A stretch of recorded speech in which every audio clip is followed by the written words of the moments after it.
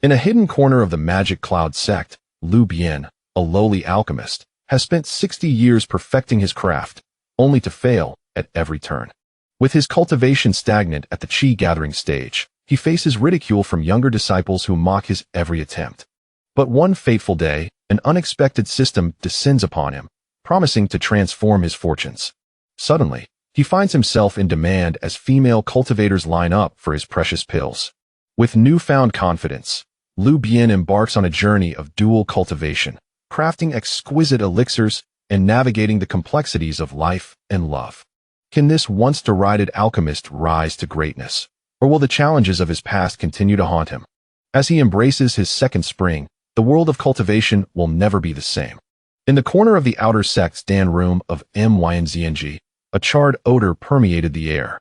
Old Lu, you have once again ruined an entire furnace of pills. What a waste of the sect's precious herbs. A young disciple, sharp-featured and monkey-like, pinched his nose and kicked over the discarded herbal remnants, glaring contemptuously at the gray-haired elder before the stove, whose face was smeared with soot. Lu Bian wiped the grime from his face, his white beard singed and curled at the edges. 60 years of life had etched deep lines into his visage, and in this moment, he appeared even more disheveled. Go, you know nothing. The path of alchemy is paved with failures leading to success. Lu Bian, having endured decades of suppression, felt his pent-up frustration finally erupt. At the 5th layer of chi refinement, and at the age of 60, he found himself lesser than an outer sect disciple within the ranks of such a formidable entity as MYNZNG. Had he not stumbled upon a half-destroyed alchemical scroll in his youth, he would have long been expelled from the mountain to fend for himself. Go, taken aback for a moment, raised his voice intentionally for the other disciples in the room to hear. Success, you say? I think you aim to blow up the ancestral grave of success. 13 consecutive batches of PGDN, all failures. I say, old Lu, at your age, it would be better to save the herbs for the spirit hounds in the back mountain rather than waste them on you. Laughter erupted from several younger disciples, filling the air with a jovial atmosphere. A flicker of anger flashed in Lu Bian's murky old eyes. Had he been younger, he would have slapped the insolent youth. Yet now, the meager spiritual energy within him was likely insufficient to even contend with Go, who was merely at the 3rd layer of chi refinement.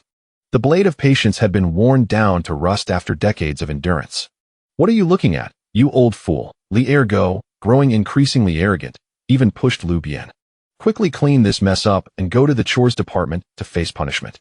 This is a sacred alchemical space, not a place for you to desecrate. Lu Bian stumbled, nearly falling into the still-burning alchemical furnace. The laughter around him grew louder. Just as his face flushed with embarrassment and indignation, a cold, mechanical voice suddenly exploded in his mind. Detected strong, indomitable will. Binding conditions met. Activating the Supreme Alchemy Dual Cultivation System. 1050. 100. Activation successful. Host-bound. Lu Bian. This system aims to forge the strongest alchemist across the myriad realms, complemented by the path of yin-yang dual cultivation, assisting the host in reaching unparalleled heights. Lu Bian was momentarily stunned, glancing around in confusion. What on earth was this system? The voice continued, beginner's gift package being distributed. Congratulations, host has obtained. Qianquan Yin-Yang Joyful Alchemy Secret Record Entry Chapter 1, Flawless Pill Sense, Beginner, 1, System Storage Space 1, Initial Task Released. Within 3 days, complete dual cultivation with at least one female partner. Success Reward, Basic Dual Cultivation Duration increased to 30 breaths. Full system functionality unlocked. Failure Penalty, Deprivation of 5 senses for 3 years. Lu Bian pinched his thigh hard, feeling the pain. This was no illusion.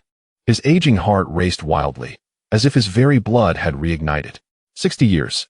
A full 60 years. Had the heavens finally opened their eyes?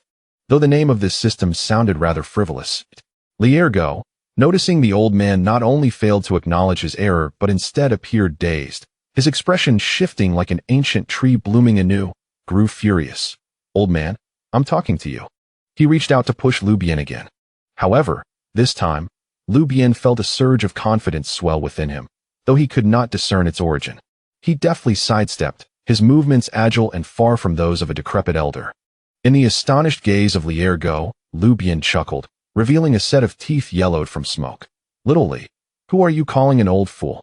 With a mere thought, the golden-tinged Qiankuan Yinyang joyful alchemy secret record opened in his mind, flooding him with profound alchemical knowledge. Simultaneously, an exquisite perception of medicinal properties and timing awakened within him. This was the flawless pill sense. Have you ever seen a true alchemical pill in your life? Lu Bian leisurely approached the herbal shelf, nonchalantly grabbing a few of the most ordinary ingredients for the PGDN, Huangjing, FLNG, LNGGFN, and even the remnants of the failed batch from earlier. Liergo, snapping back to reality, scoffed. What? Still not giving up? Even these scraps are.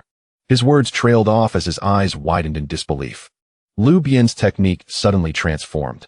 Seemingly at random, he tossed the materials into the still warm furnace, his fingers fluttering like butterflies, directing wisps of spiritual energy precisely into various points along the furnace wall.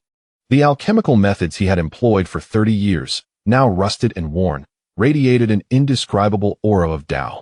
There were no flamboyant spiritual flames, no complex incantations, and even the furnace temperature was pitifully low. After 30 breaths, an indescribable fragrance erupted, instantly overshadowing all other odors in the room and purging even the charred scent. The laughter of the disciples abruptly ceased, as if an invisible hand had seized their throats, fixedly gazing at the furnace. Lu Bian slapped the furnace's body, causing the lid to fly open. There was no blinding brilliance, no heavenly pill clouds. Just two flawless, round pills, radiating a pure hue that sent shivers down the spine, lay quietly at the bottom of the furnace, surrounded by a delicate mist that emanated the intoxicating aroma. You lowly creature with dog eyes. Lu Bian inhaled deeply, suppressing his wildly beating heart, pinching one of the pills and waving it before the crowd. Do you recognize what this is? This, could it be the Supreme PGDN? A slightly more knowledgeable disciple shrieked, his voice cracking. The entire Dan room fell into an eerie silence. A supreme pill. This old man had managed to create a top-tier pill using mere scraps and the lowest grade materials in 30 breaths. Each word struck against their understanding like thunder. Lu Bian reveled in the stupefied gazes of the onlookers, leisurely storing the two supreme PG into his robes, actually placing them into the system's storage. The system's prompt echoed once more. Successfully refined a pure supreme PGDN. Alchemy proficiency increased to 10. Slight enhancement in cultivation. Current task. Within 3 days, engage in dual cultivation with at least one partner. 01. Host. Please act swiftly to experience ecstasy and elevate yourself. Lu Bian's old face beamed with joy, as if a withered tree had once again encountered the spring. To fulfill the system's task, he had no choice but to selflessly bestow his precious first experience upon a beautiful nun. After 60 years of maintaining his chastity, it was imperative that he chose wisely. His wolf-like gaze roamed the bewildered young female disciples surrounding him, eventually landing on Liergu, who was blushing and seemingly wishing for a hole to hide in. TSK. Oh, he clicked his tongue, shaking his head as he made his way out. As he passed Liergu, he patted him on the shoulder, his voice booming with a hint of swagger. Young man, broaden your horizons. Your Lord Lu here has encountered a revival. Spring has arrived anew. With that, he hummed an off-key tune, clutching the newly refined premium elixir and the awakened system, striding out of the alchemy chamber, leaving behind a room full of spectators questioning their existence. Finding a partner for dual cultivation within 3 days? This system task, quite intriguing. Lu Bian rubbed his hands together, feeling that the setting sun seemed extraordinarily radiant. Chapter 2. The Arrival of the Disciple.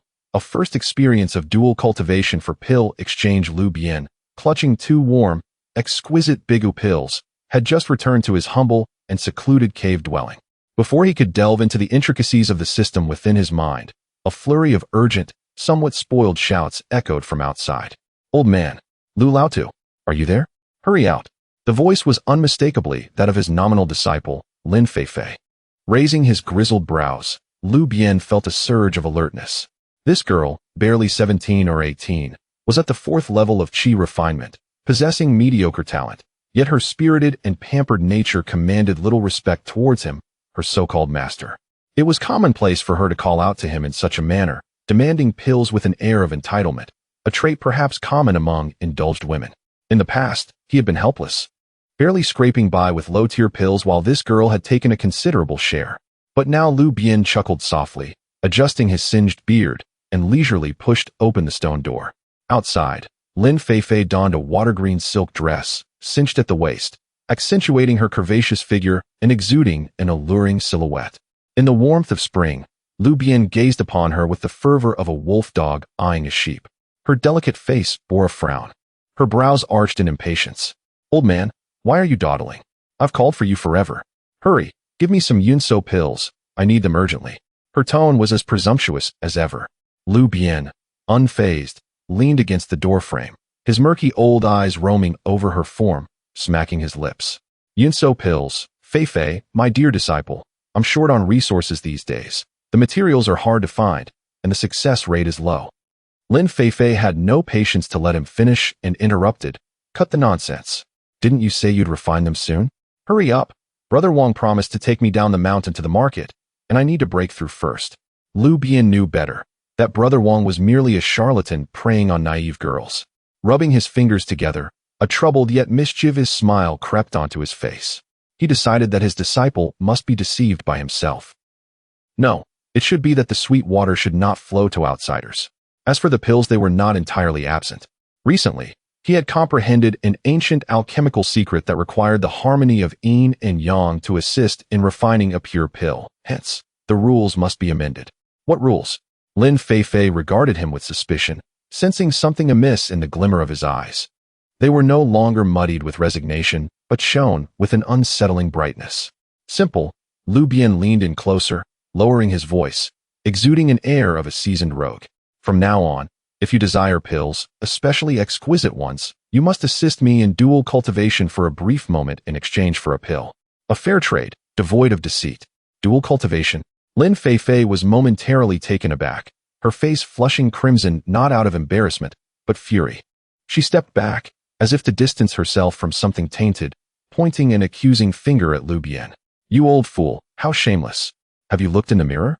At your age, only at the 5th level of chi refinement, half a foot in the grave, and you dare to entertain such thoughts? Have you lost your mind? I spit on you." Her scathing words echoed sharply in the valley. Lu Bian waited patiently for her tirade to conclude before nonchalantly producing a freshly refined, exquisite bigu pill from his system space. As the pill emerged, an unparalleled fragrance wafted through the air, invigorating and enchanting. Lin Feifei's insults abruptly ceased. Her almond-shaped eyes widened in astonishment, fixated on the pristine, lustrous white pill at Lu Bian's fingertips, her mouth slightly agape in disbelief. Though she was spoiled, she was not foolish. The quality of this pill, combined with its intoxicating aroma, far surpassed any low or even medium-tier pills she had encountered. "Is this truly your doing?" Lin Feifei's voice trembled, instinctively swallowing hard. Stuck at the pinnacle of the 4th level for some time, if this old man could genuinely refine an exquisite pill, her breakthrough to the 5th level would be imminent, eliminating the need to beg Brother Wang for inferior pills. Indeed, freshly minted, an exquisite bigu pill. Its effects are likely tenfold or more compared to those on the market, and importantly, it contains no pill toxins. So what do you say? Consider it? He waved the pill enticingly. Lin Feifei's expression was tumultuous, a whirlwind of anger, shame, desire, and inner conflict. She glanced between the irresistibly alluring pill and Lu Bian's wrinkled face, which now bore a sly grin. Her mind was at war. The thought of dual cultivating with this old man was revolting. Yet, the exquisite pill, free of toxins, was of utmost importance to her. Moreover, given his low cultivation level and advanced age, he was likely all talk. Perhaps it was merely a formality. Ultimately, greed triumphed over her shame and fragile boundaries. Gritting her teeth, she declared, "Fine, just this once. We agree, dual cultivation for this pill, but you must not breathe a word of this to anyone. If anyone finds out, I will not let you off the hook." Her tone was fierce, yet it could not mask the hint of insecurity and concession. "Deal." Lu Bian grinned broadly, his smile reaching his eyes, stepping aside to allow her into the cave. "Come in, Feifei. Rest assured, my skills are proficient, and you'll see results swiftly, ensuring you won't be delayed in meeting Brother Wang." With a flush on her cheeks, Lin Feifei shot him a venomous glare, casting furtive glances around as if to ensure secrecy, then lowered her head and slipped into the cave, casting aside thoughts of Brother Wang. The stone door of the cave slowly closed. Detecting that the host is about to engage in their first dual cultivation, initiating auxiliary guidance. Qian Kuan Yin Yang Huanxi Dan Dao secret record in operation. The system's prompt resonated, an arcane stream of information merging seamlessly with Lu Bian's instincts. The process was even simpler than he had anticipated, or perhaps it was fleeting. Lin Feifei's eyes were tightly shut, her expression one of self-sacrifice, her body rigid. Lu Bian, following the system's guidance, initiated the mysterious techniques, reaching for the faint thread of Yuan Yin energy. Approximately 30 breaths later, Lin Feifei abruptly pushed him away, her face flushed, and jumped back, flustered as she adjusted her clothing. With a slightly breathless and indignant tone, she exclaimed, "Is it over? Give me the elixir." Her voice was hurried, laced with a sense of relief and an inexplicable astonishment, as if it were not as repulsive as she had imagined. Rather, a warm current coursed through her body, leaving a pleasant sensation. Lu Bian, still savoring the moment, smacked his lips. Although brief, the experience was indescribably delightful. Simultaneously, the system notification echoed in his mind. First, dual cultivation completed. Duration, 30 breaths. Dual cultivation partner, Lin Feifei, 4th layer of Qi refinement. Aptitude, medium-grade mortal body. Obtained alchemical proficiency of 50, cultivation level increased by 5. Congratulations, host, on completing the novice task. System functionalities are fully unlocked. The basic duration of dual cultivation is fixed at 30 breaths. Reward, superior Qi refining powder. Current task, none. Please actively explore the path of dual cultivation to enhance alchemy and cultivation. The sudden surge in proficiency and cultivation left Lu Bian feeling invigorated, as if he had regained several years of youth. He grinned as he tossed the superior elixir to Lin Feifei and, with deliberate intent, brandished a bottle of the recently rewarded superior Qi refining powder in front of her, the cap slightly ajar, releasing a fragrance even more potent than the elixir. Here, as promised, if you need more of this, or something even better. Lu Bian's gaze lingered on her suggestively. Remember to seek me out for further exchanges. My prices are reasonable, and the aftertaste is unforgettable. Lin Feifei snatched the elixir, feeling its pure medicinal power, yet her eyes were drawn to the evidently superior Qi refining powder, her heart racing. She cast a complex glance at Lu Bian, her face reddening as she spat. "Umph. You old rogue, how naive." With that, she clutched the elixir tightly and fled without looking back, her steps slightly unsteady. Her mind already racing. This old fellow, could it be that he truly encountered some fortuitous event? The elixir. Its effects seem astonishingly good. Perhaps next time, I might truly concoct a superior spirit-nourishing pill. Watching the girl's retreating figure, Lu Bian felt the evident increase in his spiritual power and the newfound insights into alchemy swirling in his mind, his smile growing ever brighter. The system does not deceive me. This path of dual cultivation indeed holds great promise. Whistling a cheerful tune, he turned back to the cave, preparing to delve into the Qian Kuan Yin Yang joyful alchemy secret record and the freshly acquired superior Qi refining powder. The good days have only just begun. Chapter 3. Lu Bian's Resurgence. The initial encounter with ForcesHim after Lin Feifei's departure, Lu Bian eagerly retrieved the 3 exquisite Qi-nourishing pills awarded by the system. The jade vials were petite and smooth to the touch. The moment he uncorked one, an aura of medicinal potency, far surpassing that of the finest pill of fasting, surged forth, instantly filling the modest cave dwelling, and even a single breath imbued him with a palpable surge of spiritual energy. What a treasure! Lu Bian's eyes sparkled with delight. Without a moment's hesitation, he tilted his head back and consumed one of the Qi-nourishing pills. The pill dissolved upon contact, akin to sweet rain nurturing a parched field, transforming into a vigorous yet gentle warmth that coursed through his limbs and merged into his previously insignificant meridians. The fragile barrier of the 5th layer of Qi refinement crumbled under the onslaught of this pure medicinal force, yielding without so much as a moment's delay. The torrent of spiritual energy surged through the newly widened meridians, ultimately converging in the dantian, filling it to the brim. 6th layer of Qi refinement. The progression was seamless, astonishingly smooth. Lu Bian exhaled a long breath, feeling his senses sharpen and his body brimming with a long-lost vigor, even straightening his previously stooped back. His graying hair seemed to shimmer with a hint of dark luster. As he sensed the overwhelming surge of spiritual energy within him, a boldness arose in his heart. After 40 years of alchemy, and at 60 years of age, he had faced stagnation in his cultivation. Yet today, he had achieved a breakthrough. Indeed, the combination of the exquisite pill and the system was truly extraordinary. Thoughts of Li Ergu and Wang Bapi flickered through his mind, and Lu Bian narrowed his eyes. Recalling the faces of those who had bullied him, particularly that elder Wang, who had repeatedly withheld his alchemical materials due to his slight influence. A cold smile crept across his face. Previously, he had lacked the strength to resist, forced to endure. Now, however, he adjusted his old robe, which, despite its age, could not conceal the newfound vigor and vitality radiating from his recent breakthrough. With the remaining 2 qi-nourishing pills and an exquisite pill of fasting tucked away, Lu Bian strode out of the cave, moving purposefully towards the area frequented by the outer disciples.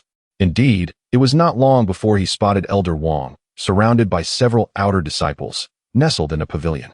Elder Wang, whose full name was Wang Shuo and possessed an 8th layer of qi refinement, was responsible for various mundane tasks within the outer sect, often making life difficult for Lu Bian.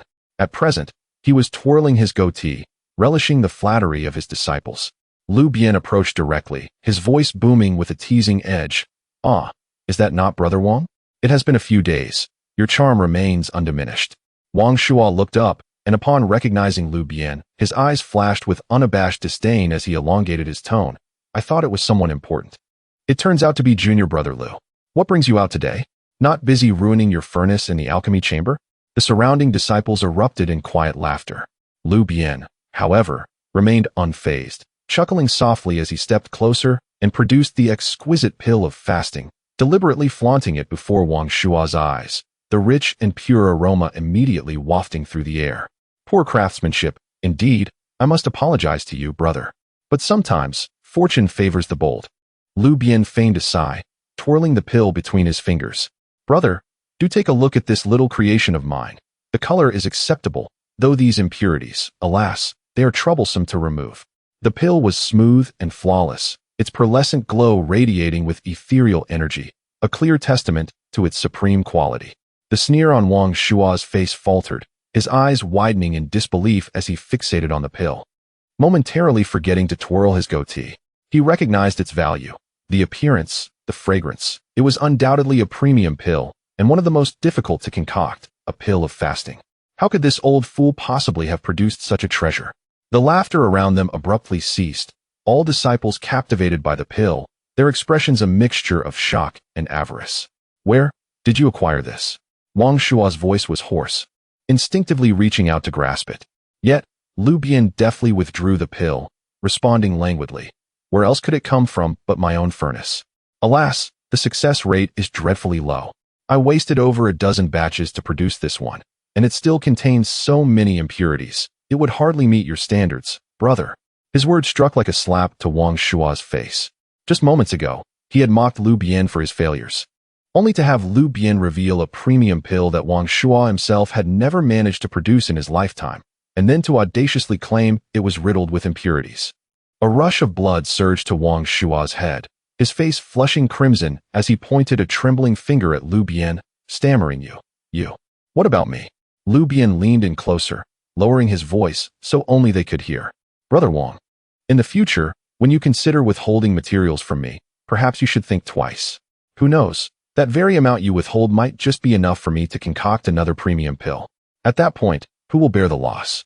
Wang Shuo trembled with rage, nearly choking on his own indignation. The surrounding disciples exchanged glances, no longer daring to laugh, their gazes towards Lu Bian filled with awe and respect. After all, an alchemist capable of producing flawless premium pills was a rarity beyond measure. They certainly did not want to offend such a figure. Lu Bian savored the sight of Wang Shuo's mortified expression, a satisfied chuckle escaping his lips as he patted Wang Shuo on the shoulder. "Take care of your health, brother. I shall take my leave now. I still need to research how to eliminate those impurities." With that, he ignored the furious Wang Shuo, humming a disjointed tune as he turned to depart. Each purposeful stride he took seemed to crush the last remnants of Wang Shuo's composure, causing him to erupt in a fit of fury, blood spilling from his mouth. What a satisfying blow to his pride. As Lu Bian walked away, he felt invigorated and enlightened. His recently attained cultivation had solidified, and he pondered whether to return and consolidate his skills or to further explore the market when he overheard two outer female disciples whispering nearby. Alas, Lu Wan's shimmy is truly unfortunate. Her cold ailment has worsened. Yes, I've heard that this time it's quite severe. A common first-tier warm sun pill can hardly contain it. Her family is nearly out of spiritual stones trying to treat her, and the price of the needed Qiang grass has skyrocketed. I fear that. Shoo, keep your voice down. We don't want anyone to overhear. Lu Wan. Lu Bian halted momentarily, recalling memories. She appeared to be an outer sect female disciple, around 18 or 19 years of age, possessing a gentle temperament akin to flowing water and a countenance that evoked sympathy. Unfortunately, she was born with a frail constitution, afflicted by a peculiar cold ailment, which rendered her cultivation stagnant at the second level of qi refinement, rendering her nearly invisible among the outer disciples. Qiang grass and warm sun pill. Lu Bian stroked his chin, a glimmer of brilliance flickering in his eyes. The warm sun pill was merely a first-tier elixir. For him, who possessed the flawless elixir and the Qian Kuan Yin Yang joyful pill Dao secret record, concocting a superior grade was hardly a challenge. As for the dual cultivation conditions, a frail little junior sister in desperate need of elixirs, left with no alternatives, would she not be more amenable than the willful Lin Feifei? The joy of helping others is the essence of happiness. A characteristic rogue smile spread across Lu Bian's face as he turned and leisurely made his way to the residence of Lu Wan, where he had gathered information. A new opportunity, oh no. A new Dao companion, it seemed, was soon to be unveiled. Chapter 4. Wanmei weeps. The path of dual cultivation resumes Lu Bian navigated through his memories, winding his way to the most secluded corner of the outer disciples' living quarters. Before him stood a lowly and dilapidated stone hut, inferior even to his own cave abode. The stone steps leading to the door were overrun with moss, exuding an air of desolation and forlornness. Before he could approach, a subtle chill wafted towards him, causing the recently invigorated Lu Bian, having just broken through to the 6th layer of qi refinement, to instinctively shiver. Such a heavy, cold affliction, he murmured to himself, steadying his demeanor as he suppressed the overtly lascivious grin on his face, adopting a more concerned expression before raising his hand to knock on the stone door. Knock, knock, knock. The sound resonated distinctly in the stillness of the corner. After a brief wait, the stone door creaked open just a crack. A pale countenance devoid of color emerged, with delicate brows and eyes, lips tinged with a faint hue of blue. It was Lu Wan. She appeared momentarily stunned upon seeing Lu Bian outside, her gentle gaze betraying a hint of wariness and confusion. Although Lu Bian was somewhat of a known figure among the outer disciples, it was primarily due to his former reputation as a good-for-nothing. Lu Xixiang. Lu Wan's voice was fragile like a whisper, imbued with the unique frailty of illness. You seek me for something? She instinctively narrowed the crack of the door, her slender frame trembling slightly, as if merely standing against the wind required considerable effort. Lu Bian swiftly assessed her. The young woman was around 18 or 19 years old, a time when one should be vibrant and radiant, yet she appeared as a flickering candle in the wind. Ravaged by illness, though her inherent beauty shone through. Her features were exquisite, her figure graceful, embodying a tender fragility that elicited a strong protective instinct in men, or, in the case of someone like him with ulterior motives, a potent allure. Lu Bian endeavored to make his voice sound warm and amiable. I have heard of your recurring ailment, and as I possess some knowledge of alchemy, I have come to see if I can be of assistance. A flicker of hope ignited in Lu Wan's eyes, only to fade swiftly. She spoke softly. Thank you for your concern, Xixiang, but Wanner's condition is such that ordinary elixirs may not suffice. Before she could finish, a gust of cold wind swept by, causing her to cough violently, her frail shoulders trembling intensely. The chilling aura around her thickened, and an unnatural flush crept onto her cheeks, rendering her even more pitiable. Seizing the moment, Lu Bian deftly revealed a crimson elixir the size of a longan in his palm. Its surface gleamed like jade, and within, a flicker of flame seemed to dance, emanating a pure and gentle warmth that instantly dispelled some of the surrounding chill. This was the exquisite warm sun pill he had crafted using the Zhiyang grass he acquired from Wang Shua. Cough. Cough. What is this? Lu Wan's coughing abruptly ceased, her beautiful eyes fixating on the elixir, as she could distinctly sense the powerful medicinal energy within it, harmoniously opposing the coldness in her body. It was a force capable of saving her life. An exquisite warm sun pill, Lu Bian stated with a calm demeanor, yet his confidence was unmistakable. This elixir specifically targets cold afflictions. Its potency is sufficient to suppress the chill within you for several months, and with continued use, complete eradication is not out of reach. Exquisite. Exquisite? Lu Wan's breath quickened, her pallid face flushing with excitement. She stared intently at the elixir, her eyes brimming with longing and disbelief. For years, her family had sought medical remedies for her, and the best they had procured was merely a mid-grade warm sun pill, the effects of which were barely noticeable. An exquisite pill was something she had never dared to dream of. Lu Xixiao. This is too precious, she murmured, instinctively sensing ulterior motives from the offer. Such a valuable elixir could not be given away so easily. Lu Bian recognized the moment was ripe. He sighed, his expression shifting to one of difficulty and embarrassment. Alas, Shimmy, you may not know, but crafting this elixir requires immense mental and spiritual resources, and I too have suffered considerable loss. If I am to continue producing elixirs for you, I will require a special method to replenish some yang energy to sustain the process. He paused, observing Lu Wan's face transform to one of shock and pallor, lowering his voice, revealing his true intent. Thus, I have a humble request. If Shimmy would be willing to engage in dual cultivation with me for a brief while, we could harmonize our yin and yang, aiding my recovery. In return, not only will I present this elixir immediately, but I shall also ensure that all future elixirs you require will be of the finest quality. Dual cultivation? Lu Wan felt as though struck by lightning, her entire being froze in place. Her cheeks first drained of color, only to flush with a mix of shame and anger. She gazed at Lu Bian in disbelief. This Xixiang, who usually appeared so meek, would audaciously propose such shameless and intimate demands. Her instinct was to refuse, to scold him. Yet as she looked at the elixir, so near and exuding vitality and hope, and felt the icy grip of her affliction nearly freezing her blood, coupled with the dire state of her family's resources spent in pursuit of a cure, all words caught in her throat. To refuse might mean the complete onset of her affliction.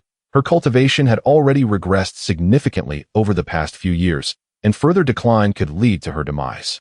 To agree, crystal tears rapidly pooled in her eyes, silently cascading down her pale cheeks. She lowered her head, her slender fingers clenching the hem of her garment, knuckles turning white, her body trembling slightly. After a prolonged silence, as if expending all her strength, her voice emerged weakly, almost inaudible, tinged with despair. Lu Xixiao. If this can truly cure my illness, Wanner is willing. Each word felt as though it was forced from between clenched teeth, saturated with humiliation and helplessness.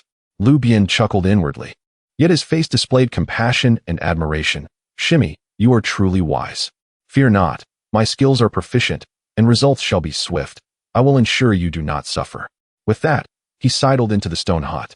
Inside, the furnishings were lamentably sparse, and the chill was even more intense than outside. Detection of host preparing for dual cultivation. Target: Lu Wan, Qi Refinement Second Layer. Special condition: congenital cold affliction, unawakened soft water spiritual body. Initiating guidance. The system's prompt echoed. The process mirrored that of Lin Feifei's experience. Lu Wan closed her eyes tightly, tears streaming down her face, her body stiff and frigid, rendered as pliable as a marionette, exuding a heart-wrenching submissiveness. However, when Lu Bian commenced the practice of the Qian Kuan Yin Yang Huanqi Dan Dao Mi Lu, he encountered an experience that was starkly different from that of Lin Feifei. A stream of exceedingly pure, yet bone-chilling Yuan Yin energy gradually emanated from Lu Wan's body. Though this aura was frigid, it was remarkably pristine, and upon entering his own body, it seamlessly melded with his innate spiritual power and the forces of the system, yielding a sensation of exhilaration and enhancement that far surpassed his previous experience with Lin Feifei. Dual cultivation in progress. 1 breath. 2 breaths. 30 breaths. Dual cultivation complete. Duration: 30 breaths. Dual cultivation target: Lu Wan, second layer of Qi refinement, unawakened Rou Shui spiritual body. Aptitude: spiritual body, unawakened. Gain Dan Dao proficiency: 150. Cultivation level increased by 15. Note: the dual cultivation effect of an unawakened spiritual body far exceeds that of ordinary cultivators. Host is encouraged to assist in awakening, as the benefits are immense. The system's notification rang like celestial music in Lu Bian's heart. He was filled with elation. Realizing he had struck gold, Lu Bian was indeed a treasure. The effects she exhibited even in her unawakened state were remarkable, and he pondered the potential should she awaken. He slowly concluded his practice, gazing at Lu Bian, who lay curled up on the bed, still softly weeping. A rare pang of conscience stirred within him, prompting him to place the exquisite warm sun Dan beside her pillow. The warmth radiating from the pill dispelled the surrounding chill. Consume this, and take good care of yourself. In a few days, I shall return to re-examine you and deliver more medicine. His tone softened slightly. With that, he stepped out of the stone chamber, reveling in the invigorated spiritual energy coursing through him and the surging insights into Dan Dao, unable to suppress the smile that spread across his face. The Rou Shui spiritual body was indeed an unexpected delight. Inside the stone chamber, Lu Bian trembled as she grasped the exquisite warm sun Dan, feeling the tremendous vitality and warmth it contained. She recalled the peculiar yet non-invasive process they had just undergone and sensed a genuine alleviation of the coldness within her body. Her gaze became exceedingly complex. Tears continued to flow, yet they carried less despair, infused instead with a sense of confusion and hope. Chapter 5. Renowned in the market, the cold female cultivator's secret observations. Lu Bian returned to his cave dwelling, and as soon as the stone door closed behind him, he eagerly began to examine the fruits of his recent benevolent endeavors. The spiritual energy within his dantian surged, nearly doubling in density, firmly placing him at the 6th level of qi refining, and even setting him on the path toward the pinnacle of this stage. In his mind, the profound principles of the Qian Kuan, Yin Yang, Huanxi, Dan Daomi Lu became increasingly lucid, enhancing his mastery over medicinal properties and timing. The reputation of the soft water spiritual body was indeed well-deserved. Lu Bian rubbed his hands together, brimming with excitement. It seemed he ought to engage more with his junior sister. Merely in an unawakened state, the benefits he had gained far surpassed those of Lin Feifei by several folds. The thought of assisting her awakening filled him with visions too splendid to contemplate. However, after the exhilaration came the pressing realities. While dual cultivation was advantageous, it could not serve as sustenance, particularly in the realm of alchemy. Lu Bian required more of the exquisite warm sun pills, and his own cultivation could not do without the aid of medicinal pills. Acquiring materials demanded an abundance of spirit stones, an ample quantity indeed. He glanced into his system space, where 2 superior qi refining pills and a spare premium pill of abstinence lay. His ancestors had rightly said, to seek wealth, one must first sell medicine. Lu Bian chuckled to himself, concealing the pills within his robes and setting out once more, heading directly toward the low-level market frequented by outer disciples. The market was situated in a valley, bustling with people, predominantly disciples at the initial and mid-stages of qi refining, setting up stalls, or engaging in trade amidst the cacophony. Lu Bian found an inconspicuous corner, opting not to lay out a mat, but rather squatting directly on the ground, casually producing the superior pill of abstinence and placing it nonchalantly before him. He even lacked the energy to shout for attention, merely squinting as if in a state of slumber.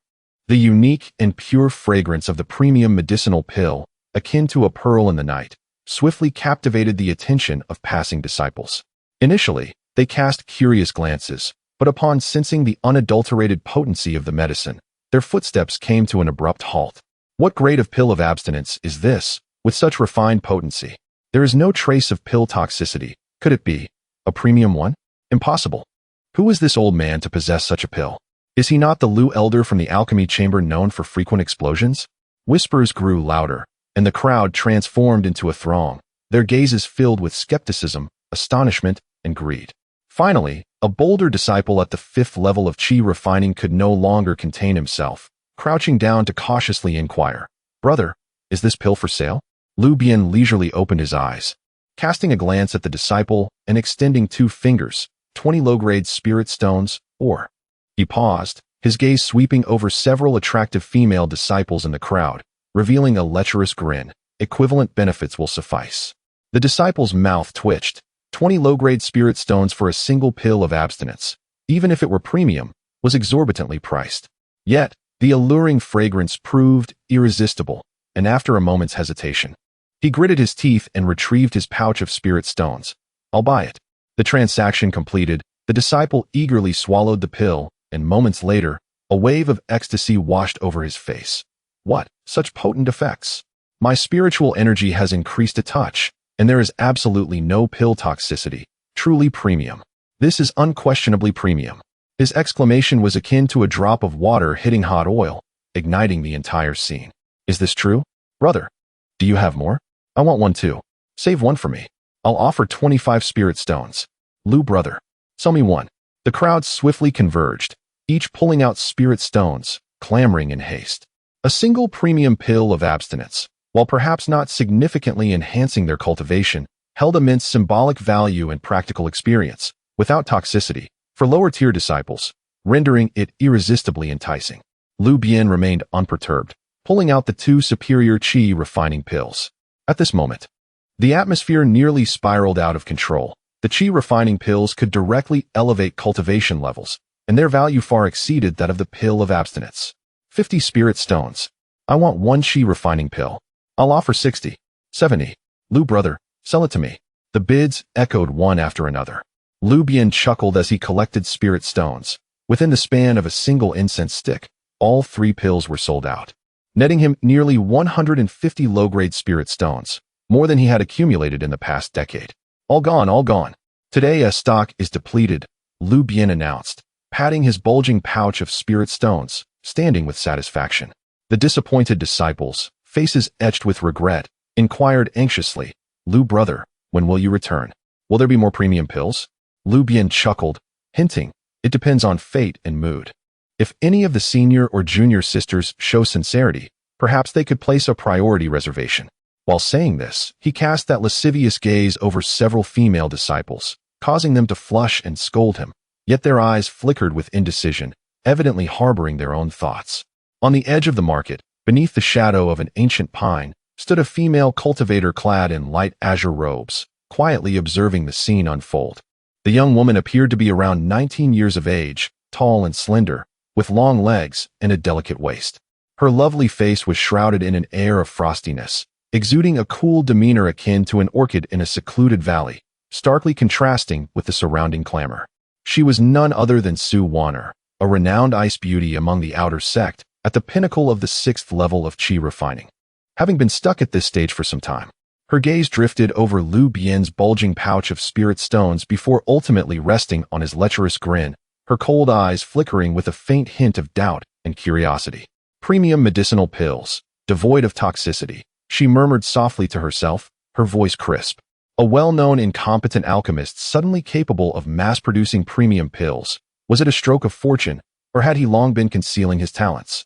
Watching Lu Bian gather his spirit stones, humming a discordant tune as he sauntered away, followed by disciples still inquiring in vain, Su Wanner's brows furrowed slightly.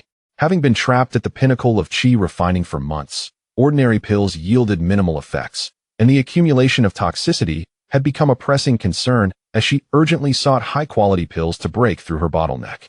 The emergence of Lu Bian and the astounding efficacy of the premium pill he possessed undoubtedly offered her a glimmer of hope. Yet, the old man's lecherous gaze toward female cultivators, coupled with the sordid implications in his words, instinctively filled her with disgust and wariness. It was essential to observe further. Su Wanner withdrew her gaze, turning away quietly, her pale blue figure swiftly vanishing at the end of the market. However, the seed concerning the exceptional medicinal pill had already been discreetly sown. Meanwhile, Lu Bian, armed with a substantial fortune, set out to procure a large quantity of materials for refining the Nuan Yang Dan and Lian Qi San, meticulously selecting only the finest quality, spending money as if it were water, not batting an eyelid. He chuckled to himself, deeming it an investment. Indeed, a worthwhile investment. He weighed the remaining spirit stones, feeling quite pleased. It seemed that his next dual cultivation partner would soon present herself at his doorstep. That cool, ethereal beauty was clearly visible to him, a seasoned man of 60 years. Ah, life, you truly are becoming increasingly promising. Chapter 6. The cold fairy bows to the path. The cold jade yuan aids cultivation. Lu Bian, with a bulging bag of spirit stones, returned to his cave dwelling after procuring a substantial amount of high-quality medicinal herbs, and closed the door, disappearing for 2 days. During this time, he not only solidified his cultivation at the 6th layer of qi refinement, but also began refining pills. With the knowledge from the flawless pill formula and the Qian Kuan Yin Yang joyful pill secret record, crafting first-tier top-grade pills became as effortless as eating and drinking for him. Batches of top-grade warm sun pills and qi refinement powders emerged successfully, filling his humble cave with a fragrant aroma reminiscent of a spiritual mountain's treasure land. He reserved an ample portion for his own cultivation and carefully stored some pills for sustainable development. Indeed, just as he contemplated whether to deliver warmth to Lu Bian or wait a while longer for the cold fish to bite, the cave's protective barrier was triggered. Standing outside was none other than the tall and ethereal Su Bian. Clad in her light azure robe, her figure was exquisitely graceful, particularly her long legs and slender waist, barely concealed beneath the robe, igniting a warmth in Lu Bian's heart. Yet, her beautiful face bore a frosty demeanor. Her gaze distant, exuding an air that discouraged approach. Lu Xixiang, Su Bian spoke in a cool tone, akin to a cold spring in the mountain stream, devoid of any emotional fluctuations. Lu Bian immediately donned a warm and enthusiastic smile, rubbing his hands together. "Oh, AndThey this Su Shimmy? What a rare visitor. What wind blew you to my humble cave? Please, come in." Su Bian frowned slightly, seemingly surprised by the rich fragrance of medicine within the cave, yet she complied and stepped inside, maintaining a sense of distance. "Lu Xixiao, I have heard about the affairs in the market," she stated directly, showing no intent for pleasantries. "Do you possess any top-grade Ningqi Dan?" Ningqi Dan, an outstanding first-tier pill, is remarkably effective for mid-stage qi refinement practitioners to break through minor bottlenecks, though its toxicity can be quite severe. The top-grade Ningqi Dan was undoubtedly what she urgently needed at present. Lu Bian chuckled inwardly. Clearly, the fish had indeed taken the bait. Affecting a thoughtful demeanor, he stroked his chin. "Top-grade Ningqi Dan, you say? This pill is not easy to refine. It requires considerable effort." Su Bian's beautiful eyes locked onto him unwaveringly, stating directly, "Spirit stones are not an issue. Just name your price." It seemed she had resolved to speak solely of trade, wishing to avoid any emotional entanglements. However, Lu Bian grinned mischievously, inching closer, his gaze roaming over her exquisite face and graceful figure, lowering his voice. "Shimmy, you are being too distant.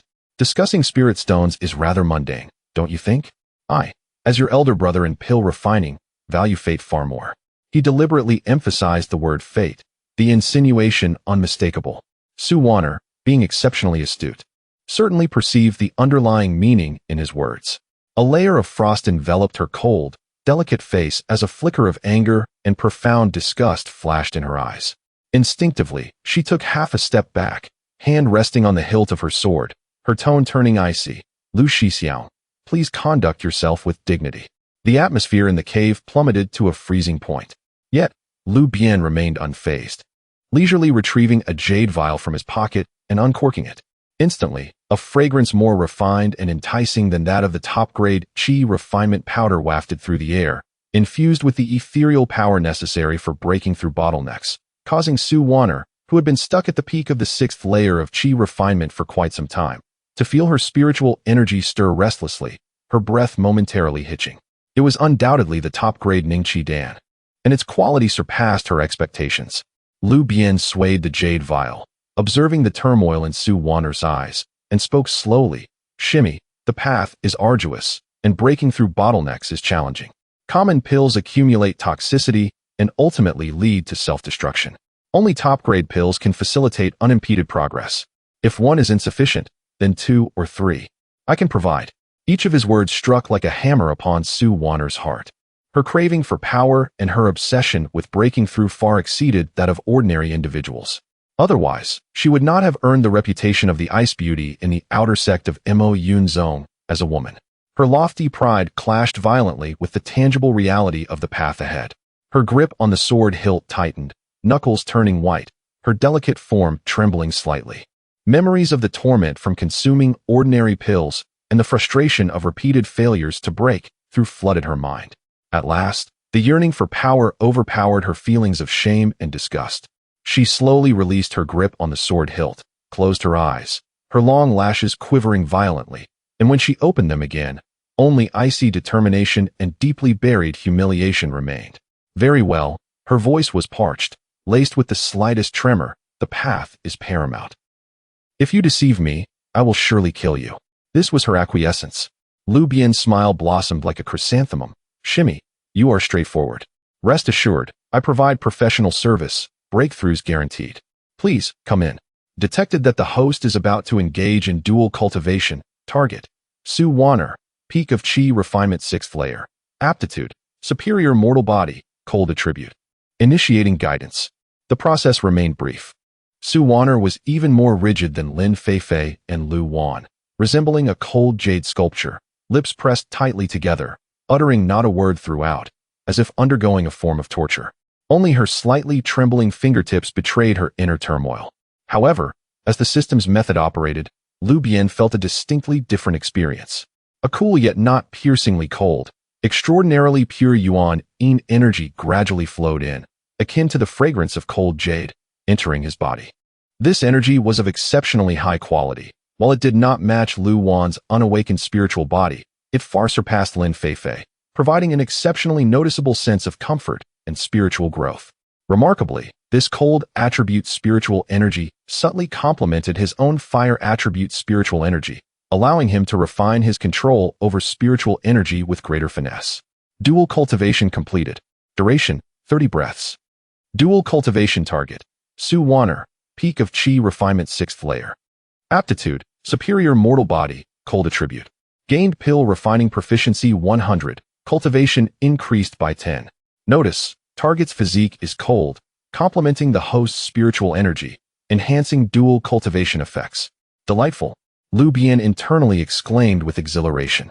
This cold fairy indeed possesses a unique charm, providing abundant experience points. He gradually withdrew his energy, watching as Su Wanner swiftly rose, turning her back to him to adjust her clothing, her earlobes flushed red. He cheerfully extended the vial of top-grade Ning Qi Dan towards her. Shimmy, a pleasant collaboration. Should you require anything in the future, feel free to return. Su Wanner snatched the jade vial, examining it thoroughly before she averted her gaze from him, as if any additional moment spent in his presence was a torment. In a fleeting motion, she surged forth like a chilling gust of wind, vanishing into the distance. Outside the cave, the ethereal moonlight bathed the surroundings as Su Wanner halted beneath a tree, gripping the vial of elixir tightly.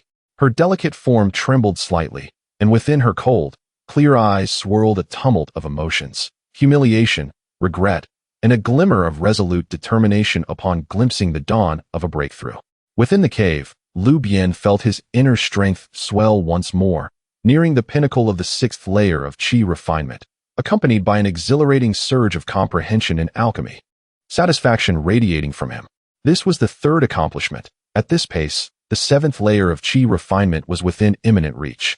He hummed a cheerful tune as he began to contemplate his next strategic move. Should he first consolidate his relationships with Lu Wan and Lin Feifei, or continue to seek out new clients? The path of dual cultivation truly seemed to broaden with each step taken. Chapter 7. Cultivation progress and the aroma of elixirs aroused the pavilion master's suspicion. After bidding farewell to Su Wanner amidst a chilling breeze, the rich fragrance of medicinal herbs within Lu Bian's cave abode seemed to dissipate slightly, touched by the cold. He smacked his lips, savoring the refreshing sensation brought forth by the cold jade essence, alongside the notable increase in his spiritual energy. There was no room for complacency. The path to enlightenment had yet to be traversed, and old Deng still needed to strive diligently. With a hearty chuckle, he felt invigorated. In the days that followed, Lu Bian embraced an extraordinarily disciplined and fulfilling routine. During the day, he secluded himself to refine elixirs. With an abundance of high-quality materials and flawless alchemical intuition, he produced exquisite elixirs as effortlessly as flowing water. The premium warm sun elixirs were prioritized for Lu Wan, stabilizing her condition and their collaborative relationship. Most of the premium Qi cultivation pills and condensed Qi elixirs were reserved for his personal cultivation, with a small portion kept in reserve or occasionally used to entice new clients in the marketplace, inciting both admiration and envy among the lower-ranked disciples, leading to the quiet spread of his reputation as the esteemed old wolf. As for the knights, they were naturally dedicated to diligent endeavors. Lin Feifei, having developed a taste for the elixirs, found herself increasingly drawn in by their allure. What began as reluctant participation evolved into a routine. Although her words remained sharp, her body was far more honest, showcasing a steady growth in both alchemical proficiency and cultivation level. With Lu Wan's condition stabilizing, her dependency on Lu Bian deepened, complemented by the exquisite experiences provided by her soft water spirit body. Each session of dual cultivation brought immense benefits to Lu Bian, solidifying her as a reliable partner in his endeavors. Su Wan'er, however, remained the most difficult. She arrived with a frigid demeanor and departed with the same icy expression, as if engaged in a stark transaction.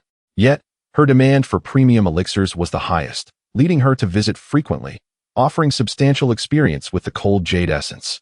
Amidst this relentless cycle of elixir cultivation, Lu Bian's spiritual energy swiftly accumulated to the 6th level of qi refinement within mere days. On one particular day, he consumed an impressive 3 doses of the premium qi cultivation pills, unleashing a torrent of medicinal power that surged forth, akin to a flood breaking through a dam, launching a vigorous assault on the barrier to the 7th level of qi refinement. Boom! The barrier shattered at his command, without any hindrance. The 7th level of qi refinement was achieved.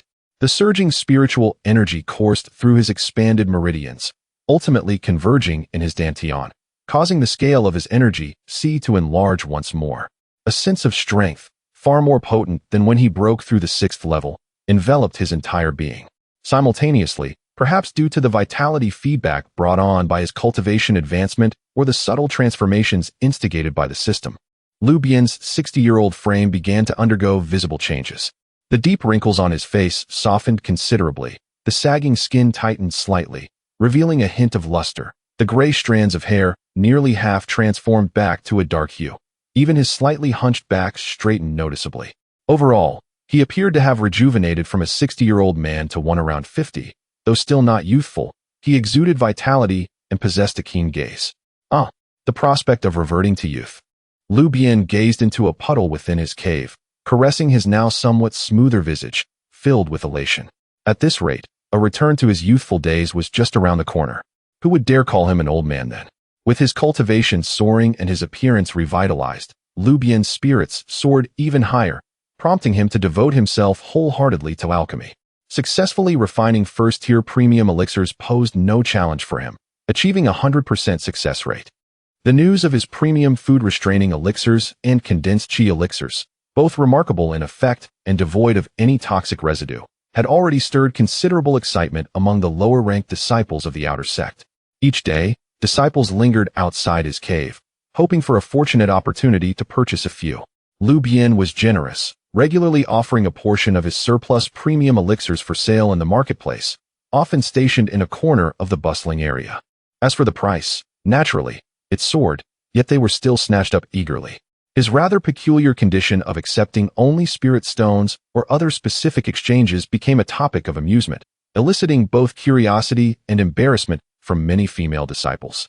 One day, having just sold several premium condensed qi elixirs at a high price, he pocketed a wealth of spirit stones and prepared to return to his cultivation, unaware that at the window of a tea house near the marketplace, an alluring gaze, tinged with scrutiny, had been tracking his every move. The owner of that gaze was a woman clad in a flowing mauve dress, her figure voluptuous and graceful, skin as fair as snow, with enchanting peach blossom eyes that glimmered like rippling water. A delicate beauty mark at the corner of her eye added an extra layer of allure. She appeared to be nearing 30, the prime age for a woman to exude mature charm. She was Lu Ruyan, one of the external pavilion stewards of the Mo Yun sect's Elixir Pavilion, possessing foundational cultivation at its initial stage. Oh, so this is the infamous Lu Bian who has been the talk of the outer sect? Lu Ruyan's lips parted slightly, her voice soft and enticing, infused with a hint of curiosity. She looked even younger than the rumors suggested, at the 7th level of qi refinement. It seems the reports of his recent meteoric rise in cultivation are not without merit. Her delicate fingers lightly tapped against the window frame as her beautiful eyes narrowed, lingering on the vacant spot Lu Bian had just vacated, seemingly still able to detect the lingering, exceptionally pure aroma of his elixirs. The capacity to produce premium elixirs, especially from the hands of a once notorious failure of an alchemist. How intriguing. A playful smile graced Lu Ruyan's lips, pondering whether he had encountered some fortuitous event, mastered a long-lost ancient method, or perhaps had the backing of a more formidable figure. As a steward of the Elixir Pavilion, Her sensitivity to elixirs far surpassed that of ordinary individuals. The untainted purity of the medicinal power could not be achieved through standard alchemical practices. This matter had undoubtedly piqued her interest. It seemed she would need to find an opportunity to observe this Lu Shidi up close. With a soft laugh, Lu Ruyan's figure quietly vanished from the window, leaving behind a faint, elusive fragrance. Meanwhile, Lu Bian walked back with a sense of accomplishment, contemplating. With enough spirit stones now, it was time to procure some quality materials and experiment with refining higher-tier elixirs. And perhaps see if he could charm a few of the female disciples from the elixir pavilion. Little did he know, he had already caught the eye of a more enchanting and perilous temptress. The road ahead seemed increasingly adorned with blossoms. Chapter 8. The enchanting encounter at Dan Yao Ge. Lu Bian, with a bulging bag of spirit stones in hand, hummed a cheerful tune as he prepared to procure the next batch of alchemical materials. Suddenly, a delicate paper crane fluttered its wings and gracefully hovered before him. The crane, infused with a soft pink hue, exuded a faint and alluring fragrance, adorned with a small alchemical furnace insignia drawn in spiritual ink. It was a message crane, marked by the emblem of Dan Yao Ge. Lu Bian raised an eyebrow, taken aback. As a low-ranking alchemist from the outer sect, he usually lacked the privilege of receiving direct communications from Dan Yao Ge. He reached out and grasped the paper crane, releasing a hint of spiritual energy.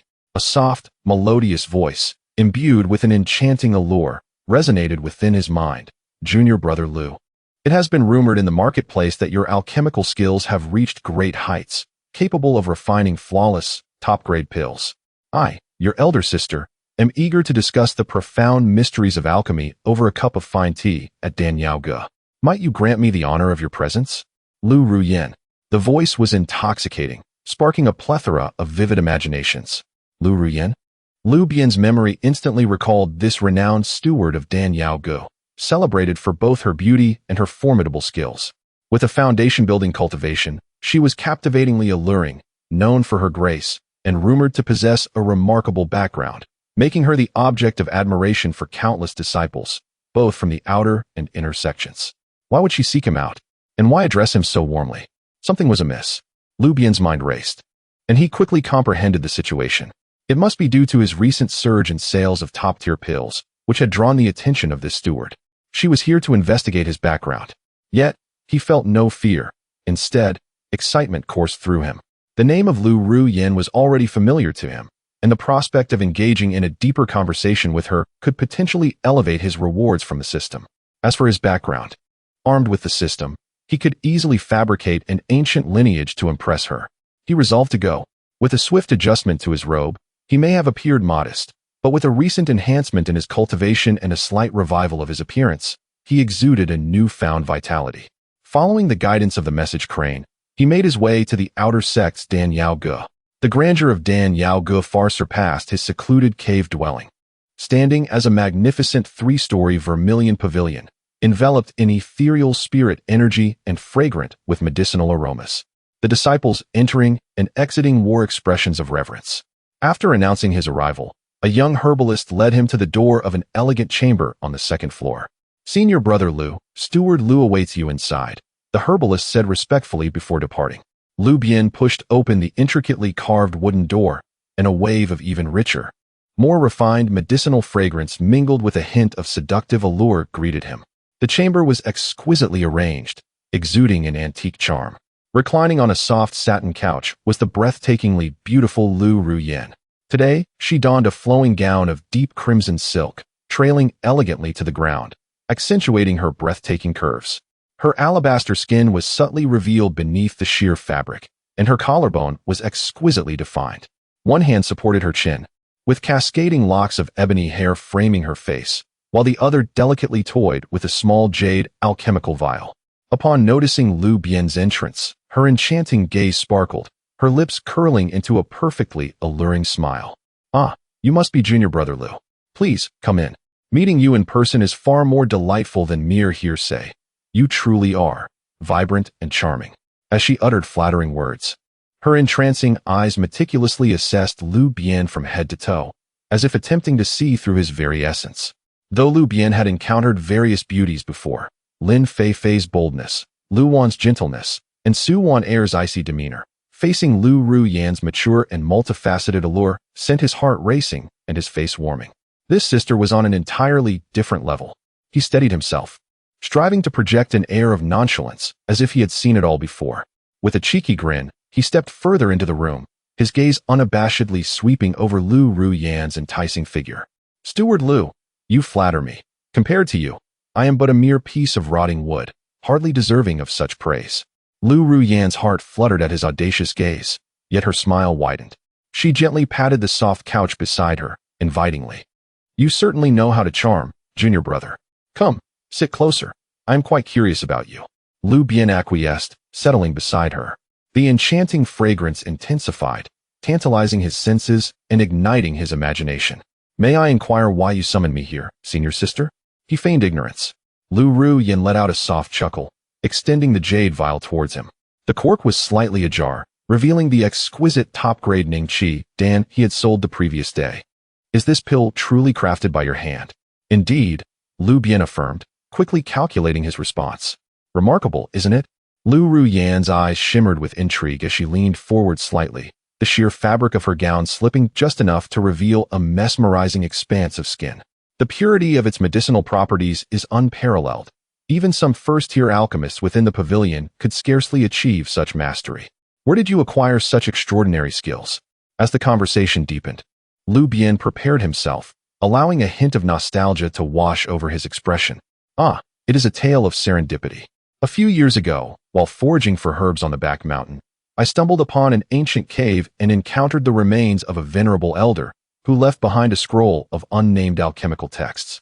After years of diligent study, I have only just begun to scratch the surface. I hope I do not bore you, senior sister." His words were a blend of truth and fabrication. The encounter was real, as was the system, but the details were entirely conjured to maintain an air of mystery. Lu Ruyan's eyes narrowed slightly, her thoughts racing. An ancient legacy? That seemed to be the most plausible explanation. Otherwise, it would be unfathomable how a seemingly unremarkable individual could suddenly achieve such prowess in alchemy. Her smile became even more beguiling as her delicate fingers casually brushed against Lu Bian's arm, trailing softly along his skin. "How fortunate you are to possess such celestial encounters. I wonder if that alchemical text, could I possibly have a glance? I would be most grateful."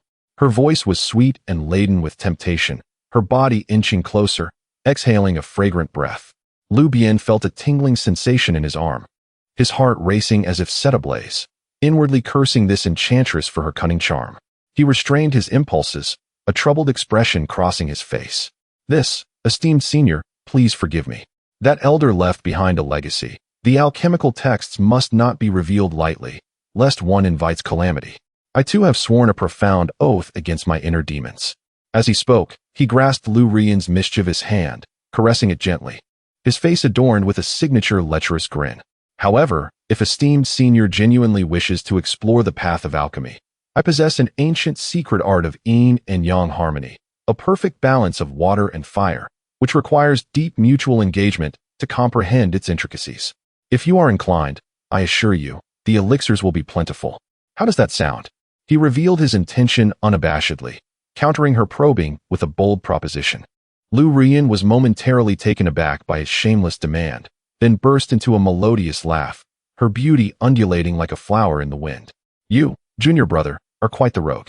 Skillfully, she withdrew her hand, a fleeting glimmer of coldness and scrutiny flashing in her enchanting eyes.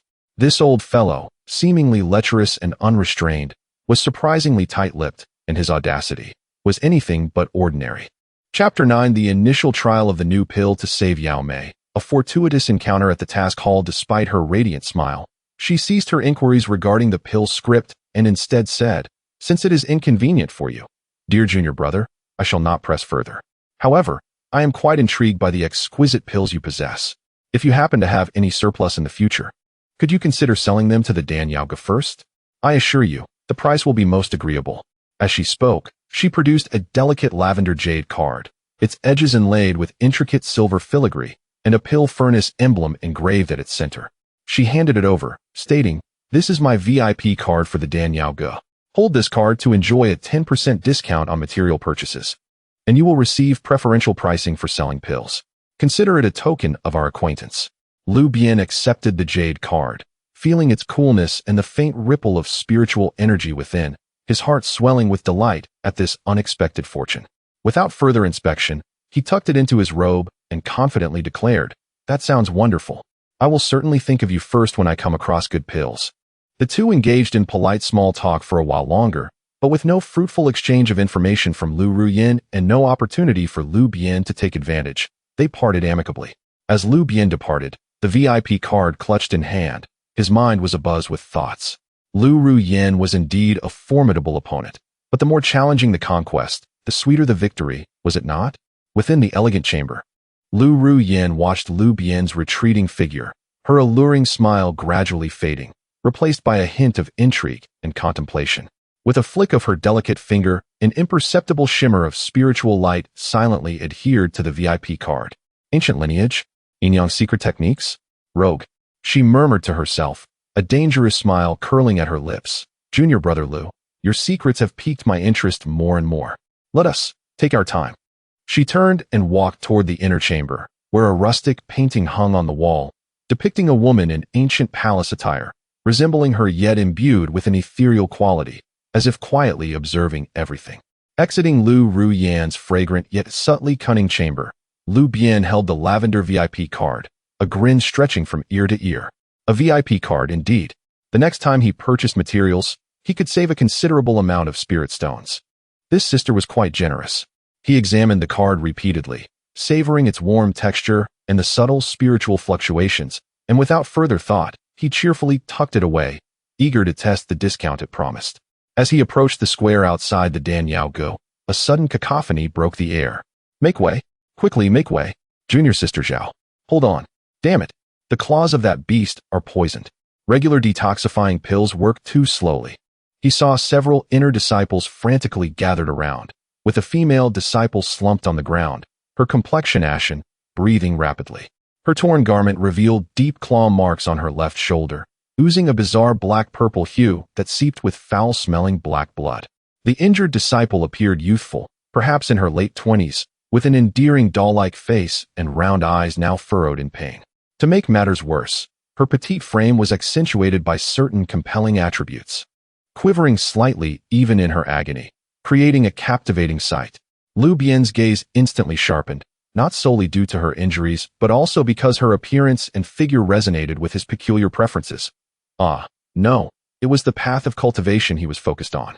It was Zhao Yao from the task hall. Some onlookers recognized the injured girl, having just returned from slaying the Haifeng leopard, and she had been ambushed while attempting to save someone. Look at that poison. It's about to invade her heart. Ordinary detoxifying pills won't suffice.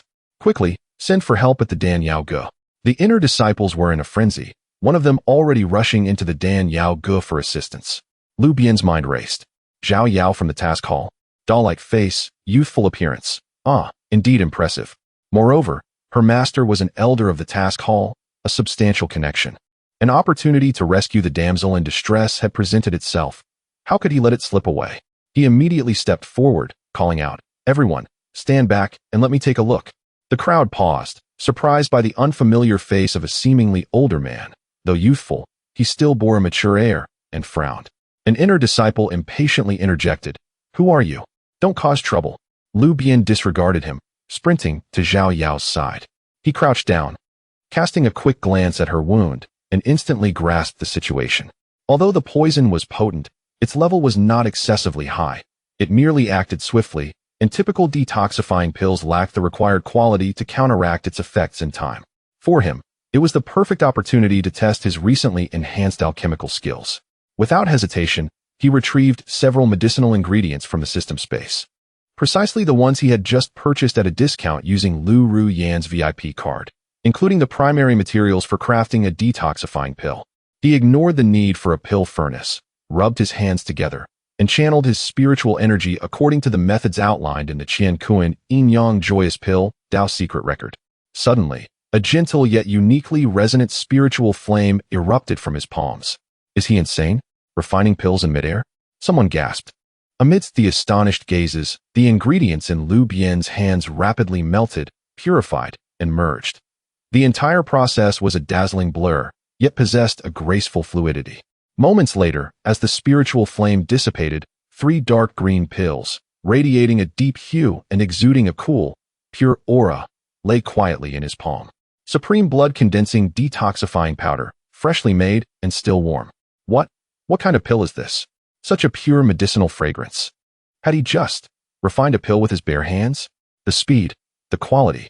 Before the crowd could fully comprehend, Lu Bian swiftly crushed one of the pills, transforming it into powder, and accurately sprinkled it onto the wound on Zhao Yao's shoulder. He then placed the remaining 2 pills directly into her mouth. The pill melted instantly upon contact, and the powder activated upon touching the blood. In an astonishing turn, the previously spreading black-purple toxin receded as if it had encountered its nemesis.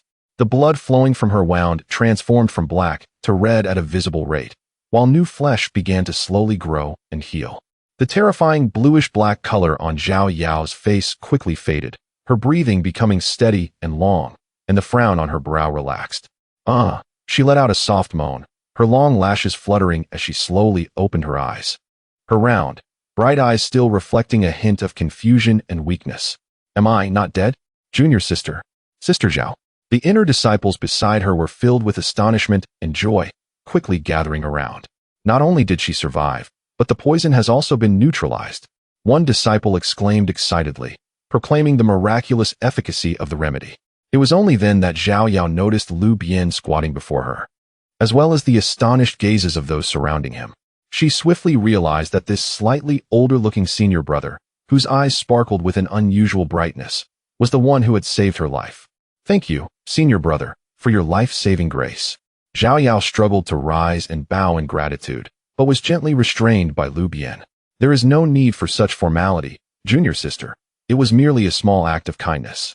Lu Bian smiled amiably, casually glancing at her adorable, youthful face and her burgeoning vitality, his tone laced with concern. The poison has just been eradicated. You must take ample time to recuperate. For the next few days, refrain from using spiritual energy. I have 2 foundational replenishing pills here. Please accept them, junior sister. As he spoke, he retrieved 2 exquisite quality pills he had just refined and placed them into Zhao Yao's hands, taking the opportunity to gently touch her soft little hands. Zhao Yao accepted the pills, feeling the unparalleled potency of the medicine, and gazed at her nearly healed wounds in utter shock. Having completed numerous missions over the years and encountered countless pills, she had never before seen a detoxification pill with such immediate effects and such pure medicinal power. This senior brother is undoubtedly a hidden master of alchemy. Chapter 10. Strengthening techniques aid the new journey. Her vivacious and extroverted nature shone even brighter in her moment of gratitude, as a radiant smile illuminated her youthful face. Although still somewhat frail, she remained captivating. Senior brother, your immense kindness will forever be etched in Zhao Yao's memory. However, I have yet to inquire about your esteemed name. I am Zhao Yao from the Mission Hall. Should you ever require assistance, please feel free to seek me out at the Mission Hall. Certainly, Lu Bian thought to himself, delighting inwardly while maintaining a facade of composure. It is but a small matter. I am Lu Bian, merely an outer sect alchemist. Sister's injury is serious. You should return to rest promptly. Lu Bian? Zhao Yao blinked, finding the name somewhat familiar, as though she had heard it in recent rumors circulating amongst the outer sect. However, she did not dwell on it, and, after expressing her gratitude once more, she departed with the support of her companions, casting a sweet smile back at Lu Bian before leaving. The gazes of the surrounding disciples toward Lu Bian underwent a complete transformation, brimming with curiosity, reverence, and eagerness to please. To be able to concoct such miraculous elixirs with bare hands in an instant was no ordinary feat. Lu Bian reveled in the attention, brushing off his robe and concealing his achievements modestly. A disciple of the Mission Hall. How fortuitous this connection. In high spirits, he hummed a tune as he made his way to the materials workshop, already contemplating how to deepen this newly forged relationship. Using the precious VIP card he had just acquired, he indulged in a shopping spree at the materials workshop, the generous discounts making his heart soar, causing him to temporarily cast aside any wariness regarding Lu Bian. Upon returning to his cave dwelling, he eagerly began refining pills. With his cultivation level having risen to the 7th layer of qi refinement, his understanding of alchemy also soared, making the crafting of first-tier supreme elixirs increasingly effortless. One successful batch after another emerged, filling the air with the fragrant aroma of herbs. He deliberately refined several additional Supreme Warm Sun pills for Lu Bian and prepared some condensing qi pills and qi refinement powders for potential clients who might visit. Once his tasks were complete, he recalled the VIP card given by Lu Bian and took it out to examine it closely. The card was exquisitely crafted, warm to the touch, and shimmered with a subtle purple glow. Suddenly, as he ran his fingers along the intricate silver patterns on the card's edge, a system notification chimed unexpectedly. Warning, an unknown weak tracking array has been detected, attached to the item in possession. Would you like to expend 10 points of alchemical proficiency to shield and reverse analyze? A tracking array? Lu Bian's movements paused, his smile swiftly vanishing as his gaze sharpened. Ah, Lu Bian, your intentions are far from benign. The card was a ruse. A pretext to ensnare me with a tracking device. He inwardly cursed his earlier naivety. Had it not been for the system, he might have been sold out without even realizing it. Shield it. Immediately shield it, and analyze it thoroughly. Lu Bian commanded without hesitation. 10 points of alchemical proficiency expended. Tracking array has been shielded. Analyzing. Analysis complete. This is the shadow tracking array, capable of roughly sensing the target's location and the fluctuations of their spiritual energy. The practitioner's cultivation level, early foundation establishment, Lu Bian. Indeed, it was that enchantress. Lu Bian narrowed his eyes, a cold smile creeping onto his lips. It appeared that his recent ability to mass-produce supreme elixirs had attracted the attention of the higher-ups at the Pill Pavilion, and they had sent someone to probe into his affairs. Rather than feeling apprehensive, he found it increasingly intriguing.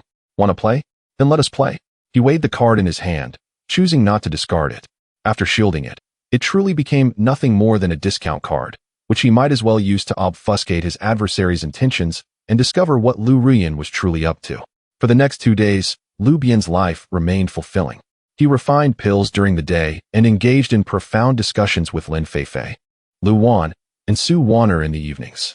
With the dual support of supreme elixirs and the feedback from dual cultivation, his cultivation steadily progressed, reaching the pinnacle of the 7th layer of qi refinement, with only a thin veil separating him from breaking through to the 8th layer.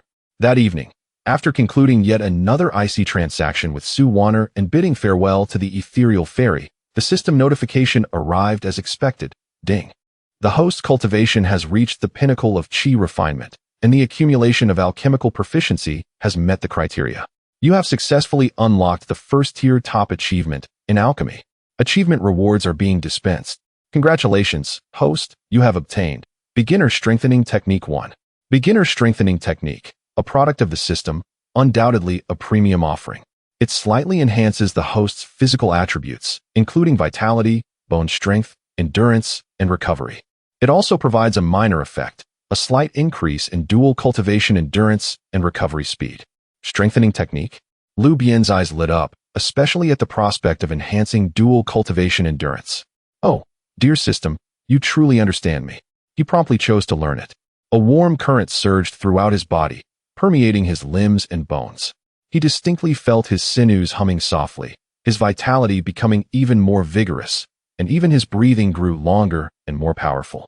The slight sense of inadequacy that had accompanied him due to his age vanished entirely, leaving him feeling as though he were brimming with inexhaustible energy. Excellent. Truly excellent. Lu Bian excitedly swung his fist, feeling invigorated. The timing of this reward could not have been more perfect. The body is the foundation of all endeavors, particularly in the revolution of dual cultivation, which requires a robust foundation. As he contemplated whether to seek out Lin Feifei to test the effects of the beginner strengthening technique, a soft and alluring voice suddenly resonated from outside his cave, penetrating through the barriers and reaching his ears. Junior brother Lu, it has been 2 days since we last met, and I have missed you dearly. Are you free tomorrow? Come to the Pill Pavilion for a discussion. I have acquired some wondrous items that I believe you will find most intriguing. The voice remained as enchanting as ever, yet this time Lu Bian sensed a nuance of earnest inquiry within it, differing from previous encounters. Wondrous items? Lu Bian stroked his chin, a playful smile gracing his features. It seemed that Lu Bian, through the now shielded tracking array, had detected his recent surge in cultivation and the fluctuations in spiritual energy from frequent interactions with multiple female disciples. She could no longer contain her curiosity and wished to observe him up close. Very well. If my esteemed sister invites me, I shall brave any perilous mountain or fiery sea. Lu Bian laughed heartily, responding with conviction that he would certainly honor the appointment the following day. He was eager to discover what delightful treasures the renowned Lu Zhishe had prepared. A new confrontation was about to unfold, and Lu Bian was more than ready, even somewhat impatient, anticipating a spectacle that defied imagination. Chapter 11. The Irresistible Allure of Beauty. Hidden Secrets of the Dan Pavilion. The following day, Lu Bian deliberately donned a slightly more refined robe and meticulously arranged his ashen black hair before meandering back to the Dan Pavilion. It was still that elegant chamber, and the moment he pushed open the door, even with his self-proclaimed worldly wisdom, his breath caught in his throat. Today, Lu Bian's attire was even bolder and more provocative. She was clad in an almost transparent crimson gauze dress, with only a rose-red bodice embroidered with intertwined lotus flowers beneath. Her snow-white skin and enchanting curves were tantalizingly obscured by the sheer fabric, presenting an even more striking and direct allure than the day before. Her silky hair was loosely gathered, with a few strands cascading down her neck, adding to her charm. She reclined languidly on the soft couch, her jade-like legs slightly bent. The hem of her dress cascading down to reveal a smooth, jade-like calf and exquisitely delicate ankles. A sweetly seductive warmth pervaded the air, mingling with the sophisticated fragrance of herbs, stirring one's senses. "Junior brother, you have arrived." Lu Bian's voice was sweet and melodious, like silk being drawn out. Her peach blossom eyes shimmered with a watery luster as she gently patted the empty seat beside her, saying, "Come sit, let me have a good look at you." Lu Bian felt parched, the vigorous energy coursing through him from the elementary strengthening technique becoming increasingly restless. He inwardly cursed the enchantress, but wore a smile even more radiant than hers, albeit somewhat lewd. He plopped down next to her, his gaze unabashedly wandering over her tempting figure. "Today, sister, your outfit is truly irresistible." Lu Bian chuckled, deliberately inhaling deeply. "Ah, it smells delightful." Lu Bian felt a flicker of annoyance at his unabashed gaze. Yet a hint of pride crept into her heart. She delicately lifted a white jade teacup from the small table beside her and offered it to Lu Bian, her breath fragrant. "Junior brother, try this. It is the Lingxi tea I have treasured, most nourishing for the soul." Lu Bian took a sip from her hand. The tea's crisp aroma transformed into a warm flow upon entering, indeed soothing. However, his thoughts were far from the tea. His fingers inadvertently brushed against the soft back of Lu Bian's hand, the sensation smooth and tender. "Good tea, but it pales in comparison to your fragrance," he grinned shamelessly. Lu Bian's eyes sparkled as she leaned closer, nearly half reclining against him, her breath warm against his ear. "Junior brother, your words are truly sweet as honey. But I am more curious about your legendary alchemical skills. Whom did you learn them from, O celestial goddess? The goddess of dreams." She deftly redirected the conversation, her jade fingers lightly tracing circles on his chest, attempting to entice him into revealing the truth. Lu Bian, feeling the warmth of her soft body, understood her intentions clearly. While relishing this unexpected fortune, he maintained his composure, letting his imagination run wild. "Alas, I must admit, I feel somewhat embarrassed. I wear a nostalgic expression, yet my arm naturally encircles your delicate waist, the sensation beyond words. That goddess, ethereal like smoke, her beauty both illusory and real. I only recall her teachings by the alchemical furnace, her garments fluttering like a celestial being.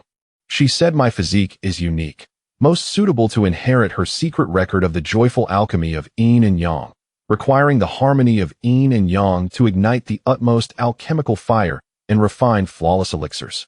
As he wove this elaborate tale, he placed particular emphasis on the terms harmony of yin and yang and joyful alchemy, his hand growing bolder as it gently caressed her soft waist. Lu Bian's body stiffened slightly, feeling his wandering hand, her heart simmering with anger while her face remained adorned with a charming smile. Even so, she intentionally twisted her waist, brushing against his arm, her voice sultry. "Oh, the harmony of yin and yang sounds very intriguing. I wonder how it is achieved. Sister would like to witness it." She was pressing him to see if Lu Bian was merely a man of words, too timid to act against her as an esteemed Foundation establishment officer. Little did she know, Lu Bian eagerly awaited this moment. His eyes brightened, excitement evident on his face, as he leaned closer to her ear, lowering his voice, his warm breath caressing her sensitive earlobe. "Sister, You truly are exceptionally perceptive. The method of harmonization naturally requires the merging of spirit and flesh, unity of mind and heart. If you genuinely wish to learn, why not delve into this in-depth exploration right now? I shall impart all my knowledge to you, ensuring you gain immensely, and the elixirs are but a trifling matter. As he spoke, his hand, which was encircling her waist, began to slide downward. Lu Bian could no longer maintain her facade. To her surprise, this bold man dared to take action. She abruptly stood up, her crimson gauze dress swirling around her, sending a waft of fragrance into the air. The seductive smile on her face instantly cooled, and although her lips still curved, the warmth in her eyes had vanished. Junior brother, her voice remained soft yet carried a hint of frost. Be careful, one cannot consume hot tofu hastily. She deftly brushed Lu Bian's hand away and turned to the incense burner, feigning the act of adding incense to mask her fluster. Deep down, she was filled with uncertainty. Was this man truly fearless, or was he simply audacious? The so-called secret record of the joyful alchemy of yin and yang sounded absurd, yet it subtly aligned with his ability to produce exquisite elixirs and his sudden rise in cultivation. Could it be that such an extraordinary alchemical inheritance truly existed in this world? Lu Bian observed her flustered retreat, a smirk dancing on his lips, aware that he had gained the upper hand in this exchange. He chose not to press further, leaning back lazily against the soft couch, pouring himself a cup of Lingxi tea and savoring its flavor. At that moment, his gaze was drawn to a painting hanging at the door of the inner chamber.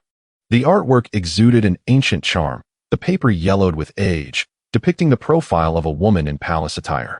The figure was graceful and dignified, and though it was merely a silhouette, it radiated an ethereal and otherworldly aura. Strangely, the facial contours bore a resemblance to Lu Bian, albeit with a more ancient, noble demeanor, even hinting at a trace of divinity. In one corner of the painting, a few indistinct ancient characters were barely discernible. Lu Bian's heart stirred. He noted this detail, sensing that the painting was far from ordinary. Lu Bian composed herself and turned back, her face once again adorned with an impeccable, enchanting smile, as if the earlier awkwardness had never occurred. She no longer pressed for the origins of his alchemical knowledge, instead saying, "Junior brother, you are truly entertaining. Well then, I shall not force you. However, the top-tier elixirs you possess are indeed urgently needed by the Dam Pavilion. This is 100 spirit stones, serving as a deposit. In the future, should my junior brother refine exceptional elixirs, I kindly request that they be prioritized for my sister. How does that sound?" She produced a bag filled with spirit stones and placed it on the small table. Lu Bian recognized this as a temporary concession from the other party, a strategic delay. Without hesitation, he accepted the spirit stones, patting his chest as he assured her, "Agreed.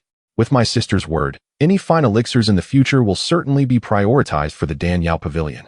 The two engaged in a pretense of idle chatter for a while before Lu Bian, satisfied, took his leave with the spirit stones tucked away. After bidding farewell to Lu Bian, Lu Bian's smile vanished entirely. She approached the ancient painting, gazing at it in silence for a long while, her delicate fingers gently tracing the outline of the woman depicted, her expression complex and inscrutable. "Qian Kuan, Yin Yang Huan Shi Dan Dao Mi Lu." Yin Yang harmony, she murmured softly. Could it possibly be related to the legacy left by our ancestors?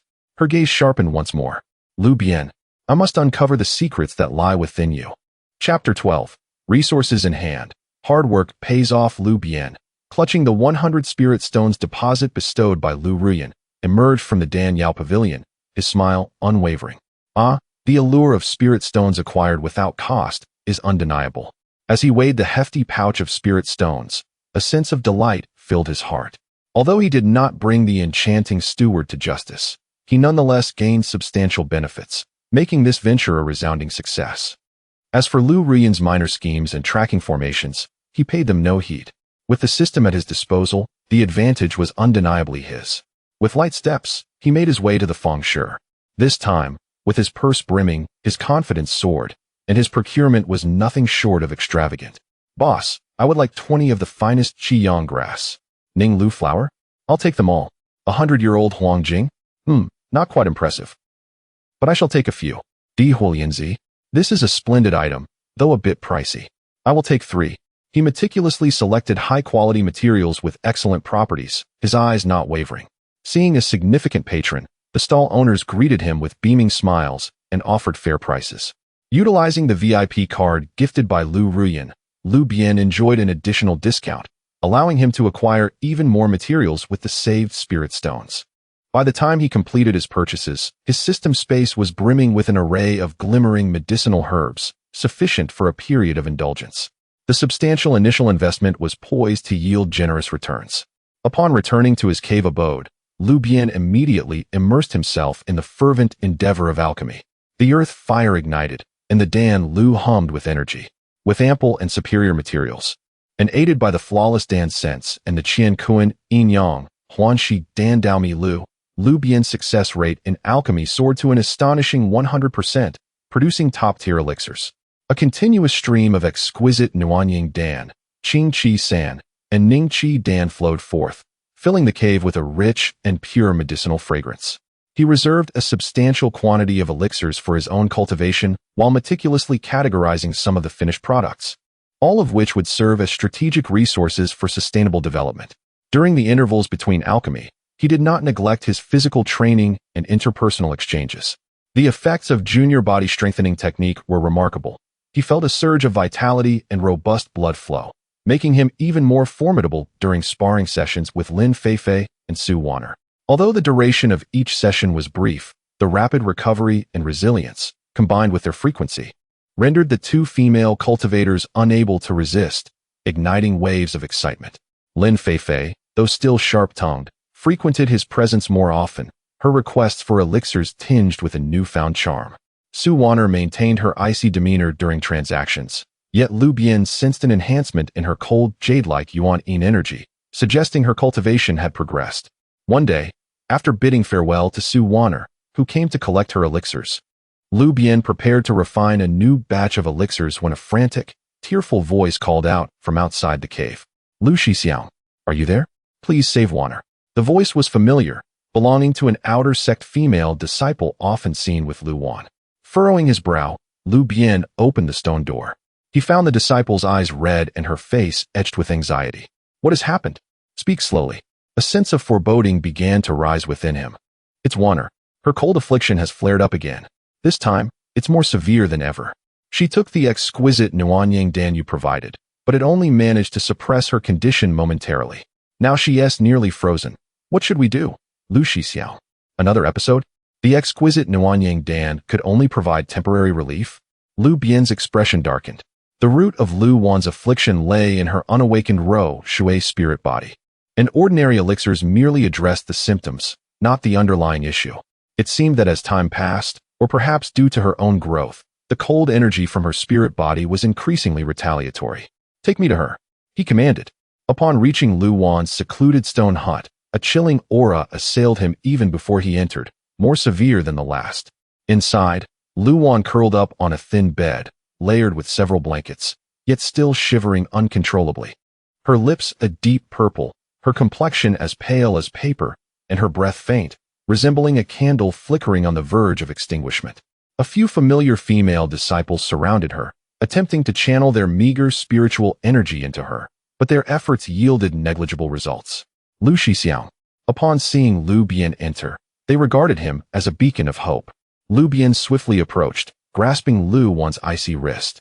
As he infused a thread of spiritual energy, he immediately sensed an exceptionally pure, yet overwhelmingly fierce cold energy surging through her meridians, relentlessly eroding her vitality. The efficacy of the exquisite Nuanyang Dan seemed like a drop in the bucket, rapidly consumed. The situation was graver than anticipated. Without hesitation, he produced 2 more exquisite Nuanyang Dan, administering them to Lu Wan while simultaneously channeling his spiritual energy to assist in dispersing the medicinal power. The warm energy temporarily stabilized her condition. Yet Lu Bian could feel that the root of the cold energy remained, still gathering strength. This was not a sustainable solution. His brow furrowed deeply. He needed to find something that could either completely cure her or significantly enhance her constitution to help her balance the cold energy from her spirit body. Just then, a nearby female disciple seemed to recall something and exclaimed, "Lu Xixiao, a few days ago when I was at the mission hall, I noticed a newly posted exploration mission. It mentioned a reward that included a spiritual item called Shisue Lingua, said to have miraculous effects on cleansing the marrow and enhancing the constitution. I wonder if it could help Wanner's condition? Shisue Lingua. Lu Bian felt a surge of excitement. He seemed to have encountered references to this item in some ancient texts, known for its extraordinary efficacy in strengthening foundations and improving constitutions. If he could obtain it, it might indeed resolve Lu Wan's hidden peril and perhaps even assist her in the initial awakening of her Ro Shui spirit body. Once her spirit body awakened, the benefits of dual cultivation. A glint of determination shone in Lu Bian's eyes as he immediately inquired, "Do you know what the mission is? Where is it located?" The female disciple diligently recalled, It seems to pertain to the clearing of the long-abandoned Old Dan Fong in the western section of the sect. Recently, there have been some unusual disturbances reported there, and the rewards for the task are quite generous, including the coveted Shisue Lingua, as well as a considerable number of contribution points. However, it is said that the place has an ominous reputation. Previously, an elder had gone missing within its confines, which has deterred many from undertaking the task. The abandoned Danfong, in truth, encompasses a vast area, and the disappearance of the elder weighs heavily on the minds of the disciples. Lu Bian stroked his chin, feeling not fear, but rather an intensifying intrigue. Such places often signify opportunities and deeper secrets. He glanced at Lu Wan, who lay on the bed, her breath faint and her appearance pitiable, and a resolution formed in his heart. Very well, I understand.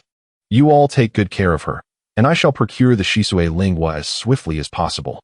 Lu Bian left behind several top-quality Nuanyang Dan, instructing them to administer it at regular intervals to stabilize her condition. Exiting the stone chamber, he headed directly towards the outer gate.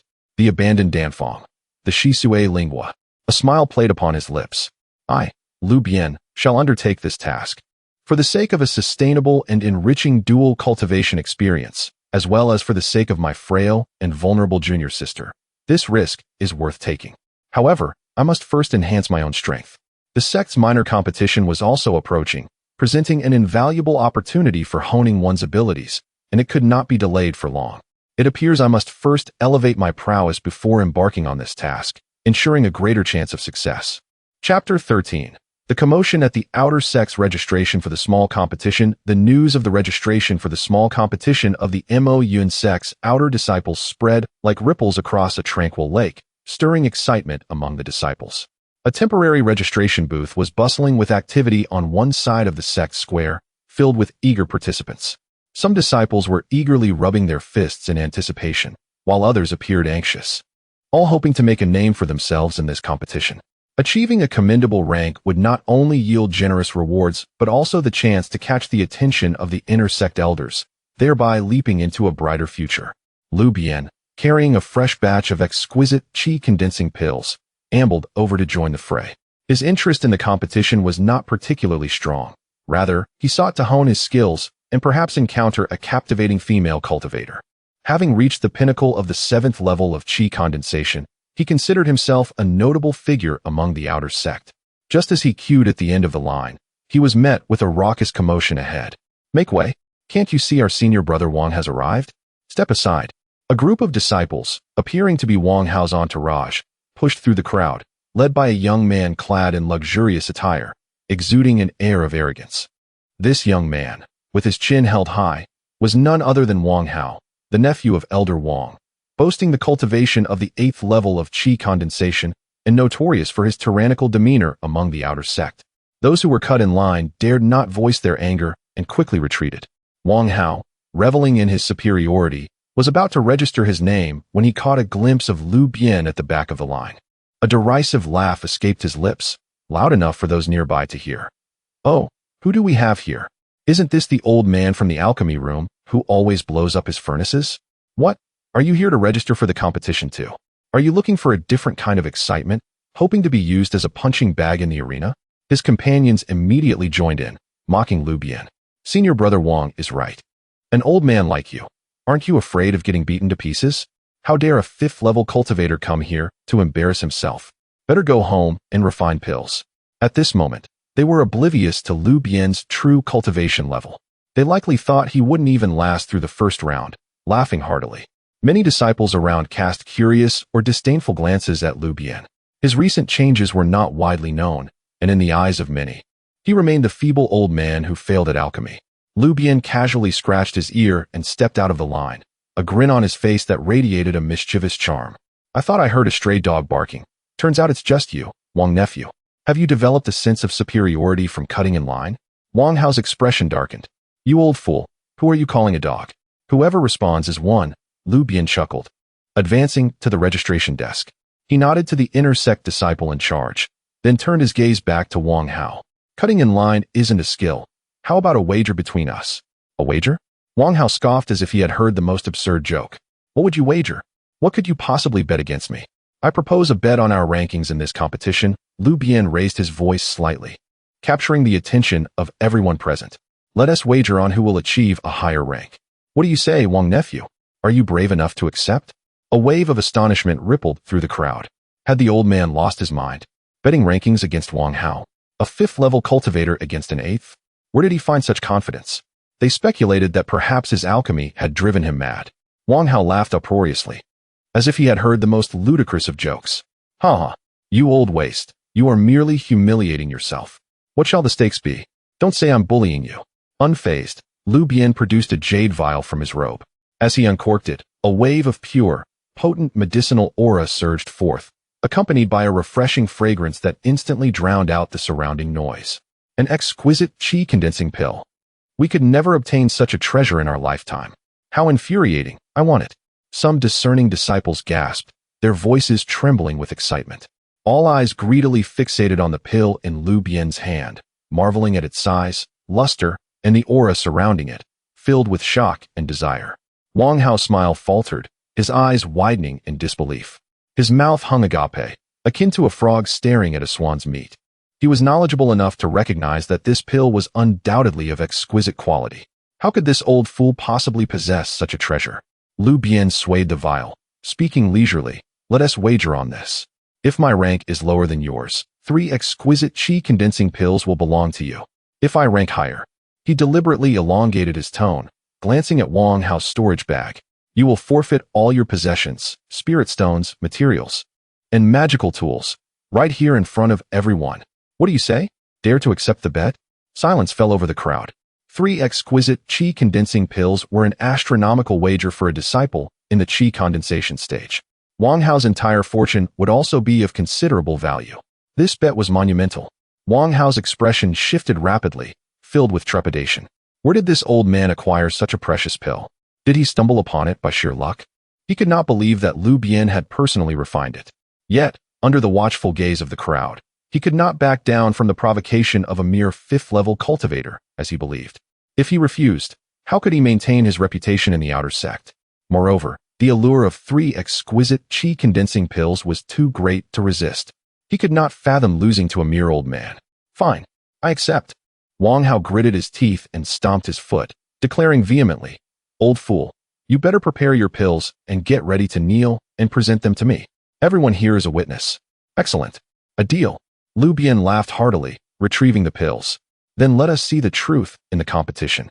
He paid no further heed to the now pale-faced Wang Hao and turned to the astonished inner sect disciple at the registration desk. Brother, please register me. Lu Bian, outer sect alchemist, 7th level of qi condensation. 7th level? The crowd was momentarily taken aback.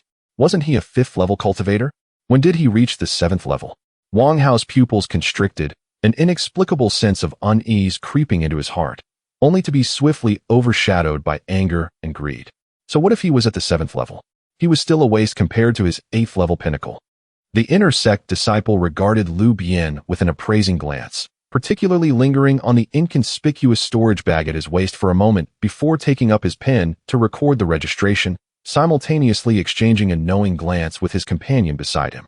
The companion, understanding the situation, quietly melted into the crowd and swiftly departed, seemingly heading towards the Xingtong. Lu Bian observed everything with keen insight, fully aware of the implications. A disciple of the elder from Xingtong? It appears that my ostentatious actions have indeed attracted the attention of certain individuals. Yet, he remained unfazed. After completing his registration, he hummed a tune and sauntered away from the registration desk, leaving behind a flurry of discussions and diverse expressions among the crowd.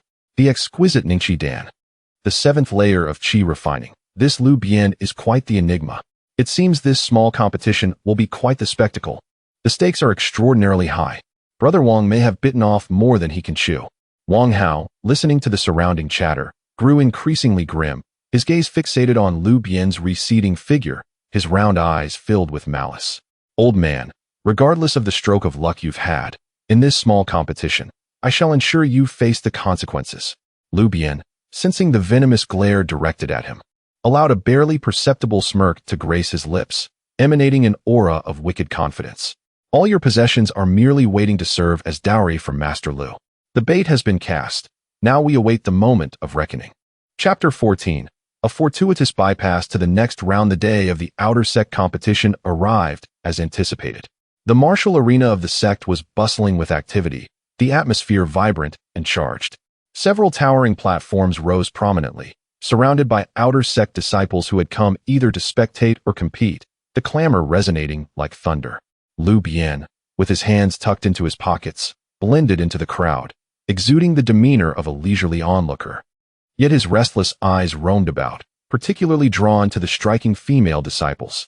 Having elevated his cultivation and regained some of his youthful appearance, he felt an increase in his charm and confidence. Recently, he had also concocted a number of new medicinal pills aimed at enhancing his combat prowess, providing a perfect opportunity to test their efficacy and gauge his abilities under their influence. The quality of the female disciples this year is rather impressive. He stroked his chin, murmuring his appraisal, drawing disdainful glances from nearby male disciples. Soon, the draw for matchups commenced. A resounding voice from an intersect steward echoed through the arena via an amplification array. In the first round, on the A platform, Zhang San faced Li Si. On the B platform, Wang Wu confronted Zhao Lu. As names were announced, those called either leaped onto the platform in excitement or stood frozen in nervousness. Lu Bian listened intently, and after a lengthy wait without hearing his name, he felt a twinge of curiosity when the steward proclaimed, on the G platform, Lu Bian. His spirits lifted, ready to step up. However, he then heard the steward continue, receives a bye, advancing directly to the second round. A bye?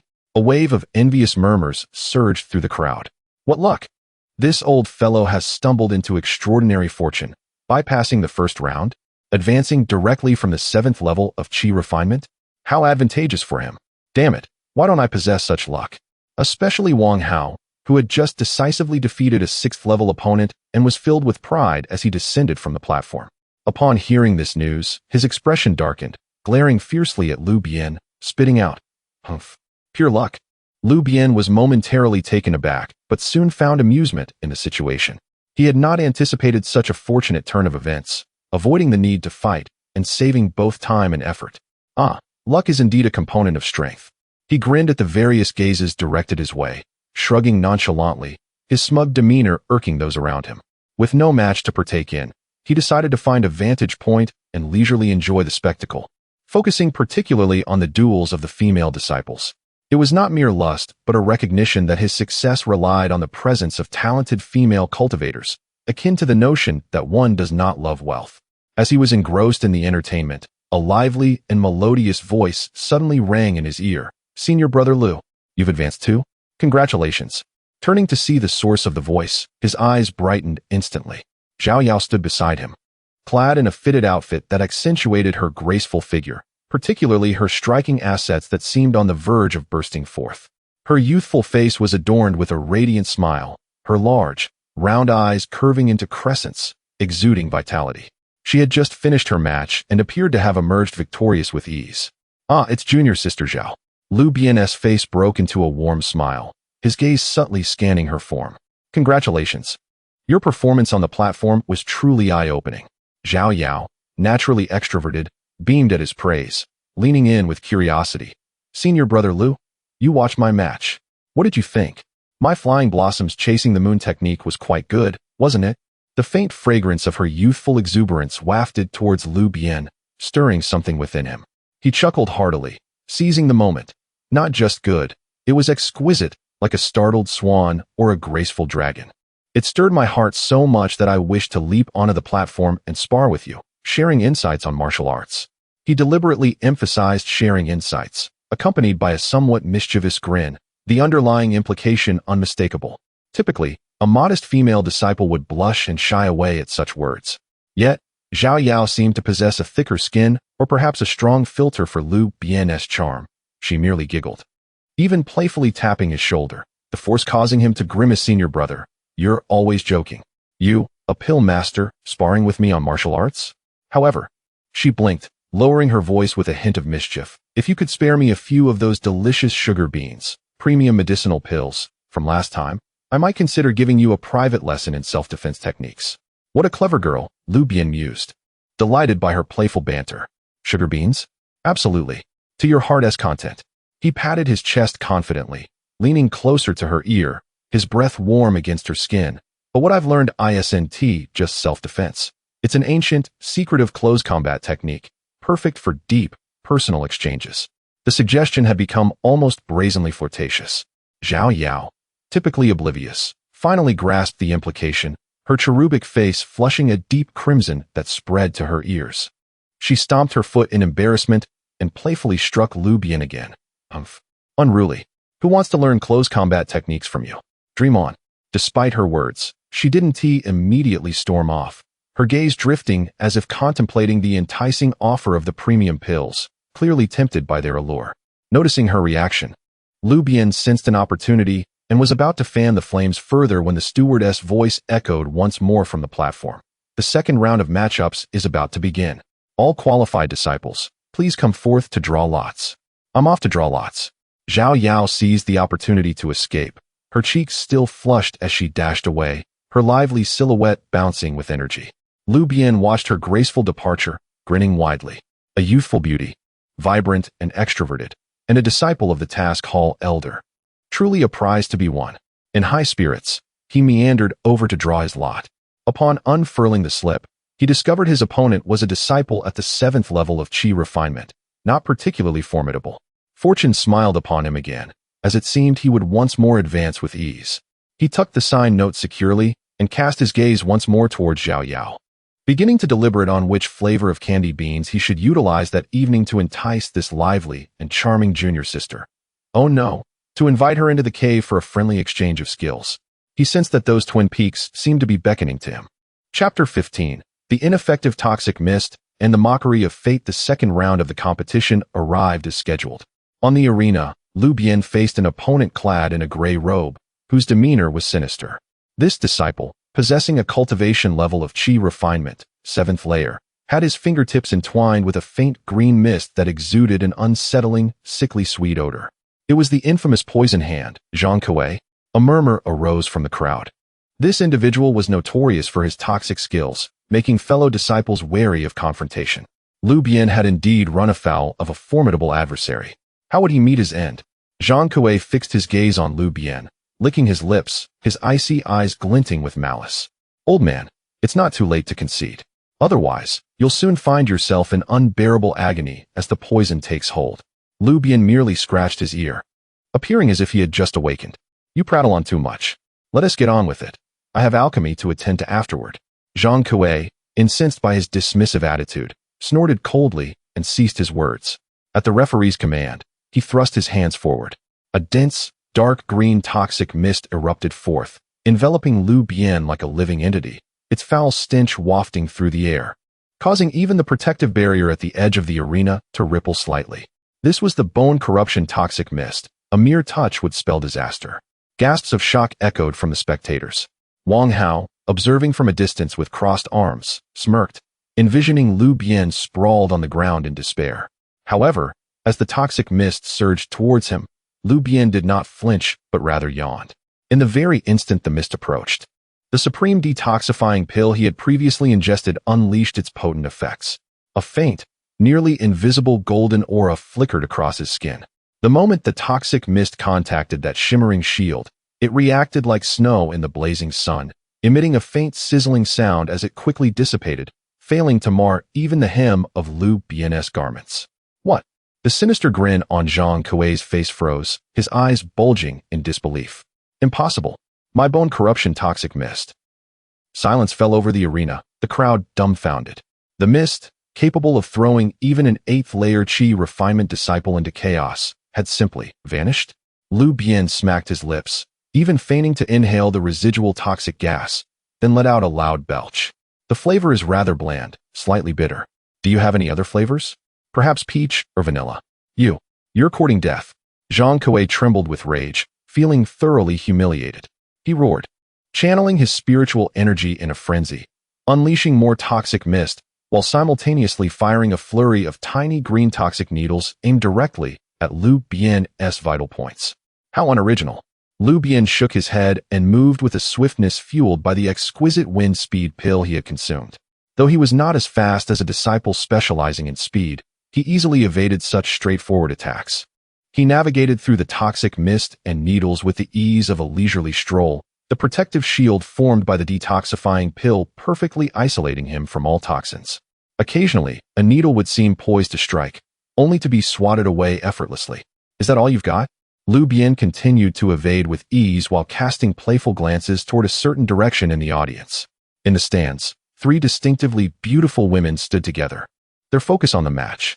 Lin Feifei crossed her arms, pouting and grumbling about Lu Bian's luck, yet her gaze remained fixed on him, tinged with a tension she did not fully recognize.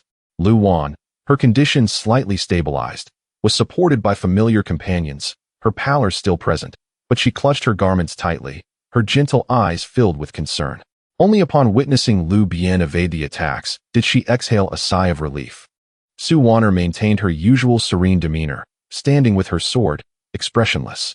However, upon closer inspection, one could discern her unwavering gaze on the arena, her fingers tightening around the sword hilt whenever Lu Bian narrowly avoided a toxic needle. The 3 ladies, already captivating in their own right, drew even more envious glances from those around them due to their apparent interest in Lu Bian. How could that old man have such fortune? Lin Jr. sister, Lu Jr. sister, and Su Jr. sister, all attending his match?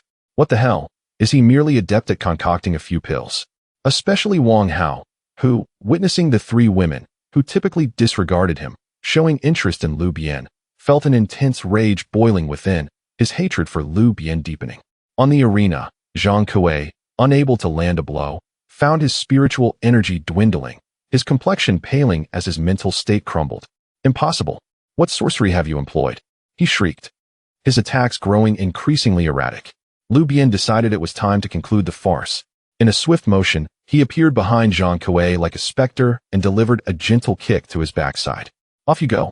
Zhang Kuei, caught off guard mid-charge, stumbled and fell, sliding out of the arena's bounds in a most undignified manner. On the gung platform, Lu Bian was declared the victor. The referee hesitated for a moment before announcing the outcome. A brief silence enveloped the crowd before an eruption of varied exclamations filled the air. No one had anticipated that this seemingly perilous match would conclude in such a dramatic fashion. Lu Bian clapped his hands, leaping down from the arena, striding toward the trio of Lin Feifei, Lu Wan, and Su Wanner, a triumphant smile gracing his features. So how did I fare? Did I look impressive? Lin Feifei huffed, turning her face away. You just got lucky. Lu Wan smiled gently, whispering, as long as you are unharmed, senior brother. Su Wanner simply turned away, leaving with a cold remark, don't forget the pills. Her ears seemed slightly flushed. Lu Bian laughed heartily, unperturbed, his gaze scanning the crowd in search of the familiar visage of the doll-faced figure, contemplating, next up, it shall be Zhao Yao Jr.'s sister. Meanwhile, in the higher observation seats, a disciple clad in the garb of the punishment hall, with a stern countenance, fixated his sharp gaze on Lu Bian's retreating silhouette, lingering particularly on the dissipated toxic mist, his brow furrowed. To disregard the bone corruption toxic mist, such an effect could not be achieved by a mere detoxifying pill. Zhang Kuei's toxic arts seemed to harbor an unsettling quality, as if he silently inscribed the names Lu Bian and toxic arts in his memory. Chapter 16. The perilous encounter at AndThey. The atmosphere was fervent, and soon it was Zhao Yao's turn to step onto the stage. Her opponent was a disciple proficient in earth-based cultivation techniques, at the pinnacle of the 7th layer of qi refinement. He possessed formidable defenses and delivered powerful attacks, although Zhao Yao's movements were nimble and her strikes sufficiently fierce.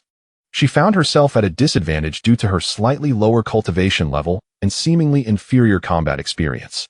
Rapidly, she was pushed to the edge of the arena, her proud demeanor fluctuating with her hurried breaths, leaving many male disciples below parched with anticipation. Lu Bian narrowed his eyes, his attention intensely focused. He hoped that the girl would not sustain any injuries, as he anticipated a deeper exchange. Suddenly, the Earth Disciple revealed a flaw. Zhao Yao, lacking experience and eager for victory, launched a reckless strike aimed directly at his open defenses. "Be careful." A gasp arose from the audience.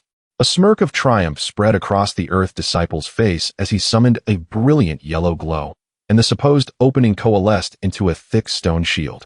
The tip of Zhao Yao's sword struck the shield, sending sparks flying, yet it failed to break through. The immense recoil left her wrists numb, nearly causing her to lose grip on her sword. At that moment, the Earth Disciple had already completed his incantation, and the ground surged upwards, erupting with sharp stone spikes that sealed off all escape routes for Zhao Yao. He lunged forward, delivering a devastating strike aimed at her face. This was no mere sparring match. It was a lethal attack. Zhao Yao, exhausted from her previous exertions and with no escape, watched in horror as a fist the size of a cooking pot, enveloped in a fierce wind, descended upon her. Her face drained of color, and a flicker of terror flashed in her wide-open eyes. The crowd gasped collectively. Even the judge's expression shifted as he prepared to intervene, but it seemed he was a moment too late. "Junior sister, duck," came a voice, somewhat aged yet full of vitality. Simultaneously, a barely perceivable streak of light shot from Lu Bian's hand, moving with astonishing speed, reaching the ground before Zhao Yao. With a resounding crack, a pill the size of a longan burst open, transforming into a solid, translucent dome that enveloped Zhao Yao, exuding a pure medicinal fragrance. A supreme protective elixir. Boom. The Earth Disciple's fierce fist collided with the dome, causing it to ripple violently, yet it remained unyielding, absorbing the lethal blow without budging. The immense recoil sent the Earth Disciple staggering backward, his arms tingling and disbelief etched across his face. The arena fell into an eerie silence. The sound of a pin dropping could be heard. Everyone was stunned by this unexpected turn of events. Interfering with the competition through a pill? Was it even possible? Zhao Yao had narrowly escaped death, frozen in place as she gazed at the dissipating pure light shield. She abruptly turned her head to look at Lu Bian, who was leisurely retracting his hand, winking at her with that familiar, slightly mischievous smile. "Judge." He violated the rules. He intervened in the match. The Earth Disciple, regaining his composure, shouted angrily, pointing at Lu Bian. The judge frowned, glancing at Lu Bian. "Lu Bian, you." Lu Bian feigned innocence, raising his hands in a gesture of surrender. "Judge, please understand. I simply noticed that junior sister Zhao seemed physically exhausted and intended to provide her with some elixirs. It was merely an accident that my hand slipped. Who would have known the elixir would be so effective, automatically providing protection? Perhaps it is a supreme elixir with a spirit of its own? Alas, I am getting old, my hands unsteady, please forgive me." His words were shameless, framing his deliberate intervention as an accident while boasting about the exceptional elixir. The audience was left speechless at such a flimsy excuse. The Earth Disciple was so furious he nearly spat blood. The judge's lips twitched slightly as he observed the shaken yet unharmed Zhao Yao, then glanced at Lu Bian's brazen demeanor. Considering the exceptional elixir he had just produced and the likely background it implied, who could possess such elixirs without some influence? He ultimately huffed and chose not to pursue the matter further, merely instructing the Earth Disciple. The match continues, but no heavy-handed tactics.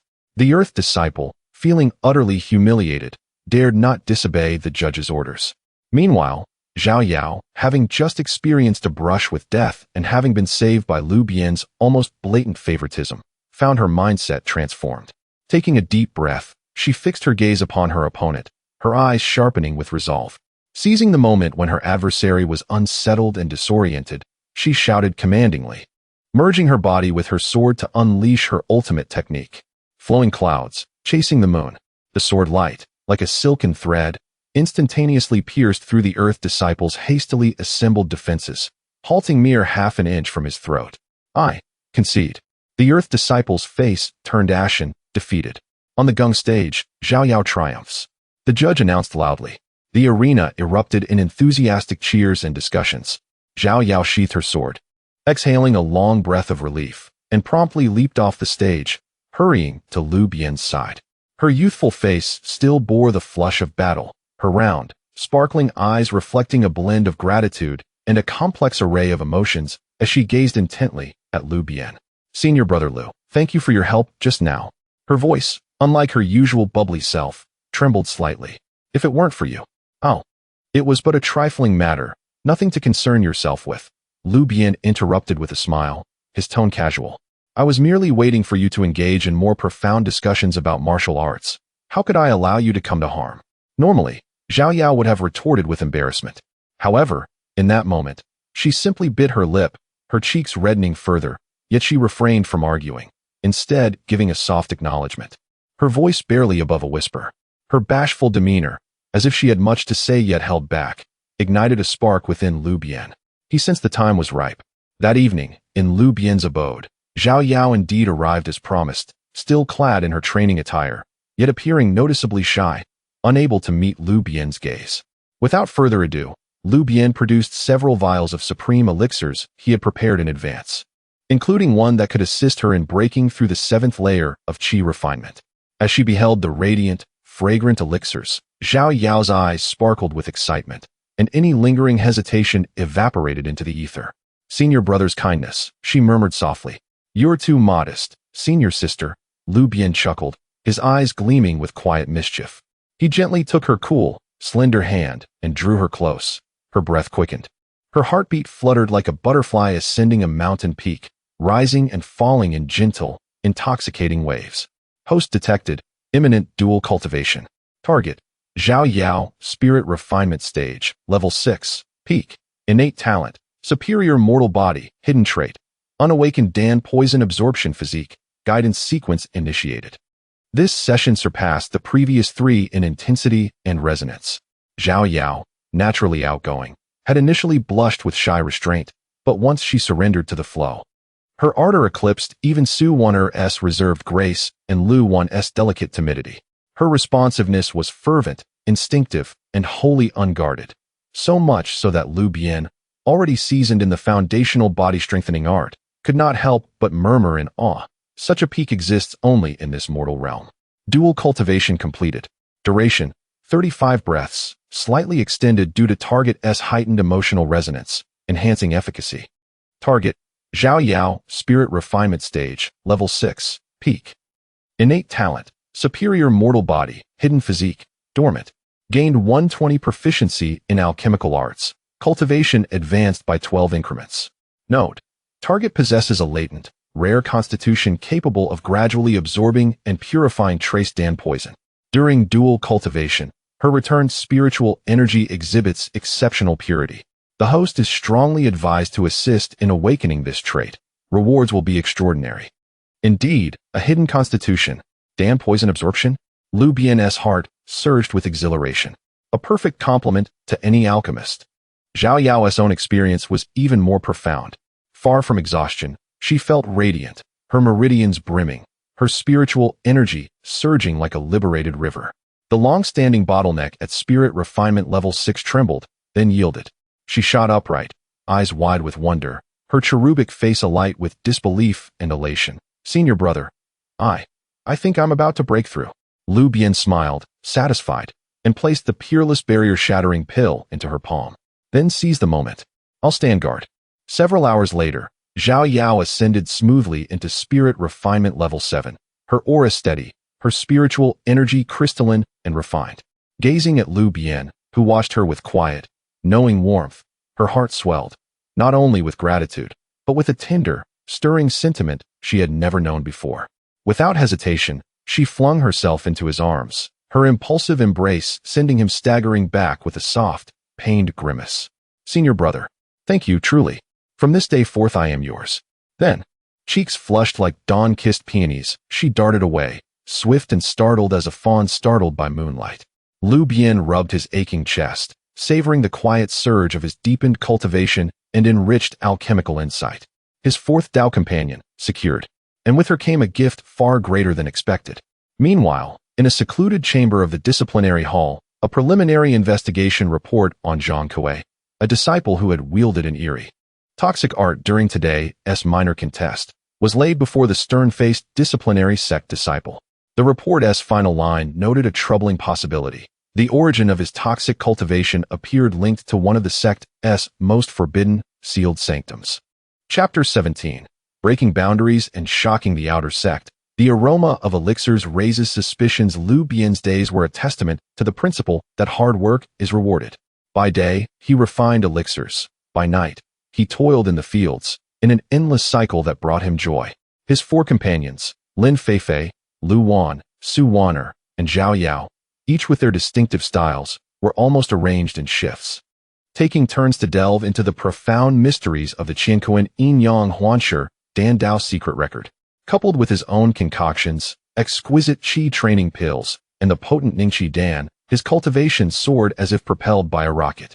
The barrier of the 7th layer of qi training crumbled under the onslaught, unable to mount any significant resistance, and thus he ascended to the 8th layer. At the moment of his breakthrough, a torrent of spiritual energy surged through his cave dwelling, even stirring a minor vortex of spiritual qi. Though not as earth-shattering as his foundational stage, it was an extraordinary sight for an outer sect disciple. 8th layer. Lu Bian reveled in the burgeoning power within him, overwhelmed with joy. The effects of the elementary strengthening technique seemed to amplify with his rising cultivation. He felt capable of striking down a bull with a single punch, albeit a mundane one. His appearance also further rejuvenated. The wrinkles on his face were nearly imperceptible, his hair thick and dark, with only a hint of age, presenting him as a robust man in his early 40s, his eyes bright with a mischievous vitality. Once his cultivation stabilized, he found refining elixirs to be effortless. First-tier elixirs posed no challenge, prompting him to experiment with some unconventional first-tier premium elixirs. For instance, inspired by a certain acceleration technique, he created the exquisite Swift Wind Dan. Upon consumption, this elixir significantly enhanced his speed, albeit for a brief period, making it invaluable in a critical moment for survival or overcoming an adversary. Coincidentally, the 3rd round of the outer sect competition was about to commence. Lu Bian's opponent was a disciple at the 8th layer of qi training, renowned for his speed, leaving trails of afterimages on the stage, his attacks relentless as a tempest. Brother Lu may be in trouble. Li Zhao's speed is among the best in the outer sect. Let us see how he copes, murmured the spectators. Wang Hao, arms crossed, eagerly awaited the spectacle of Lu Bian's impending defeat. However, to everyone's astonishment, Lu Bian, amidst the dazzling onslaught, calmly consumed one of his elixirs, the self-created Swift Wind Dan. As the elixir took effect, Lu Bian felt an exhilarating lightness, as if he had cast off a tremendous weight, and everything around him seemed to slow down slightly. Quite the speed, he remarked nonchalantly before his figure shifted. In an instant, his form became a blur, effortlessly dodging all of his opponent's attacks, even leaving a fleeting afterimage in his wake. What? The speedster disciple Li Zhao's pupils constricted. His full-force onslaught couldn't even graze the opponent's clothing. The audience erupted in astonishment. So fast. What did he consume? Is it an elixir? He took more drugs. What kind of elixir is this? Its effects are outrageous. Lu Bian toyed with his opponent as if he were a mere child, using his ghostly speed to evade all strikes, occasionally tapping Li Zhao's shoulder or tugging at his robes, inciting laughter from the crowd. Li Zhao, thoroughly outmaneuvered, became frustrated and exhausted, ultimately collapsing on the stage, begrudgingly conceding defeat. Lu Bian wins, proclaimed the judge, incredulity lacing his voice. In the audience, Wang Hao's expression darkened, realizing he could no longer comprehend this old rival. The emergence of premium elixirs and his rapid rise in cultivation were bewildering, and now even rare elixirs that enhanced speed were in his possession. What immense fortune had this old fox encountered? Yet, the most affected was Lu Ruyan, who observed the competition from a distant pavilion. Today, she donned a modest dress, yet her mature charm remained undeniable. Leaning against the railing, she watched Lu Bian's uncanny speed after consuming the Swift Wind Dan, her peach blossom eyes sparkling with intrigue. The effects of the premium Swift Wind Dan are astonishing, and its duration far exceeds that of similar elixirs on the market, she mused softly, tapping her fingers against the railing. Moreover, the spiritual fluctuations during his breakthrough 8th layer of qi training. Just how many days have passed? The speed from 7 to 8 layers. So rapid. Her thoughts drifted to the recent reports of Lu Bian's close interactions with several female disciples, who seemed to have gained premium elixirs from him, combined with his abnormal cultivation increase. A bizarre yet seemingly plausible notion began to crystallize in her mind. The harmony of yin and yang, dual cultivation aiding the path. Could his unorthodox theories actually hold truth? Lu Ruyan's lips parted slightly in disbelief. If so, the value of the so-called Qiankuan Yin-Yang Huanshi Dan Dao secret record would be beyond estimation. Amidst her joy and contemplation, her cheeks flushed. She observed Lu Bian, now surrounded by Zhao Yao, Lin Feifei, Lu Wan, and others, receiving their congratulations, her gaze deepening and fervent. It seemed a change of strategy was in order. A knowing smile graced her lips as she quietly vanished from the railing. She must engage with him more closely to verify her hypothesis. If it were true, no matter the cost, she would seize this secret art or the man himself. Lu Bian reveled in the attention and admiration from the ladies, his spirits soaring. He glanced at his system interface, noting his alchemical proficiency nearing completion and his cultivation steadily advancing toward the mid-8th layer. At this rate, winning the outer sect competition would not be a daunting task. He chuckled, draping an arm around Zhao Yao's shoulders, earning a playful punch from her, and cast a flirtatious glance at Su Wanner in the distance, receiving a frosty glare in return. Next, it was time to collect some interest from that brat Wang Hao. His gaze swept towards Wang Hao's grim visage, a glimmer of mischief in his eyes. The journey of face-slapping had only just begun.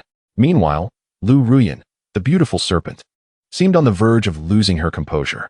Truly, it was becoming increasingly intriguing. Chapter 18. The calm before the final showdown. The emergence of the Baoyuan Dan as the outer sect's minor competition progressed towards its climax. The rivalry intensified markedly, with only the elite disciples remaining, each possessing a cultivation level of at least the 7th layer of qi refinement. Their techniques were diverse, and the battles were a spectacle to behold. However, amidst this fierce competition, one individual's path to advancement appeared remarkably effortless, provoking widespread resentment. Lu Bian, relying on his seemingly inexhaustible supply of exquisite medicinal pills, had breezed through to the finals. When his speed faltered, he would consume a premium Jifeng Dan.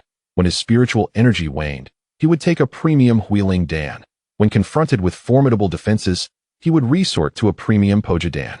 Even when faced with a disciple skilled in illusions, he simply ingested a premium Qingxin Dan, rendering the illusions ineffective before casually slapping his opponent off the stage.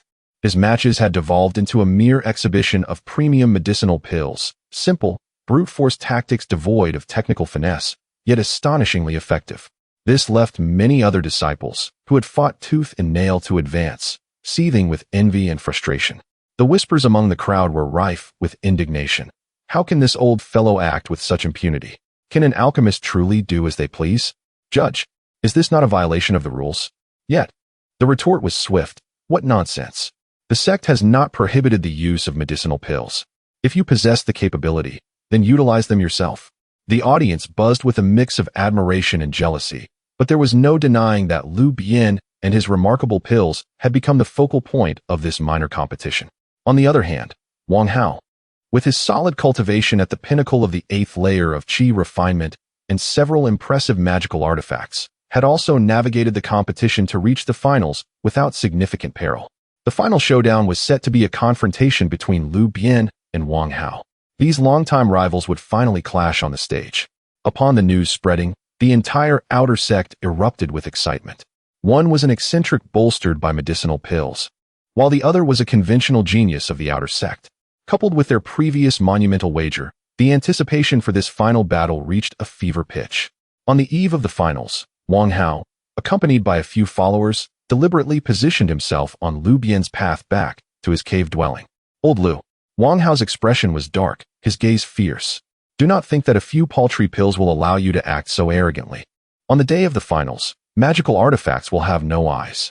You would do well to concede now and surrender your pills, or else beware of your frail old bones being shattered. This was a blatant threat. Lu Bian merely poked at his ear and glanced sideways at him. Oh, if it isn't my dear nephew Wang. What's wrong? Afraid? Afraid of losing your trousers? You. Wang Hao was momentarily speechless, struggling to suppress his anger, and replied coldly, You rely on mere verbal sparring. On the stage tomorrow, let us see if your pills can save you. I shall show you that the gap in cultivation cannot be bridged by underhanded tricks. Is that so? Lu Bian chuckled, unfazed as he retrieved an ancient-looking jade box from his robe. He slowly opened the lid. A powerful, violent aura erupted from within the box, as if it could tear through all. The intensity of this aura caused even Wang Hao, at the pinnacle of the 8th layer of qi refinement, to feel a pang of trepidation. Inside the jade box lay a pill, the size of a longan, its surface a deep crimson, with golden veins winding around it, as if molten lava coursed within. The surrounding space seemed to distort slightly under the influence of this ferocious power. This. Wang Hao's pupils dilated, his voice faltering. The Baoyuan. And it's a premium Baoyuan. His followers recoiled in fear, their faces paling. The Baoyuan was a formidable pill capable of significantly enhancing the user's cultivation in a short time, but it bore severe side effects, often damaging the meridians and leaving the user weak for an extended period. The premium Baoyuan, however, was said to minimize the side effects while amplifying the effects. Such a rare pill. With its high manufacturing difficulty, how could Lu Bian possibly possess it? Sharp eyes you have. Lu Bian snapped the box shut with a resounding clap, the terrifying aura dissipating instantaneously. He shook the jade box, grinning at the ashen-faced Wang Hao. So, dear nephew Wang, for tomorrow's finals, would you care to experience the effects of this underhanded trick? I assure you, the results will be explosive.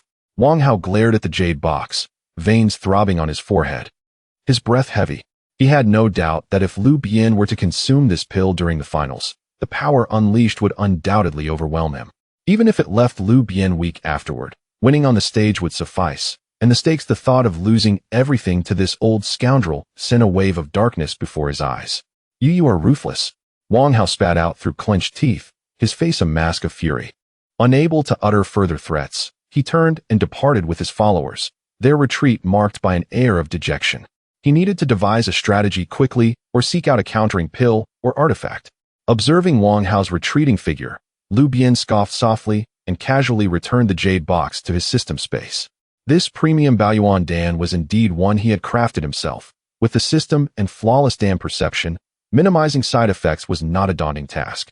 However, he had no intention of using it unless absolutely necessary, for every medicine carries its poison. A mere scare would suffice. Tomorrow, he would continue to rely on conventional pills to systematically defeat him. With a light-hearted tune, Lu Bian ambled back, his spirits buoyed. Just as he neared his cave, he spotted a graceful figure in purple leaning against the rocks by his door, the moonlight casting an enchanting glow upon her silhouette. It was Lu Bian. She seemed to have been waiting for a while, and upon seeing Lu Bian return, her eyes sparkled like peach blossoms, her smile more alluring than the moonlight. Junior brother Lu, tomorrow is the finals, and I have come to cheer you on. Lu Bian's eyes lit up, and he hastened toward her. Ah, it is Sister Lu. You are indeed my thoughtful supporter. Pray tell, do you bring any good news? Lu Bian giggled softly, leaning slightly forward. A gentle breeze carrying her fragrance. As for good news, of course, I have some. I hold great hopes for you, junior brother. Her gaze shifted meaningfully towards the direction of the jade box he had just concealed. That pill you had earlier, its potency is quite formidable, it seems. Your alchemical skills are even more profound than I had imagined. Lu Bian understood her implication. This enchantress had indeed been observing him from the shadows. He chuckled lightly. Just a trivial trick, a mere gimmick. It pales in comparison to the orthodox legacy of your damn pavilion. Lu Bian's eyes flickered slightly, yet she chose not to delve further. Instead, she retrieved a jade slip from her sleeve and handed it over. Tomorrow's finals will feature none other than Wang Shiji, and his uncle, Elder Wang, may very well provide him with some life-saving items. This jade slip contains notes on the weaknesses of several common magical artifacts, along with a few subtle techniques that may prove beneficial for you, junior brother. Oh, is this intelligence being offered? Lu Bian accepted the jade slip, his consciousness sweeping over it. Indeed, it contains several practical insights. Although he may not necessarily require them, the sentiment behind such a gesture, sister, your kindness leaves me at a loss for how to repay you. A look of gratitude spread across Lu Bian's face, and he instinctively reached for her delicate hand. However, Lu Bian deftly withdrew her hand back into her sleeve, casting him a reproachful glance. Junior brother, adequately preparing for the competition is the best way to repay your sister. After all, I have placed considerable stakes on you. She left him with an enigmatic gaze and a lingering fragrance, departing gracefully. Lu Bian toyed with the jade slip, watching Lu Bian's retreating figure with a smirk. Considerable stakes? Perhaps it involves tracking and surveillance. Nevertheless, it mattered not. Mutual utilization was the name of the game. He turned and entered his cave dwelling, commencing his final preparations for the impending finals. Various exquisite elixirs were meticulously organized and readily accessible. Wang Hao, tomorrow you shall witness just how unfettered a pay-to-win player can be. The atmosphere of impending competition had already begun to pervade the air, drawing the gaze of certain individuals ever closer. Chapter 19. The fusion of Dan and Sword in a night of drama. Exhausting Housie to claim victory on the day of the Outer Sects finals. The martial arts arena was teeming with spectators, the atmosphere reaching a fever pitch. Almost all the Outer Sect disciples had gathered, and even some Inner Sect disciples and stewards were drawn in, eager to witness how Lu Bian, who had ascended to the finals through the use of medicinal pills, would contend with the seasoned prodigy Wang Hao. Upon the stage, Wang Hao bore a stern expression, his eyes dark and menacing, having shed his previous arrogance in favor of a focused gravity. At his waist hung a small bronze shield brimming with spiritual energy, while in his hand he wielded a gleaming long sword, both artifacts of remarkable quality, clearly prepared to counter Lu Bian's pill-based strategies. In contrast, Lu Bian maintained his relaxed demeanor, hands tucked within his sleeves, a mischievous grin adorning his face, as if he were merely strolling through a marketplace rather than participating in a decisive battle. The finals begin. The referee's command rang out. Without a moment's hesitation, Wang Hao launched the first attack, fully aware that he could not afford to grant Lu Bian the opportunity to consume any pills. Furious Wind Sword Technique. His long sword danced in the air, conjuring fierce gusts of sword energy that surged towards Lu Bian, while the bronze shield spun protectively around him, embodying both offense and defense, showcasing his formidable prowess. Ah, quite urgent, Lu Bian chuckled, taking a light step back, effortlessly evading the sword's edge. At the same time, he flicked his sleeve, a medicinal pill sliding into his palm, and without a glance, he swallowed it whole. Supreme Swift Wind Pill. As the pill's effects took hold, his speed surged once more, darting through the dense sword winds like a specter, Wang Hao's strikes failing to graze even the hem of his clothing. Damn it, not this trick again. Wang Hao gritted his teeth, altering his sword technique to become even more ferocious. Let us see how long you can evade. Wind Binding Technique. With his left hand forming a seal, several invisible wind ropes materialized, wrapping around Lu Bian in an effort to restrain his speed. Interesting indeed. Lu Bian felt a sudden heaviness, his speed momentarily curtailed. Rather than resist, he swallowed 2 more pills, one a Supreme Divine Power pill, and the other a Supreme Dispelling pill, slightly diminishing the efficacy of Wang Hao's techniques. With a powerful thrust of his arms, his muscles swelled, breaking the wind ropes with raw strength. Simultaneously, the dispelling pill took effect, causing Wang Hao's spiritual energy to momentarily falter. What? Wang Hao exclaimed, aghast. How many exceptional pills does this old man possess? In that moment of shock, Lu Bian surged forward, his speed erupting once again, and with fingers poised like a sword, he targeted Wang Hao's wrist point with a technique reminiscent of Su Wanner's swordfinger style. Though it lacked the essence of true sword intent, its swiftness and cunning angles were nonetheless formidable. Wang Hao hastily raised his sword to block. Clang! Lu Bian's finger struck true against the sword's blade, producing a sharp sound. A powerful force coursed through, numbing Wang Hao's arm and nearly dislodging the sword from his grip. Wang Hao was both shocked and furious. How has your strength increased so dramatically? Learned it from your senior sister Su. How does it compare? Lu Bian grinned cheekily, seizing the advantage as he unleashed a flurry of strikes, alternating between fingers and fists, employing a chaotic mix of moves. Despite their disorder, he relied on speed and strength, leaving Wang Hao in a state of disarray. From the sidelines, Su Wanner observed Lu Bian's imitation of her sword finger technique. Though crude, its effectiveness elicited a faintly amused yet exasperated expression on her otherwise stoic face. Lin Feifei scoffed, this old fool, he can't even get it right. Meanwhile, Lu Wan was tense, gripping her hands tightly. Zhao Yao excitedly cheered. Senior brother, beat him. Wang Hao found himself utterly frustrated by the chaotic blend of Dan and swordplay, possessing formidable cultivation and exquisite sword techniques, yet unable to unleash them effectively. Lu Bian's movements were erratic, alternating in speed and strength, making it impossible for him to discern a pattern. To make matters worse, Lu Bian casually consumed more pills to replenish his spiritual energy, rendering the match exceedingly vexing. With a surge of determination, Wang Hao activated the bronze shield at his waist. The shield radiated a brilliant light, expanding rapidly to form a barrier akin to a wall before him. Supreme Artifact, Turtle Spirit Shield. Let us see how you break through.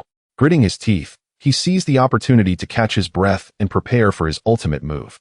Oh, a turtle shell? Lu Bian raised an eyebrow, unfazed, and produced a pitch-black pill exuding a sharp aura. Supreme armor-breaking pill.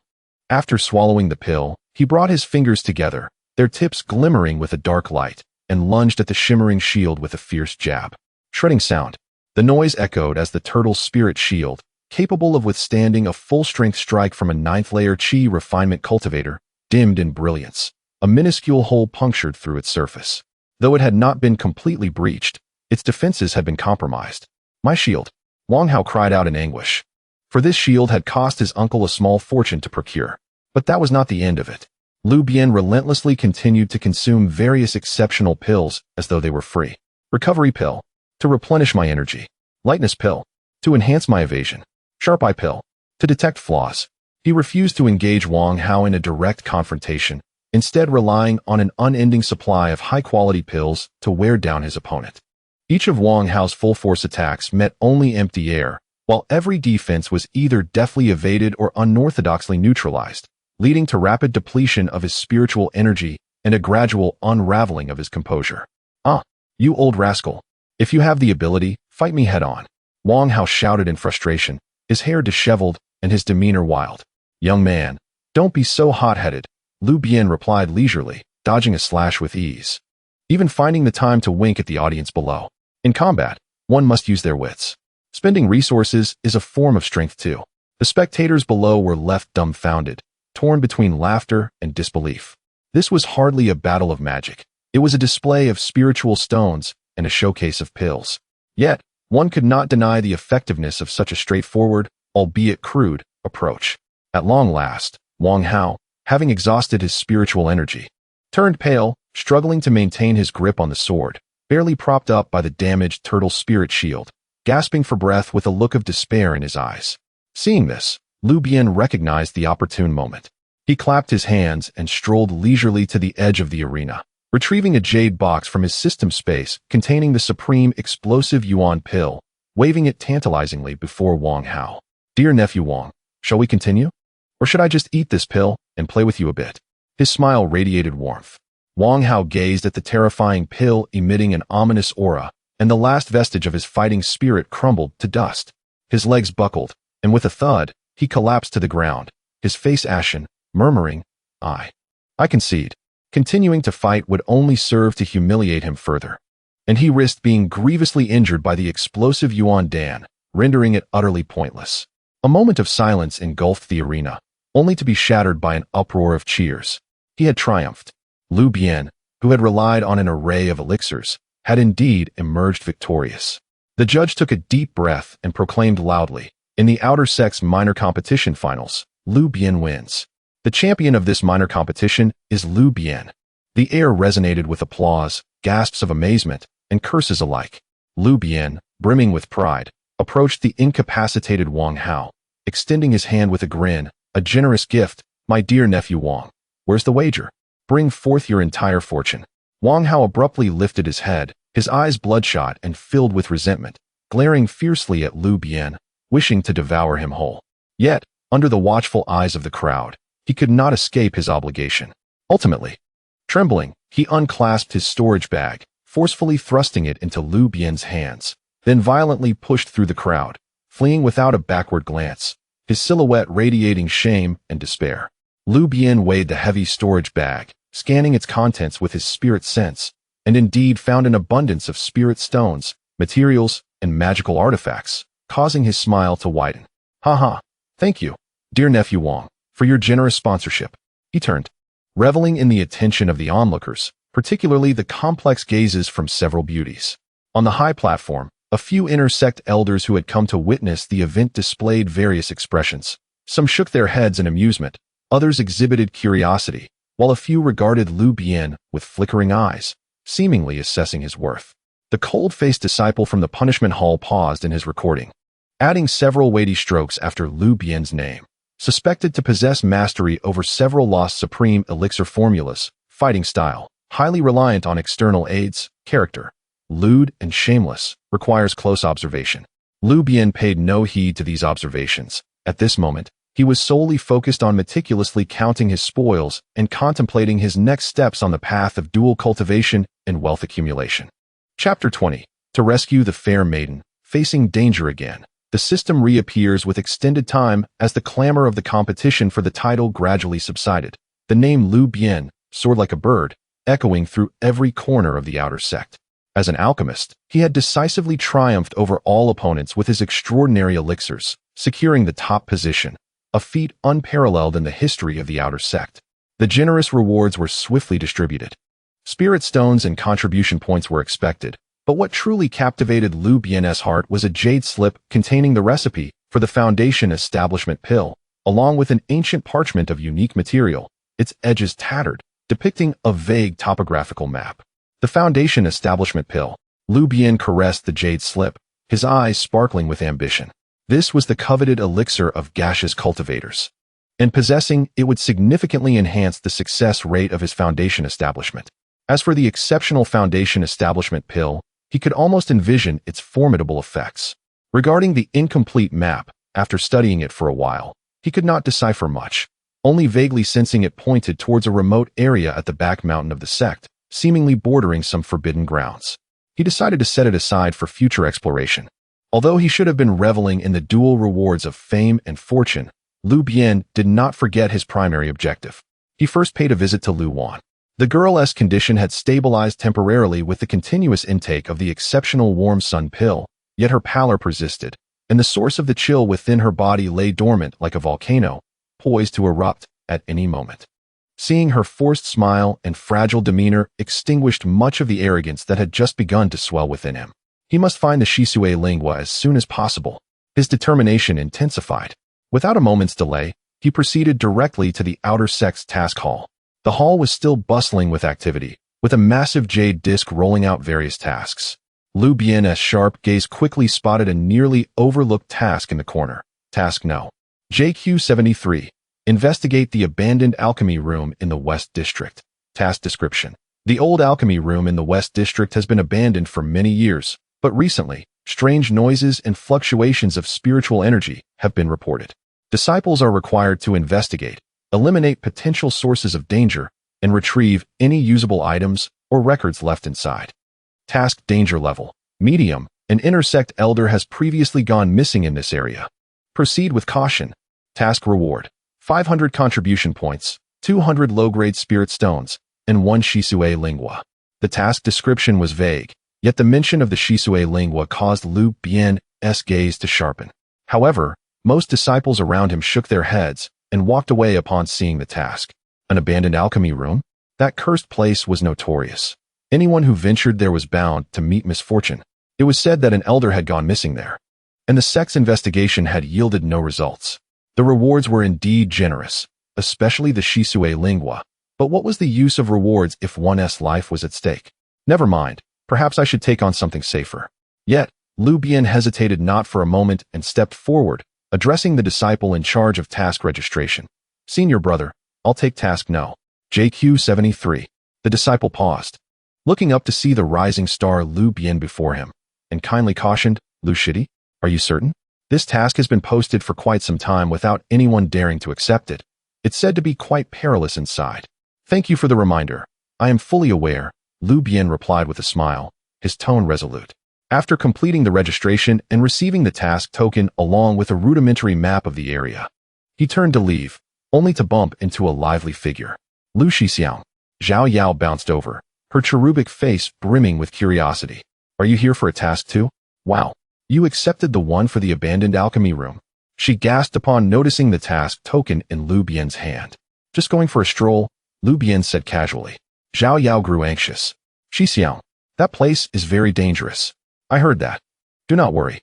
Lu Bian interrupted, patting her shoulder with a grin. I am quite formidable. I'll smash any monsters or ghosts with a single punch. Plus, I'm just grabbing some fruits for one Shimi's treatment. At his words, Zhao Yao paused, her gaze towards Lu Bian shifting dramatically. She suddenly realized that he was risking this perilous task solely to procure the Shisui Lingua for Lu Wan. A wave of complex emotions surged within her, both touched and inexplicably envious. So, it was for Shimi Wan, she murmured, her eyes softening considerably. Lu Bian remained oblivious to her subtle change, shaking the task token before striding out of the task hall. He first went to Lu Wan's stone cottage to inform her of his undertaking. Upon learning that Lu Bian intended to venture into such a treacherous place for her sake, Lu Wan's face instantly drained of color. Tears glimmered in her eyes as she struggled to sit up. Xixiang, no, that place is far too dangerous. My illness is not worth such a risk. Do not speak foolishly. Lu Bian firmly pressed her back down, his tone leaving no room for argument. Stay well, and wait for my return. I promise I will cure you. Lu Wan gazed into his steadfast and confident eyes, tears finally spilling over. She ceased her protests and simply extended her cold little hand to tightly grasp Lu Bian's, her voice trembling. Xixiang, you must return safely. Wan will be waiting for you. Observing her tear-streaked face, so heart-wrenching and delicate, and feeling her faint tremors and complete reliance, Lu Bian's heart softened, igniting a protective instinct within him. He lowered his head and gently kissed her smooth forehead. Yes, wait for me.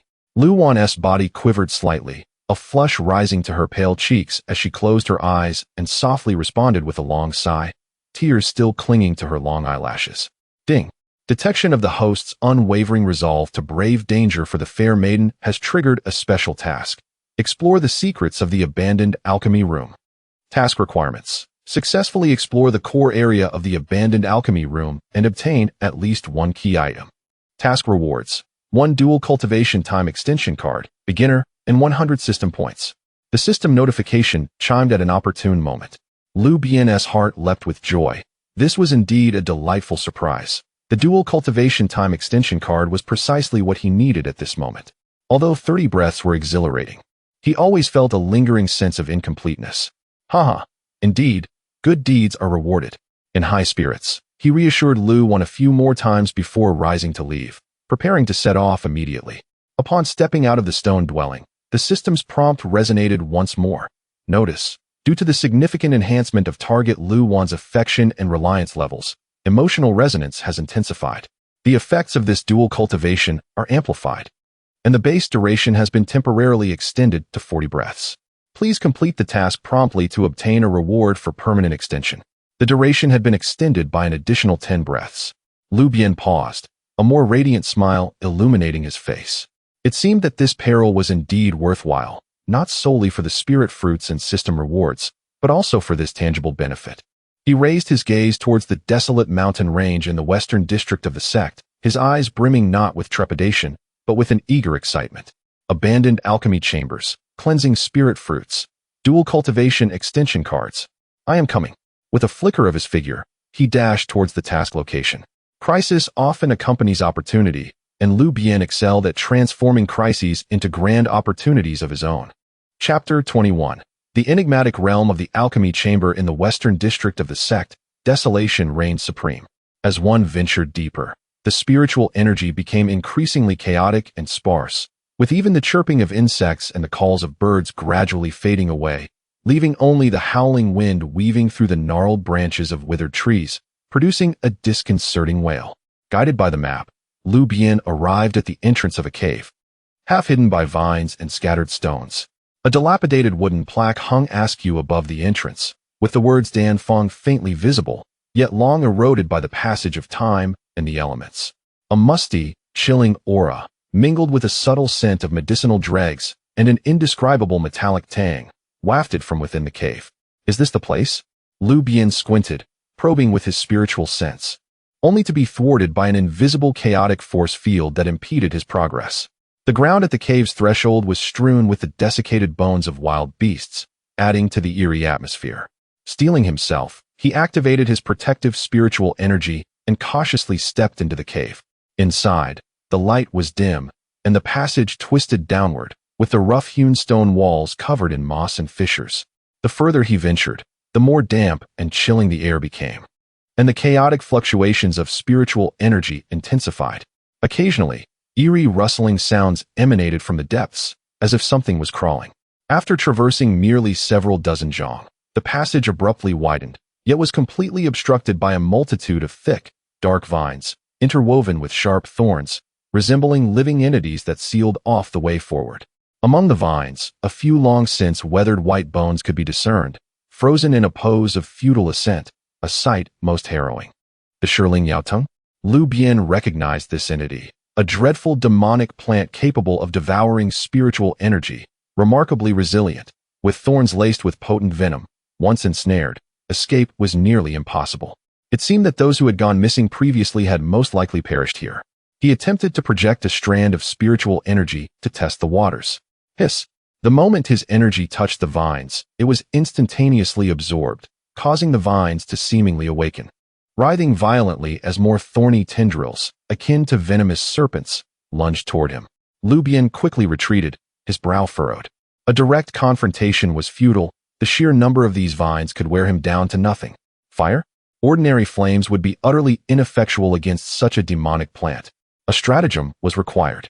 His gaze swept over the scattered bones, then back to the agitated vines, and a spark of inspiration ignited within him. He refrained from attacking the vines. Instead, he retrieved several pungent herbs from his system space that possessed a lethal allure for low-tier demonic beasts. With swift motions, he combined them, encasing them in spiritual energy, and soon concocted 3 dark red pills, each the size of a longan, exuding an unusual, enticing aroma. Supreme beast-attracting pills, enhanced version. Go forth, let the tempest rage even fiercer. Lu Bian chuckled, flicking his wrist to accurately toss the 3 pills into different dark corners behind the vines. Upon landing, the pills detonated, releasing an even stronger, bizarre scent that spread like a bomb, rapidly permeating the entire passage and drifting deeper through the crevices of the vines. A moment of silence followed. Suddenly, hiss, a woo, chit-chat. From the depths of the passage and the crevices of the surrounding stone walls erupted a cacophony of excited hisses and crawling sounds. Numerous low-tier demonic beasts, such as the corroded tooth rat, venomous claw scorpion, and shadow spider, were driven into a frenzy by the aroma of the supreme beast-attracting pills, surging forth like a tide from the darkness, their eyes aflame, racing towards the source of the explosion. They paid no heed to the shirling Yao Tung ahead. All that occupied their minds was the longing for that irresistible fragrance. In an instant, the entire passage descended into chaos. Countless low-tier demonic beasts violently assaulted the barrier formed by the shirling Yao Tung.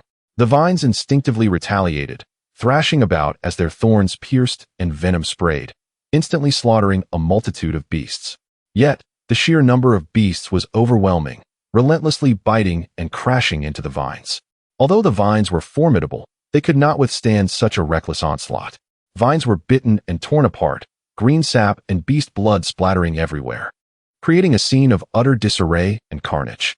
Lu Bian had long retreated to a safe corner, amusedly observing the spectacle of dog-eat-dog, even pulling out a supreme bigu pill to nibble on as a snack. Fight! Strike hard! Go for it, my little darlings! Approximately 1 incense sticks time later, the tide of beasts gradually subsided. As the effect of the beast-attracting pill waned, the surviving demonic beasts regained their senses and fled in terror. Meanwhile, the shirling Yao Tung lay in tatters, ravaged and broken, no longer posing a threat, revealing a deeper passageway behind it. Mission accomplished. Lu Bian clapped his hands, stepping over the remnants of the beasts and vines, continuing deeper into the cave. The further he went, the more evident the signs of human excavation became, with numerous dilapidated stone chambers appearing, littered with fragments of decayed alchemical furnaces and discarded medicinal residues. The air thick with a nauseating blend of medicinal and putrid odors. Before long, he encountered a new dilemma. The passage ahead branched into several paths, each shrouded in a faint mist, rendering his spiritual sense nearly impotent. On the ground and walls, faint traces of dim runes could be discerned, evidently remnants of some kind of residual restrictions or traps. A maze combined with traps? Quite intriguing. Lu Bian halted his advance, refraining from rushing forward. He meticulously observed the markings on the ground and the orientation of the runes, slowly deducing the ancient formation knowledge recorded in the Qian Kuan, Yin Yang, Huanxi Dan Daomi Lu. After a brief moment, his eyes brightened. He picked up a few pebbles from nearby, infused them with a thin layer of spiritual energy, and adeptly tossed them onto certain nodes along the branches in a specific sequence and orientation. Puff, puff, puff. As the pebbles struck the ground, it was as though they triggered a switch. The mist rippled slightly, and the ground at the forked paths quietly split open, revealing bottomless pits gleaming with dangerously sharp spikes. Yet, almost immediately, the traps slowly closed again, and the mist cleared just enough to unveil the correct path. A clever trick. Lu Bian smirked, breezing through effortlessly. Thus, he alternated between luring creatures with pills, deciphering formations with knowledge, and utilizing the agility and reflexes granted by his Chijijian gang technique to deftly evade hidden arrows, falling stones, and other physical traps, advancing deeper into the core of this abandoned alchemy chamber without encountering any peril. Ultimately, he traversed a long, fissured corridor, and before him, an expansive, palace-like stone cavern unfolded, revealing itself in all its grandeur. In the heart of the stone cave stands a colossal bronze alchemical furnace, its surface marred by cracks and charred markings. The body of the furnace is intricately adorned with ancient motifs of birds and beasts, exuding an aura of desolation and grandeur despite its dilapidated state. Surrounding the furnace lie scattered white bones and fragments of rusted ritual implements. Numerous niches have been hewn into the stone walls, housing jade tablets and elixir vials, most of which have long since lost their spiritual essence, reduced to mere mundane objects. Clearly, this was once the very core of the alchemical chamber. At last, he has arrived. Lu Bian takes a deep breath, his gaze intensely sweeping across the area. Where might the Shisue lingua be? And what of the crucial items required for the system task? His eyes ultimately rest upon the most conspicuous and battered bronze alchemical furnace. Chapter 22. The secrets hidden in the ancient Dan furnace. The Een spirit turns into nourishment inside the vast stone cavern. Silence reigns supreme, with only Lu Bian's footsteps echoing in the emptiness. The air was thick with the musty scent of old herbs, dust, and a faint but chilling aura that sent shivers down his spine. His gaze, sharp and discerning, meticulously scanned every inch of the surroundings. The jade tablets and Dan bottles nestled within the wall niches had mostly lost their spiritual essence, crumbling into powder at the slightest touch, a testament to the relentless passage of time. It appeared that finding something valuable would not be an easy task. Lu Bian muttered to himself, ultimately focusing his attention on the most prominent and dilapidated bronze Dan furnace at the center of the cavern. This furnace stood tall on 3 legs, towering over 2 men, its body marred by cracks and blackened scorch marks, as if it had endured a horrific explosion or fire. Nevertheless, its ancient design and intricate beast motifs still exuded an extraordinary aura. He approached with caution, reaching out to touch the cold bronze surface. His fingertips detected a peculiar roughness, as if something exceedingly minute clung to it. Upon closer inspection, he noticed that within the cracks of the furnace wall, especially in the depths, there appeared to be many strange characters and patterns, smaller than flies, etched into the surface. However, due to the damage and grime, they were exceedingly difficult to discern. System, scan this furnace, particularly the inscriptions on the inner wall, Lu Bian silently commanded. Scanning. 50 points of Dan Dao proficiency required. Scan complete. Unknown ancient text detected. Sharing a common origin with the foundational runes of Qian Kuan, Yin Yang, Huanxi Dan Dao Mi Lu. System accelerating analysis. Analysis progress. 1. Indeed, there is something of worth. Lu Bian's spirits lifted.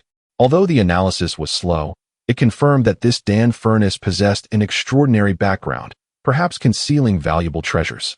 He attempted to probe his consciousness into the furnace's interior, only to be obstructed by an even colder and chaotic force. He furrowed his brow, channeling more spiritual energy to forcefully penetrate the barrier.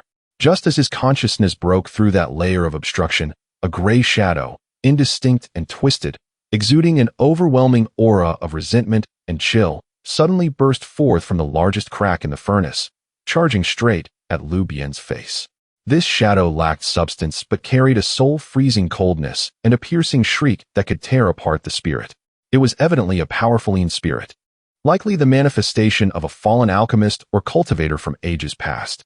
The ambush came too swiftly and unexpectedly for Lu Bian to evade.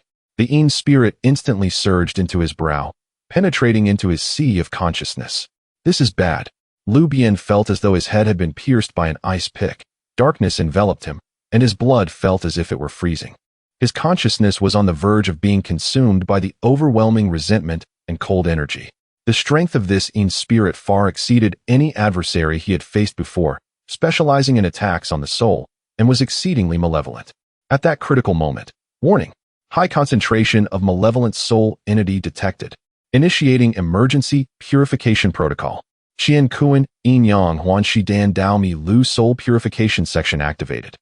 In Lu Bian's mind, the shimmering golden Qian Kuan, Yin Yang Huan Shi Dan Dao Mi Lu suddenly flipped open to a specific page, and countless profound golden runes flowed forth, instantly filling his sea of consciousness. Z. Like a red-hot iron plunging into ice water, the Yin spirit emitted a heart-wrenching wail as its resentful and frigid energy was rapidly dissolved and purified by those golden runes. Remarkably, the purified energy did not entirely vanish. Instead, it transformed into pure, cool, and comfortable soul energy, nourishing and merging with Lu Bian's spirit. The Yin spirit let out one last unwilling howl before completely dissipating without a trace. Lu Bian gasped for breath, staggering a step, his face slightly pale, still shaken by the encounter.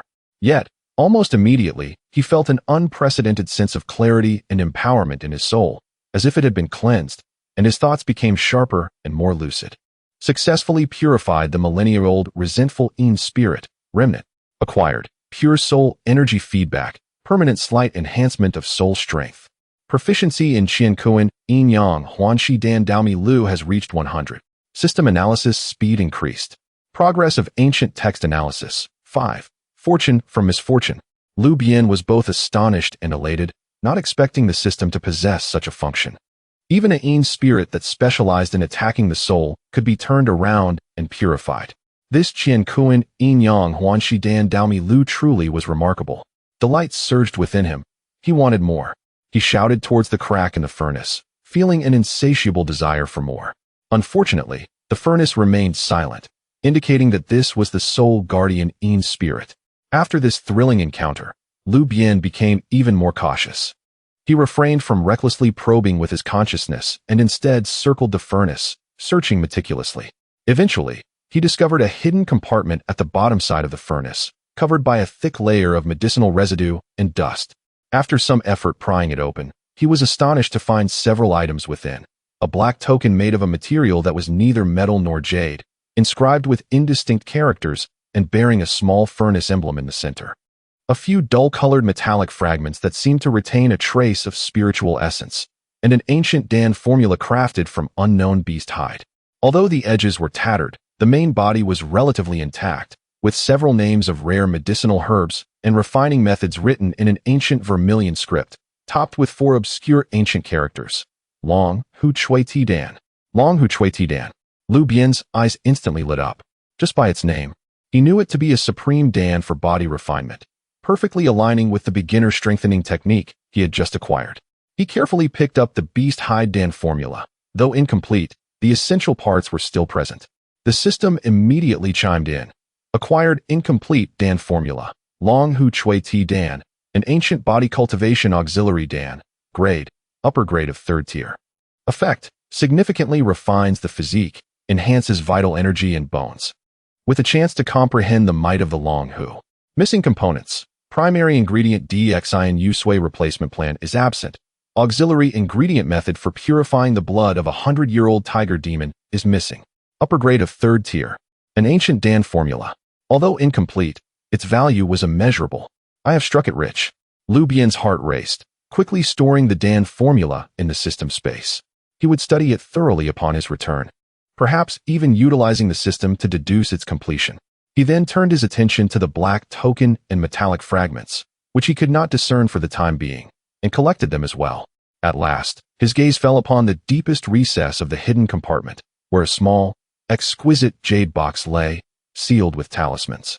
Upon unsealing the talismans and opening the jade box, a wave of pure, gentle fragrance, imbued with vibrant vitality, instantly wafted forth, causing every pore of his skin to unfurl in delight. Inside the jade box lay a spirit fruit, the size of a longan, its surface as translucent and white as jade, adorned with swirling cloud patterns, the Xingguei fruit. The mission objective was now in his grasp. Lu Bian exhaled a breath of relief, his heart settling with assurance. Finally, the trip had not been in vain. Just as he was about to close the jade box, a flicker of movement caught his eye in the corner of the hidden compartment.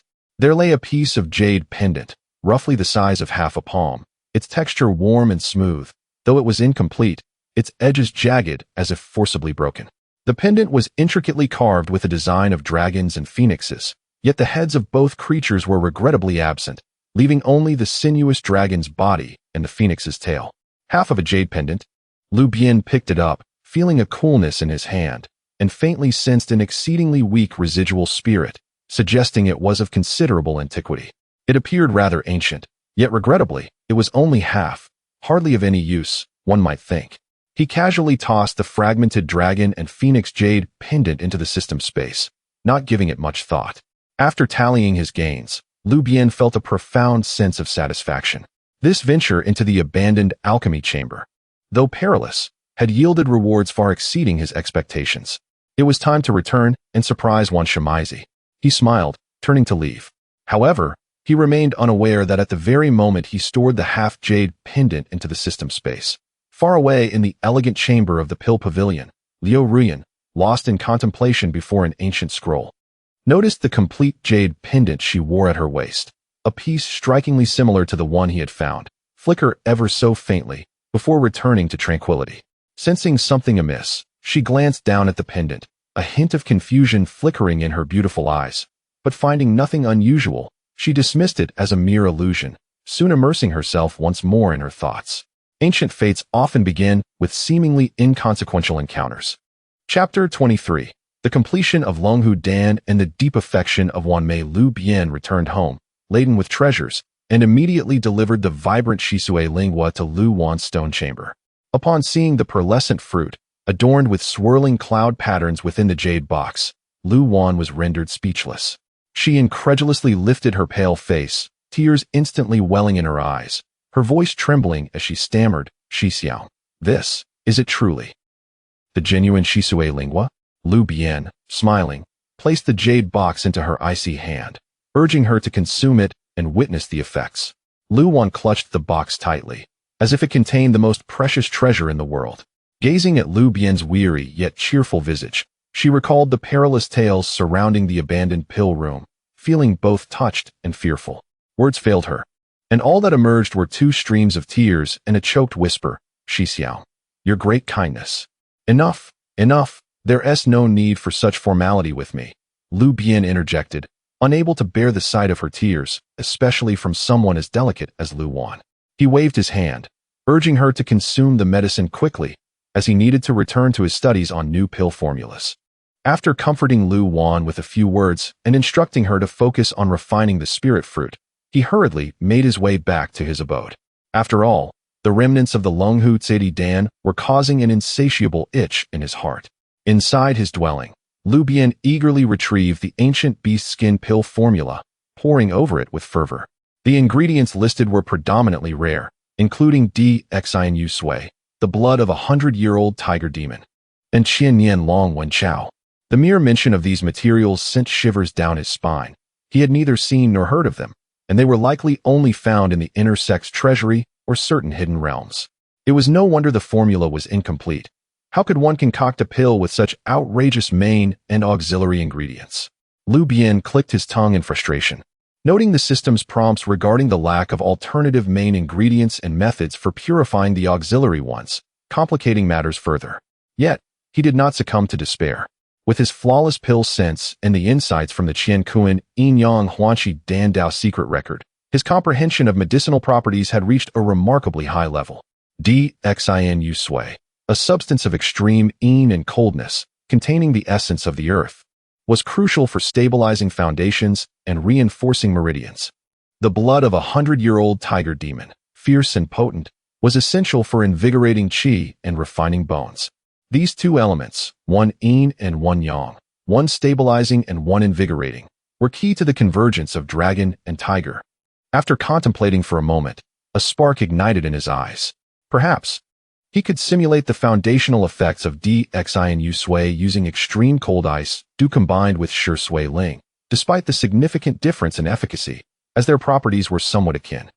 The tiger demon blood was unattainable for the time being, but he could mix various bloods from fire attribute demon beasts and use Lian Chao to stimulate their properties, imitating that fierce and vigorous energy. Without hesitation, he began rummaging through his storage bag and the legacy sponsored by Wang Hao, rushing to the marketplace to procure the alternative materials with the contribution points and spirit stones he had just acquired. At last, he gathered the necessary substitutes. He lit the furnace. The process of refining this pill was 100-fold more challenging than crafting a first-tier pill. Even a weakened version of the Cultivate Dan demanded exceptional precision regarding heat and the fusion of medicinal properties. Lu Bian was entirely focused, beads of sweat forming on his forehead as he meticulously controlled the earth fire, constantly adjusting the sequence and timing of the fusion based on his understanding of the materials.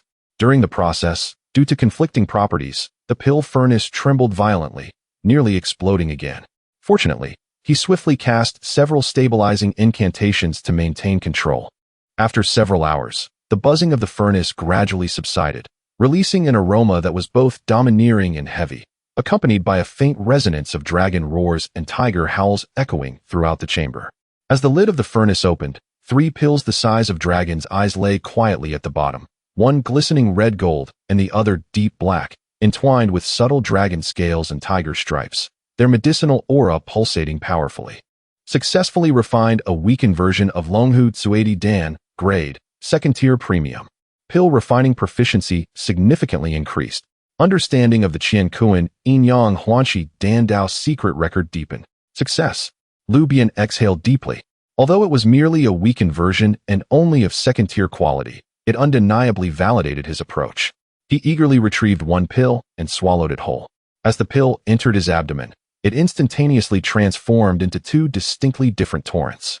One surged like molten lava, ferociously cleansing his limbs and bones. The other, heavy as the earth, sank into his meridians and dantian, solidifying the foundation that had been violently impacted by the medicinal force. Ugh! Lu Bian could not suppress a low roar as his skin turned crimson, veins bulging, and muscles involuntarily twitching, making him feel as if he had expanded in size. Intense pain accompanied by an exquisite sense of exhilaration washed over him, and he could distinctly feel his flesh and bones being fervently refined and strengthened. He quickly activated the Chujichanshan Tong to guide the medicinal power while gritting his teeth to endure. This process persisted for a full half-hour before the medicinal potency gradually subsided. Lu Bian was covered in a layer of greasy, foul-smelling grime, the impurities expelled from his body, yet his eyes sparkled remarkably. He suddenly unleashed a powerful punch. Boom! The force of his fist created a sonic boom in the air, purely from the strength of his physical body. He felt an explosive power coursing through him, his chi surging like a tidal wave, his bones as resilient as iron, and his defenses, strength, and endurance all markedly enhanced. Though his cultivation level had not increased, his combat capabilities had undoubtedly escalated to a new tier. Haha, wonderful. This Cultivate Dan is indeed formidable. Lu Bian rejoiced, thoroughly satisfied with the effects of this weakened version. If he could discover the true main ingredient and concoct a complete 3rd-tier Cultivate Dan, the results would be beyond imagination. After cleansing himself and donning fresh robes, he felt invigorated and brimming with energy. At that moment, the protective barrier of his dwelling was triggered, and outside, Lu Wan's delicate voice, laced with unmistakable joy, called out, Lu Shixiao. Lu Bian opened the stone door, and his eyes brightened instantly. Lu Wan stood outside, transformed. Though still slender and delicate, her previously pallid cheeks now radiated a rosy hue, resembling a freshly blossomed peach flower, and her lips bore a healthy color. Her eyes, often glistening with moisture, now sparkled with vitality, exuding an air of liveliness and spirit. Most crucially, the formerly bone-chilling coldness within her had become much more docile and tranquil, although not entirely eradicated. It was evident that the Shisui lingua had greatly ameliorated her condition. "Wan, or my junior sister, you?" Lu Bian gazed at her with surprise. Lu Wan, with a graceful bow, wore an expression of uncontainable joy and gratitude. "Thank you, senior brother, for your life-giving grace. After consuming the spiritual fruit, my afflictions have vanished, my constitution has vastly improved, and my cultivation has even advanced to the 3rd layer of chi refinement." She lifted her head, her large, watery eyes gazing deeply at Lu Bian, filled with an overwhelming sense of gratitude and reliance, and even a hint of something more profound. Those who have endured despair understand the preciousness of timely assistance. Lu Bian's daring act to procure the medicine had left a profound imprint in her heart. Wonderful. Lu Bian rejoiced for her, and more importantly, He could sense that the Yuan-Yin energy from Lu Wan's gentle water spiritual body had become even more refined and delectable due to her improved constitution. He chuckled and, taking Lu Wan's small hand, now significantly warmer than before, said, "It is good that you have recovered. However, the potency of the spiritual fruit still requires consolidation. Just so happens, I have recently refined a new body-tempering elixir, which possesses a mild nature, perfect for consolidating the foundation and nurturing the essence.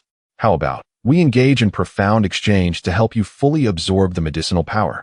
Lu Wan's cheeks instantly flushed crimson, yet unlike before, she did not shy away. Instead, she slightly lowered her head and, in a voice as soft as a whisper yet clear, responded, "I leave it to senior brother's discretion."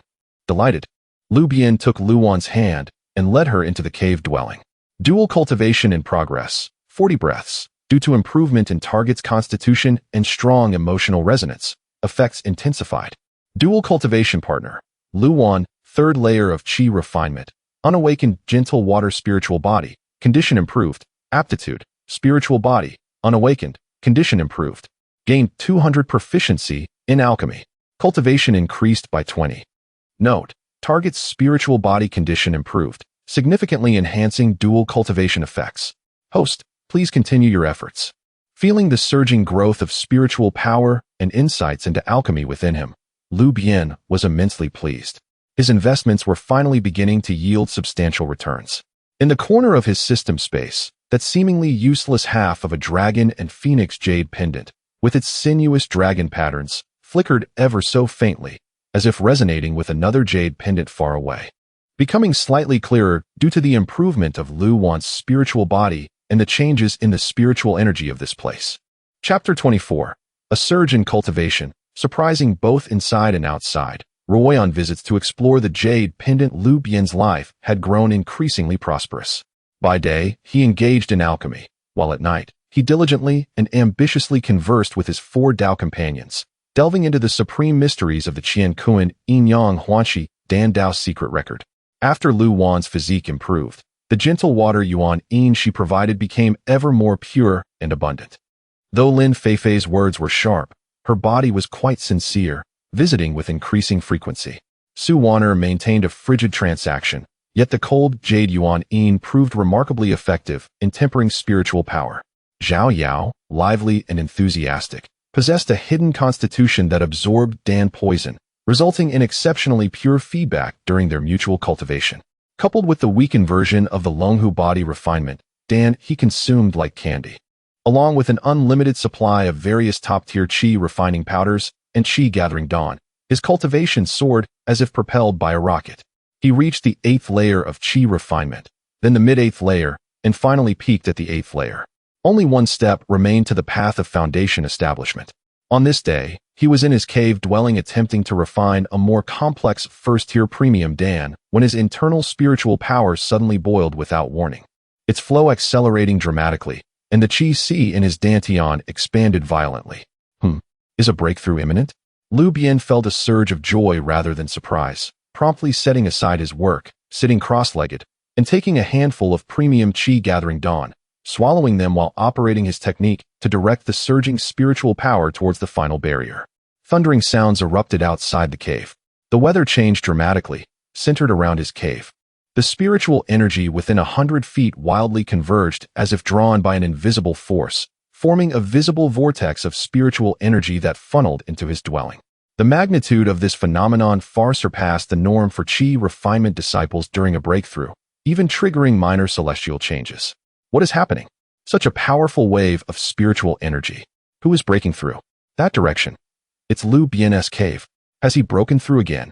This time too. The 9th layer of Qi refinement? This commotion is too exaggerated.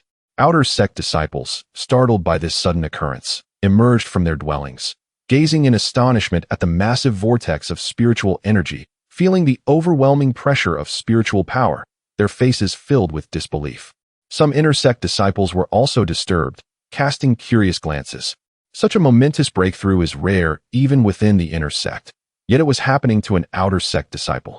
Wang Hao, sensing the familiar wave of spiritual energy and the astonishing commotion from his residence, smashed the nearby stone table in anger, his face pale, eyes filled with jealousy and resentment.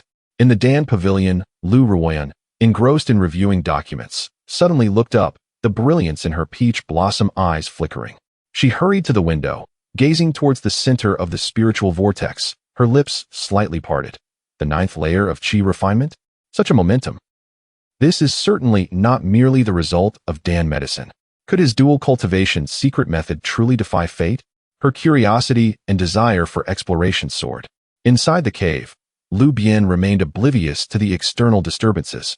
He fully operated his technique, greedily absorbing the vast amounts of converging spiritual energy, refining it together with the power of the Dan.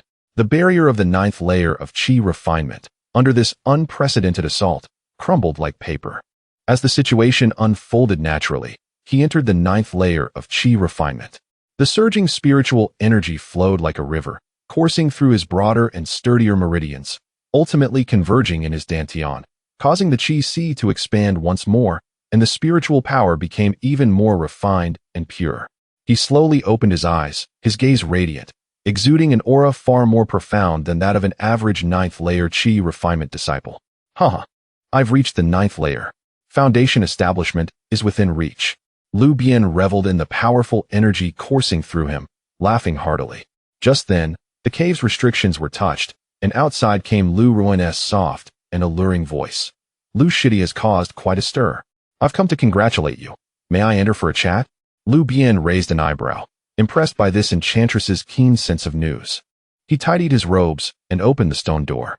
Outside, Lu Bian appeared to have dressed with care today, her flowing lotus-colored gown accentuating her breathtaking curves, her makeup exquisite, and her eyes sparkling with myriad charms. She held a beautifully crafted food box in her hand. Congratulations, Shidi, on your significant advancement to the 9th layer of chi refinement. Truly a moment of joy. Lu Bian beamed, presenting the food box. I've prepared some spiritual delicacies and fine wine to celebrate your achievement. You're too kind, Shiji. Please come in. Lu Bian replied with a smile, allowing her into the cave, his gaze sweeping over her graceful figure, pondering that this enchantress surely had ulterior motives beyond mere congratulations. The cave was filled with the rich aroma of herbs. Lu Bian scanned her surroundings casually, yet her keen eyes absorbed every detail.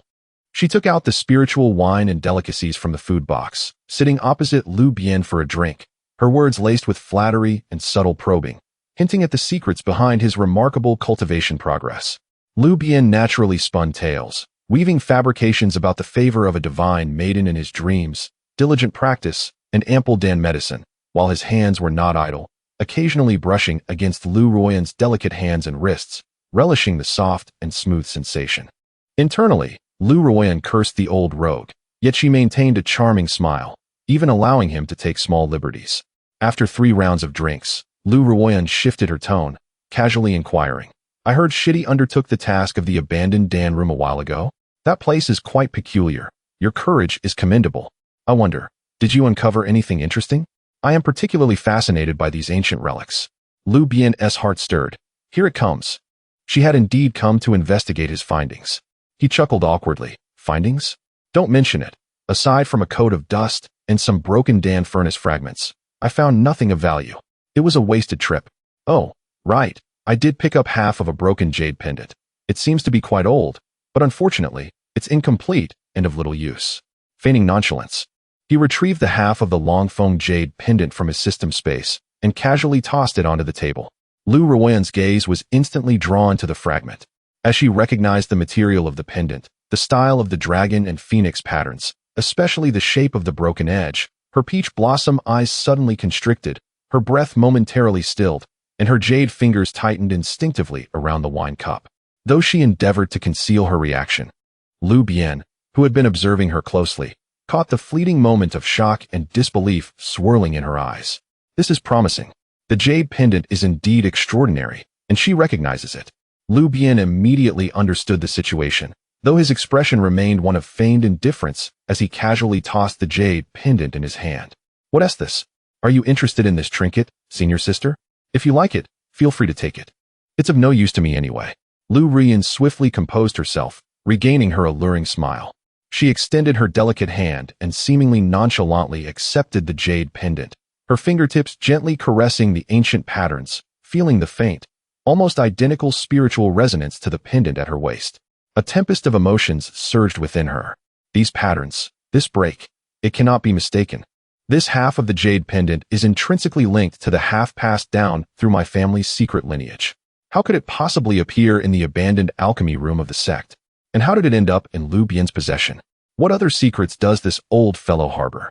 What connection does he have with that alchemy room and the elder who vanished while researching pure elixirs? Countless thoughts raced through her mind. As she toyed with the jade pendant, her eyes sparkled, and she chuckled. This pendant has a uniquely ancient charm. Although it's incomplete, I have a penchant for collecting such antiquities. Since my junior brother is so generous, I shall graciously accept it. She appeared to casually tuck the pendant into her sleeve, as if it were merely an ordinary relic. However, Lu Bian keenly noticed her careful motion as she concealed the pendant and the fleeting intensity in her gaze. As long as you like it, senior sister. Lu Bian chuckled, raising his cup. Come, let us drink. The two exchanged insincere pleasantries for a while, but Lu Bian, seemingly flustered, soon excused herself, citing matters within the pavilion. After bidding farewell to Lu Bian watched her retreating figure with a playful smile. A half-jade pendant. It appears I have caught a big fish. I wonder, though, who will ultimately be ensnared by this bait. He felt as though he had brushed against the edge of a deeply hidden secret, one that seemed profoundly linked to Lu Bian and even to that abandoned alchemy room. The situation was becoming increasingly intriguing. Chapter 25. The Foundation Establishment Manifestation Shocks All. AndThey gift sparks jealousy. The cultivation at the pinnacle of the 9th layer of chi refinement had become steadfast. The spiritual energy within the Dantian surged like a tidal wave, overflowing with vitality, and the imperceptible barrier leading to the path of foundation establishment had become distinctly palpable. Lu Bian sat cross-legged at the center of the cave abode, his expression solemn. Before him lay several jade vials, containing the flawless foundation establishment pills he had painstakingly crafted through the fusion of the flawless Dan formula and the Qian Kuan Yin Yang Huanxi Dan Dao secret record. The pills were perfectly round, their hue a blend of purple and gold, with layers of pill aura resembling the swirling of galaxies, emanating not merely the fragrance of medicine, but a profound and mystical resonance akin to the essence of the Tao. Inhaling even a whiff would bring about a sense of ethereal tranquility, making the spirit dance with joy. It was time. Lu Bian took a deep breath, a glimmer of anticipation and determination flashing in his eyes. He attuned his state of being to its zenith and, without hesitation, took a flawless foundation establishment pill into his mouth. The pill dissolved instantly upon entry, not transforming into a torrent, but akin to a warm seed that sank deeply into the Dantian. In the next moment, a thunderous roar erupted from within him, reminiscent of the creation of the heavens and earth. The seed exploded, releasing boundless pure energy that surged throughout his limbs and meridians. Simultaneously, outside the cave, the atmosphere shifted dramatically. A vortex of spiritual energy, tenfold more magnificent than during his previous breakthrough to the 9th layer of chi refinement, frantically converged. The visible spiritual energy surged like a tangible tide, flooding into the cave. Above, the sky resonated with the sounds of wind and thunder. Shafts of radiant light pierced through the clouds, illuminating the vicinity of Lu Bian's abode, causing the spiritual energy within several miles to fluctuate violently. Once more, it is Lu Bian. This time, what is this? Foundation establishment. Is this commotion indicative of foundation establishment? My heavens, this spiritual vortex is even more terrifying than that of the inner sect brothers during their foundation establishment. Accompanied by radiant light, with thunder and wind? What an extraordinary manifestation of foundation establishment. The entire outer sect was thrown into a frenzy, with all disciples rushing out of their abodes, mouths agape as they gazed at the celestial phenomena, feeling the suffocating pressure that left them in awe and disbelief. Several inner sect disciples were also stirred, taking to their flying tools to hover in the air, gazing down with grave expressions. When did the outer sect produce such a remarkable figure? This manifestation of foundation establishment, with such a profound foundation, likely rivals that of true successors. Is it that alchemist named Lu Bian? I've heard his pills are astonishingly abundant. Wang Hao, in his own quarters, felt the overwhelming pressure of foundation establishment that sent shivers through his soul. His face turned as pale as paper, his nails digging deep into his palms, blood flowing unnoticed. His eyes filled only with despair and frenzied jealousy. He had lost, utterly defeated, and even the commotion of Lu Bian's foundation establishment was beyond his reach. At the window of the pill pavilion, Lu Yin dropped the jade cup in her hand, shattering it to pieces. She paid no mind.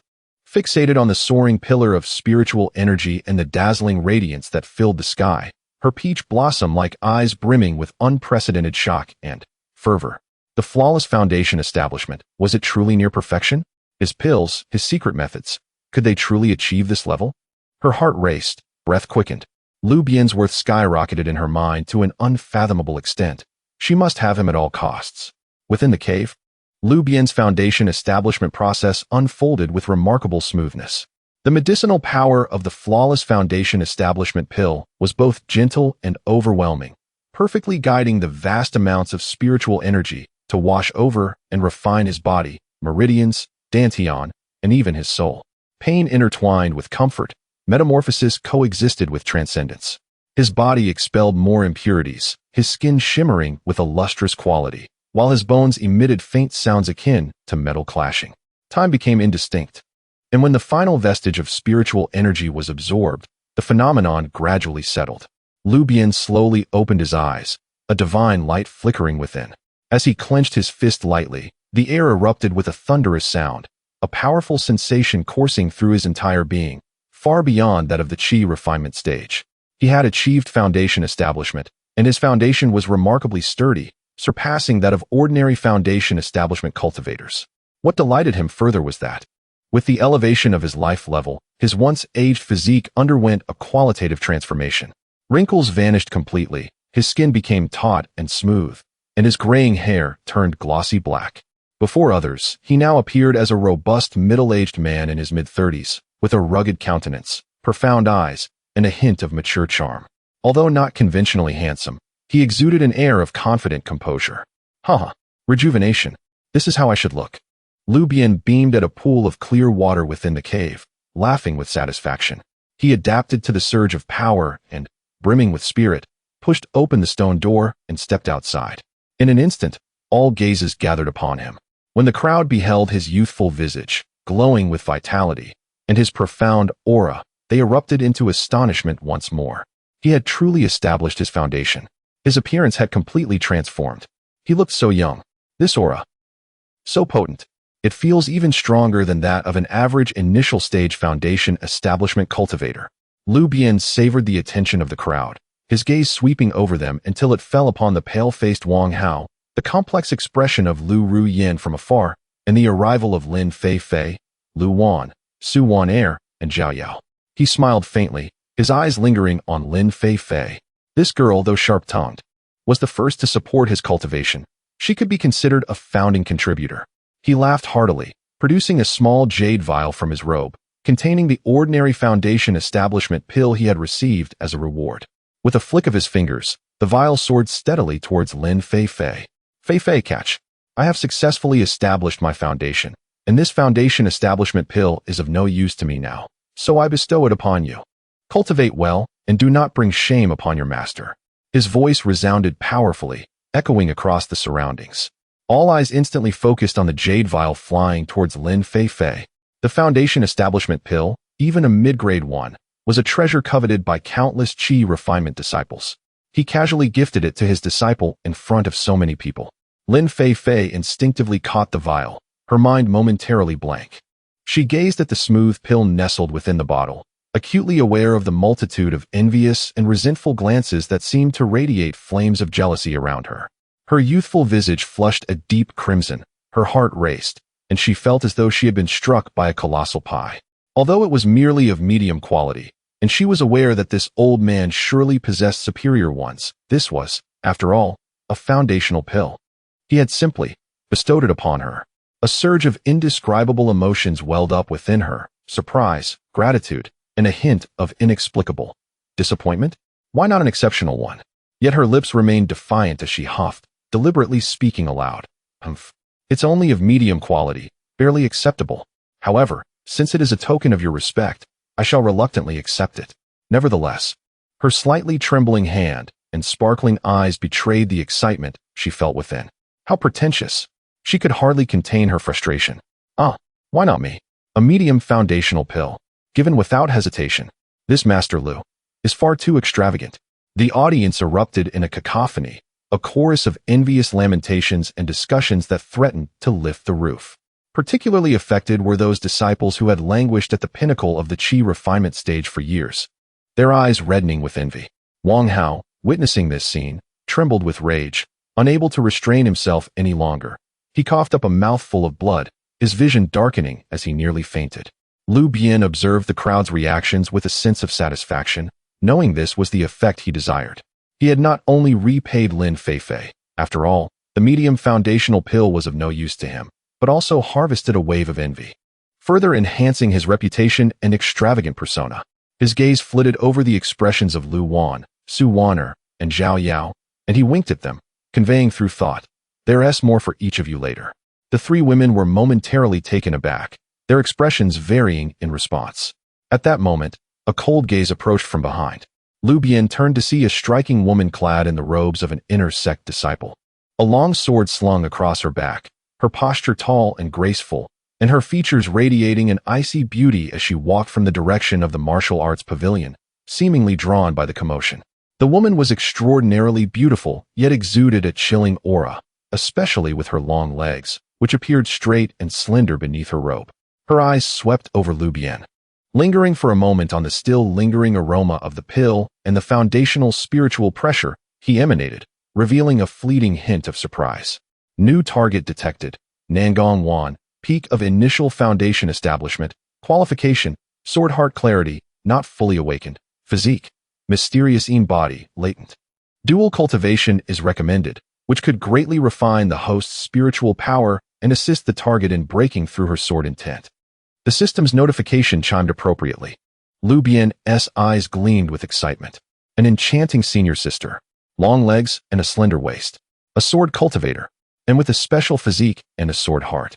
She was practically the fifth soulmate tailored for him. "Senior sister, please wait."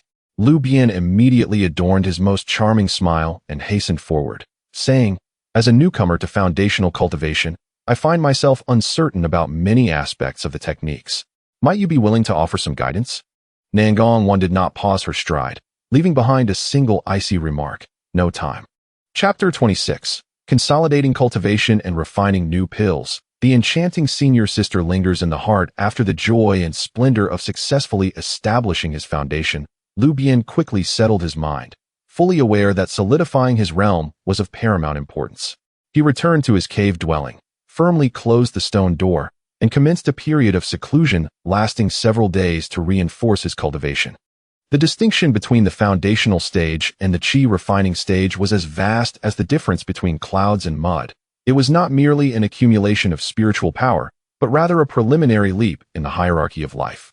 He needed to meticulously grasp and master this surging power, adapt to the flow of liquid spiritual energy, and firmly establish his foundational realm.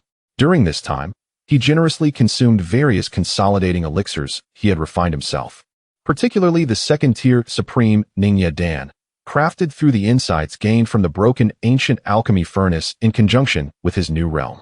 This elixir was specifically designed to solidify the foundational stage, possessing a gentle and rich medicinal power that effectively aided cultivators in refining liquid spiritual energy and stabilizing their nascent Dao foundation. The effects of the exquisite Ningya Dan, produced using flawless alchemical techniques, were astonishing. Once ingested, the elixir transformed into a gentle stream, nourishing his expanding meridians and warming his boiling dantian, allowing the liquid spiritual energy to become more substantial and obedient, as if it were an extension of his own will. After several days, Lu Bian opened his eyes, his gaze radiant with divine light, his aura as solid as a mountain.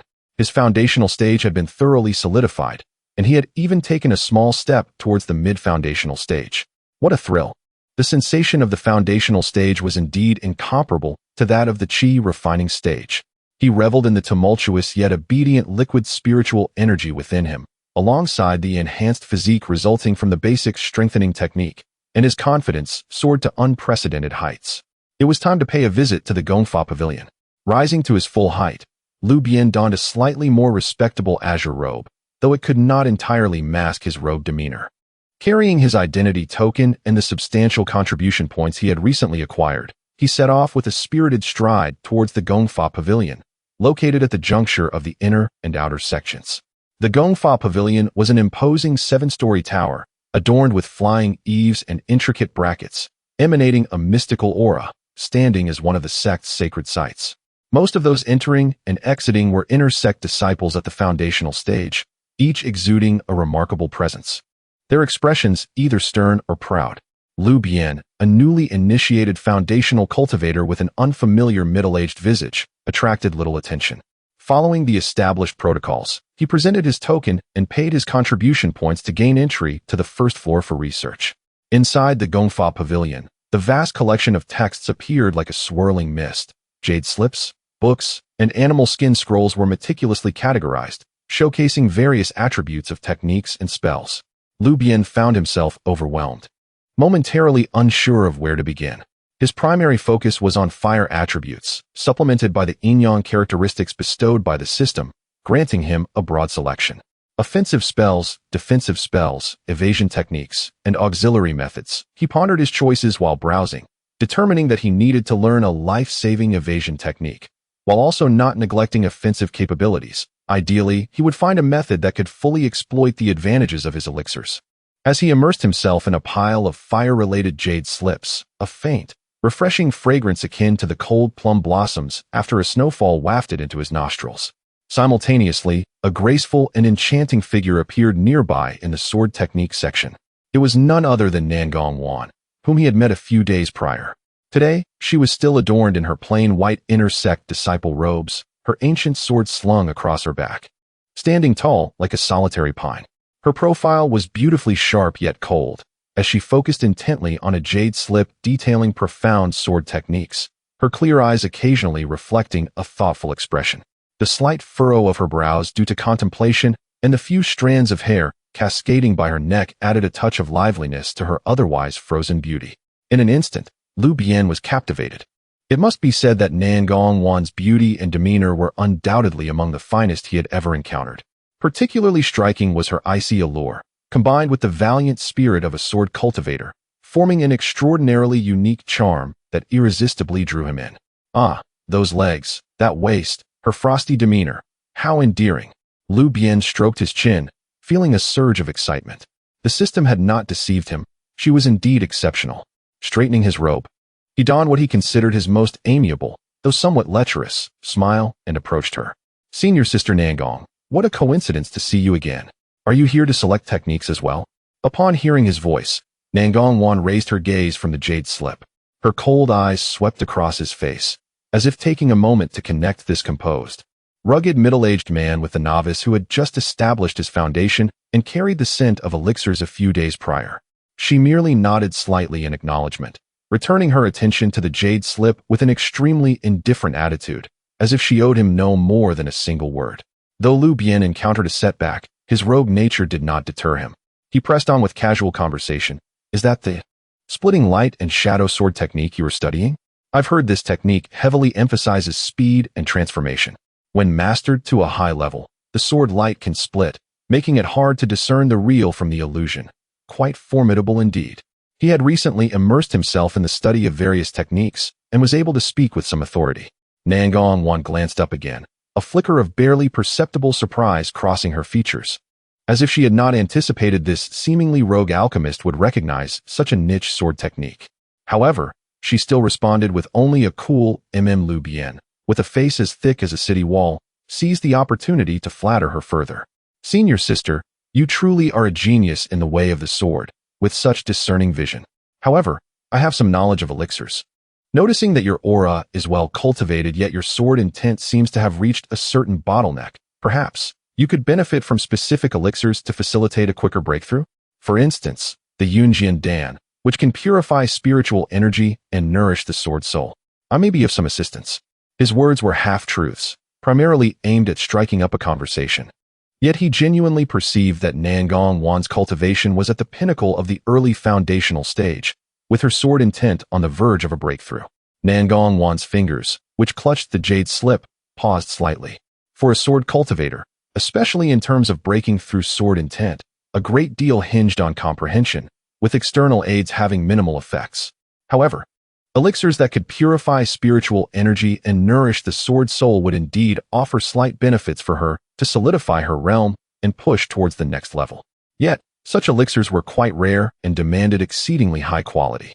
She finally cast a sidelong glance at Lu Bian, her voice remaining as frigid as ever. Do you understand the art of refining the Yunjin Dan? A little, just a little, Lu Bian chuckled, rubbing his fingers.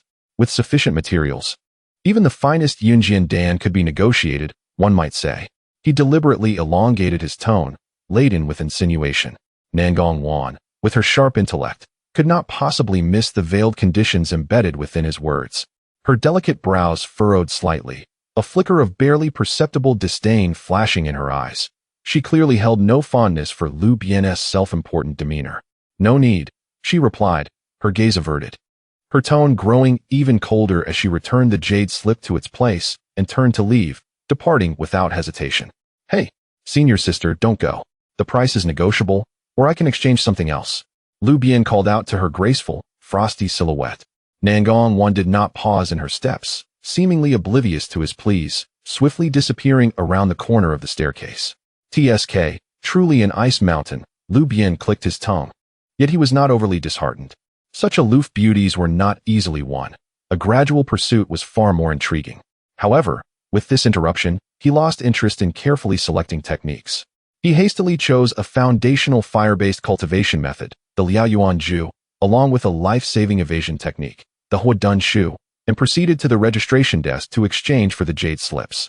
As he left the cultivation pavilion, his mind lingered on the image of Nangong Wan's cool profile and slender figure. With a sword heart as clear as crystal and a body of profound yin. What would it be like to cultivate together? It must be exhilarating. He stroked his chin, a mischievous grin spreading across his face. It seemed he needed to devise a way to refine several exquisite pills capable of enchanting the icy beauty. The target for his fifth companion had been firmly established. At that moment, back in her cave dwelling, Nangong Wan was quietly practicing her swordsmanship. Yet her mind involuntarily drifted back to the figure in the cultivation pavilion, the one whose somewhat irksome smile had pinpointed her bottleneck and who carried an exceptionally pure fragrance of elixirs. Exquisite Yunjin Dan, she muttered, her wrist flicking, sword light gleaming like snow, severing a corner of the table. A mere show-off. Yet, that trace of pure elixir scent seemed to leave a faint mark in her cool consciousness. Chapter 27. Yao Mei celebrates and tests new realms. Advancing to the second tier of alchemy, Lu Bian had just returned from the Gongfa Pavilion, preparing to delve into the newly acquired Liaoyuan Ju and Huadun Shu, when a merry sound resembling that of chirping sparrows echoed from outside the cave. Lu Xixiang, congratulations on successfully establishing your foundation. Before the last syllable faded, Zhao Yao's lively figure bounced into view at the cave entrance. Clad in a vibrant goose-yellow outfit, her cherubic face appeared even more charming, with her round, sparkling eyes brimming with excitement and curiosity, particularly upon witnessing Lu Bian's rejuvenated mid-aged appearance. Wow, Xixiang, you really look so much younger. I almost didn't recognize you. Unabashedly, she circled around Lu Bian twice, marveling at the transformation. Lu Bian chuckled heartily, enjoying the attention as he playfully ruffled her hair. What is this? Was my previous appearance so unworthy of admiration? You used to look like an old rogue. Now you resemble, a more handsome rogue. Zhao Yao wrinkled her little nose, grinning mischievously, her tone noticeably more affectionate. Since Lu Bian had gifted her a foundation-building pill after establishing his own foundation, any lingering awkwardness had dissipated, replaced by a burgeoning sense of admiration and intimacy. How audacious! Lu Bian teased, pinching her cheek, relishing the softness. What brings you to seek your Xixiao? Encountering another bottleneck in your cultivation? Not at all. Zhao Yao puffed out her chest proudly. I came to thank you for the pill. Moreover, I wish to experience the dual cultivation effects of the foundation building stage. As she spoke the latter, her voice lowered, two rosy blushes blooming on her cherubic face, her gaze flitting shyly, brimming with eagerness. Her outgoing nature rendered her less bashful about the concept of dual cultivation compared to Lu Wan, finding it rather intriguing and exhilarating, especially since it could enhance her cultivation. Upon hearing her words, Lu Bian's eyes sparkled. Just as he lamented the lack of anyone to test the effects of dual cultivation in the foundation building stage, this lively girl presented herself at his doorstep. Oh, You wish to experience the power of the foundation building stage? He deliberately elongated his tone, revealing a playful smirk. I am not the person I once was. I fear you may struggle to keep up. Zhao Yao's cheeks flushed deeper from his teasing, yet she held her head high defiantly. Humph. Who's afraid of whom? Don't underestimate me, Xixiao. Excellent spirit. Lu Bian laughed heartily, taking her hand and leading her into the cave. Let us properly assess the results of your recent cultivation. Detected that the host is about to engage in dual cultivation. Target: Zhao Yao, Qi refining level 7. Aptitude: upper grade mortal body, hidden, Dan poison absorption physique, initially activated. Commencing guidance. Inside the cave, the atmosphere grew warm. Perhaps it was Lu Bian's more profound and alluring aura following his foundation establishment, or perhaps it was the unique charm brought forth by elementary strengthening technique, or simply Zhao Yao's inherent personality. This exchange was more fervent and harmonious than any prior encounter. Zhao Yao was no longer the naive and passive girl from the beginning. Instead, she exhibited curiosity and a spirit of exploration, actively participating. Her vivacious nature was fully on display, and though still somewhat inexperienced, she possessed a bold charm that provided Lu Bian with a different kind of pleasure compared to his previous partners. Dual cultivation in progress. 1 breath. 2 breaths. 60 breaths. Foundation building stage basic duration enhanced. Dual cultivation completed. Duration, 60 breaths. Dual cultivation target. Zhao Yao, Qi refining level 7. Aptitude, upper grade mortal body, hidden physique, initially activated. Acquired alchemical proficiency, 180. Cultivation raised by 18. Notification, target's hidden physique, Dan poison absorption, has been initially activated. Dual cultivation feedback exhibits exceptionally pure spiritual energy, with a slight purifying effect on the host's Dan poison. Please continue to assist in its complete awakening. The system's notification filled Lu Bian with elation. The initial activation of the Dan poison absorption physique, along with its purifying effect on Dan poison, was the ultimate dream of any alchemist. In the future, he could confidently and boldly consume pills.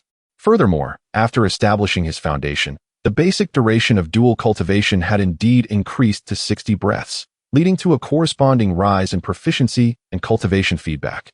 He could distinctly feel that his understanding of alchemy had reached a new zenith. Many previously obscure first-tier alchemical principles had now become clear, while knowledge, techniques, and nuances regarding second-tier pills surged into his mind like a tidal wave, becoming lucid and comprehensible. Ding! Congratulations to the host for breaking through in alchemical cultivation. Successfully promoted to a second-tier lower-grade alchemist. Success. Second-tier alchemy. Lu Bian's spirits soared, feeling as though the heavens and earth had expanded considerably. From this moment on, he could attempt to concoct more powerful second-tier pills, bolstering his confidence for both personal cultivation and trade. Zhao Yao also reaped tremendous rewards. The pure, abundant feedback of spiritual energy solidified her recently established Qi refining level 7 realm, propelling her significantly closer to Qi refining level 8. She felt an unprecedented smoothness in her spiritual energy flow, as if certain impurities within her had been quietly purified. Lazily, she opened her eyes, her cherubic face still flushed, gazing at Lu Bian with sparkling eyes, filled with surprise and satisfaction. Xixiao, the foundation building stage, is truly impressive. Lu Bian smiled proudly, patting her shoulder. Now you understand the prowess of your Xixiao, right? Stick close to me, and you'll have plenty of pills with your cultivation soaring. Zhao Yao nodded vigorously, her heart completely won over by Lu Bian. With a playful smile, she leaned in closer and whispered, Xixiao, may I come to seek your guidance often in the future? Always welcome. Lu Bian waved his hand, in high spirits. After sending Zhao Yao off, who was thoroughly satisfied and light-footed, Lu Bian felt the surge of spiritual energy within him and the vast knowledge of second-tier alchemy in his mind, brimming with ambition. As a second-tier alchemist, it was time to attempt crafting true second-tier pills. His gaze swept over the mound of materials in the system space, finally settling on several primary ingredients. Let us begin with the simplest second-tier gathering spirit pill. With the flames rekindled, the alchemical furnace hummed. After ascending to the second tier, his control over the heat, fusion of medicinal properties, and infusion of spiritual energy had undergone a qualitative enhancement. Although his techniques were slightly awkward during the initial crafting of second-tier pills, With the aid of flawless alchemical perception and the Qian Kuan Yin Yang joyous alchemy secret record, the entire process flowed seamlessly, imbued with a unique aesthetic. Several hours later, the furnace lid opened. 3 orbs of longan, each the size of a small fruit, with a deep purple hue and a rich crimson blush, exuding a potency far surpassing that of a first-tier Ningqi Dan, lay quietly at the bottom of the furnace. A second-tier low-grade gathering spirit Dan. Achieved. Moreover, it is of exceptional quality. Haha. Indeed, it has been accomplished. Lu Bian lifted one of the pills, feeling the surging medicinal power within, and laughed heartily in satisfaction. From this moment forth, he officially stepped into the ranks of second-tier alchemists, embarking on a new realm in his path of cultivation. Furthermore, the fifth companion, the strikingly aloof Nengong Shiji, no longer seemed so distant and unattainable. Chapter 28.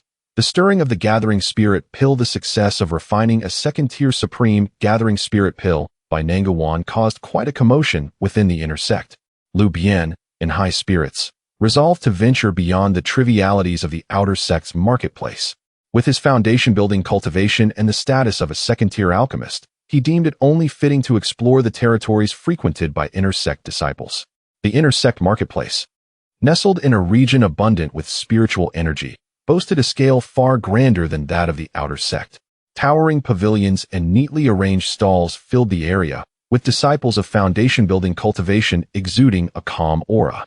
The items traded here were predominantly materials of second-tier quality or higher, including pills and magical artifacts, all of considerably elevated standards. Finding an available spot, Lu Bian maintained his casual demeanor as he produced a jade vial and uncorked it. In an instant, an overwhelming surge of pure medicinal power, far superior to that of a first-tier condensing qi pill, erupted like a slumbering dragon, enveloping the entire marketplace. The purity of the medicinal essence and its profound spiritual resonance invigorated all nearby cultivators, awakening their internal spiritual energy. What is this pill? Such potent medicinal power. Could it be the gathering spirit pill? But how could its effects be so extraordinary? It must be of supreme quality. Certainly a second-tier gathering spirit pill. Who is selling it? Could it be a new creation from a master alchemist? In that moment, countless astonished and fervent gazes converged upon Lu Bian's stall. Many inner sect disciples hastily gathered around, their eyes fixed intently on the vial of pills in his hand. Brother, may I inquire about the price of this gathering spirit pill? An eager disciple at the second level of foundation building asked. Lu Bian leisurely raised 2 fingers. 200 low-grade spirit stones each, or I am open to barter with items of comparable value, regardless of type. This price was exorbitant for a second-tier gathering spirit pill. Typically, mid-tier gathering spirit pills were worth only 50 to 60 spirit stones, while high-tier ones fetched around 100. A collective gasp of disbelief echoed through the crowd. 200 spirit stones? Are you trying to rob us? Even if it is supreme quality, it cannot possibly be worth that much. Yet, among the crowd were discerning disciples with ample resources.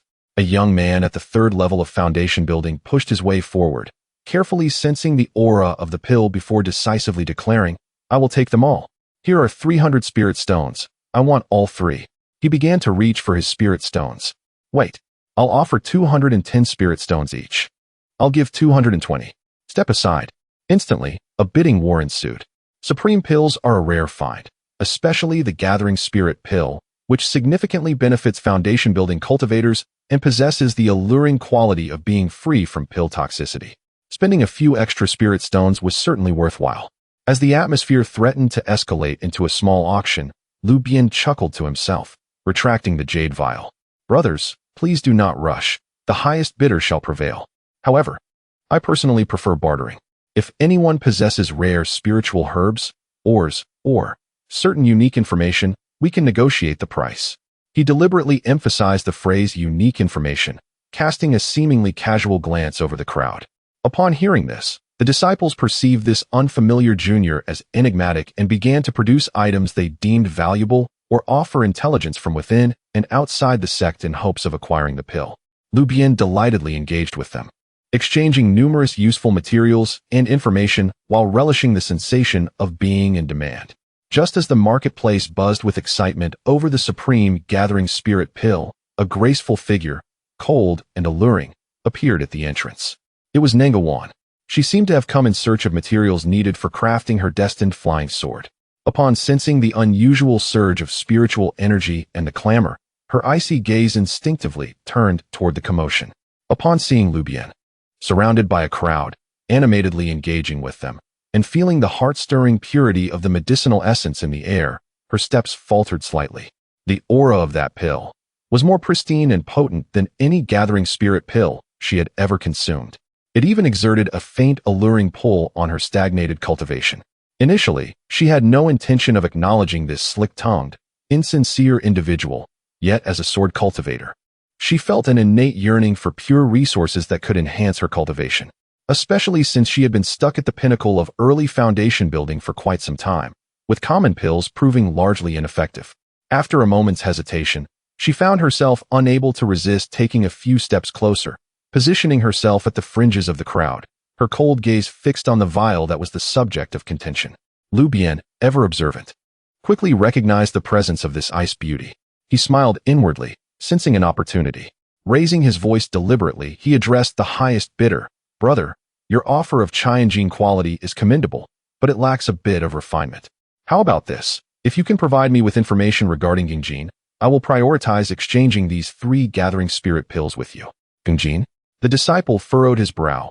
Qianjin was a premium material for crafting flying swords, exceedingly rare. How would I know where to find it? At that moment, Nangu Wan, standing at the edge of the crowd, felt a spark of recognition in her cold eyes. Qianjin. It was the last and most crucial material she was seeking. Only by incorporating Qianjin could her destined flying sword be truly forged, elevating its quality to new heights. Her breath quickened for a moment, though she swiftly regained her composure. Yet that brief fluctuation could not escape the watchful eye of Lu Bian. His heart swelled with certainty. She had taken the bait. Feigning ignorance of her presence, he continued to haggle with the disciple. Nangu Wan remained stationary, her face as expressionless as ice, but her delicate fingers, gripping the hilt of her sword, tightened ever so slightly. She gazed at the 3 pills, imbued with astonishing medicinal power, while contemplating the urgently needed Qianjin. A rare internal conflict stirred within her. Ultimately, her pursuit of power and the desire to perfect her destined flying sword eclipsed her aversion toward Lu Bian. Taking a deep breath, she pushed through the crowd and approached the stall. An immediate silence fell over the crowd, all eyes wide with astonishment at the sight of the renowned Nangu Shiji, famed for her beauty and swordsmanship within the inner sect. Ignoring the curious stares, Nangu Wan fixed her cold gaze upon Lu Bian, her voice as clear and sharp as ice striking stone, yet devoid of the previous aloofness. You seek information on Qianjin? Lu Bian's heart leapt with joy, though he feigned surprise. Ah, it is you, Shiji. Do you happen to have news regarding Qianjin? Nangu Wan pursed her lips slightly, replying, I am in search of Qianjin. If you possess the means, I am willing to exchange it for something of equivalent value. Or, she paused, seemingly gathering considerable resolve to perform an act that does not contravene the principles of our sect. Ultimately, she could not bring herself to utter the words dual cultivation, but the mere promise of undertaking such an endeavor was exceedingly rare coming from her lips. What Lu Bian sought was precisely this attitude. He chuckled heartily, exuding a sense of magnanimity. What are you saying, senior sister? Among fellow disciples, mutual assistance is only natural. Hence, please take these 3 Julingdan first, as a small gesture of goodwill from your junior.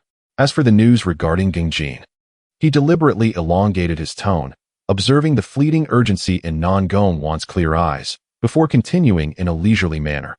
I do possess some clues, but they require further verification. Rest assured, senior sister, I shall inform you at the earliest opportunity once I have confirmed news. With that, he genuinely placed the 3 coveted Julingdan, which had incited a frenzy among the crowd, directly into Nangu Wan's hands. Nangu Wan was taken aback.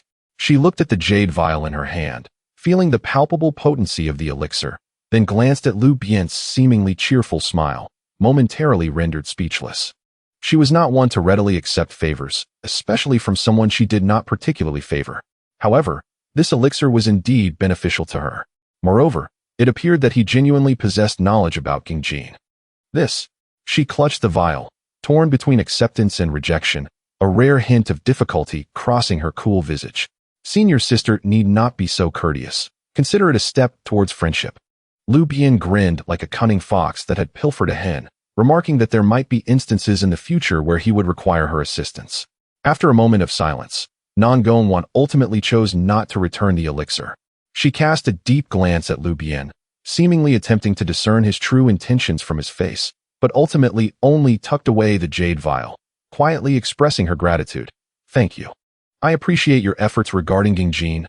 I owe you a favor. With that, she did not linger, swiftly turning to leave, her cold silhouette appearing to possess an added urgency compared to her arrival. The onlookers were taken aback to witness Nongongwan accepting the elixir and conceding a favor to Lu Bian, leaving them in astonished silence.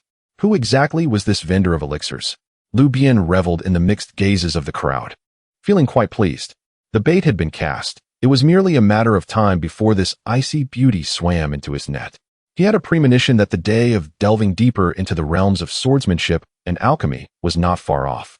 Chapter 29. The Hope of Yao Mei's Foundation Establishment. Debts of human affection must be repaid in person upon returning from the Inner Gates Market. Lu Bian devoted himself to the study of the recently acquired Liao Yuan Ju and Hui Dun Shu. The foundational techniques of the foundation establishment stage are far more profound and intricate than those of the Qi refinement stage. He immersed himself in this knowledge, and before he realized it, several days had passed. On this particular day, he was engrossed in comprehending the subtlety of the Hui Dun Shu, which allowed one to transform into flame and escape in the blink of an eye, when a flurry of hurried footsteps and commotion resounded outside his cave dwelling. Lu Shixiao! Lu Shixiao! Help! The voice was bright yet tinged with a cry, none other than Zhao Yao. Lu Bian opened the stone door and saw Zhao Yao standing outside, her youthful face contorted in distress. With her round, expressive eyes filled with anxiety and grievance, a stark contrast to her usual vivacious demeanor. What troubles you? Who has wronged our Yao Shimi? Lu Bian inquired with a smile, inviting her inside. Zhao Yao plopped down on the stone bench, sighing deeply. It's about my cultivation. I've been stuck at the peak of the 7th layer of Qi refinement for ages, feeling so close to a breakthrough. Yet I can't seem to push through. No matter how I practice, it's all in vain, and it's driving me mad. She shook her small fists, frustration evident on her face. I can't let that Lin Feifei catch up to me. Upon hearing this, Lu Bian's spiritual sense brushed over her, and he quickly understood. Zhao Yao had a solid foundation and ample spiritual energy accumulation, but she was indeed at a bottleneck. All she required was a powerful external force to propel her forward.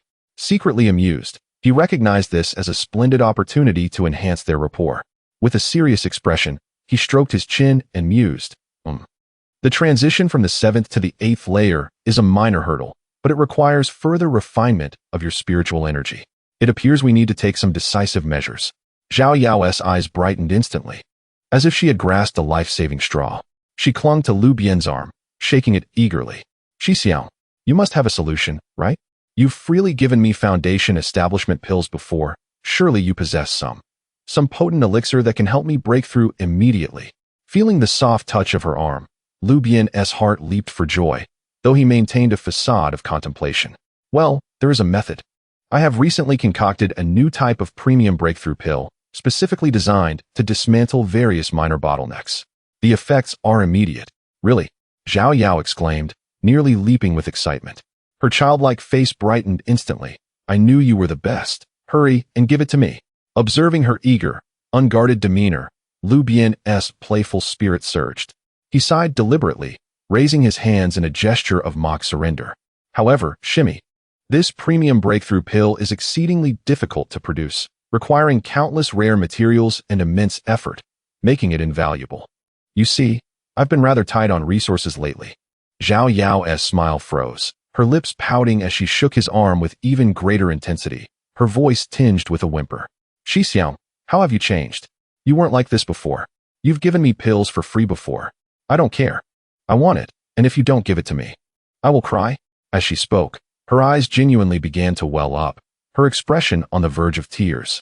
Lu Bian could hardly bear to see a woman cry, especially one as lively and cheerful as Zhao Yao. He quickly raised his hands in capitulation. All right, I yield. I'll give it to you, but... He shifted his tone, a characteristic mischievous grin spreading across his face as he leaned closer and whispered, The pill can be yours, but I've recently been practicing a new spell and I'm in need of a training partner. How about this? Consider the pill as an advance for your services, and after your breakthrough, you'll be my sparring partner for a few days. How does that sound? He emphasized the word sparring partner, the underlying implication unmistakable. Zhao Yao, with her quick wit, understood his insinuation. Her cheeks flushed a deep crimson, akin to a ripe apple. She shot him a glare filled with embarrassment and indignation, shaking her small fist at him. "Huh, you lecher. Trying to trick me into dual cultivation again." Lu Bian chuckled heartily, not bothering to deny it. Zhao Yao bit her lip, torn between conflicting desires. On one side was her urgent yearning for a breakthrough. On the other was the humiliation of what she would have to do. Yet, considering the discomfort of being stuck at the bottleneck and the looming threat of Lin Feifei catching up, her sense of shame was swiftly overshadowed by her desire for power. After all, it wasn't her first time. And besides, Shi Xiang's skills seemed quite impressive. Her face reddening, she murmured, "Fine, fine. Let us consider this a repayment of favors. But it's just this once, and only after I break through. Deal." Lu Bian triumphantly acknowledged, grinning like a cat that had stolen cream, and promptly retrieved a pre-prepared jade vial from his spatial storage. Upon uncorking the vial, a sharp, domineering, yet invigorating fragrance of the breakthrough pill wafted into the air, specifically designed to facilitate the overcoming of bottlenecks. "Take it. Find a quiet place, and I shall guard you." Zhao Yao accepted the jade vial, gazing at the pill within, which was the size of a longan fruit, its aura astonishing. The momentary hesitation in her heart was instantly replaced with ecstatic joy. She leapt up, exuberantly kissing Lu Bian on the cheek. "You're the best, Shi Xiang." Then, clutching the pill, she bounded towards the quiet room in the cave, eager to commence her breakthrough. Lu Bian touched his cheek, still feeling the warmth of her kiss, chuckling as he followed her to stand guard outside. In the quiet room, Zhao Yao adjusted her state and consumed the premium breakthrough pill. As the elixir entered her abdomen, it did not surge forth like a torrent but akin to an invisible blade, precisely piercing through the intangible barrier of her bottleneck. Boom! The sound reminiscent of shattering porcelain echoed from within her. The long-standing barrier of the seventh layer of qi refinement crumbled under the pill's formidable and precise potency, giving way with a resounding crash. A flood of heavenly and earthly spiritual energy surged into the quiet room, flooding her body. Her aura soared steadily, quickly stabilizing at the eighth layer of qi refinement, and even continued to grow. The entire process was astonishingly smooth, with no hindrances encountered.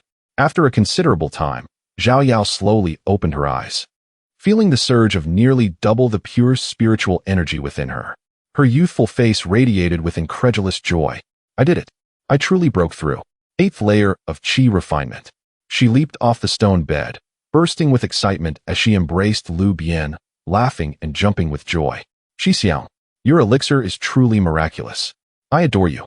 Lu Bian chuckled as he caught her, feeling the vibrant energy of the young girl and her genuine delight, which lifted his spirits as well. "Now, shall we fulfill our promise and practice together?" He whispered playfully in her ear, his warm breath sending a tickling sensation to her earlobes. Zhao Yao froze for a moment. Her face suddenly flushed as she recalled their earlier agreement. Shyly, she lowered her head, yet she did not release her grip on Lu Bian, softly murmuring in a voice as faint as a whisper, "You must keep your word. Just this once." Dual cultivation in progress. 60 breaths. Dual cultivation completed. Dual cultivation partner. Zhao Yao, Qi refining level 8. Hidden physique further activated. Gained alchemy proficiency 150. Cultivation level increased by 15. With the natural progression of events, all was well. After her breakthrough, Zhao Yao became utterly devoted to Lu Bian. The debt of gratitude she once felt had long since faded, leaving only profound appreciation and closeness. Naturally extroverted, her relationship with him deepened, and she unabashedly chattered away while holding his hand, sharing her joy of the breakthrough. As they exited the cave dwelling together, Zhao Yao remained intimately linked to Lu Bian's arm, her youthful face radiant with happiness and pride, completely indifferent to the occasional glances from passers-by. This scene was fortuitously witnessed by several disciples from the mission hall. "Isn't that Zhao Yao? How is she so close to Uncle Lu? It seems she just had a breakthrough. Qi refining level 8. Congratulations, junior sister Zhao." "Wait, is junior sister Zhao holding Uncle Lu's hand? What does this mean?" Upon hearing the discussions, Zhao Yao not only did not loosen her hold, but instead tightened her embrace, lifting her small face to proudly declare, "Indeed, It was Xixiang Lu who helped me refine the exceptional elixir that enabled my breakthrough. He is the most remarkable." Her words amounted to a public acknowledgement of their intimate relationship. The disciples exchanged glances, their expressions complex. They had certainly heard of Lu Bian's recent reputation, but they were astonished to learn that even the treasured disciple of the mission hall elder had been won over by him. This Uncle Lu was quite skilled. News swiftly returned to the mission hall. The elder of the mission hall, a lean-faced man with sharp eyes, listened intently to the reports from his disciples, lightly tapping his fingers on the table, a contemplative expression crossing his face. Exceptional elixir, aiding Zhao in her breakthrough, a close relationship. He murmured these key phrases, a glint of interest sparking in his eyes. This Lu Bian is intriguing. After a moment of reflection, he instructed his disciples below, "Go and gather all information regarding this Lu Shizhi, particularly concerning his alchemical skills. Perhaps the mission hall may have some special elixir needs in the future that we could entrust to him." Chapter 30. A fragment of a jade pendant provokes ripples. As the smoke sacrificial altar delves into its origins, the revelation of Lu Bian's relationship with Zhao Yao sparked a modest wave of gossip among the inner sect disciples. However, for Lu Bian, who had long grown accustomed to various gazes, it felt merely like a gentle breeze brushing against his face. At this moment, his thoughts were predominantly occupied with the cultivation of his newly acquired techniques and the study of alchemy. On this particular day, he organized his system space, tallying the gains from the abandoned alchemy room, and his gaze once again fell upon the seemingly inconspicuous half of the Dragon Phoenix jade pendant. The pendant lay quietly in a corner, its material smooth and warm to the touch, with a jagged break revealing ancient patterns of dragon and phoenix that spoke of the passage of time. Previously preoccupied with cultivation and managing the attentions of various women, he had not taken the time to examine this item closely. Lu Bian, that enchanting being, appeared to hold this trinket in high regard. Lu Bian rubbed his chin thoughtfully, retrieving the pendant and carefully scrutinizing it in the palm of his hand. He infused it with spiritual energy, attempting to discern its mysteries. As his energy entered, it vanished without a trace, akin to a cow sinking into the sea. The pendant exhibited no reaction, though a faint pulse of spiritual resonance seemed to awaken slightly. How strange it was. It appeared unremarkable, yet it had stirred such a reaction in her. Lu Bian pondered, inspecting it from every angle, even employing the flawless pill perception to sense its material and internal structure. Yet he remained none the wiser. It seemed merely a time-worn, slightly sentient, but damaged antique jade pendant. Feeling a twinge of frustration, he attempted several common methods, including bloodletting and mental probing, but the pendant remained silent. "Perhaps I am simply overthinking this," he mused, shaking his head and preparing to put it back into the system space. However, just as he was about to stow the pendant away, the dragon pattern on its surface flickered ever so faintly, akin to a firefly's glow, so fleeting that one might easily dismiss it as an illusion. Simultaneously, an indescribable, ancient, and ethereal aura rippled subtly in the air. What? Lu Bian halted, his brow furrowing as he fixed his gaze on the pendant. He was certain he had not been mistaken. This pendant was indeed peculiar. Meanwhile, in the alchemical hall, within Lu Bian's elegant chamber, she was entranced by an ancient painting hanging on the wall. The profile of the noblewoman in the painting bore a striking resemblance to her, yet she appeared even more regal and ethereal, her gaze seemingly penetrating through the ages. In her hand, she gently caressed the half of the Dragon Phoenix jade pendant she had exchanged with Lu Bian. Her enchanting eyes were filled with a complex tapestry of emotions, nostalgia, confusion, and an ineffable thrill. Just moments ago, the complete Dragon Phoenix jade pendant she wore at her waist had inexplicably warmed and trembled slightly without warning. Although the tremor was barely perceptible, she felt its anomaly immediately, connected as she was to the pendant. What was happening? Lu Bian gasped, glancing down at the pendant at her waist. It had returned to stillness, as if the previous incident had been merely an illusion. Yet she knew it was no mere figment of her imagination. A possibility raced through her mind, causing her heart to quicken. She turned her gaze from the half pendant in her hand to the woman in the painting, and a startling hypothesis emerged. These two pendants were once a single entity, and her family had passed down this fragment for generations, deeply intertwined with the ancestor depicted in the painting. Lu Bian's half, originating from the abandoned alchemy room. Could it be? Unable to contain herself any longer, she gestured, casting several incantations that silently sealed the doors and windows of her chamber, enveloping the space in an invisible soundproof barrier. Approaching an unassuming wall in the inner chamber, she bit her fingertip, mixing her blood with spiritual energy to inscribe a complex and arcane blood rune upon the surface. As the rune was completed, the wall slid inward without a sound, revealing a hidden chamber that could barely accommodate a few individuals. In the center of the dimly lit room stood a black altar, half a person's height, its ancient form adorned with symbols reminiscent of the patterns on the jade pendant, emanating a chilling and haunting aura. With a solemn expression, Lu Bian gently placed the half-pendant Lu Bian had given her into the central recess of the altar, which fit perfectly. Taking a deep breath, she made intricate hand gestures, reciting obscure ancient incantations. Pure foundational spiritual energy flowed into the altar like a gentle stream. Buzz! The symbols on the black altar began to illuminate one by one, casting a hazy blood-red glow. The half-pendant nestled in the recess began to tremble gently, its dragon patterns appearing to come alive, moving gracefully and exuding a far clearer ancient aura than when it had been in Lu Bian's possession. Above the altar, the light warped, as if attempting to coalesce into some image. Yet due to insufficient energy or some kind of flaw, it remained perpetually vague. Only fragmented images emerged. A broken alchemical furnace, a soaring blaze, a blurred silhouette, and a faint, almost imperceptible sigh. Lu Bian held her breath, exerting all her strength to activate the altar, beads of sweat forming on her brow as she sought to gain clearer insight. However, just as the image seemed on the verge of becoming slightly clearer, the half-pendant in the recess suddenly erupted with a final, intense surge of energy, and the light swiftly dimmed, returning to a state of complete silence. The blood-red symbols on the altar extinguished as well, plunging the hidden chamber back into darkness and stillness. It had failed. Lu Bian stumbled back a step, her face paling, clearly drained from the exertion. She gazed at the now unremarkable half-pendant on the altar, her beautiful eyes filled with a mix of reluctance and profound confusion. Was it a lack of energy, or was it because the pendant itself was incomplete, unable to fully activate the altar? She murmured softly to herself, her fingertips brushing against the cold break. Lu Bian, from where did you acquire this item? What secrets does that abandoned alchemy room conceal? And what connection do you have to all of this? Countless questions swirled in her mind as she stowed the pendant away and exited the hidden chamber, the wall sealing silently behind her. Sitting upon her couch, she contemplated for a long while. Lu Bian's image in her mind became increasingly mysterious and significant. Not only could he concoct superior elixirs and advance his cultivation at an astonishing pace, but now he was also entwined with ancient secrets that might relate to her ancestors. No longer can I probe as I did before. A flicker of determination flashed in Lu Bian's eyes.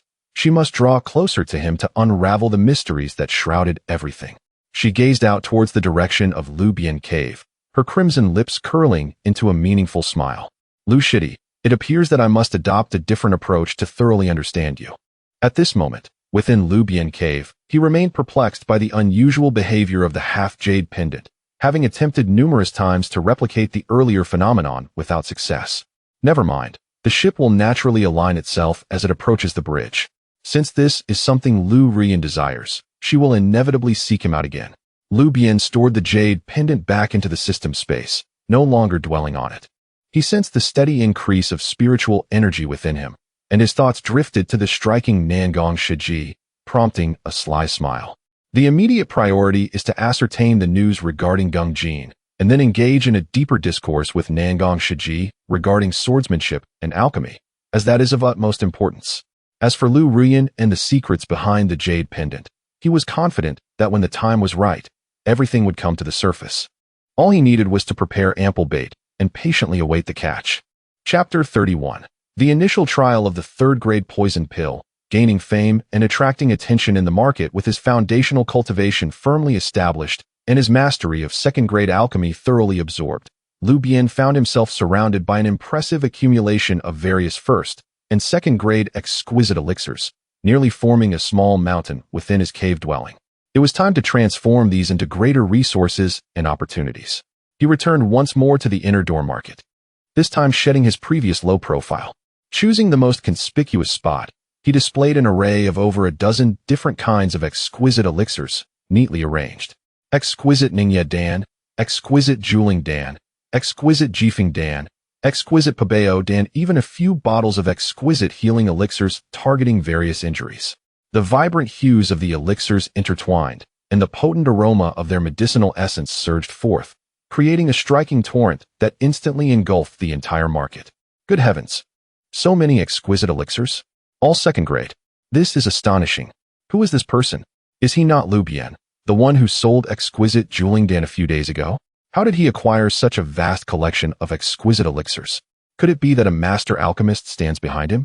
The inner door market erupted into a frenzy, with nearly all cultivators drawn to the astounding spectacle surrounding Lu Bian's stall, their eyes ablaze with desire.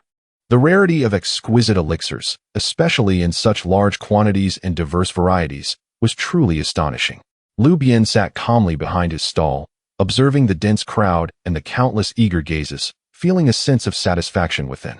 This was precisely the effect he desired. Junior brother Lu, how can I trade for this Ningya Dan? Senior brother, save me a bottle of Juling Dan.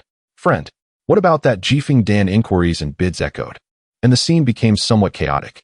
Lu Bian raised his hand, his voice not loud yet cutting through the din with clarity. Dear brothers and sisters, please remain calm. I have plenty of elixirs. As for the prices, as per usual, I prefer barter. Spiritual herbs, ores, rare materials, or valuable information are all negotiable. As for spirit stones, that will require additional payment. His unabashed declarations left everyone in awe. Soon, the trading became fervent. Lu Bian exchanged vast quantities of exquisite elixirs for an abundance of rare second-grade, even some third-grade spiritual herbs, along with numerous rare metals and refining materials, amassing a substantial fortune. More importantly, through these transactions, he established connections with many inner door disciples, significantly broadening his information channels. While he was immersed in trading, a rather sinister-looking mid-foundation disciple squeezed to the front, pointing to one vial of peculiar dark purple elixir exuding an eerie fragrance, and asked in a low voice, Junior brother Lu, this vial seems to be a poison pill? What is its effect? Lu Bian glanced at him, recognizing the person as a disciple from the execution hall, whose reputation was less than stellar. He smiled and replied, Senior brother has a keen eye.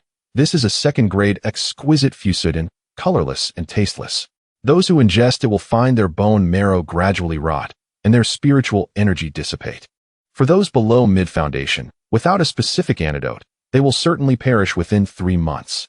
A flicker of greed and apprehension flashed in the eyes of the execution hall disciple.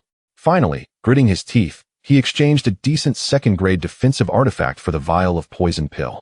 This scene caught the attention of an elder from the inner door who had come to procure medicinal materials. This elder, surnamed Wu, had suffered an injury during his early adventures that had never healed, hindering his cultivation progress. Initially just curious, his eyes brightened as they fell upon another vial on the stall, labeled with a rejuvenation tag, emanating a robust vitality.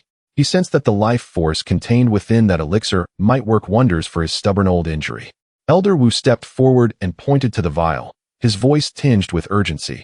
Junior nephew Lu, this vial of elixir O. That is the second-grade exquisite Huichun San, specifically designed to treat various internal injuries and nourish the meridians, restoring vitality, Lu Bian introduced. Elder Wu took a deep breath and directly produced a fist-sized purple or shimmering with lightning. This is a xyliging, a third-grade refining material. How about we exchange it for this elixir? Gasps of astonishment arose. The xyliging held considerable value, and Elder Wu was indeed making a substantial investment. Lu Bian's eyes lit up. This xyliging was precisely what he needed, and he agreed to the transaction without hesitation. Elder Wu received the elixir and, unable to contain his excitement, consumed a pill on the spot. Moments later, a flush suddenly appeared on his aged face, and the previously murky aura about him visibly brightened. He opened his eyes wide, sparkling with excitement, his beard trembling. Excellent. What a marvelous elixir. The cold, hidden injury that has plagued me for 30 years is truly beginning to ease. The effect is gentle yet powerful, without any pill toxicity. Truly exquisite. He grasped Lu Bian's hand fervently. Junior nephew Lu, I cannot express my gratitude enough. I am Wu Qingfeng, in charge of the sect's spiritual beast garden. Should you ever need anything in the future, do not hesitate to seek me out. The public promise and goodwill from an influential elder far outweighed the value of those elixirs. The onlookers were filled with envy, their admiration for Lu Bian's elixirs reaching an all-time high. Lu Bian felt a thrill of joy within and hastily responded with courtesy. Fostering a good relationship with a powerful elder was undoubtedly beneficial. However, amidst the clamor and envy, a chilling gaze shot from a corner of the market. It was the cold-faced elder from the execution hall.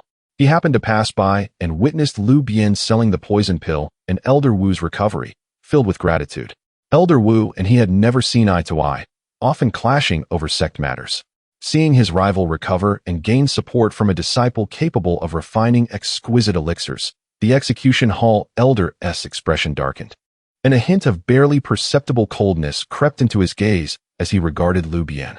Lu Bian sensed the unfriendly scrutiny and, upon raising his head, met the elder's icy stare. A chill ran down his spine, yet he maintained his composure, even managing to offer a harmless smile. The execution hall elder snorted coldly and swept away. It seemed that yet another adversary had inexplicably emerged. Lu Bian rubbed his nose, feeling somewhat helpless. Yet he did not dwell on it too much. In the path of cultivation, one cannot avoid offending others. He would simply confront challenges as they arose. Following this sensational sale, Lu Bian's reputation as an exquisite alchemist was firmly established within the inner door. Each day, disciples flocked to seek out Dan Yao, inquire about news, and among them are even some remarkably attractive female disciples, who, under the guise of requesting elixirs, subtly convey their affections through suggestive words and glances. Lu Bian is naturally open to all visitors, deftly navigating these interactions to amass resources while relishing in the adulation akin to that of a celebrated figure, all the while scouting for potential new partners in collaboration.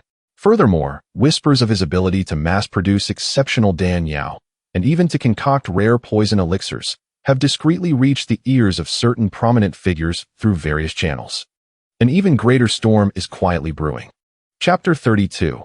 The subtle charm of Ru Yin. As the tumult within the inner gate's marketplace gradually subsided, the reputation of Lu Bian, the exquisite alchemist, grew ever more resounding. Each day, disciples flocked to him, seeking potions, inquiring about his craft, or simply wishing to catch a glimpse of his talent. His abode had almost transformed into a vibrant hub within the inner gate. On one particular day, Lu Bian had just bid farewell to a female disciple who had exchanged rare spiritual herbs for 3 vials of premium liquid elixirs. In doing so, he garnered several flirtatious glances. Suddenly, a familiar, sinuous fragrance wafted through the air.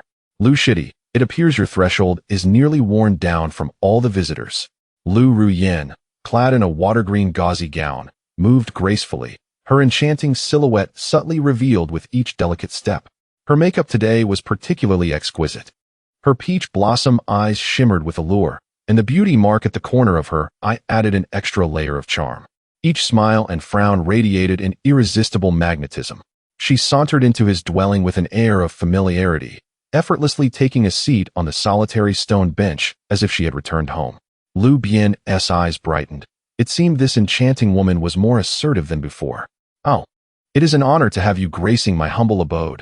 Lu Jie, your presence truly elevates this place. Your attire today is utterly captivating, he said, a smile creeping onto his face as he naturally settled beside her, his arm inadvertently brushing against her silky sleeve. Rather than retreating, Lu Ru Yin leaned closer, gazing at him with a playful smile, her voice like a gentle breeze. You've become quite the sensation within the inner gate, dear brother. If I do not visit often, I fear I may be forgotten. Impossible, Lu Bian exclaimed, waving his hand dramatically. You shall never be relegated to the recesses of my mind. You are my benefactor. Come, try this newly refined Bingxin Dan. It clarifies the mind and brightens the eyes, perfect for someone of your exquisite temperament. He produced a vial exuding a refreshing aura and handed it to her. As their fingers brushed during the exchange, he was struck by the softness of her delicate hand, causing his heart to flutter. A flicker of something icy passed through Lu Ru Yin's eyes, yet it was swiftly masked by her enchanting smile. She teasingly scratched his palm with her fingertip before accepting the elixir. You are very considerate, dear brother. However, I have been feeling quite unsettled lately. This Bingxin Dan may have limited efficacy under such circumstances. Oh, what troubles you? Speak, and let me help alleviate your burdens. Lu Bian offered, thumping his chest in earnestness. His other hand casually draped over the backrest of the stone bench. encircling her with a protective embrace. Lu Bian cast a sidelong glance at him, her expression a delightful mixture of annoyance and pleasure. Leaning back slightly, she did not withdraw but instead moved closer, her breath fragrant as she lowered her voice, imbued with a hint of mystery. It is nothing grave. Merely a sensation of turbulence within my spiritual energy during recent practices, as if the yin and yang within me are somewhat imbalanced. She pronounced the words yin and yang imbalance with a playful lightness, her gaze lingering on Lu Bian. I've heard that your Qian Kuan, Yin Yang Huanxi Dan Daomi Lu is particularly adept at harmonizing these energies. Might you assist me? The hidden intent was unmistakable. Lu Bian smirked inwardly. Her intentions were clear. However, he feigned a conflicted expression, letting out a sigh. You see, sister, while that technique is indeed remarkable, it requires a melding of spirit and flesh, a unity of purpose to be effective. I would be honored to explore this with you, but I wouldn't wish to overstep. As he spoke, his hand that rested on the stone bench slowly descended, testing the waters as it approached her delicate waist. Lu Bian stiffened momentarily, a fleeting flash of sternness in her eyes, yet it was quickly overshadowed by her enchanting demeanor. She cleverly positioned the vial of elixir against his hand that was inching toward her waist, laughing softly. Dear brother, one cannot rush into things. I am merely inquiring for now. However, her tone shifted, her gaze dancing with intrigue. If you truly can help me resolve this issue, I assure you, I will not let your efforts go unrewarded. The channels, resources, and treasures within my abode could be shared with you. This tantalizing proposition was accompanied by a slight lean forward, her alluring curves momentarily capturing Lu Bian's full attention, presenting a powerful visual temptation. Lu Bian felt a surge of heat wash over him, silently cursing her cunning. He steadied himself and chuckled. You flatter me, sister. Assisting you in your troubles is a privilege. As for rewards, we can discuss those later. Both harbored ulterior motives while maintaining an outwardly lively banter, their words probing and their bodies entwined in a dance of suggestiveness. The atmosphere within the dwelling was thick with springtime warmth and unspoken currents. In the end, Lu Bian exchanged a batch of valuable rare spiritual herbs and a few trivial sect tidbits for an assortment of premium elixirs, subtly reiterating her desire for deeper collaboration before gracefully departing. Her waist swaying like a serpent. Once he had seen off the troublesome enchantress, Lu Bian wiped away the non-existent sweat from his brow, exhaling in relief. Dealing with Lu Bian was indeed a taxing affair. However, the rewards were substantial.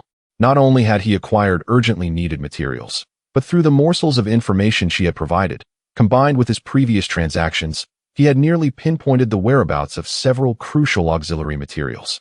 Gungjin. It seemed Elder Wu from the Spirit Beast Courtyard had a stockpile. Lu Bian stroked his chin, recalling Elder Wu Qingfeng, who had publicly acknowledged his favor. Now was the perfect opportunity, especially since the rejuvenating powder he had concocted previously had shown remarkable effects. Perhaps he could refine a more targeted healing elixir to fully mend Elder Wu's old injuries and secure that Gungjin. Without hesitation, he set to work, preparing to concoct a second-tier premium Baijiao Shengji Dan, rich with the essence of various spiritual herbs, imbued with a robust, yet gentle vitality, ideal for nurturing long-standing hidden injuries.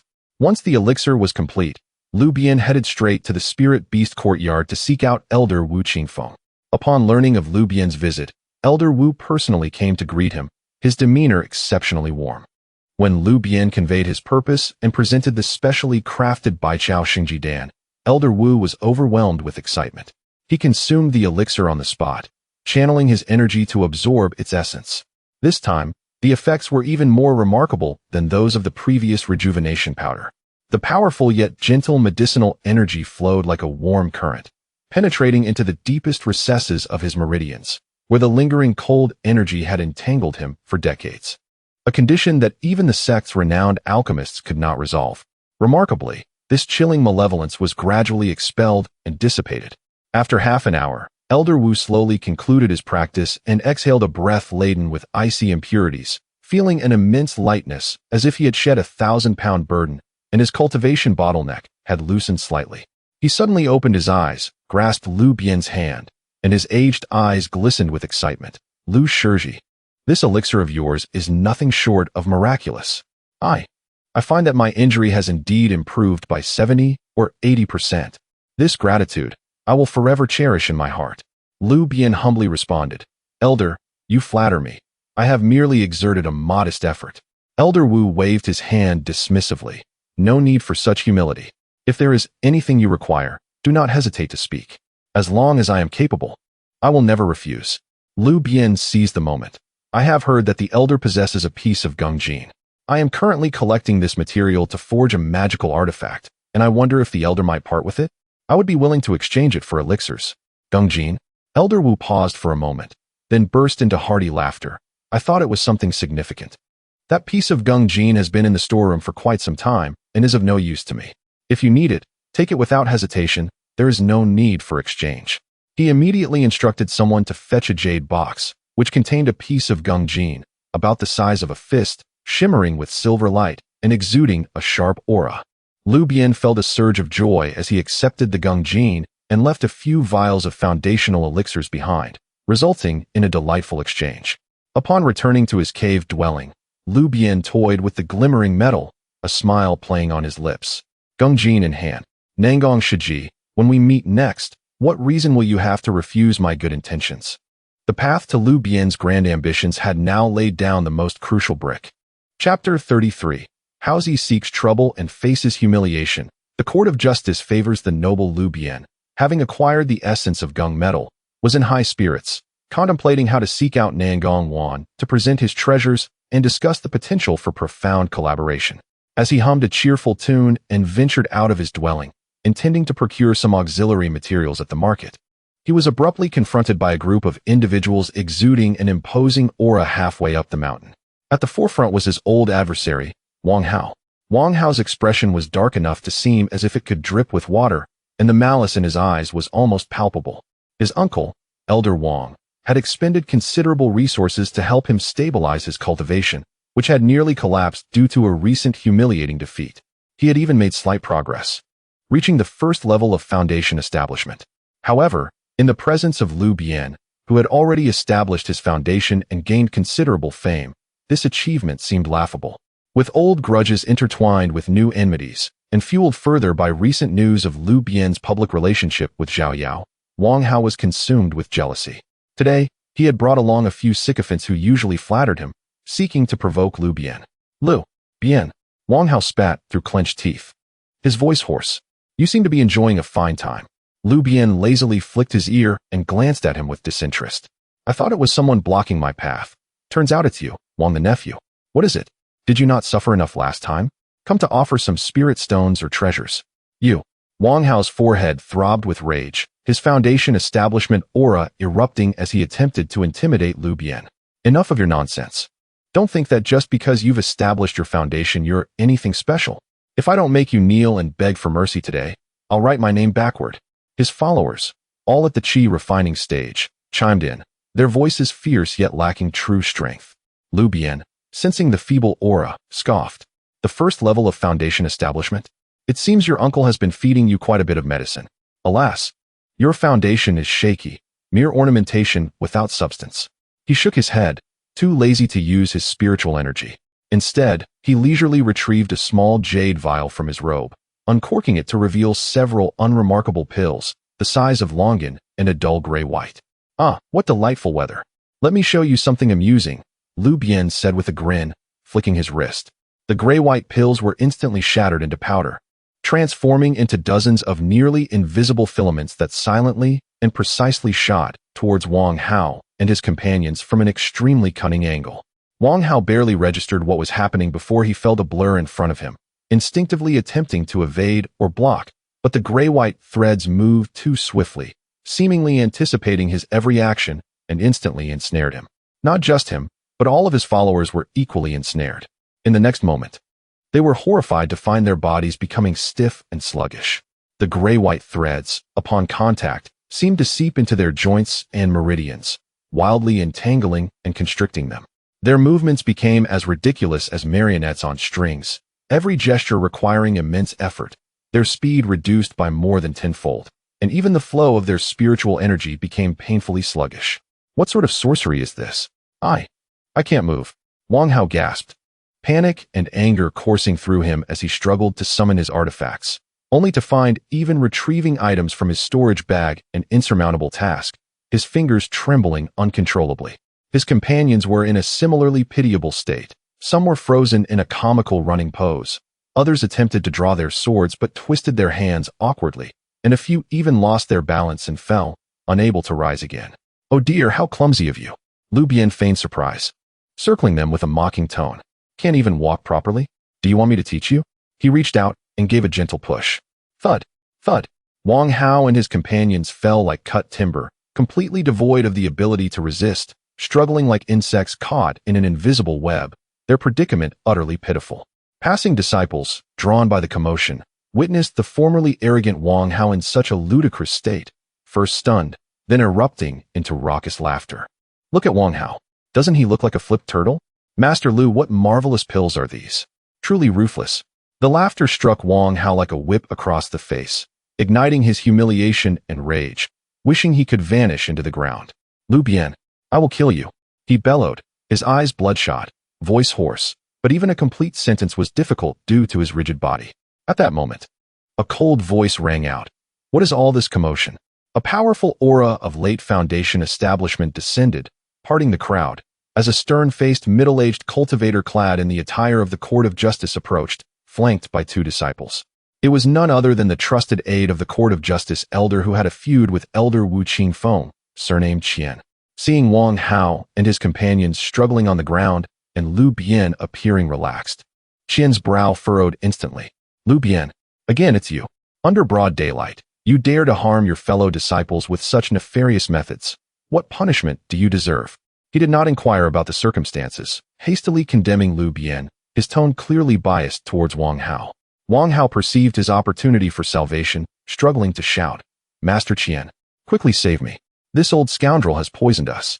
Lu Bian, inwardly amused, feigned innocence. "Master Qian, please see for yourself. I was merely walking here when Wang the nephew and his companions suddenly blocked my path, provoking me and attempting to attack. I had no choice but to use a small device for self-defense, merely restricting their movements temporarily, without causing any harm. How can this be called nefarious? All present can attest to this."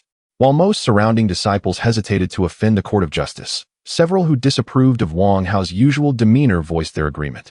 Indeed, it was Wang the nephew who blocked the path first. Master Lu did not employ excessive force, though the actions were somewhat amusing. Qian's expression darkened. He was well aware of Wang Hao's character, but orders had come down to suppress Lu Bian, who had recently become too prominent. He snorted coldly. "You speak in vain. Restricting a fellow disciple's movement is a breach of sect rules, especially since Wang the nephew has already established his foundation. How can you humiliate him so? Hand over the antidote at once and come with me to the Court of Justice for punishment." As he spoke, he prepared to take Lu Bian away. Lu Bian narrowed his eyes. It was evident that the Court of Justice was in cahoots with Wang Hao. As the atmosphere grew tense, a cheerful voice resonated.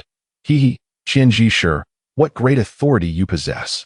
The crowd parted once again, revealing Elder Wu Qingfeng strolling forward, his presence robust and his complexion rosy, evidently having recovered from his previous injuries. He first cast an appreciative glance at Lu Bian, then directed a cold gaze towards Qianji Shi. "Elder Wu?" Qianji Shi's countenance shifted slightly, an inner alarm echoing in his mind. Elder Wu spoke unhurriedly. "I was nearby just now and witnessed everything clearly. It was Wang Hao who instigated the confrontation, and Lu Shizhi was merely defending himself. The elixirs used did not cause any substantial harm.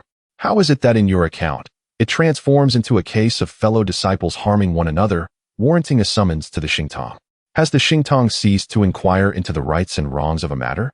His tone was calm, yet imbued with an undeniable authority. Cold sweat beaded on Qianji Shi's forehead as he stiffened his resolve. "Elder Wu, you exaggerate. It is just." "Just what?" Elder Wu interrupted, his voice growing somber. "Is it because Wang Hao is the nephew of Elder Wang that he is afforded such privileges? Is he permitted to bully his fellow disciples at will, while the victim is deemed in the wrong for merely defending himself?"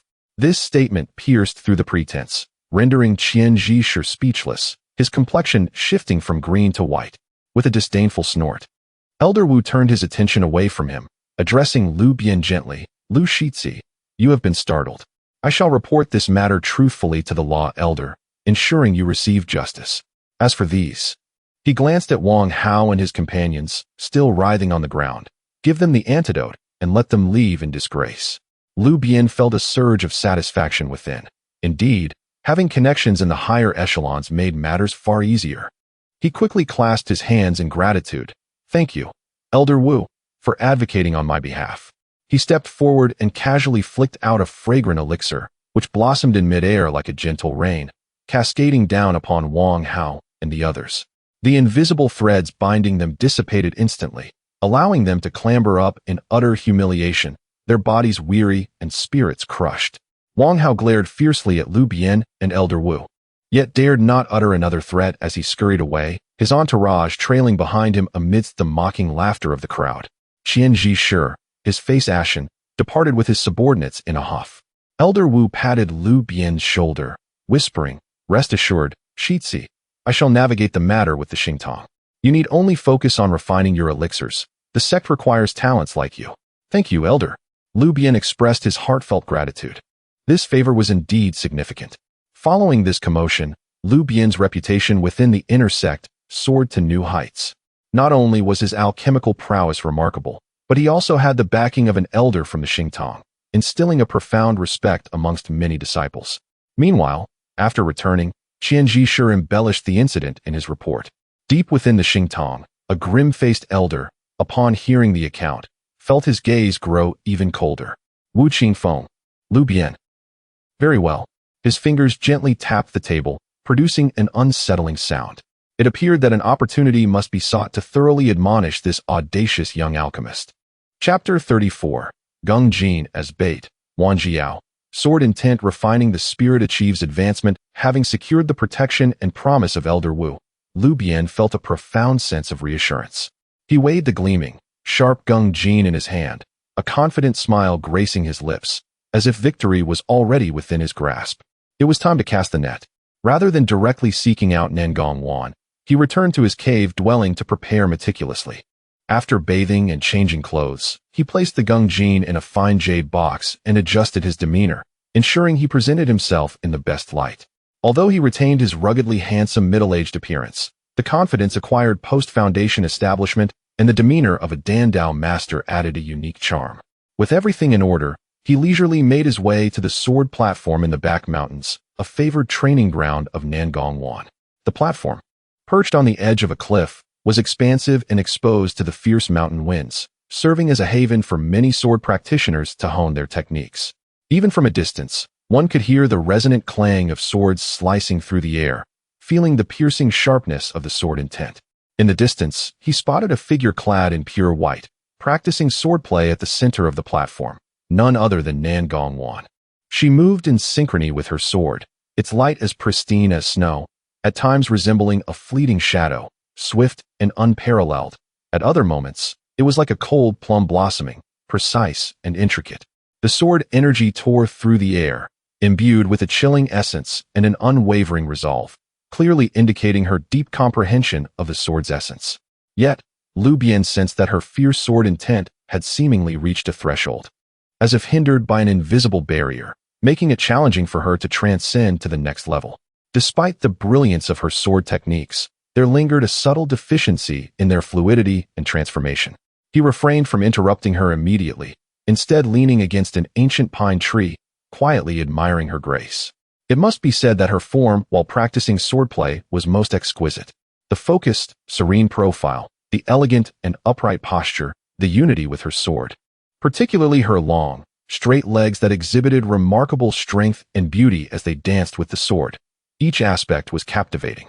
After a while, Nangong Wan completed her sequence and stood still, slightly panting, beads of sweat glistening on her smooth forehead. She appeared dissatisfied with her recent practice, her brow furrowing as she fell into contemplation. What a splendid sword technique! Lu Bian clapped his hands in appreciation as he approached, exclaiming that his senior sister's mastery of the light-splitting shadow sword had captured its true essence, and she was merely a step away from a breakthrough in her sword intent. Upon hearing his voice, Nangong Wan lifted her gaze, and an imperceptible ripple crossed her usually calm eyes before she regained her icy composure. She paid no heed to Lu Bian's praise, merely responding, "Is there something you need?" Her demeanor remained aloof. yet it seemed slightly softened compared to her previous indifference, perhaps due to the remarkable effects of the 3 premium gathering spirit pills. Lu Bian wasted no time, directly retrieving the jade box and opening it. Instantly, a brilliant, sharp aura emanated from the Gungjin, dazzling under the sunlight. Gungjin. Nan Gongwan's clear eyes widened in surprise, and for the first time, her composed expression revealed a flicker of emotion. She instinctively stepped forward, her gaze fixated on the precious metal within the jade box, her breath momentarily quickening. She had sought this material for a long time and understood its rarity. She never expected Lu Bian would truly find it, and in such pristine condition. "Senior sister, you possess keen insight," Lu Bian remarked with a smile, closing the box. "Indeed, this is Gungjin, and there is enough here for you to forge your own life-bound flying sword." Nan Gongwan took a deep breath, forcibly suppressing her excitement. She shifted her gaze from the Gungjin back to Lu Bian's face, her expression turning complex. "Where did you acquire it? What is the price?" She was well aware that there were no free lunches in this world, especially from someone as unscrupulous as him. With a sly grin, Lu Bian tossed the jade box lightly in his hand, his gaze piercing into her clear eyes. "As for the price, senior sister is a sensible person, you should know what I desire." He stepped closer, lowering his voice with an undeniable tone. "The old arrangement. The Gungjin is yours, and you and I shall cultivate together once." Though she had anticipated such a blatant request, hearing it uttered aloud caused Nan Gongwan's delicate features to darken instantly, her fingers tightening around the sword hilt. An uncontrollable cold sword intent radiating from her, revealing the tumult of her inner turmoil and anger. To demand her body as payment for refining materials was a profound humiliation for someone as proud as her. Absolutely not. She nearly hissed through clenched teeth, her voice icy to the core. Yet, Lu Bian appeared unfazed by her chilling sword intent, instead chuckling softly and speaking in a leisurely manner. "Why must senior sister be so angry? This mutually beneficial arrangement serves us both well. You have been stuck at the sword intent bottleneck for too long. Do you not wish to break through more swiftly? I observe that your spiritual power is pure, but years of sword practice have concealed your sharpness. Only through the harmony of yin and yang can you achieve balance. Fortunately, I possess a secret method that can assist you." He paused, shaking the Gungjin in his hand. "Moreover, this Gungjin, should you miss this opportunity, who knows how long it will take for you to find another. The sooner your life-bound flying sword is forged, the sooner your strength can soar." With a blend of coercion and persuasion, he pressed on. Nan Gongwan bit her lip hard, her expression shifting tumultuously. Reason told her this was a disgraceful bargain, yet every word from Lu Bian struck at her vulnerabilities. The sword intent bottleneck, the life-bound flying sword, the path of greatness, each was crucial to her. Especially the Gungjin, tantalizingly close, the temptation was simply overwhelming. She closed her eyes, her long lashes trembling violently, as her heart wrestled with conflicting thoughts. After a long moment, she suddenly opened her eyes, revealing a chilling resolve, as if she had made a harrowing decision. "Very well." Her voice was dry, laced with a hint of humiliation. "I agree, but only after I have received the Gungjin and confirmed its authenticity. And only this once." Ultimately, her yearning for power and her dedication to refining her life-bound flying sword eclipsed her wounded pride. Lu Bian rejoiced inwardly, thinking that once this transaction had taken place, it would pave the way for countless future agreements, though he maintained a facade of composure. "Senior sister, you are most agreeable. It is settled." He generously tossed the jade box to her. Nan Gongwan accepted the jade casket, opened it with meticulous care, and confirmed, beyond doubt, that its contents were genuine Gungjin, of exceptional purity and refinement. She cast a complex, weighted glance at Lu Bian, then clutched the casket tightly to her chest, as though cradling an irreplaceable treasure, yet also as though holding a scalding, perilous burden. "When?" she asked, her voice low, hollow, resigned, numb. "Where?" "Better today than tomorrow. Let it be now. Come to my cultivation chamber." Lu Bian grinned, a sly, fox-like smile, ravenous and eager. Nan Gongwan's body stiffened almost imperceptibly, but she voiced no protest, merely bowed her head in silent assent. They walked in silence, one before the other, to Lu Bian's secluded grotto. The air hung heavy, charged with unspoken tension, delicate, taut, and profoundly intimate. The stone door sealed behind them. Nan Gongwan stood motionless, like a carved effigy, rigid, unyielding.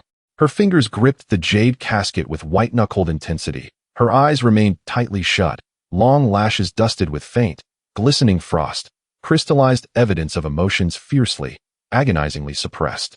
Lu Bian observed her stoic, sacrificial stillness, half amused, half aroused by the strange thrill it evoked. He approached slowly, not with haste, but with deliberate composure, and began circulating the esoteric techniques of the secret manual of Qian Kuan Yinyang blissful alchemical cultivation. Detection confirmed. Host initiating dual cultivation with target. Nangong Wan, peak foundation establishment. Innate talent, sword heart clarity, dormant, physique. Hidden Xianyin body initiating resonance guidance. The moment their spiritual energies touched, Lu Bian sensed it instantly. Her qi, exquisitely pure, yet edged with glacial sharpness, like a blade drawn from its scabbard, cold, incisive, perilously alive. Yet alongside it flowed an exquisitely refined Xianyin energy, far more concentrated, far more potent than Su Wan Er's cold jade primordial yin, imbued with the unmistakable clarity and piercing intent of a true sword cultivator. Dual cultivation in progress. 1 breath, 2 breaths, 60 breaths. The process unfolded with unprecedented stillness. Nangong Wan remained rigid, eyes sealed, breath even, frozen like a mountain peak, preserving dignity and composure with quiet, iron-willed resolve. Yet as the system's cultivation method deepened, as her Xianyin essence intertwined with Lu Bian's qi and the system's guiding force, something extraordinary unfolded. Lu Bian felt his own spiritual energy plunged into a primordial glacier, frozen for 10,000 years, its icy purity and razor-edged vitality scouring away impurities, refining his qi to a luminous, crystalline density, imbuing it, subtly yet unmistakably, with a keen, sword-like sharpness. More astonishing still, Nangong Wan's long-stagnant sword intent, dormant for years, stirred within the crucible of this yin-yang confluence. As if awakened by hidden nourishment, trembling on the verge of breakthrough, like a chrysalis on the cusp of unfurling. Dual cultivation completed.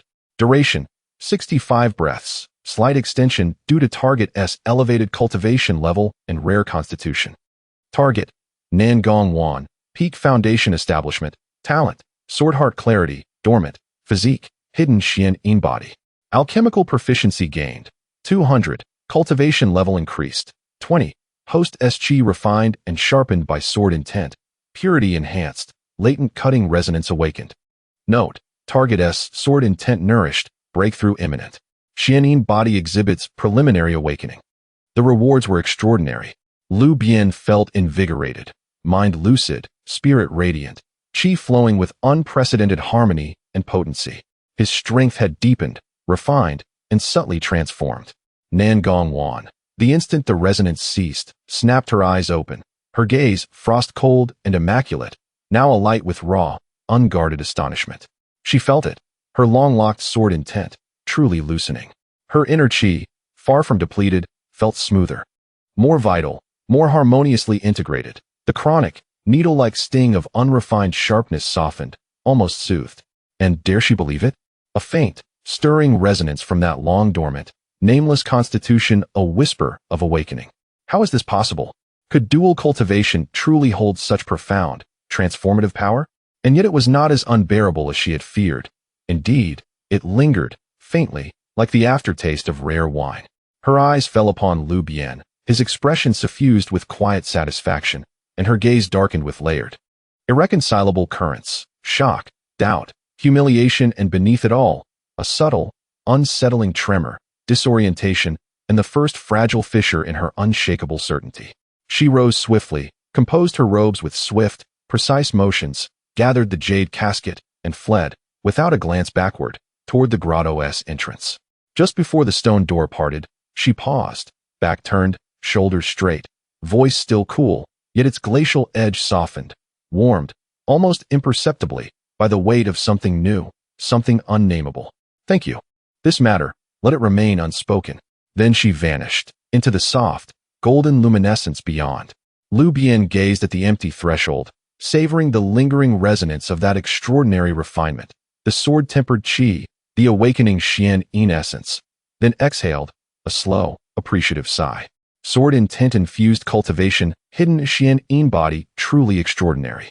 His fifth Dao companion, hard one, fraught with complication, yet undeniably successful. And more, an unexpected, revelatory boon, unfolding like a scroll no one had known existed. He felt it, clearly, deeply. The foundation of his path toward the golden core had just been laid, broader, stronger, and infinitely more luminous. Chapter 35. Sister Wan's elixir demonstrates extraordinary efficacy after the departure of Nangong Wan. The peculiar essence of sword intent lingered within Lu Bian's cave dwelling, leaving him with an insatiable aftertaste. The Xianin physique, the clarity of the sword's heart. Indeed, it was extraordinary.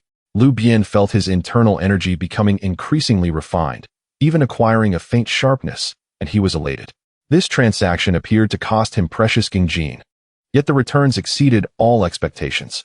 Not only did his alchemical prowess and spiritual energy surge, but more significantly, he established a unique relationship with Nangong Wan, along with the complex attitude hinted at in her admonition to refrain from further mention. Lu Bian sensed this would not be their final encounter. In high spirits, he became increasingly enthusiastic about alchemy. He ignited the furnace, introducing various rare herbs into the fire, meticulously controlling his spiritual energy, and achieving a flawless elixir. Several days later, a batch of newly refined second-tier premium elixirs emerged. Diverse in variety and effect, they included not only standard cultivation elixirs, but also several rather unconventional yet remarkably effective concoctions. For instance, the Ming Shindan, which significantly enhances one's spiritual perception in a short span. The Lian Shidan, which seamlessly blends one's aura with the environment, making it exceedingly difficult to detect, and even the Zhu Yin Dan, modified from ancient texts, designed to nourish beauty and delay aging. Though its effects on cultivators were limited, it held great allure for female disciples. He categorized these elixirs, refraining from immediately selling them at the market as usual. Instead, he intentionally let the fragrant aroma permeate his cave dwelling, casually hinting to a few female disciples who came to discuss alchemical matters. Soon, whispers of Lu Shu's ability to concoct an array of wondrous customized elixirs spread through the inner circle of female disciples like wildfire. Initially, it was a modest buzz, but as a few bold female disciples approached him with rare materials or special conditions to exchange for their desired elixirs and personally experienced their astonishing effects, the news exploded. Heavens! The Ming Shindan crafted by Lu Shu expanded my spiritual range by 30%. I detected danger in the secret realm in advance. The Lian Shidan is truly remarkable. I was right beside my senior brother, and he didn't even notice. The Zhu Yin Dan. It truly is a beauty-enhancing elixir. Though its effects are subtle, my skin has improved. Does Lu Shu have any more? Effectiveness serves as the finest advertisement, especially for those female disciples who pursue strength, beauty, or certain unique abilities. The allure of these bespoke premium elixirs was nearly irresistible. In no time, Lu Bian's cave dwelling transformed into a veritable kingdom of women. Each day, a multitude of inner-sect female disciples, whether in pairs or alone, came seeking his renowned elixirs. They approached him with varying degrees of shyness or boldness, surrounding him under the guise of seeking alchemical assistance, sweetly pleading and exchanging coy glances. Lu Shu, I have heard you possess an elixir that enhances water-based spells. Senior brother, I have been struggling to progress in illusionary arts lately. Do you have anything that can strengthen the effects of soul enchantment? Junior brother, sister, I have been stuck at a bottleneck for quite some time. If you could assist me, I am open to any conditions. The air was filled with melodious laughter and fragrant breezes. Lu Bian reveled in the attention, adeptly responding to each individual's needs and sincerity, dispensing elixirs in exchange for rare materials and an increasing number of potential clientele. The atmosphere in the cave was often filled with joy and laughter, imbued with a flirtatious ambience. This scene made the male disciples passing by green with envy, their hearts burning with jealousy. That old rogue is enjoying himself far too much. Why does he deserve this? It's merely the ability to concoct a few elixirs. Damn it, once I become a master alchemist. Lin Fei, Liu Wan, and Zhao Yao visited even more frequently, under the pretense of keeping a close eye on their senior brother. Yet their true concern was that this old scoundrel would be enticed by outside temptations, diminishing their share of elixirs. Within the cave, scenes of rivalry and playful banter unfolded often. Suwaner naturally never appeared in such crowded and scrutinized situations, but Lu Bian could sense an incredibly faint, icy spiritual presence occasionally sweeping past the cave, lingering for a moment before discreetly departing. Meanwhile, Liu Ruyan also became a more frequent visitor. She seemed to have completely let go of her official demeanor, mingling with the younger female disciples, laughing and chatting, yet her enchanting eyes constantly observed Lu Bian's interactions with the various female disciples, striving to glean more insights into the dual cultivation secrets. One day, after bidding farewell to a junior sister who exchanged a family heirloom for a bottle of premium Juyin Dan, a special visitor arrived at the cave. She was a young girl clad in a light purple maidservant's attire, her cultivation merely at the qi refining stage, with a delicate visage and a surprisingly composed demeanor. She did not approach like the other female disciples, but instead maintained her distance, bowing respectfully and speaking in a clear voice. "May I inquire if Lu Bian Shu is currently present?" Lu Bian raised an eyebrow, recognizing her exceptional demeanor, which set her apart from the ordinary. "Indeed, that is I. And you are?" The young girl respectfully replied. "This humble maidservant, Xiao Yue, serves under the true disciple, Mu Han. On behalf of my master, I have come to inquire if you could concoct a premium elixir that nourishes the soul and cultivates the foundation of Tao. The materials are not an issue, and the reward will certainly satisfy you." Mu Han. Lu Bian felt a stir within. A true disciple. They were the core of the sect, holding a revered status, at least at the Golden Core stage.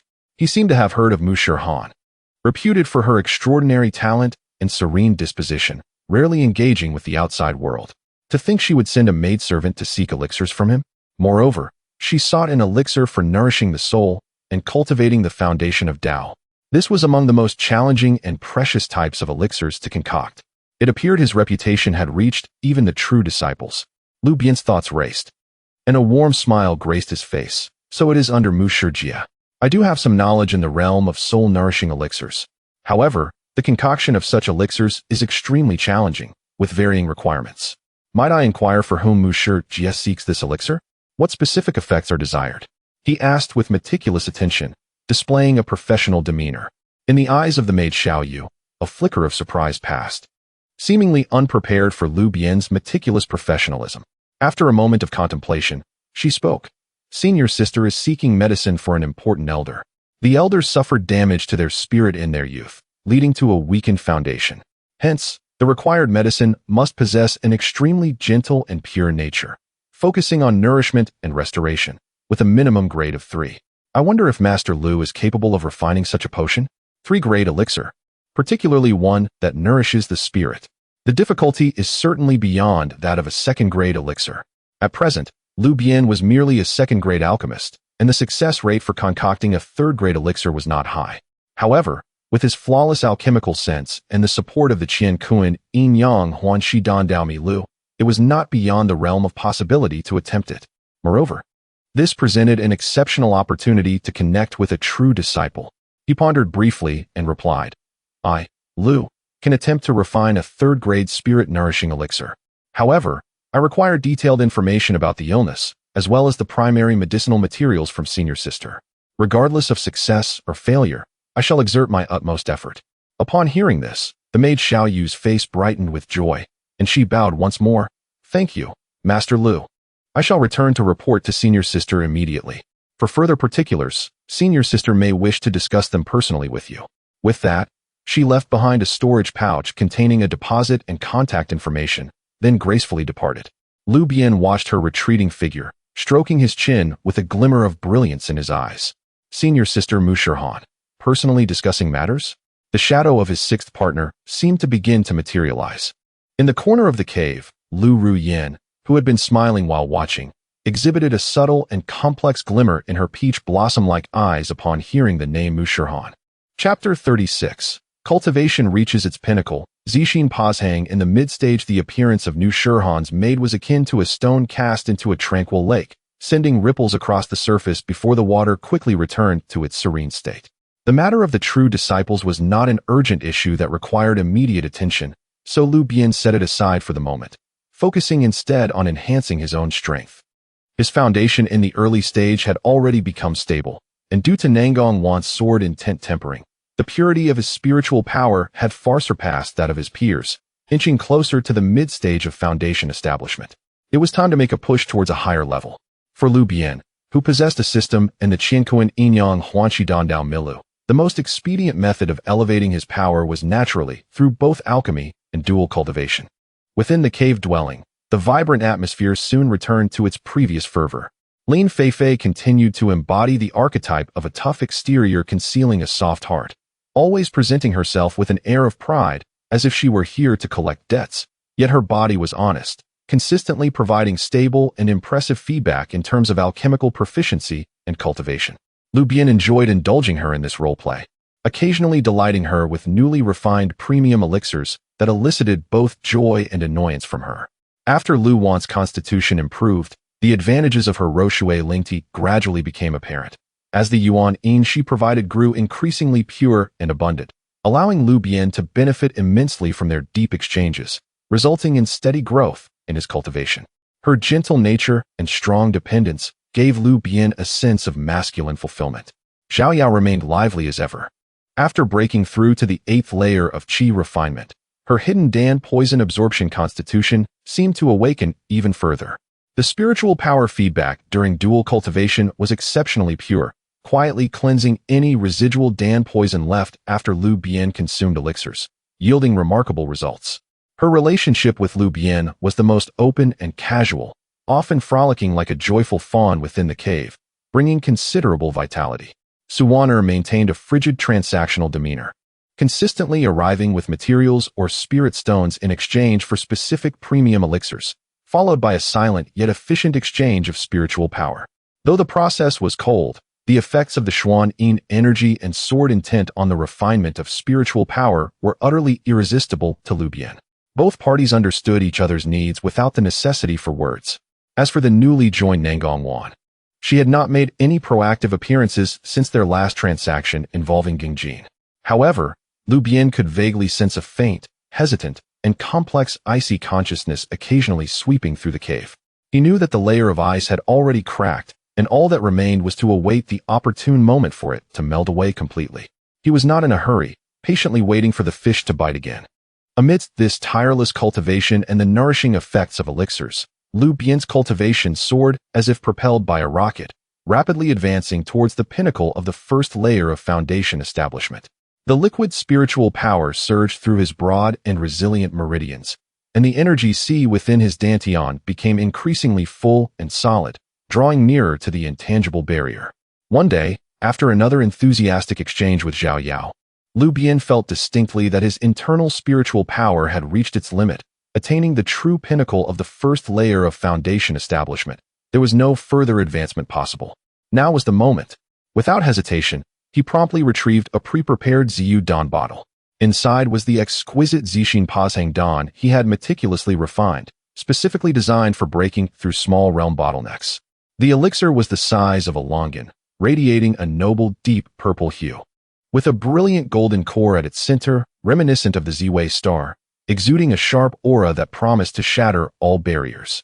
With a gulp, the elixir entered his mouth, instantly transforming into a torrent of scorching yet controlled energy, akin to the sharpest of drill bits, precisely pounding against the solid barrier between the first and second layers of foundation establishment.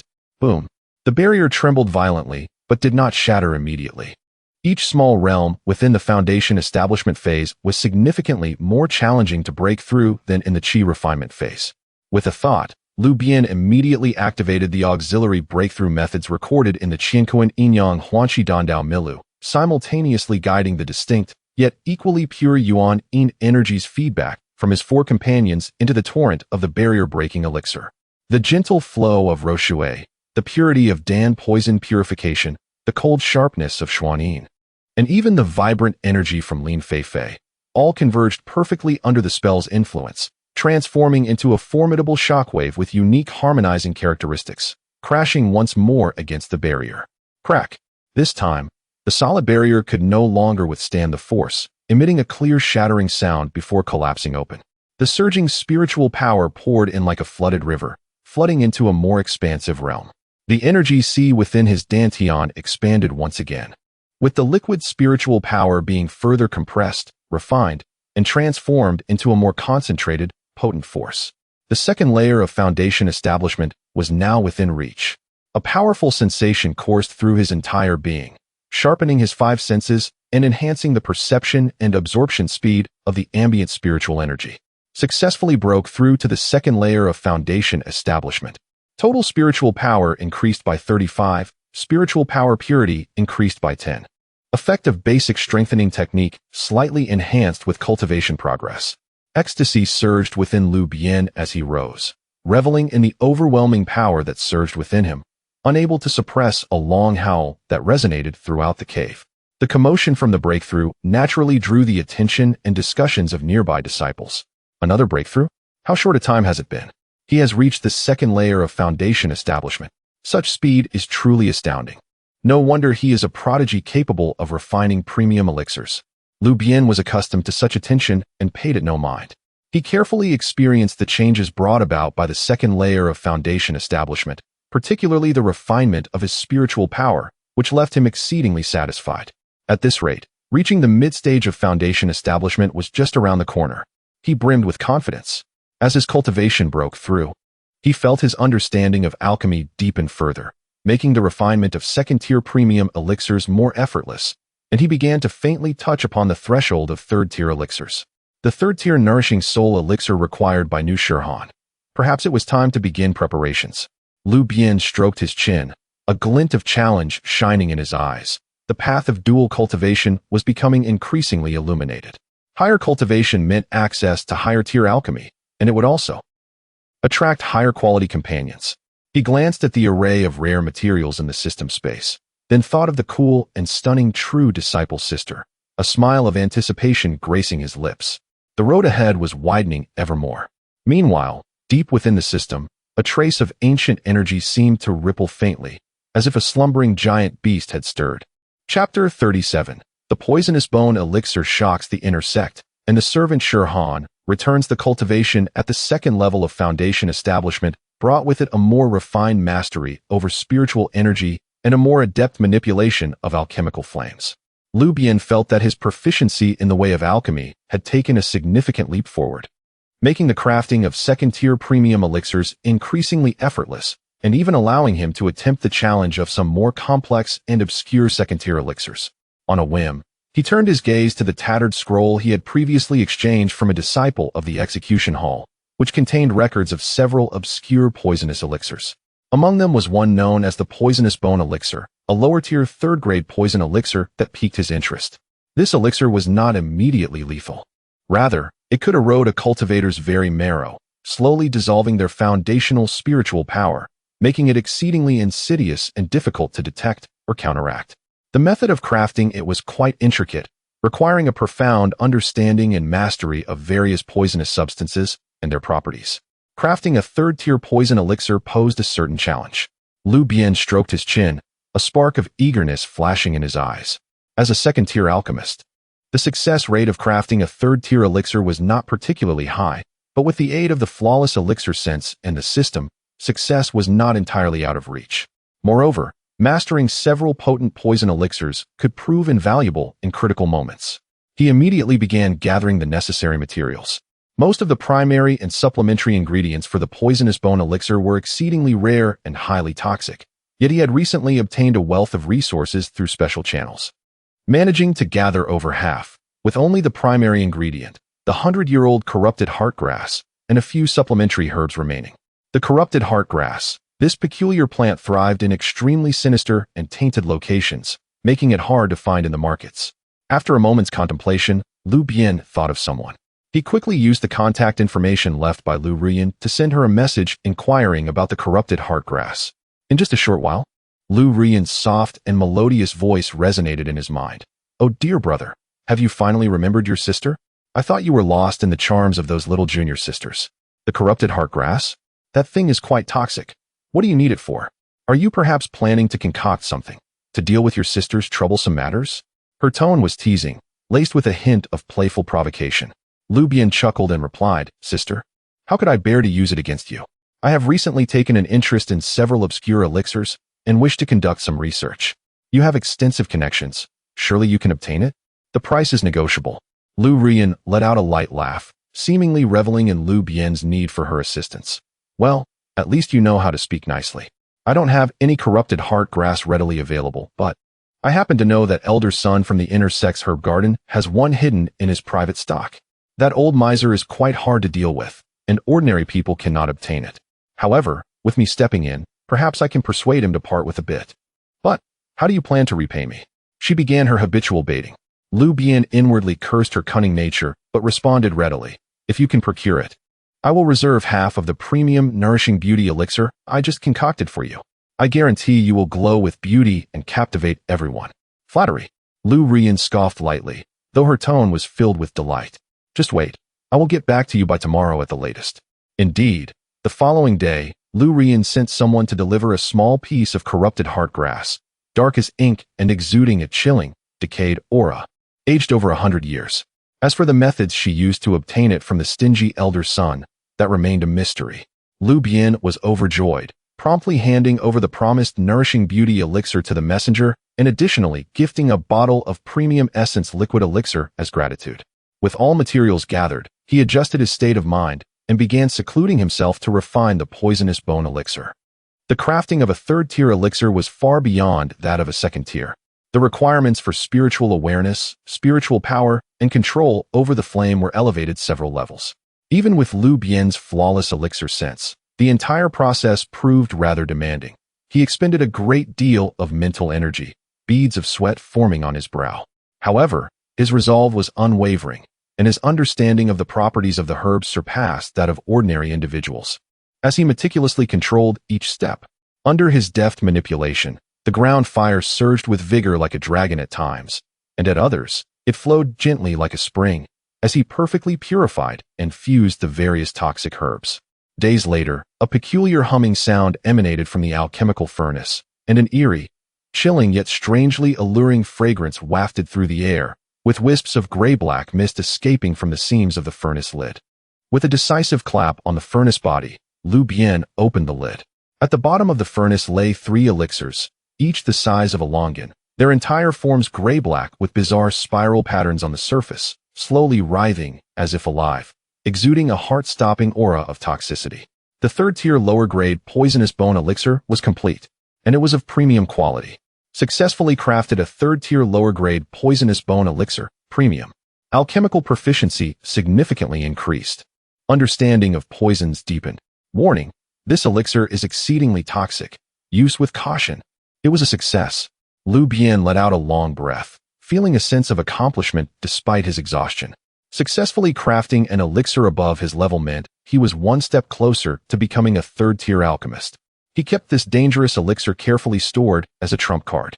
However, the brief but peculiar fluctuation of medicinal power upon the completion of the poisonous bone elixir caught the attention of some perceptive individuals. In particular, those disciples within the inner sect, who were well versed in the art of poison or possessed profound cultivation, faintly sensed the chilling and enigmatic aura of the elixir, speculating which alchemist had concocted a new marvel. As a result, Lu Bian's reputation as a master alchemist gained an even more mysterious allure. Just as he emerged from his seclusion, prepared to consolidate his cultivation, he was once again greeted by the composed servant girl Xiao Yu at the entrance of his cave dwelling. This time, her demeanor was even more respectful than before, and she held a delicate jade box in her hands. Master Lu, my senior sister has heard of your profound alchemical skills and commissioned me to bring you the necessary medicinal materials. Xiao Yu presented the jade box. My senior sister said that if you can refine the elixir, she would personally come to collect it and express her gratitude in person. Upon opening the box, Lu Bian found several rare spiritual herbs brimming with vitality, clearly exceptional quality, suitable for crafting a third-tier nourishing soul elixir. Additionally, there was a jade slip detailing the elder's condition regarding their damaged soul and the specific effects required from the elixir. Lu Bian glanced at the medicinal materials and the jade slip, his heart filled with astonishment. The value of these materials was extraordinarily high, and the description of the ailment was exceedingly complex, presenting stringent requirements for the elixir, far beyond what an ordinary third-tier alchemist could handle. This esteemed senior sister Mu displays a generosity that is truly remarkable, yet she remains outwardly composed. After receiving the precious jade box, she calmly states, I have received the medicinal herbs. Please convey to Senior Sister Mu that I, Lu, shall exert my utmost effort. Once the elixir is refined, I will surely inform her. Xiao Yu bows deeply, expressing her gratitude. Thank you, Master Uncle. I shall take my leave. After bidding farewell to Xiao Yu, Lu Bian gazes at the invaluable herbs, his demeanor shifting towards gravity. The third-tier nourishing spirit pill, a custom variant. The complexity of this task is undoubtedly higher than that of the poison marrow pill. Yet, what predominates in his eyes is an exhilarating sense of challenge. The personal gratitude from the true disciple of the sect. This token of appreciation will surely not disappoint me. Taking a deep breath, he immerses himself once more in the alchemical furnace. This time, he is poised to confront the genuine essence of the third-tier spiritual elixir. His aim is directed towards the sixth true disciple of the Tao partner he is yet to meet, but who has already ignited his admiration, Mu Shirhan. Chapter 38. The true transmission of the soul-nourishing pill. The crafting of the third-tier soul-nourishing pill posed challenges far beyond any previous alchemical endeavors undertaken by Lu Bian. The ingredients required were exceedingly rare, and the demands placed on the strength of one's consciousness, the purity of spiritual energy, and the control of fire reached unprecedented heights. Lu Bian dared not exhibit the slightest negligence. He adjusted his state to its zenith and consumed several exquisite pills to nourish his soul. Only then did he take a deep breath, ignite the ground fire, and introduce the first primary ingredient, the 300-year-old Anhun flower. Within the alchemical chamber, the atmosphere was thick with tension. Under Lu Bian's masterful manipulation, the ground fire ebbed and flowed like a gentle stream, delicately extracting the essence of the medicinal liquid, and at times roared fiercely like a raging dragon, violently purging impurities. His consciousness was intensely focused, akin to the most precise carving tool, perpetually sensing every nuance of the medicinal properties within the furnace and their amalgamation. The flawless sense of alchemy surged to its peak, as the myriad profound alchemical techniques from the Qiankuan, Yin Yang, Huan, Shi, Dan, Daomi, Lu flowed seamlessly, assisting him in executing each intricately complex step. The entire process was time-consuming and mentally exhausting to an extraordinary degree. Sweat poured from Lu Bian's forehead, his complexion even paling slightly, yet his gaze remained as sharp as an eagle's, fixed unwaveringly upon the cauldron. Fusion, solidification, nurturing. Each step felt like treading on thin ice. Any misstep could spell disaster, even risking a backlash from the medicinal forces. It was unclear how much time had passed, but when the last trace of impurity was eliminated and all medicinal properties merged flawlessly, the cauldron suddenly erupted with an indescribable wave of gentle, yet overwhelming energy.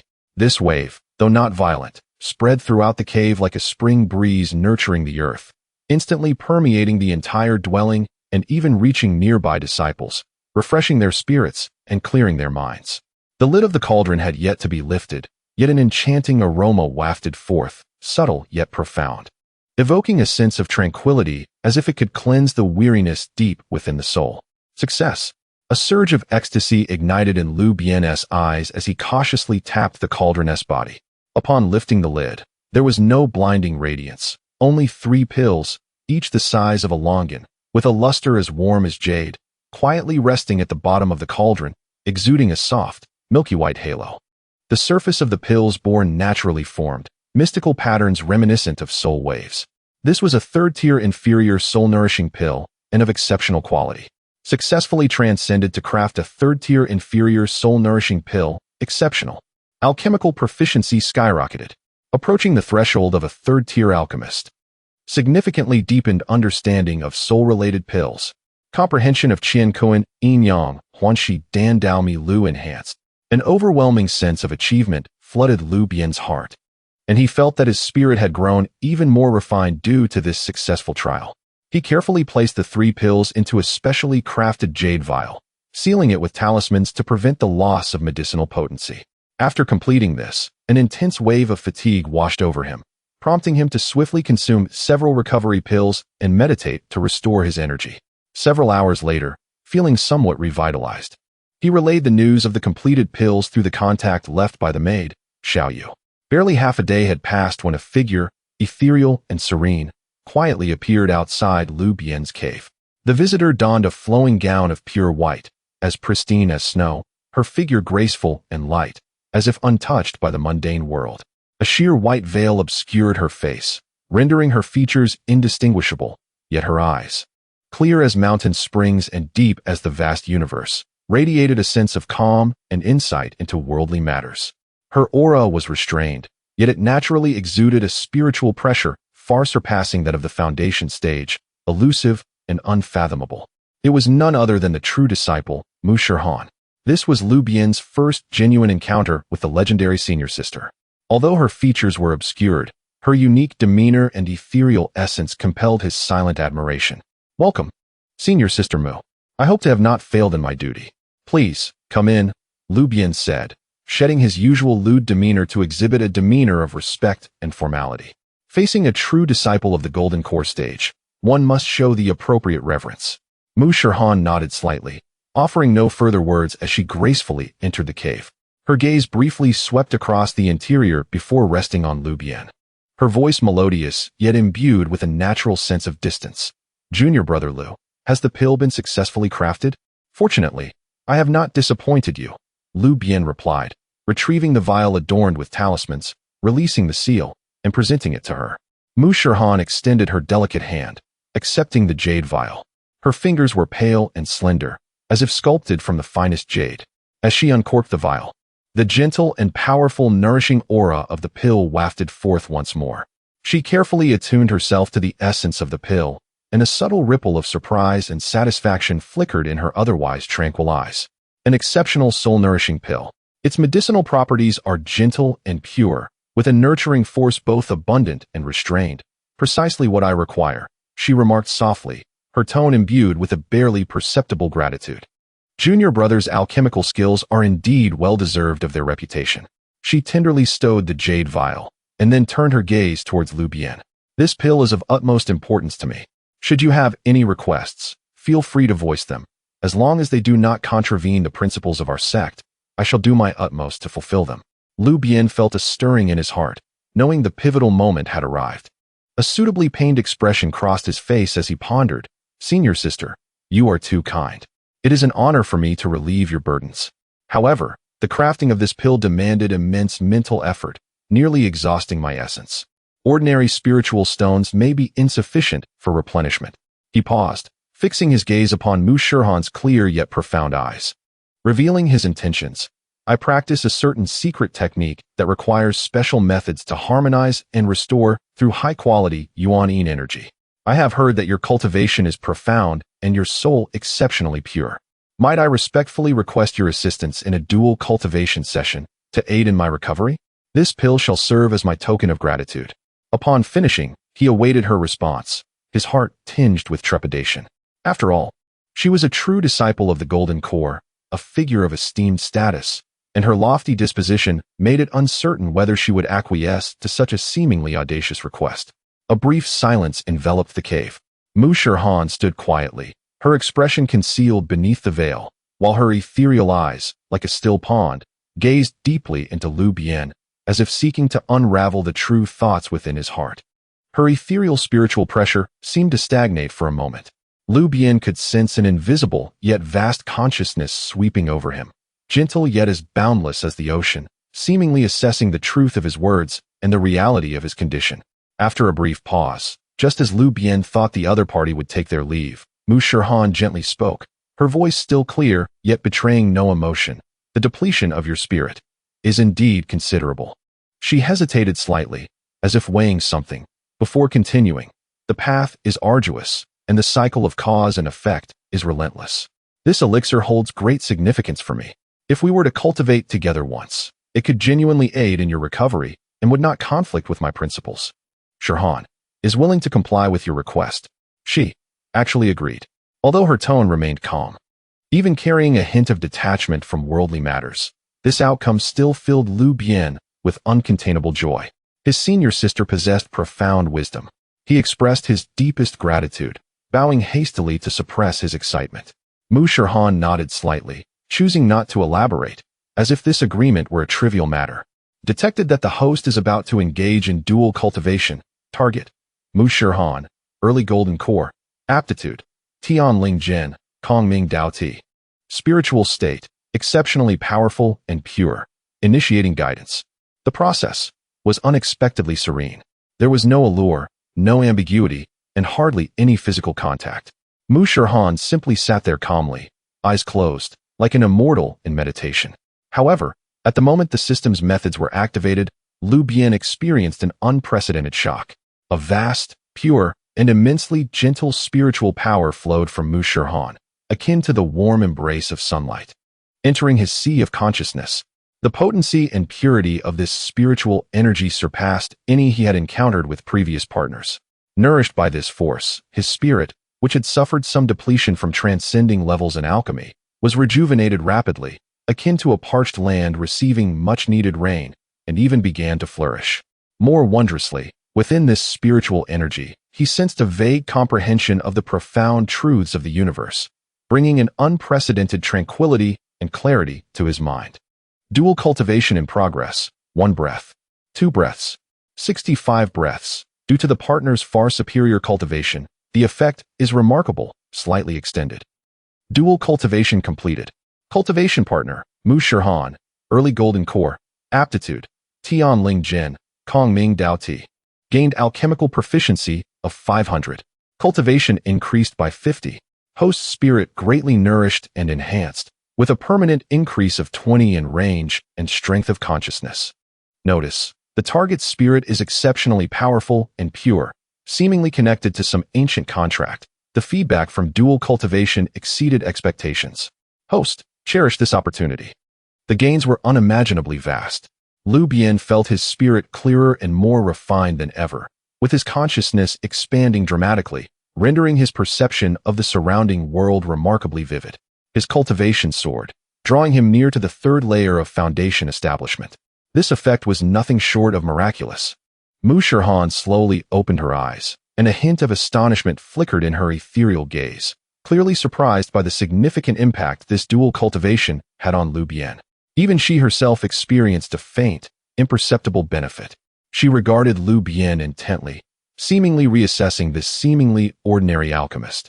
"Thank you, senior sister, for your assistance." Lu Bian sincerely expressed his gratitude, heartfelt and genuine.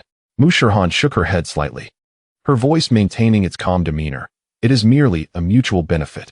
The elixir has been delivered. I shall take my leave." She rose, retaining her unblemished appearance, as if nothing had transpired, and gracefully departed. Lu Bian watched her receding figure, reflecting on the nourishing essence of that vast and pure spiritual power, feeling deeply moved. The 6th partner had been established in such an unexpected manner. Though the process was tranquil, the benefits were astonishingly tangible. The teachings of the Golden Core truly were extraordinary. He smacked his lips, feeling as though he had secured an immensely powerful ally on his path of cultivation. As Mu Shirhan flew 100 miles away, she paused slightly amidst the clouds, glancing back in the direction of Lu Bian's cave. The corners of her lips, hidden beneath her veil, seemed to curve ever so slightly. "To withstand and reciprocate my spiritual power, an intriguing junior brother." Chapter 39. The beauty elixir captivates the city. After successfully refining a 3rd-tier nourishing soul pill and completing a seemingly mundane yet profoundly rewarding dual cultivation with Mu Shirhan, Lu Bian's reputation in the inner sect reached unprecedented heights. Even disciples of true lineage sought him out personally for his pills, which in itself served as a grand endorsement. Rather than basking in this newfound glory, he seized the opportunity to further hone his alchemical skills by experimenting with a variety of 3rd-tier elixirs. Upon advancing to the 2nd level of foundation establishment, his mastery over spiritual energy and consciousness strengthened, resulting in a steady increase in the success rate of refining low-grade 3rd-tier pills. One day, while perusing the Qian Kuan Yin Yang Huan Shi Dan Dao Mi Lu, he stumbled upon an ancient recipe for a pill named Yurong Dan. This elixir was not designed to enhance cultivation or combat prowess. Rather, it focused on nurturing beauty, eliminating imperfections, and bestowing a radiant glow to the skin, making it irresistibly alluring to female cultivators. Although it was classified as a high-grade 2nd-tier pill, its gentle nature and the meticulous selection of ingredients, coupled with a rather complex refining process, set it apart. The prospect of producing an exceptional Yurong Dan ignited a spark of inspiration in Lu Bian's eyes. He recognized a vast opportunity before him. He immediately set to work, carefully selecting materials, meticulously analyzing the ancient recipe with an unsullied perspective, and incorporating his own insights for optimization. Days later, he emerged with a batch of pills emanating a peculiar fragrance, their surfaces as smooth and flawless as pink jade. This improved version of the Yurong Dan exceeded the effects outlined in the ancient texts. Curious, he tested one on himself, finding that his skin felt noticeably smoother, albeit the effect was subtle for a rugged man like him. What a splendid creation, he mused. Satisfied, he stored the pills away, opting to first share them with a select few close companions, including Lin Feifei, Lu Wan, Zhao Yao, and even sending a few to Nangong Wan and Lu Rian through a maidservant. The results were immediate and astounding. Within just a few days, Lin Feifei bounced over to him, her youthful face flushed with excitement, her skin so radiant it seemed to glisten. You old rascal. This Yurong Dan is simply miraculous. Quickly, give me 10 bottles. No, make it 20. I'll trade you with my newly acquired treasures. Lu Wan, already possessing a gentle and graceful demeanor, became even more stunning after taking the elixir, her skin as flawless as snow. And her doe-like eyes gazed at Lu Bian with an almost palpable affection that left him utterly flustered. Zhao Yao, ever the exuberant one, couldn't help but flaunt her smooth and supple complexion, drawing envious glances from countless female disciples.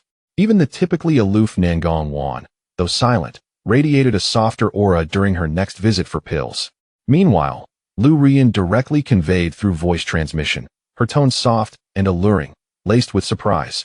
Brother, your pills have truly touched my heart. How many do you have left? I want them all. In return, I shall open the widest avenues for you at the Pill Pavilion. With internal testing yielding resounding success, Lu Bian knew the moment had come. He deliberately allowed these variously charming, yet equally radiant beauties to linger within the sect, serving as living advertisements.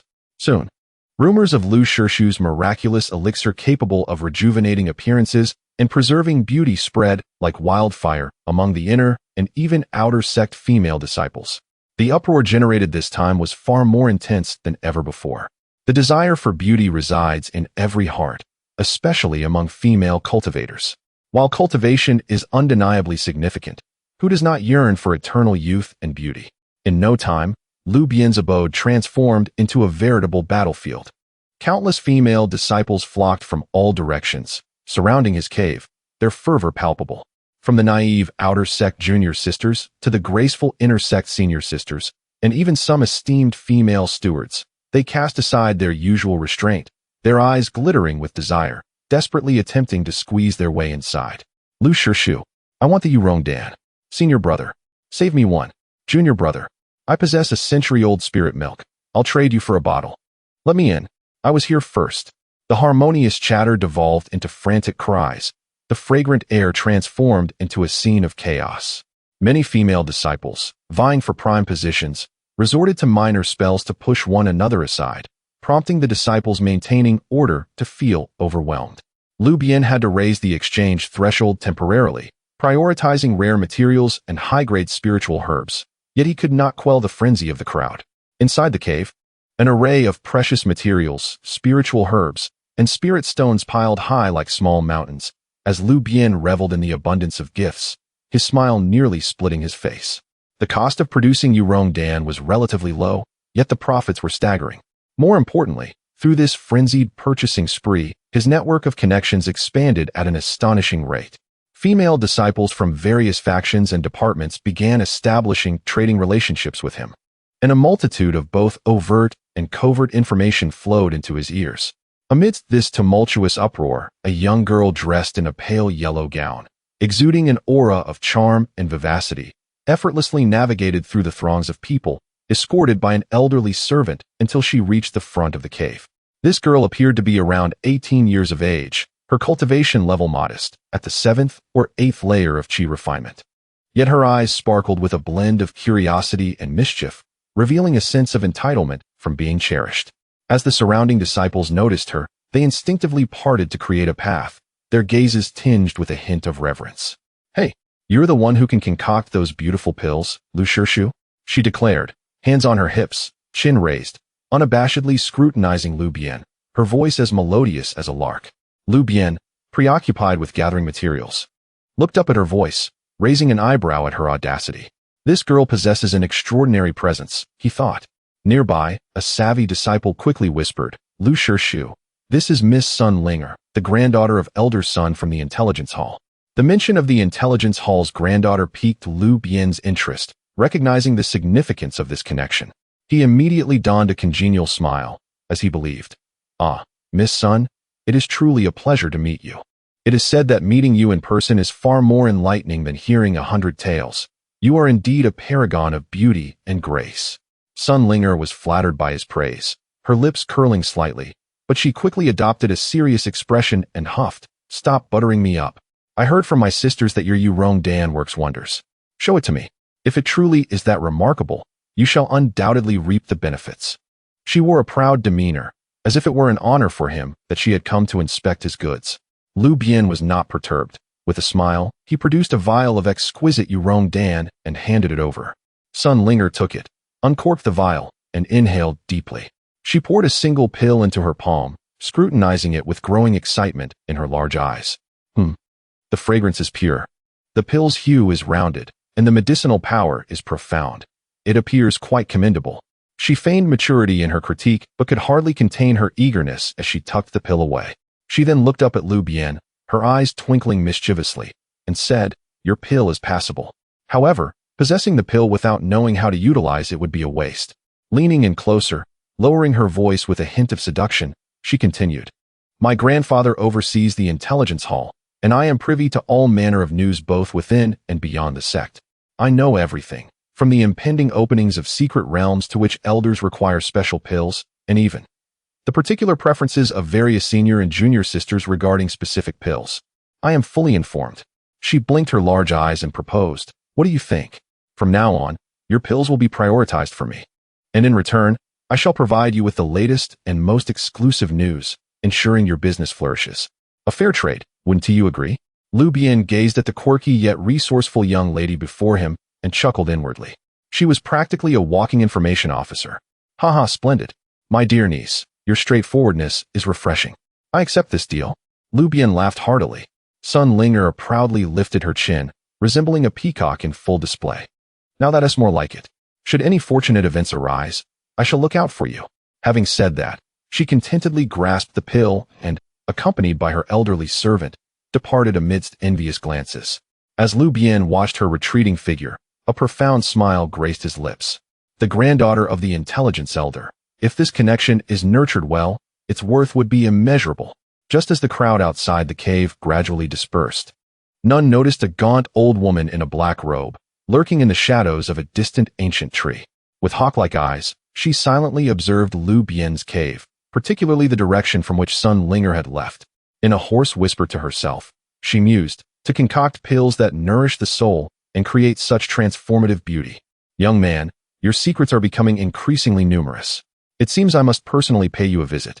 Chapter 40. The stirring of Dan Dao and the arrival of Elder Qin. The tempest sparked by the Mei Yin Dan gradually subsided, yet the name of Lu Bian, a peerless Dan master, echoed ever more resoundingly, transforming him into a near legend within the inner sect.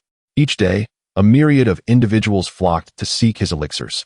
Although the fervor outside his cave dwelling had waned compared to the earlier days, it remained bustling with activity. On this particular day, Lu Bian had just bid farewell to an inner sect senior brother who exchanged a family heirloom for a vial of exquisite Ming Shen Dan. He was preparing to ignite the furnace to experiment with a new Tier 3 Dan when an unexpected visitor arrived. The newcomer was an elderly man clad in a simple gray robe, wielding a whisk with a gaunt visage. At first glance, he appeared unremarkable, exuding no discernible aura of spiritual energy, resembling an ordinary old man. However, his deep-set eyes, akin to a vast sea of stars, seemed to penetrate the very essence of all things. Rather than waiting outside like the other disciples, he materialized silently within the cave, curiously examining Lu Bian's somewhat rudimentary Dan furnace and the mountainous pile of medicinal materials surrounding it. A chill ran down Lu Bian's spine. The ability to breach his cave's defenses without a sound indicated that this elder possessed unfathomable power. He quickly rose to his feet, bowing respectfully. I apologize for not welcoming you, esteemed elder. Please forgive my oversight. The elder turned, his gaze settling upon Lu Bian. With a slight nod, He spoke in a calm yet authoritative tone. You are Lu Bian? Indeed, I am. Lu Bian's mind raced, attempting to discern the elder's identity. Within the sect, few possessed such cultivation and demeanor. I am Dan Shenzi. The elder's voice was unadorned. Dan Shenzi. Lu Bian's pupils constricted. The Grand Elder of the Dan Hall, the foremost figure in the sect's alchemical arts. A consummate practitioner at the pinnacle of the Golden Core stage. This was a true heavyweight within the sect, and he had personally come to visit. Esteemed Elder, I have long admired your esteemed reputation.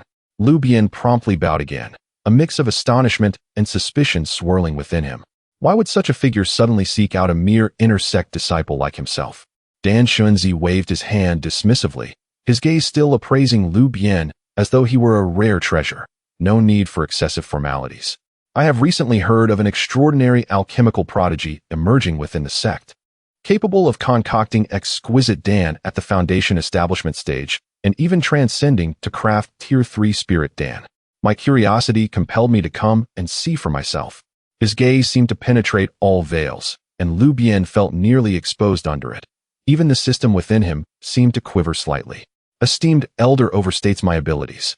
I have merely encountered some fortunate opportunities and grasped a modicum of knowledge. I hardly deserve the title of prodigy. Lu Bian maintained his humility while growing increasingly wary, suspecting that this old fellow's intentions might not be benign. Dan Shenzi remained noncommittal, strolling to the ancient, battered Dan furnace, lightly brushing the blurred ancient patterns on its surface with his bony fingers. A glimmer of nostalgia and astonishment flickered in his eyes. This Dan furnace, where did you procure it? In response to the Elder, it was an accidental acquisition from a discarded Dan room in the western district of the sect. Lu Bian answered truthfully, a thought crossing his mind. Could this furnace possess some hidden history? Discarded Dan room. Dan Shenzi murmured, his gaze becoming profound. Ah, that place. No wonder. He seemed to know something but refrained from elaborating, instead asking, whom did you inherit your alchemical skills from? Your methods appear divergent from contemporary practices, yet they resonate with ancient rhythms, exhibiting extraordinary finesse. Here it came again, the probing. Lu Bian cursed inwardly while feigning reminiscence and sentiment. I have no formal teacher. In my youth, I inadvertently stumbled into an ancient cultivator's cave and acquired a scroll of nameless alchemical texts, which I have been exploring ever since. I apologize for my lack of sophistication. The same old narrative, half-truths. Dan Shenzi's eyes sparkled with interest upon hearing about the nameless alchemical text, yet he chose not to press further. Instead, he shifted the conversation.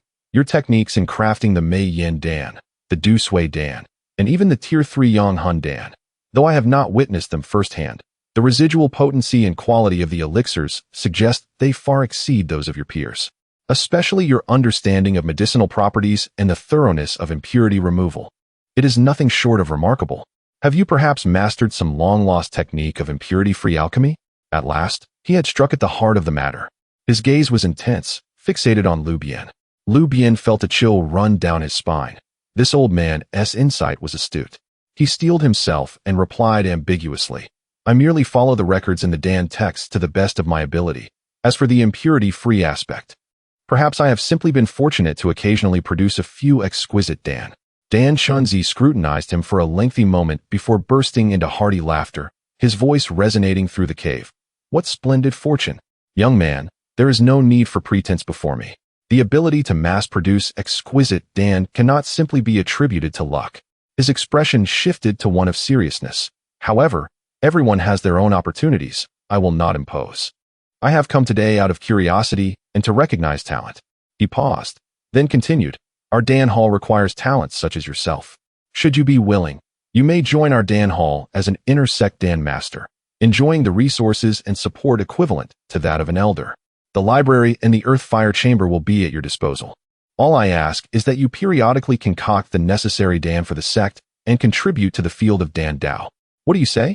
A golden opportunity presented itself, extended personally by the Grand Elder of the Dan Hall, with remarkably generous terms. Lu Bian's mind raced with considerations. Joining the Dan Hall offered evident advantages, resources, protection, and a higher platform. However, the drawbacks were equally apparent. Increased constraints, heightened exposure risk, and inevitable entanglement in the various disputes of the Dan Hall and the sect. Currently, With the support of the system and his own network, he lacked for resources. The allure of freedom and quietly amassing wealth seemed more aligned with his interests. Yet, outright refusal of a Grand Elder was clearly unwise. Lu Bian displayed a look of astonishment mixed with difficulty. I am deeply grateful for the Elder's kindness. However, I am accustomed to a more carefree lifestyle and may find it challenging to adapt to the Dan Hall's regulations. Moreover, the alchemical techniques I have learned are quite unique, requiring specific environments and mental states to flourish. Should that Dan Shinzi appear to have anticipated his response, cutting him off? No matter. I do not expect an immediate answer. The doors of the Dan Hall will always remain open to you. I can grant you some of these privileges in advance. As he spoke, he produced a violet gold token and a jade slip, extending them towards Lu Bian. This is the highest-ranking guest elder token of the Lian Yaotang. With this token, one can access all but the topmost level of the sect's library, and priority use of the Dihua Fang is granted. Within this jade slip lies some of my insights into alchemy, which may prove beneficial to you. Lu Bian accepted the token and jade slip, astonished by the generosity of Dan Shinzi. It was as if he had been given a substantial benefit before being invited to join willingly. Thank you, Elder, for your generous gift. I shall devote myself to the study of alchemy and live up to your expectations. Lu Bian bowed solemnly. This favor was indeed significant. Dan Shinzi nodded in satisfaction and casually inquired. The fire you use for alchemy, it does not seem to be ordinary Dihua or Linghua, does it?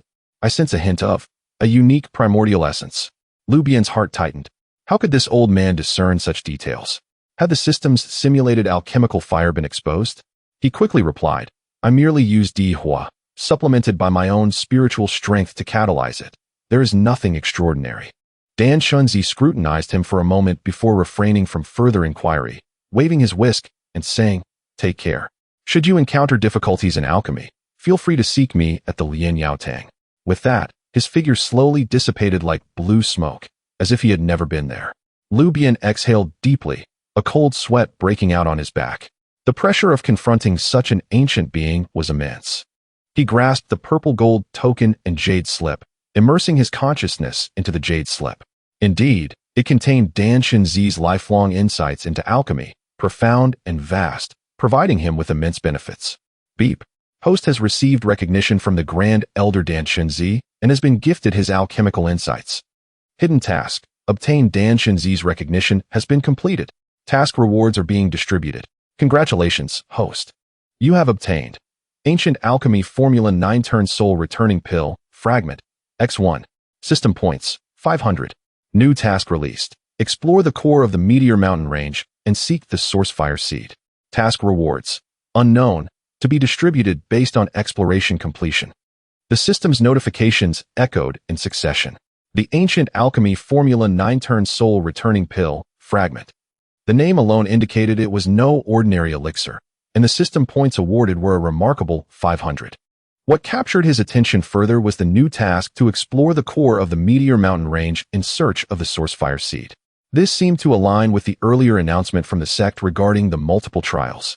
At that moment, a sound transmission talisman arrived from outside the cave.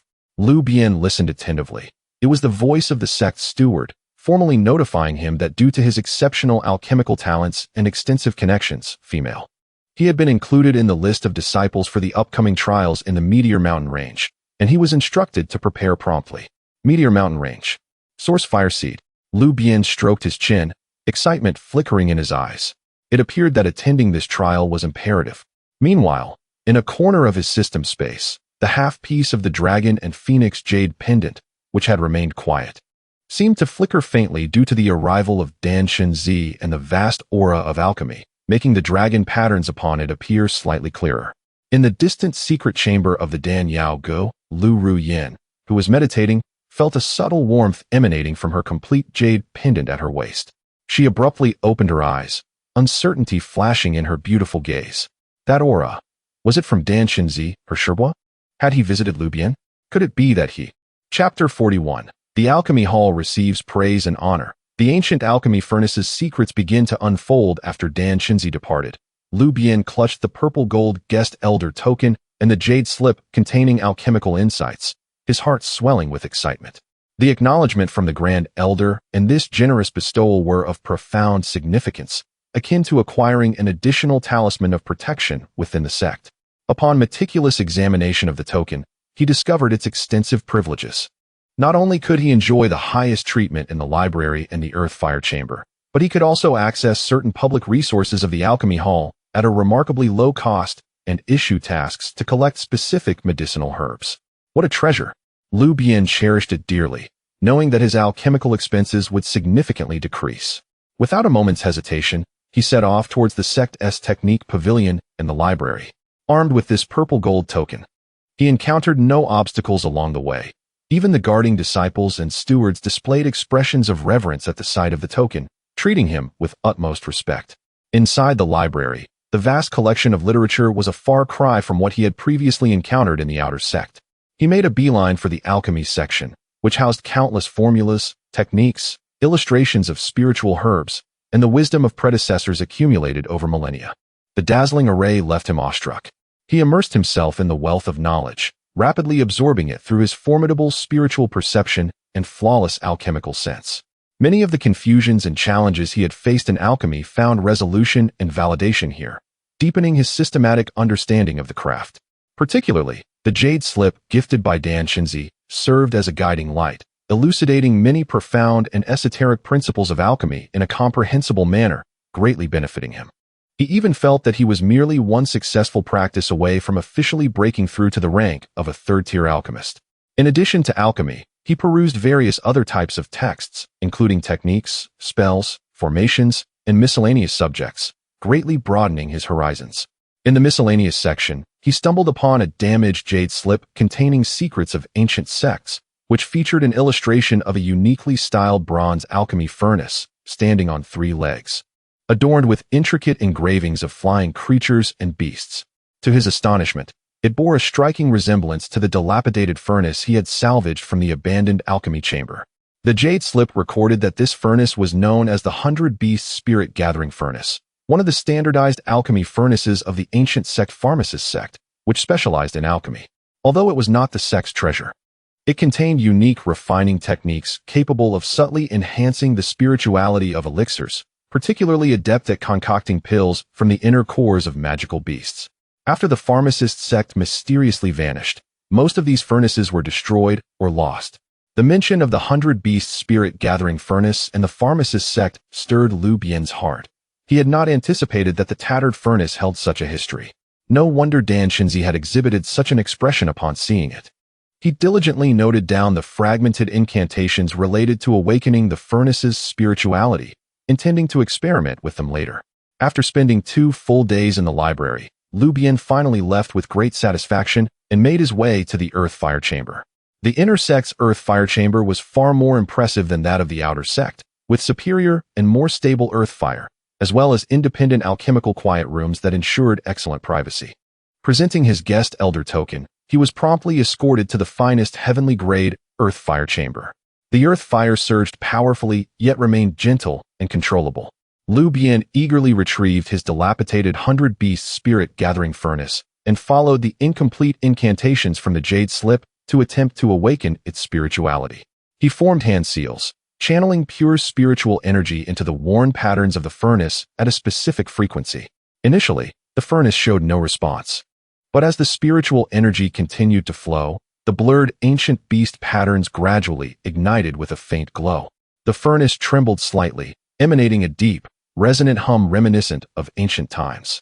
Under the dim light, the corroded ancient characters on the inner walls of the furnace appeared to gain clarity. Suddenly, a system notification rang out. Unknown ancient alchemy furnace formation partially activated. Analyzing. Resolution 15. Acquired incomplete alchemical technique. 100 Beasts Condensing Pill Technique. Preliminary. Slightly enhances the spirituality of the elixir, particularly effective for materials containing the essence of magical beasts. Though only in its preliminary activation with a low resolution, Lu Bian was overjoyed. This broken alchemy furnace was indeed a treasure. He immediately attempted to use it to concoct a batch of his signature second-tier supreme spirit gathering pill. The process was remarkably smooth. With the high-quality earth fire and the faint spirituality of the furnace, he was able to control the heat with greater precision, resulting in a flawless fusion of the elixir. Upon completion, He noticed that the elixir's hue and fragrance appeared purer than before, and its spiritual aura seemed more vibrant, confirming a slight enhancement in its spirituality. What an extraordinary furnace! Lu Bian caressed the alchemy furnace, unable to part with it. If he could fully restore it, its efficacy would undoubtedly be even better. In the following days, Lu Bian immersed himself between the library and the earth-fire chamber. He voraciously pursued knowledge and fervently practiced alchemy, witnessing a remarkable improvement in his alchemical skills. During this time, he also attempted to refine several new third-tier lower-grade elixirs. Although the success rate was still low, each successful attempt deepened his understanding of third-tier alchemy. One day, he was in the earth-fire chamber, trying to refine a temporary defensive elixir called the Diamond Pill in preparation for the upcoming trial in the Meteorite Mountain Range, when the cave's restrictions were triggered. It was a young alchemist attendant accompanying AndThey. The attendant bowed respectfully and announced, "Master Lu, the Grand Elder has summoned you to the Alchemy Hall for an important discussion." Lu Bian's heart stirred as he tidied up his alchemy furnace and followed the attendant to the Alchemy Hall located on the main peak. The hall was grand and imposing, filled with the aroma of herbs, and the disciples passing through wore solemn expressions. In a grand hall at the highest point, Lu Bian once again encountered AndThey. Besides AndThey, several elders with profound auras, evidently high-ranking members of the Alchemy Hall, were present, all gazing at him with complex expressions, curiosity, scrutiny, and a hint of barely concealed jealousy. Seeing Lu Bian, AndThey broke into a gentle smile. "Master Lu has arrived. I summoned you today for a specific matter." He paused before continuing. "The sect requires the refinement of a batch of Sanyang exorcising pills to distribute to various strongholds to resist the encroachment of demonic energy. This pill is a third-tier lower-grade elixir, and its refinement is no easy task. The elders here are burdened with heavy responsibilities. I have heard that you are now capable of refining third-tier elixirs. Might you be willing to take on a portion of this task? The medicinal materials will be provided by the hall, and you will receive 5,000 contribution points for each successful batch." "What do you say? Sanyang exorcising pill?" This is indeed one of the several third-tier elixirs that Lu Bian has recently been endeavoring to refine, and he has garnered some insights. After a brief moment of contemplation, he clasped his hands and declared, "I, as a junior, am willing to make every effort to give it a try." "Excellent." AndThey nodded in satisfaction and immediately commanded someone to fetch 10 sets of materials. Unfazed, Lu Bian positioned himself at one side of the grand hall, retrieving the Baisho Yunsling furnace, invoking the earth fire, and commencing the alchemical process on the spot. The elders of the alchemy hall observed with cold eyes, evidently eager to witness firsthand the capabilities of this young man, who had garnered such esteem from the Grand Elder. Lu Bian focused his breath and concentrated his spirit, exerting his utmost effort. The flawless elixir sensation was stimulated to its zenith, integrating AndThey's insights, the knowledge acquired from the library, and the subtle enhancement provided by the Baisho Yunsling furnace. The entire process flowed seamlessly, imbued with a unique aesthetic that even surpassed the composure and confidence of some seasoned third-tier alchemists. After several hours, the furnace opened, revealing 3 crimson elixirs, exuding a pure and righteous aura, resting quietly at the bottom of the furnace, their quality unmistakably reaching the superior grade. Although it did not attain the exceptional quality, for Lu Bian, who was publicly refining third-tier elixirs for the first time, this was nothing short of astonishing. Superior Sanyang Chu Xiedan. 3 elixirs successfully refined. A single success? The success rate. He has only just reached the second layer of foundation establishment. The elders were immediately moved, their faces reflecting disbelief. They questioned themselves, considering that at Lu Bian's cultivation level, they had never achieved such a standard in alchemy. AndThey's eyes glimmered with profound admiration as he clapped his hands and laughed. "Excellent. You have truly not disappointed me. From this day forth, Lu Shizhi, you shall be formally recognized as an honorary elder of my alchemy hall, enjoying all the privileges accorded to elders. You will be responsible for the refinement of this batch of Sanyang Chu Xiedan." He presented Lu Bian with the attire of an honorary elder, along with a seal and a generous reward of resources. Lu Bian felt a surge of joy within, hastily expressing his gratitude. With this formal identity, his standing within the sect would become even more secure. In the following days, Lu Bian remained in the alchemy hall, dedicating himself to the refinement of Sanyang Chu Xiedan. With ample materials at his disposal for practice, his third-tier alchemical skills grew increasingly refined, and his success rate steadily improved, culminating in the successful refinement of an exceptional elixir. This accomplishment thoroughly captivated the elders of the Alchemy Hall, transforming their initial scrutiny and skepticism into admiration and a desire to cultivate his talents. Unbeknownst to Lu Bian, while he was engrossed in alchemy, Danshunzi quietly visited his humble cave dwelling in the outer sect, unnoticed due to his cultivation level. Standing before a similar, yet more ancient and dilapidated alchemical furnace, Danshunzi's gaze was profound as his fingers gently traced the nearly obliterated patterns upon the furnace wall. Yao Shenzong. Baisho Yinsling Furnace. Flawless elixirs, he murmured softly, his eyes flickering with complex emotions. The once astonishingly talented junior brother, who was also infatuated with this path, ultimately, alas. He sighed, his figure gradually dissipating. This child possesses profound fortune. I hope he does not tread the same path again. Chapter 42. The Tranquil Junior Sister Solves a Problem. Ancient forbidden techniques reveal their traces in the days spent within the Alchemy Hall. Lu Bian experienced a fulfilling and bustling life. The task of refining the Sanyang Chu Xie Dan posed little challenge to him. His success rate remained consistently above 70%, and he occasionally produced exceptional batches, amassing a considerable amount of contribution points. His rapport with several elders of the Alchemy Hall had also improved significantly. On this particular day, after delivering a batch of elixirs, he recalled the token gifted by Danshunzi, which allowed him to freely browse the library. He strolled over, hoping to find more detailed records on the Baisho Yunling Lu or clues regarding the remnants of the Jiao Zhuan Huihun Dan. The upper levels of the library housed many esoteric and obscure texts, seldom seen by ordinary disciples. Utilizing the token of the guest elder, Lu Bian effortlessly entered. This level had noticeably fewer disciples, creating a more serene atmosphere. The ancient shelves exuded a blend of the scent of old scrolls and spiritual ink. As Lu Bian diligently perused an ancient tome on primordial sects made of animal hide, a faint, anxious sigh suddenly reached his ears from the end of the adjacent shelf. Following the sound, he noticed a young female disciple clad in a simple, yet elegant azure robe.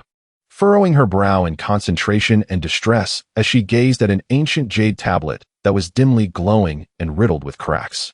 This disciple appeared to be around 17 or 18 years old, with a fair and delicate countenance.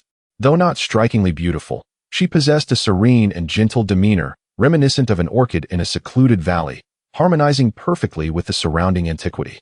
Lu Bian's eyes brightened slightly. Such a type of woman was a rarity in his experience. Judging by her attire, she seemed to be responsible for managing the library's upper level. He approached quietly, donning what he deemed a warm smile, and inquired, "Dear junior sister, have you encountered a problem?" The female disciple looked up at the sound, momentarily startled upon seeing Lu Bian. Once she noted the purple-gold guest elder token hanging at his waist, she quickly rose to greet him. Her voice soft and gentle. "It is an honor to meet you, elder. I am Su Rue, responsible for managing the texts on this level. It is nothing of great significance. It is merely that this Qian Ji Zhun Jie Jade tablet is too ancient, and the imprint of consciousness is about to dissipate. I have attempted several methods of nurturing it, yet I have found it difficult to stabilize. And I am anxious to see the critical knowledge within it lost. I hope I have not made you laugh." Her voice flowed like a gentle stream, soothing to the ear. Lu Bian's gaze fell upon the cracked jade tablet, and with a subtle sweep of his consciousness, he comprehended the situation. This tablet had indeed reached a point of exhaustion, rendering conventional nurturing methods ineffective. Had this been in the past, he would have been powerless to assist. However, having absorbed some insights from Danshunzi and having extensively studied various texts, his understanding of consciousness and energy structures far surpassed that of his peers. He smiled slightly and explained, "The core consciousness structure within this jade tablet has become loose, akin to a sand tower on the verge of collapse. External nurturing is like pouring water, which only accelerates its disintegration. It requires the pure force of consciousness to simulate the frequency fluctuations present at the time of its initial imprint, reinforcing and guiding it from within to stabilize the structure before discussing nurturing."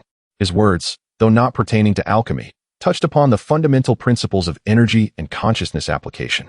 Su Rue's beautiful eyes widened in realization, her expression transforming into one of enlightenment.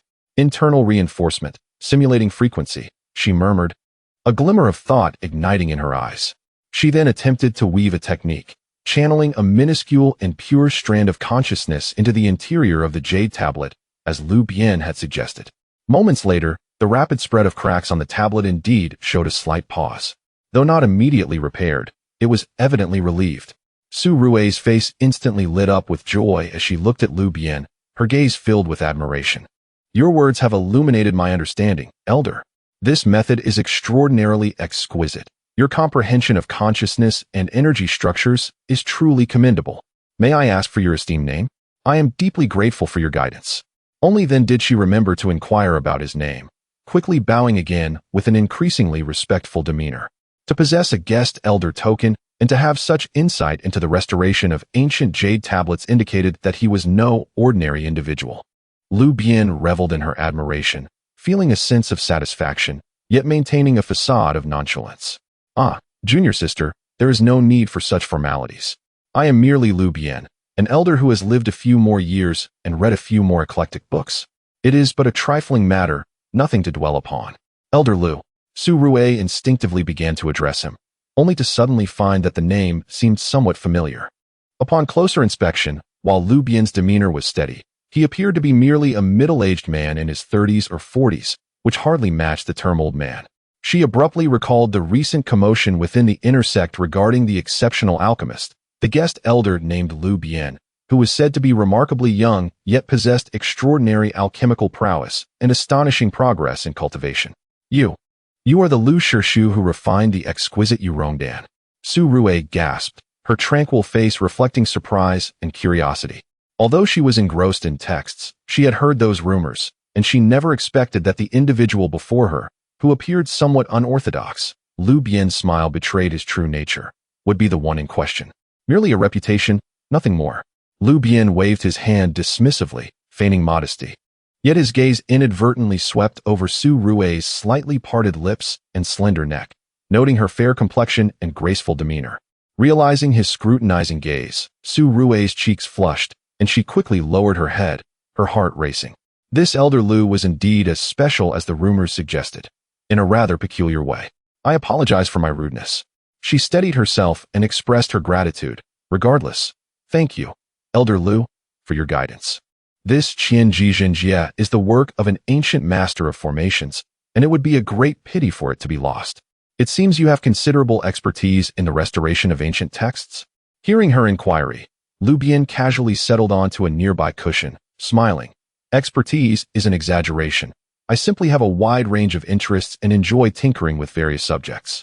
This library is vast like the sea, and since you manage it, Junior Sister Su, you must have extensive knowledge. If I encounter any difficulties with ancient texts in the future, I would like to seek your counsel. He deliberately fostered a closer relationship, speaking in a friendly tone while striving to mask his lecherous tendencies. Su Rui seemed rarely to engage in such intimate proximity with the opposite sex, especially with Lu Bian, a character exuding an aura reminiscent of a rogue. Her cheeks flushed a deeper shade. Yet upon hearing his interest in ancient texts, she could not help but lift her gaze, her eyes sparkling with enthusiasm. Master Uncle, you are too modest. I am merely a novice, fulfilling my duties. Should you have any inquiries regarding ancient manuscripts, I shall certainly share what I know without reservation. The two then began a soft conversation amidst the tranquil shelves of books. Lu Bian, equipped with insights surpassing those of his peers and a wealth of eclectic knowledge bestowed by the system, frequently articulated perspectives that left Su Rui astounded. Meanwhile, her profound familiarity with the collection of the library left Lu Bian in awe, as she recited many obscure and esoteric records with ease. In the midst of their engaging discourse, Lu Bian seemingly nonchalantly inquired, by the way, Su Shimi, have you ever encountered any records regarding certain, well, rather taboo alchemical arts? Perhaps those involving soul transference or ancient formulas drawing upon unique life forms. He recalled the fragment of the Jiuzhuan Huihun Dan rewarded by the system, which seemed to contain some cryptic and even sinister descriptions. Upon hearing this, Su Rui furrowed her delicate brow, contemplating for a moment before responding softly. Regarding the alchemical arts you mentioned, Master Uncle, there are indeed some scant records in the higher echelons of the library, though they are mostly incomplete and classified as forbidden knowledge, not to be perused by ordinary disciples. It is said that while their power may be astonishing, the cost is exceedingly grave, often resulting in self-repercussions and entanglements of significant karma. Why do you inquire about this? Her gaze towards Lu Bian was laced with a hint of caution and concern. Lu Bian felt a chill run through him. Indeed, there were such matters. However, he donned a hearty smile, explaining, "Do not misunderstand, Shimmy. I was merely curious after encountering some incomprehensible terminologies while researching ancient formulas. Such sinister arts are to be approached with great caution by practitioners of the righteous path." Only then did Su Rue breathe a sigh of relief, gently patting her chest. "That is good to hear. Those forbidden techniques are indeed best left untouched." However, she seemed to recall something, hesitating briefly before continuing in a hushed tone. "Recently, while organizing a batch of newly unearthed ancient scrolls, I chanced upon a nearly shattered bone fragment that bore several ancient runes reminiscent of soul transference and life source, alongside a half-illustrated alchemical diagram seemingly related to nurturing the soul. Yet, its aura was quite peculiar. The elder has since taken the fragment for safekeeping. Soul transference? Life source? Nurturing the soul? Lu Bian's heart raced. This seemed to bear some connection to the Jiao Zhuan Hui Hundan. Could it be that the fragment was not unique? He suppressed his excitement and feigned indifference, saying, "Oh, such things exist? It appears that ancient practitioners have indeed left behind numerous enigmas. Thank you for sharing, Shimmy. I shall merely listen and not delve deeper." After exchanging a few more pleasantries, Lu Bian took his leave. Su Rue escorted him to the staircase, performing a graceful bow. "Thank you for enlightening me today, Master Uncle. Should you wish to browse the library again, feel free to seek me out." "Certainly," Lu Bian replied with a smile, nodding before departing. Yet he had already etched Su Rue's name and the mysterious bone fragment into his memory. Upon returning to his abode, Lu Bian immediately immersed himself in the study of the Jiao Zhuan Hui Hundan fragment and the information gleaned that day. Soul transference, life source, nurturing the soul. The cost is immense, he murmured to himself, sensing that the formula concealed profound secrets and risks. System: how many points are required to analyze the Jiao Zhuan Hui Hundan fragment? He inquired. Analyzing Jiao Zhuan Hui Hundan fragment requires 1,000 system points, or the completion of a related hidden task. Current points are insufficient. 1,000 points? He currently possessed only a few hundred. It seemed that this formula was indeed complex. Just as he pondered this, a transmission talisman sounded from outside his abode, a notification from the sect's steward. "In 3 days, the team heading to the Yunqing mountain range for trials will depart. Prepare accordingly." Lu Bian's spirits lifted, momentarily setting aside the matter of the formula. The Yunqing mountain range, the source of fire. May fortune favor his endeavors. Meanwhile, unbeknownst to him, at the upper levels of the library, Su Rue returned to the nearly shattered jade slip, attempting to nurture it further using the methods Lu Bian had taught her, with remarkable results. As she observed the gradually stabilizing glow of the slip, Lu Bian's mischievous smile and his seemingly penetrating gaze often flashed through her mind. "Master Uncle, truly a peculiar yet formidable individual, albeit somewhat lecherous," she murmured softly to herself, her cheeks inexplicably warm once more. In a distant corner, a dark bone fragment sealed within a glass box flickered faintly with a distorted rune, only to swiftly succumb to silence once again. Chapter 43. A second gift from Senior Sister Wan. The purification of soul power. As the trial in the Yunqing mountain range approached, Lu Bian spent most of his time in the alchemy chamber, fervently concocting various elixirs for unforeseen circumstances. He had long surpassed the quota for the Sanyang Chu Xiedan, and was now primarily focused on creating healing, recovery, detoxification, and temporary enhancement potions, striving for a comprehensive variety and ensuring all were of the highest quality. One day, after successfully refining a second-tier top-grade Shengshengzhou Shuedan, he was preparing to begin another batch when he sensed the restrictive formation of his cave dwelling being disturbed by a familiar, chilling presence. Nangong Wan. Lu Bian was somewhat taken aback. Since their last transaction involving Gung Jin, this icy senior sister had not sought him out again. He adjusted his slightly disheveled robes, which had been singed by the furnace's heat, and opened the restriction. Outside the cave, Nangong Wan still wore her customary pure white attire, with an ancient sword slung across her back. Her delicate face bore an icy demeanor, resembling an unyielding glacier. However, unlike before, there seemed to be a subtle complexity in her clear, piercing eyes, which had lost some of their absolute aloofness. especially upon noticing Lu Bian's slightly weary yet spirited visage due to his busy alchemical endeavors. "Senior Sister Nangong, what a rare visitor," Lu Bian greeted with a smile, inviting her in. "But have the elixirs run out?" As Nangong entered the cave, her gaze swiftly swept over several jade bottles filled with top-grade elixirs stacked in a corner, and her eyes flickered momentarily. After a brief silence, she spoke with an icy clarity. "There are still plenty of elixirs remaining. I have come to return this item." She extended her hand, revealing the esteemed guest card Lu Bian had used to exchange for Gung Jin. Lu Bian was taken aback. "What is the meaning of this, Senior Sister?" "The Gung Jin. I have received the Gung Jin, and I have consumed the elixirs." "The transaction is complete," Nangong interrupted him, her tone remaining flat, yet imbued with an undeniable resolve. "This card is far too valuable, and I do not possess many items for trade. It serves no purpose remaining with me. It is best returned to its rightful owner." Observing her frigid demeanor, unwilling to owe him even a fraction, Lu Bian couldn't help but chuckle inwardly. This Ice Queen possessed an extraordinary sense of pride. It seemed the substantial benefits from their last dual cultivation had left her feeling somewhat uncomfortable, eager to draw a clear line while grappling with the tangible gains. He did not press the matter further and readily accepted the card, grinning. "Senior Sister, you are indeed forthright. In that case, I shall not be polite. Should you require any elixirs in the future, do not hesitate to ask. The price is negotiable." He deliberately emphasized the word price, casting a suggestive glance in her direction. A faint blush seemed to graze Nangong's snow-white cheeks, only to be quickly enveloped by her usual frostiness. With a cold snort, she chose not to respond and turned as if to leave. Yet, as she moved, she suddenly paused. Facing away from Lu Bian, she remained silent for a moment, as if wrestling with an internal struggle. Finally, in a voice so soft it was nearly imperceptible, she uttered, "Your soul power appears to be not yet fully restored. Is it due to the refinement of that Yang Hundan?" Lu Bian's heart stirred. He had not anticipated her sensitivity to such matters. Indeed, due to the challenges of refining at a higher level and his recent frenzied output, his soul had become somewhat fatigued. Though not critically, it required time for recuperation. Since she was concerned about him, why not seize the moment? Thus, he sighed and feigned nonchalance. "Senior Sister, your perception is sharp. There's no choice. The diligent are often burdened. Recently, I've had quite a few orders to fulfill. Although the consumption during the refinement of that Yang Hundan was significant, it's nothing to worry about. A few days of rest will suffice."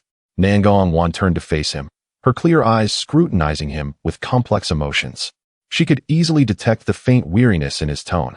Reflecting on how her own cultivation had progressed since their dual cultivation, her sword intent had become more fluid, and she had subtly brushed against the threshold of the mid-foundation stage. While he had suffered soul depletion, her earlier discomfort began to dissipate. In the cycle of cause and effect, there is gain and loss. She, Nangong, was never one to owe a favor, especially of such a delicate nature.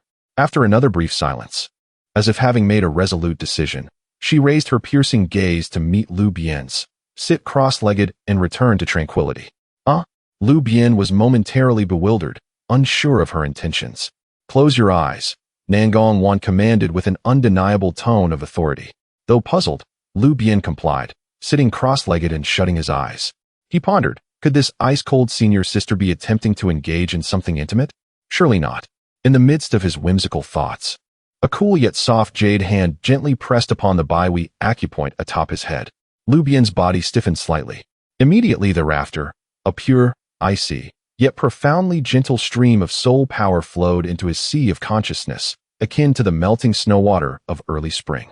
This soul power was far colder than that of Mu Shirhan, yet equally pure, imbued with a quality that severed all distractions and illuminated the mind with clarity. Under the nurturing influence of this soul power, the fatigue and impurities in his sea of consciousness, which had accumulated from excessive alchemical work, were swiftly washed away, purified, and soothed. It felt exquisite. An indescribable sensation of comfort enveloped him, as though he had consumed ice spring water on a sweltering summer day, rendering his entire soul clear and serene, profoundly at ease. His spiritual awareness even became more refined and keen. Detected the infusion of pure sword intense soul power. The hostess soul has been nourished and purified, all fatigue eliminated, and the strength of spiritual awareness has been permanently slightly enhanced. Proficiency in the Qian Kuan Yin Yang Huanxi Dan Dao secret record, Purification of Soul chapter, has increased. Lu Bian was astounded. Nangong Wan was actually using her precious soul power to nourish and rejuvenate his spirit. For a sword cultivator, this was an enormous expenditure and sacrifice. This ice-cold senior sister possesses a warmth beneath her exterior. The process lasted approximately 10 breaths before Nangong Wan withdrew her hand, her breath appearing slightly hurried, and her complexion paler than before, undoubtedly a sign of considerable expenditure. Lu Bian abruptly opened his eyes, gazing at Nangong Wan, overwhelmed with complex gratitude. Senior sister, you. Words are unnecessary, she interrupted, her voice still chilly but tinged with less frost. It is settled. Having said that, she no longer looked at Lu Bian and swiftly departed, her cool silhouette seemingly carrying a hint of urgency. Lu Bian, experiencing an unprecedented clarity and comfort in his sea of consciousness, watched her swiftly disappearing figure, feeling a wave of profound emotion surge within him. Though words may claim a sense of detachment, the sacrifices made are undeniably significant. This senior sister possesses a certain charm. After this incident, the icy barrier that once separated them seems to have subtly thawed. An ineffable understanding quietly established itself between them. In the days that followed, Lu Bian continued his fervent alchemy. With his divine soul restored, and even more potent than before, he found himself mastering the art of pill concoction with remarkable ease, achieving unprecedented success rates. During this time, Lu Bian visited him several times, her words increasingly probing, even subtly suggesting her willingness to exchange certain exclusive sect secrets and resources for the complete method of dual cultivation. However, Lu Bian skillfully deflected her advances with humor. This enchantress is exceedingly astute. He would not divulge core secrets until he possessed sufficient control over her. Lin Feifei, Zhao Yao, and Lu Wan frequently came as well, either seeking pills or simply to indulge in light-hearted banter. The cave resonated with laughter and the harmonious sounds of their efforts. Su Waner also visited once, maintaining her icy demeanor during their transaction, acquiring several bottles of elixirs for nourishing sword spirits. Yet, her attitude towards Lu Bian seemed to lack the previous indifference. One day, Lu Bian finally prepared all the necessary medicinal pills, filling over a dozen storage bags with various healing, rejuvenating, detoxifying, and enhancement potions, earning the title of a mobile pharmacy. Just as he stepped out of the furnace room, ready to tidy up one last time, a swift beam of sword light descended from the heavens, blocking his path. As the light dissipated, an arrogant and sullen face emerged. It was Wang Hao. At this moment, Wang Hao appeared even more formidable than before, having reached the second layer of foundation establishment, evidently having invested greatly in his cultivation. He fixed his resentful gaze upon Lu Bian and coldly sneered. Lu Bian, you better pray you don't end up alone during the trial in the Meteorite Mountain Range. Otherwise, old grudges and new grievances will be settled together. Without waiting for Lu Bian's response, he summoned his sword light once more and arrogantly departed. Lu Bian watched the fading light with a dismissive scoff, utterly unconcerned. A mere buffoon, he is, after all, the protagonist endowed with a system. Returning to his cave, he conducted a final inspection of his storage bags, his gaze sharp and resolute. The Meteorite Mountain Range, the seed of primordial fire. I am coming. Chapter 44. The turmoil of registration for the grand competition. Stinky Dan plays with old foes as the preparations for the Yunqing Shanmai trials came to a temporary halt. Another significant event within the sect emerged as the new focal point. The inter-sect grand competition.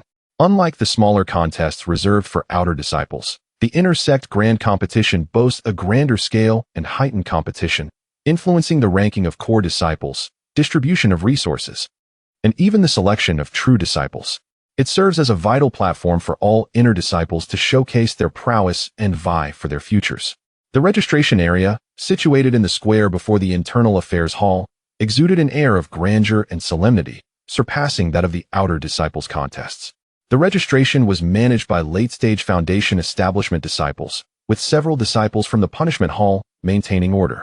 At this moment, a lengthy queue had already formed, filled with numerous inner disciples of considerable prowess, their expressions ranging from excitement to solemnity. Those standing here possessed at least Foundation establishment cultivation, including many skilled practitioners in the mid to late stages. When Lu Bian ambled over, he instantly attracted a multitude of glances. He was now a well-known figure in the inner sect, renowned for both his exceptional alchemical skills and his rumored liaisons with several beautiful women. Did he come to register? A mere alchemist participating in the intersect grand competition? With a cultivation of just the second level of foundation establishment, he seemed ill-prepared for such a daunting challenge. Yet, some speculated, perhaps he could leverage his vast array of pills to secure a place among the top contenders. The grand competition was not the same as the smaller contests. It was teeming with experts, and various skills countered alchemical potions, making success far from guaranteed. Whispers and discussions swirled, with most expressing skepticism about his chances. After all, the intersect grand competition was a veritable den of hidden talents, where cultivation, spells, magical artifacts, and practical experience were all indispensable. Relying solely on potions would be insufficient to reach the final stages. Lu Bian paid no heed to the gossip, content to stand at the back of the line. His motives for entering the grand competition were threefold: to test his true combat abilities after reaching foundation establishment, to pursue the bountiful rewards, and, of course, to scout for potential new clients. Before long, a shrill voice erupted nearby. "Oh, who do we have here? Is it our illustrious Lu Bian? What brings you out of your alchemical chamber? Aren't you afraid of being humiliated in the arena, leaving us without your exquisite potions?" Wang Hao, flanked by several lackeys, brazenly cut in line, wearing a mocking expression as he gazed at Lu Bian. Having reached the second level of foundation establishment, he seemed to have regained his former arrogance, especially upon learning that Lu Bian was only at the same level, presenting him with a golden opportunity for revenge. Lu Bian lazily scratched his ear and glanced at him. "I thought a fly was buzzing around, but it turns out to be Wang Dazizi. What's the matter? Haven't you had enough of the Tsan Si Dan from last time? Looking to try a new flavor?" At the mention of a past humiliation, Wang Hao's expression darkened, and suppressed laughter rippled through the crowd, further fueling his embarrassment and rage. "Lu Bian, don't get too smug," Wang Hao hissed, lowering his voice menacingly. "The intersect grand competition is no trivial affair. In the arena, fists are unrestrained, and magical artifacts are merciless. You better pray you don't encounter me too soon. Otherwise, I will make you kneel and beg for mercy, repaying you for everything with interest." Lu Bian chuckled derisively, sizing him up. "Second level of foundation establishment? It seems your uncle has been generous with resources. Alas, your foundation is shaky, and your spiritual energy is dispersed. Clearly, you've relied on potions to get here, looking impressive but lacking substance." Wang Hao's forehead pulsed with veins, and had it not been for the presence of others, he might have lunged at Lu Bian. Grinding his teeth, he retorted, "Humph. Sharp-tongued. We shall see whose abilities prevail in the arena. I am eager to discover how long your potions can protect you." With that, he shot Lu Bian a fierce glare and begrudgingly went to register. Lu Bian shook his head, uninterested in wasting breath on such a fool. Soon, it was his turn to register. Name, cultivation level. The attending steward droned without looking up. "Lu Bian, second level of foundation establishment," he replied calmly. Upon hearing his name, the steward paused, glancing up in surprise before regaining composure, noting it down, and handing Lu Bian a competition jade token. Having completed his registration, Lu Bian was about to leave and explore the temporary market nearby for any intriguing items when Wang Hao reappeared, blocking his path with a malevolent grin. "Master Lu, why the rush to leave?" Wang Hao sneered. "I heard you've concocted quite a few new pills recently. Why not share some with your humble nephew? Who knows, if I'm pleased, I might show you some mercy during the competition." His voice was loud enough to attract the attention of several surrounding disciples, clearly intent on provoking Lu Bian and embarrassing him. Lu Bian regarded his irritating demeanor, squinting slightly before suddenly breaking into a radiant smile. "Wang Dazizi, you wish to see my new pills?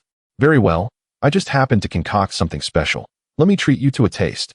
With that, he flicked his wrist, revealing a pill the size of a longan, its gray-green hue marred with numerous tiny holes, emanating an indescribably bizarre odor. The pill appeared unremarkable, even somewhat unsightly. Wang Hao was momentarily stunned and had yet to react when Lu Bian flicked his finger. Whoosh! The gray-green pill shot forth with astonishing speed, its trajectory unpredictable. Wang Hao instinctively attempted to evade it, but it was too late. Thud! The pill struck him squarely on the chest, bursting upon impact and enveloping him in a dense cloud of gray-green smoke. The vapor was exceedingly peculiar, thick yet clinging, releasing an unspeakably foul stench reminiscent of rotting muck, rotten eggs, and a hint of aged foot odor. Ugh, cough, cough. What is this? Wang Hao, caught off guard, inhaled deeply, and a wave of indescribable stench assaulted him, causing tears and snot to flow freely as he retched uncontrollably. The odor was not only overpowering but seemed to cling tenaciously to his hair, skin, and clothes, refusing to dissipate no matter how hard he tried to shake it off. Ah, what is that smell? Ugh, it's unbearable. Stay away from me. Wang Shixiang, the surrounding disciples screamed in horror, retreating as if fleeing a plague, pinching their noses, their faces turning pale, many unable to suppress their own bouts of nausea. In an instant, the entire registration area was enveloped in a horrifying stench. Wang Hao stood rooted to the spot, overwhelmed by a nauseating stench that rendered him dizzy, his body enveloped in a thick, murky haze of grayish-green. He appeared utterly disheveled, his humiliation compounded by the disdainful, loathing, and mocking gazes of those around him, filled with a fervent wish to vanish from existence. Lu Bian, I shall not let this matter rest. He retched violently, his desperate howls echoing, yet each breath nearly suffocated him further with the foul odor. Lu Bian had long retreated to a distance of 10 zhang, pinching his nose, a look of feigned surprise and innocence adorning his face. Oh dear, Wang Dejizi, how careless of you. This exquisite stinking elixir was painstakingly concocted by yours truly. Its potency is enduring, its fragrance. Oh no, I meant its overwhelming aroma. Lingers for 3 days without respite. Consider this a complimentary experience, no need for gratitude. With that, he burst into laughter and made a hasty exit, leaving Wang Hao behind, writhing in a frenzy of retching and rage, utterly powerless, along with a group of unfortunate disciples lamenting their plight. The disciples from the execution hall, alerted by the sudden offensive odor, approached with furrowed brows. Upon witnessing Wang Hao's dismal condition, they were left in a state of bemusement, struggling to suppress their nausea while attempting to dissipate the noxious fumes, resulting in a scene of utter chaos. Meanwhile, an elder from the execution hall, who had been covertly observing Lu Bian, stood at a distance on a pavilion, taking in the farcical spectacle. His expression darkened ominously as he regarded Lu Bian's retreating figure and the disheveled Wang Hao. Arrogant and overbearing. Such despicable tactics. This boy must not be allowed to remain. He scoffed, his disdain for Lu Bian deepening further. Unperturbed, Lu Bian returned to his cave dwelling, his spirits high. Not long after his return, however, the protective wards of his dwelling were triggered once more, this time by Nangong Wan. She maintained her usual frigid demeanor, yet there seemed to be a hint of subtle exasperation and a faint smile. Your elixirs are always so creatively exceptional. For once, she initiated conversation, her tone less icy than before. Lu Bian chuckled. Just a little trinket. I hope it brings you amusement. Have you come to collect elixirs, senior sister? Nangong Wan nodded slightly. With the grand competition approaching, I require some Rue Jean Dan. The Rue Jean Dan temporarily enhances the sharpness and penetrative power of gold element spells, particularly beneficial for sword cultivators. Lu Bian promptly retrieved 2 bottles of the finest Rue Jean Dan he had prepared and handed them over. I had them ready for you long ago. Nangong Wan accepted the elixirs, verifying their quality, yet she did not depart immediately. After a moment of silence, she quietly warned, be cautious of the execution hall during the competition, especially Wang Hao's master. Without waiting for Lu Bian's response, she turned and left, her ears seemingly tinged with a slight blush. Lu Bian stood momentarily stunned, observing her retreating figure, a warm sensation blossoming in his heart. This icy sister, actually showing concern for others? She even took the time to warn him, ensuring a smoother path for their future endeavors in dual cultivation. It seems the last infusion of spiritual energy was not in vain. He stroked his chin, grinning like a cat that had just stolen a fish. With Nangong Wan's caution in mind, his anticipation and vigilance for the upcoming intersect competition grew. Moreover, the infamy of the exquisite stinking elixir spread rapidly throughout the intersect, further enhancing Lu Bian's notorious reputation. Chapter 45. The preliminary competition unfolds with grace. Advancing through serendipity, the day of the intersect competition arrived as anticipated, amidst the fervent expectations of the masses. The Grand Martial Arena atop the main peak was even more magnificent than that of the Outer Sect's smaller competition. 10 platforms fortified by robust protective formations were arranged in a circular layout, surrounded by tiered spectator stands that were now brimming with an enthusiastic crowd. Various spiritual lights flickered, and the aura of Foundation establishment cultivators intermingled, creating a vibrant yet tense atmosphere. Above, on the high platform, sat the elders of the sect and the true disciples, including the rarely seen Dan Shinzi, who observed the proceedings with a tranquil demeanor. Lu Bian, serving as the steward of the Pill Pavilion, occupied a seat at the end, her peach blossom eyes sparkling as she searched for a familiar figure among the throng. Lu Bian blended into the crowd of participating disciples, appearing rather inconspicuous. Clad in an ordinary blue robe, with his aura subdued and at the second level of Foundation establishment, he was hardly remarkable among the many intersect disciples who were at mid to late stages of Foundation establishment. Yet, his unique presence stood out, drawing a variety of complex gazes, curiosity, scrutiny, envy, and even flirtatious glances from numerous female disciples. After all, the reputation of an exceptional alchemist and a companion to Beauties was far more resounding than his cultivation level. "Look, it's Uncle Lu. He.S. here. I wonder how far he can go this time. I heard he nearly knocked Brother Wang Hao out with a stinky pill yesterday. Don't mention it. Just thinking about that smell makes me want to vomit." The whispers around him barely fazed Lu Bian, who even took the time to nod and smile at a few familiar female disciples, causing a flurry of flushed cheeks and racing hearts. The draw commenced. The enormous jade disc shimmered, revealing names and corresponding platform numbers one by one. Lu Bian looked up and quickly located his name on the A platform for the third match. He approached the area near the A platform, crossing his arms as he observed. The preceding battles were fierce, spells clashing and sword lights flashing, eliciting cheers from the audience. Soon, it was his turn to compete. His opponent was a burly man at the third level of Foundation establishment, seemingly proficient in earth-based techniques. Muscles bulging and aura steady, he wielded a hefty black iron shield, which promised formidable defense. Upon recognizing Lu Bian as his opponent, the man displayed a hint of disdain, saying, "Junior brother Lu, I advise you to concede now. My iron shield is specially designed to counter all sorts of flashy spells and pills. Your tricks won't work on me. Better to avoid injury to you, the precious alchemist." Most spectators favored the burly man, given the evident disparity in cultivation and the advantage of his technique. Lu Bian lazily scratched his ear and replied, "Brother, you talk too much. If we're going to fight, let us get on with it. I still have pills to refine for my junior sisters." Irritated by his demeanor, the man snorted, seeking death. With the judge's command, the man roared, his body enveloped in a yellowish light. With the iron shield raised before him, he charged at Lu Bian like a rampaging bull, causing the ground to tremble beneath his feet. Determined to utilize his absolute defense and strength to knock Lu Bian off the platform, he surged forward. However, Lu Bian stood his ground, showing no intention of dodging, even yawning leisurely. Just as the man was about to collide with him, Lu Bian flicked his wrist, launching an unremarkable yellow pill from his fingertips. Upon striking the man's shield, the pill instantly transformed into an exceedingly viscous and heavy substance, rapidly spreading over the shield and extending along the man's arm, enveloping him entirely. A second-tier exceptional ning-touching mud pill. The man felt his shield grow several times heavier, making it nearly impossible to wield. More alarmingly, the sticky substance possessed an overwhelming constraining force, rendering his movements sluggish, as though he was mired in a deep quagmire, even disrupting his ability to circulate spiritual energy. "What is this ghastly substance?" The man, both alarmed and furious, struggled desperately, but his movements were comically slow. Lu Bian leisurely approached him and gave a gentle push. Thud! The sluggish and off-balance man fell to the ground without any means of resistance, struggling but unable to rise. On the A platform, for the third match, Lu Bian emerged victorious. The judge, momentarily stunned, announced loudly. A wave of astonishment rippled through the audience.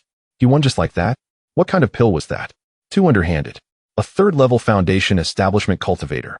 Defeated so easily?" As the man was helped off the stage, his face flushed with humiliation and rage. He lacked even the strength to curse. Lu Bian clapped his hands, effortlessly leaping down from the platform, keeping his achievements modest. Against such a brute, a single effective pill sufficed. In the subsequent rounds, Lu Bian's fortune seemed extraordinarily favorable. In the second round, his opponent was a female disciple skilled in water magic, at the peak of the third level of Foundation establishment. Just as the competition commenced and the female disciple prepared to unleash her signature technique, her face suddenly paled, clutching her abdomen as cold sweat poured down, She had unexpectedly been hit by her monthly cycle and severe cramps, leading her to tearfully concede. Lu Bian once again claimed victory without a fight. In the third round, he faced a sword cultivator at the 4th level of Foundation establishment, who initially displayed commendable skill. However, after exchanging a few blows, the sword cultivator suddenly suffered a recurrence of an old injury, coughing up blood, and was subsequently declared the loser. In the 4th round, the situation was even more absurd. His opponent was absent, reportedly incapacitated after an accident in their cave abode. Thus, Lu Bian advanced to the top 64 with minimal effort, hardly expending any energy or utilizing many noteworthy pills, leading to rampant speculation among the audience regarding his astonishing luck. Is Lu Bian's fortune truly that extraordinary? Is fate favoring him? I suspect there might be something else at play. Shoo! Tread carefully. No baseless accusations without evidence. On the high platform, the elders displayed a variety of expressions. The elder from the punishment hall wore a grim expression, snorting disdainfully, unorthodox methods. Dan Shinzi stroked his beard with a smile, his eyes reflecting profound meaning. Lu Bian laughed heartily, finding the situation exceedingly amusing. Even Nangong Wan, seated in the stands, revealed a faint smile in her cool gaze, subtly shaking her head in bemusement at this fellow's streak of good fortune. Lin Feifei, Zhao Yao, and Lu Wan were filled with laughter and mischief, reveling in the shared glory. When the results of the next round of the lottery were announced, it left everyone astounded. Lu Bian had a bye. He advanced directly into the top 32.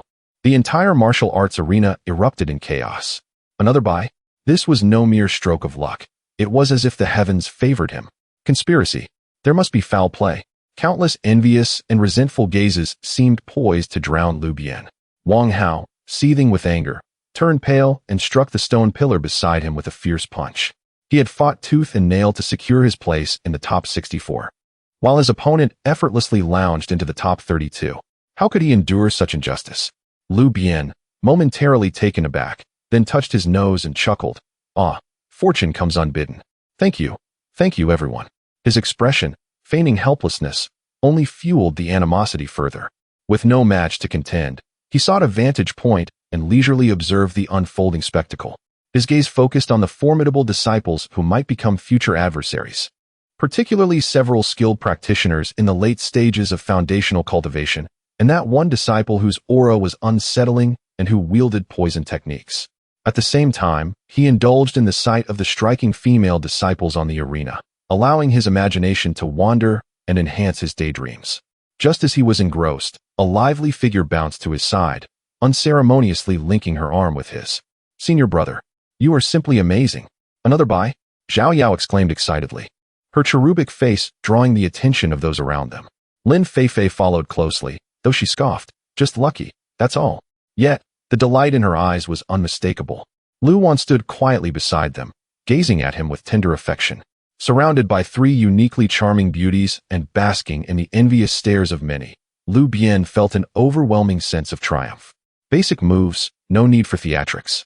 He declared with a grand gesture. Come, my dear sisters. Let me treat you to some jelly beans. Amidst the complex reactions of the crowd, he strode away from the bustling arena, brimming with pride, flanked by the 3 women. Meanwhile, high in the stands, Nangong Wan's cold gaze followed his retreating figure until it vanished from sight. She gently grasped the hilt of her sword and murmured, in the next round, I hope you draw me. On the other side, an elder from the execution hall whispered a few instructions to a trusted disciple, who nodded and quietly blended into the crowd. A storm seemed to be brewing beneath the calm facade of fortune. Chapter 46. The stagnation elixir counteracts speed. 3 beauties watch the battle and contemplate the competition for the top 16 in the Intersex Grand Tournament has intensified, with palpable tension in the air. The disciples who have reached this stage are undoubtedly the creme de la creme of the intersect, each boasting a foundation level of at least the 3rd tier, with most at the 4th or 5th tier, and a few even at the 6th tier. The disparity in strength is becoming increasingly apparent. As the drawing ceremony commenced, the jade plate shimmered with light, revealing the names and matchups. When it was announced that Lu Bian would face Su Ling, a murmur of excitement rippled through the crowd. Su Ling, the one renowned for his remarkable speed, a wind spirit root cultivator? At the pinnacle of the 4th tier, his phantasmal body technique is as swift as a specter, his strikes rapid and fierce, making him a formidable opponent. It seems Lu Bian may be in for a challenge, as speed-oriented adversaries are particularly effective against those reliant on elixirs. Let us see if luck will favor him this time. Many spectators regarded Lu Bian with a mixture of sympathy and eagerness for the unfolding drama. Indeed, speedsters can be quite troublesome, often striking before one has the chance to deploy their elixirs. Su Ling himself, a tall and lean youth with a stern visage, scrutinized Lu Bian with piercing eyes, exuding confidence and disdain. Clearly, he held Lu Bian, a practitioner of elixir reliance, in low regard. Lu Bian stroked his chin, muttering, "A speedster? This could be interesting." The match commenced swiftly. The two ascended the platform, and with a referee's command, Su Ling's figure became a blur, leaving behind a series of afterimages, his true form darting around Lu Bian with ghostly speed, seeking an opportunity for a decisive strike. The velocity was blinding. How swift! It's impossible to see clearly. Lu Bian is in peril. Gasps erupted from the audience. A cold smile crept onto Su Ling's lips as he seized an opening, his form suddenly vanishing. In the next heartbeat, a sharp finger, poised like a sword, lunged silently toward Lu Bian's vital point. The speed was astonishing.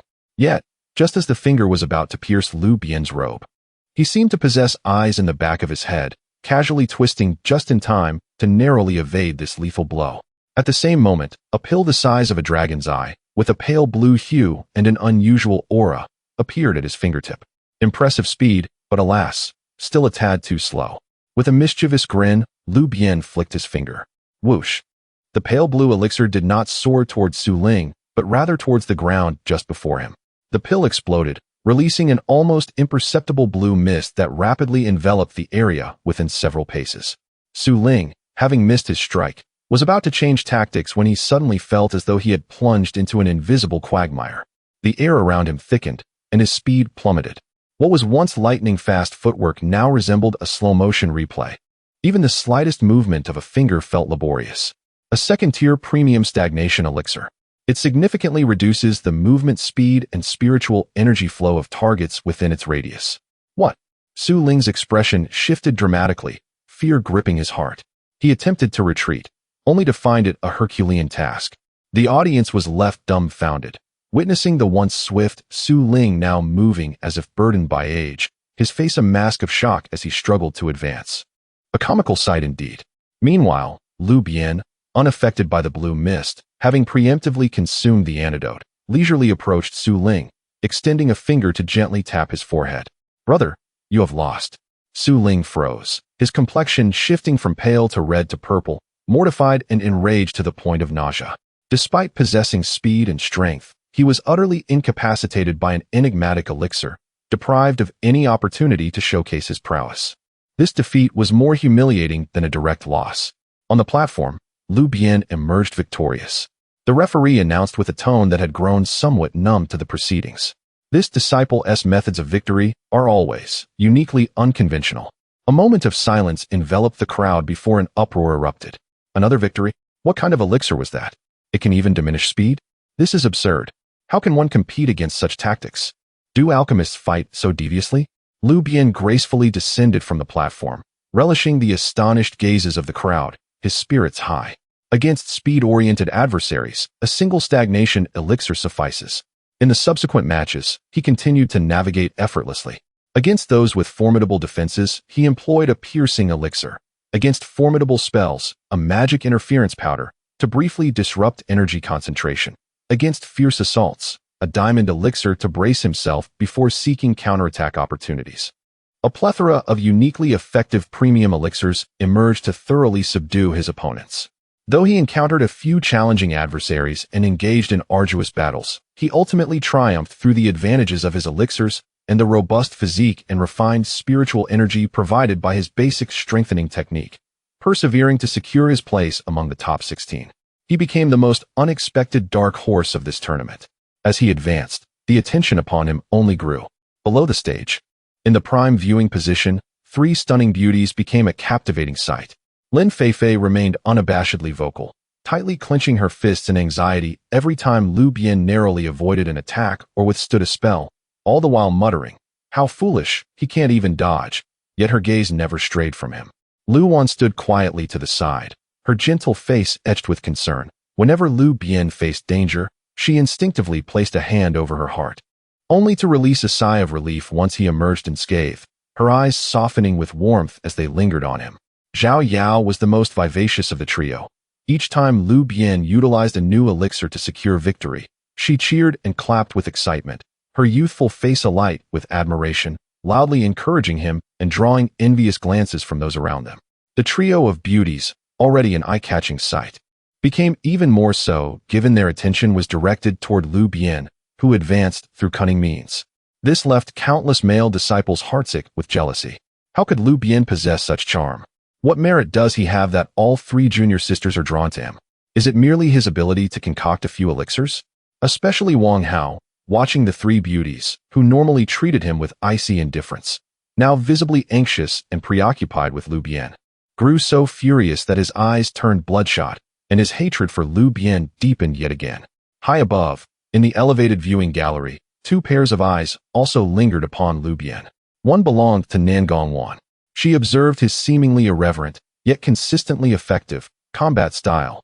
In her cool, serene gaze, a faint, fleeting smile, subtle as mist, would occasionally surface, tinged with quiet admiration.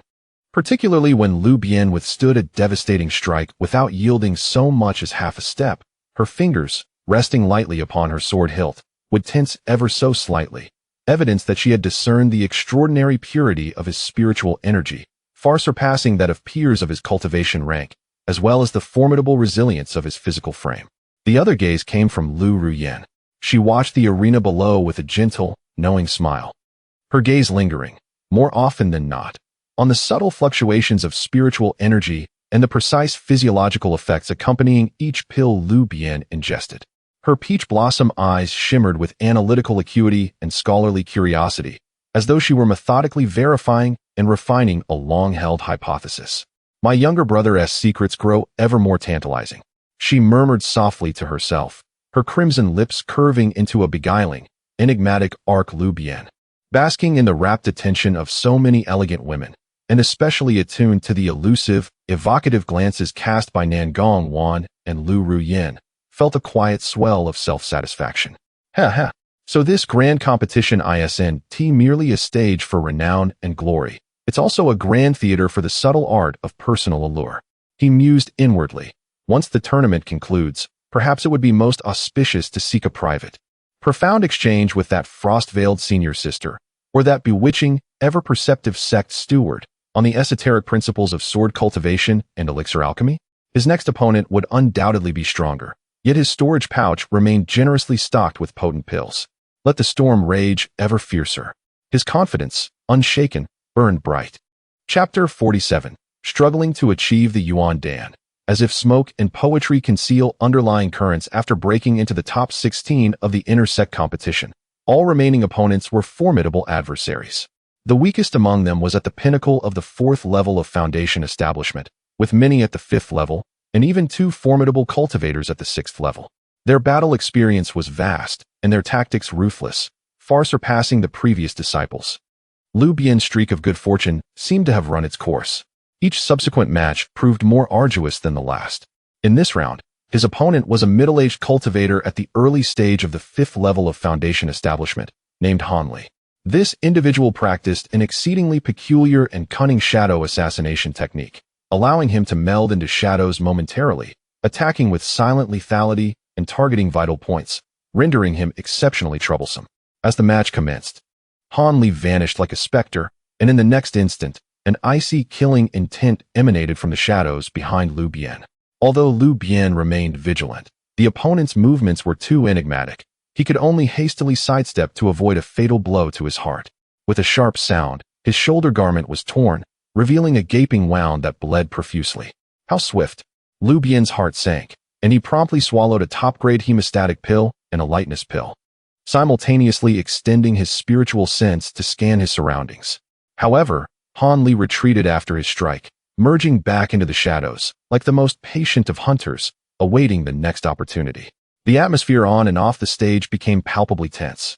It was AndThey's shadow assassination technique, impossible to defend against. Lu Shishu was injured. This was troublesome. How would he cope? The 3 women, Lin Feifei and her companions, held their breaths in anxious anticipation. The ensuing battle fell entirely into Han Li's rhythm. He launched surprise attacks from various unimaginable angles, each strike cunning and vicious. Though not fatal, they left numerous wounds on Lu Bian. Despite relying on pills and his formidable physique to endure, the immense consumption of spiritual energy left him appearing quite beleaguered. This is truly troublesome. While dodging and parrying, Lu Bian rapidly devised a strategy. The area of effect of the Zhiling Dan was limited, and the opponent's speed made precise coverage nearly impossible. Other pills seemed ineffective against this peculiar assassination technique.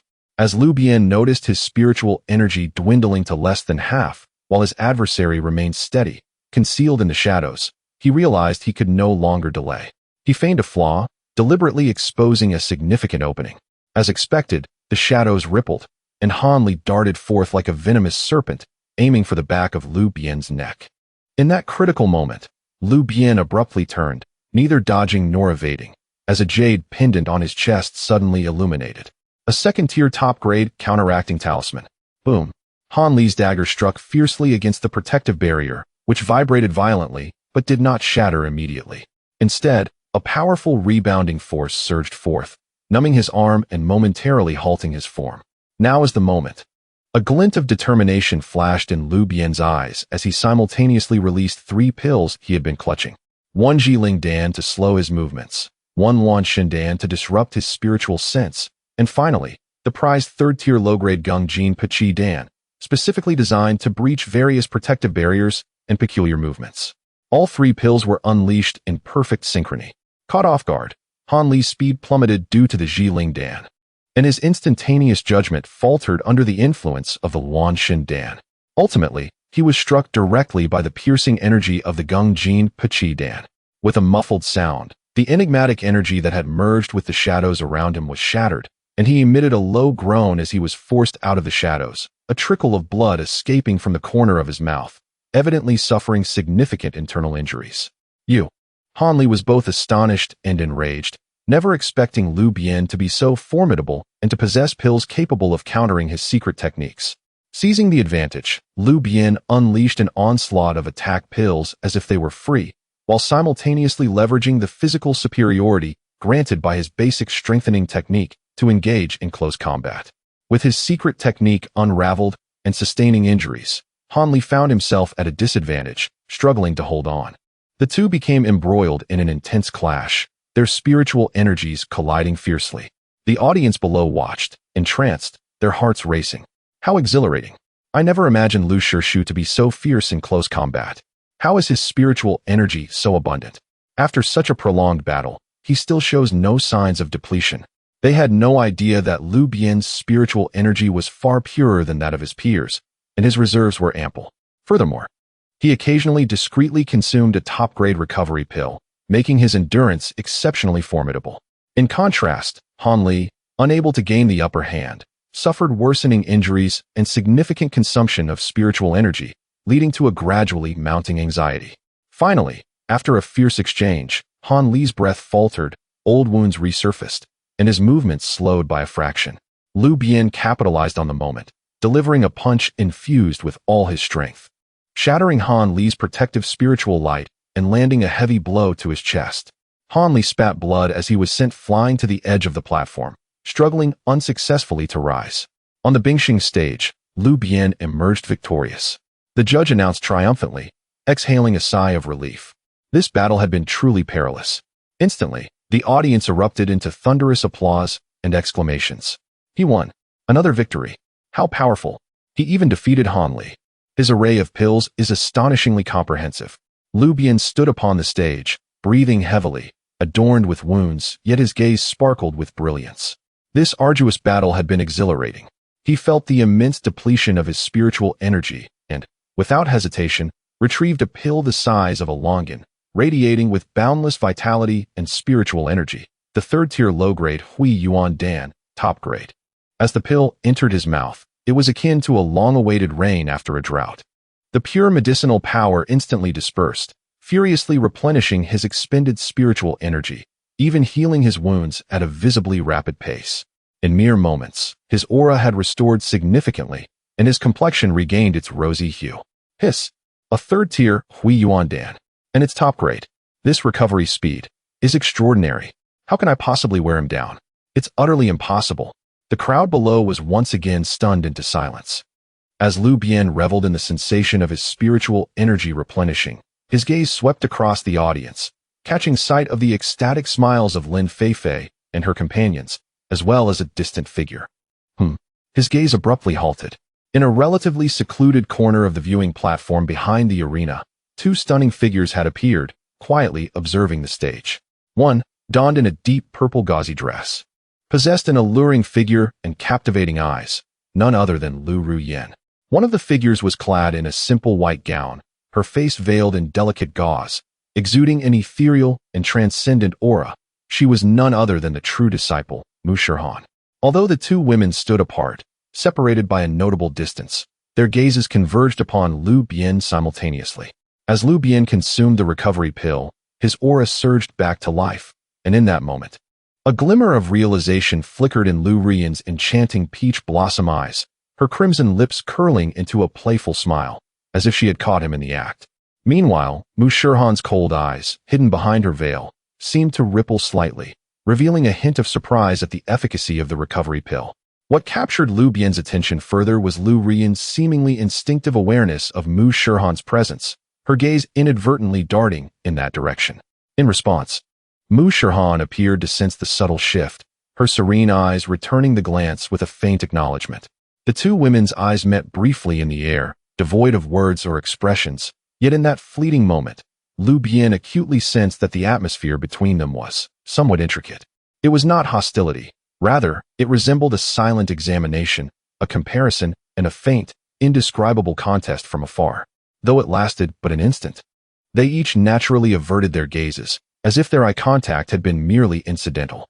Yet, Lu Bian's heightened perception and male intuition suggested that these two women seemed to be acquainted, and their relationship appeared to be rather complex. Fascinating. Lu Bian stroked his chin, a playful smile gracing his face. Lu Bian and Mu Shihan, one alluring and enchanting like a poisonous rose, the other ethereal and frigid like a snow lotus, both exceptional in their own right, were present here, attentively observing his competition, and there seemed to be an undercurrent of tension. This only heightened his anticipation for the in-depth exchanges that would follow the grand tournament. He descended from the stage, amidst a sea of adoring, envious, and jealous gazes, making his way towards the three women, Lin Feifei and her companions, who welcomed him with cheers. In the corner of the spectator area, Lu Bian's figure quietly vanished as if she had never been there. Mu Shihan also withdrew her gaze, turning away, her white silhouette blending into the crowd, disappearing from sight. Only the air lingered with a faint, elusive essence, a unique blend of alluring fragrance and ethereal charm. Chapter 48. The Golden Dan reveals its might. The fierce battles to advance into the top 8 have grown increasingly brutal. Each disciple who has reached this stage is resolute and ruthless, fighting with their lives at stake for rankings and rewards. Lu Bian's opponent in this round is a formidable physical cultivator at the pinnacle of the 5th layer of foundation establishment, known as Shimeng. This man is tall and imposing, with muscles as solid as rock, practicing a formidable earth-based body refinement technique called Panshiju. His defensive capabilities are extraordinarily formidable, and his strength is fearsome. Shimeng has evidently studied Lu Bian's previous matches. As soon as he steps onto the stage, he grins maliciously and declares, "Junior brother Lu, your peculiar pills are of no use to me. With sheer strength, I shall see how many punches your frail body can endure." Before he finishes speaking, a surge of earthy yellow light envelopes him, and his skin forms a rocky, armored layer, transforming him into a giant of stone, exuding an overwhelming aura as he launches a powerful punch towards Lu Bian. The wind from his punch howls, and the air crackles with energy. The sheer pressure of his strength surpasses any opponent Lu Bian has faced before. Bring it on. Lu Bian's eyes gleam with excitement. Instead of retreating, he also channels his elementary strengthening technique, feeling the surge of blood and energy within him as he throws a punch to meet Shimeng's challenge. He yearns to test the limits of his body, which has been fortified through multiple enhancements and the tempering of Longhu Dan.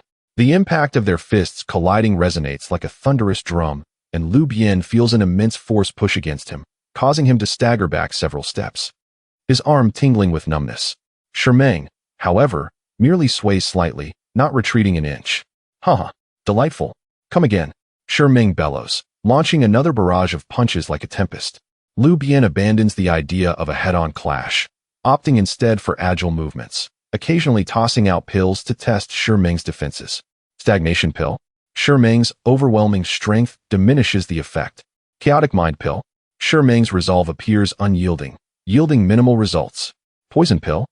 Ming's robust physique demonstrates remarkable resistance. None of Lu Bian's commonly used special pills seem capable of inflicting significant harm upon Ming. This fellow is akin to an impenetrable tortoise shell. Useless. I anticipated this. Ming roars, intensifying his assault and forcing Lu Bian to evade continuously, appearing somewhat beleaguered. The spectators below are on edge. Ming's defense is too strong. Have Lu Bian's pills lost their efficacy? At this rate, defeat is imminent. On the high platform, an elder from the execution hall smirks coldly, seemingly pleased with the unfolding situation. A prolonged defense must eventually yield.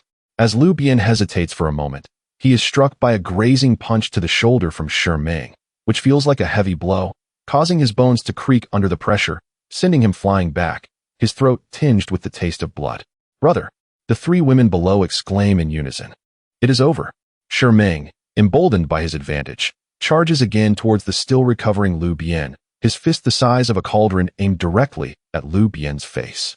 Should this punch connect, it could either kill or severely injure him. In this critical moment, Lu Bian's eyes flash with determination. Without hesitation, he consumes a brilliantly golden pill he has been holding. A third-tier inferior golden dan, superb. As the pill enters his stomach, an explosive surge of power erupts within him. His skin gleams with a dark golden hue, muscles swell, and veins bulge like coiled dragons, transforming his aura into one of fierce dominance. Facing Ming's thunderous punch, Lu Bian no longer evades but retaliates with a punch of his own. This time, the collision of their fists produces a sound reminiscent of metal striking metal, a sharp and piercing resonance. Boom! The shockwave erupts, cracking the arena floor beneath them. To everyone's astonishment, Ming's previously unstoppable fist is abruptly halted. Not only that, but he is also forced back by the tremendous recoil, his face reflecting shock and disbelief. What? Your strength? Ming exclaims, feeling the pain in his fist as if striking the hardest iron. Now it is my turn. Lu Bian growls, his voice resonating with metallic clarity. He steps forward, shattering the ground beneath him, charging at Ming like a golden cannonball, raining punches down upon him. Having consumed the superb golden dan, his physique, strength, and defense surge exponentially for a brief period. Although he may not yet rival a true physical cultivator, the combination of his refined spiritual energy and the foundation of the elementary strengthening technique is terrifyingly formidable. Thud, thud, thud. The sounds of fists meeting flesh echo like the ringing of a hammer on an anvil, forcing Ming to barely protect his vital points as he is driven back, cracks appearing in his rock-like defense.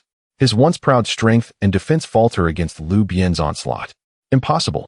Ming roars in a mix of fury and disbelief, desperately attempting to channel his technique. Yet he still cannot withstand the torrential assault. Ultimately, Lu Bian delivers a devastating kick, channeling all his strength into a single blow that lands on Ming's blocking arms. Crack! A sickening sound of bone breaking fills the air. Ming screams in agony, his arms twisting and contorting, his massive form sent flying like a ragged sack, crashing heavily to the ground below, unconscious. The arena falls silent. Everyone is stunned by this sudden reversal. No one expected Lu Bian to possess a pill capable of instantaneously amplifying his combat power to such a degree. Moreover, he chose to confront Ming head-on, defeating a foe renowned for his defense and strength in the most ferocious manner. This visual spectacle is far more shocking than winning through various special pills. On the Wu character arena, Lu Bian triumphs. The referee's voice trembles with excitement.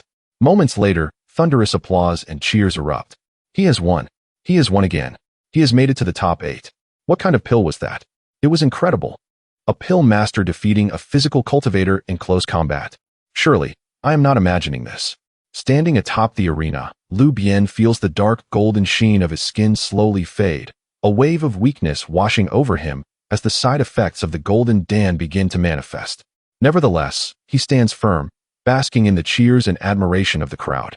Lin Fei and her companions embrace each other, jubilant and laughing with excitement. However, upon the high platform, the expression of the elder of the execution hall was so grim that it seemed as though it could drip with water.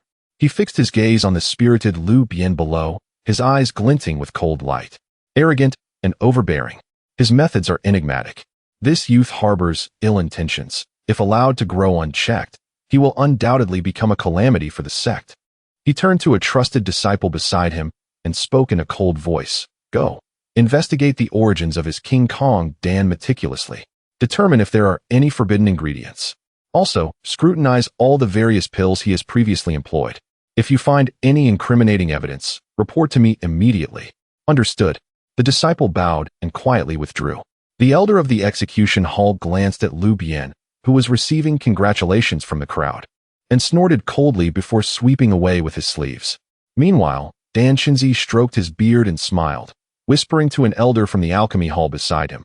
This youth's mastery in the application of medicinal properties has reached a transformative realm. What appears to be a shortcut is, in fact, a precise judgment of both himself and his opponents. Indeed, quite commendable. The elder from the alchemy hall nodded in agreement, his gaze towards Lu Bian filled with admiration. Unbeknownst to Lu Bian, who was currently brimming with pride, dark currents were swirling above the platform. Entering the top 8 meant that substantial rewards and an elevated status within the sect were within reach. More importantly, after numerous arduous battles, he felt that his practical experience, control over his own strength, and utilization of various elixirs had all attained a new pinnacle.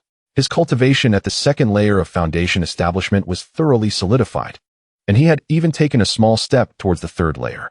Who would his next opponent be? He cast a sweeping glance towards the other arenas, his eyes filled with the spirit of battle.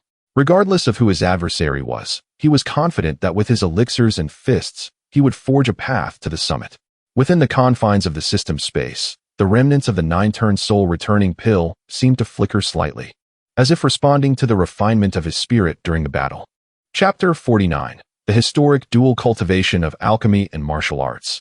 A branch of olive is thrown towards a bright future. The top 8 of the intersect competition has undoubtedly represented the pinnacle of the foundational disciples within the sect.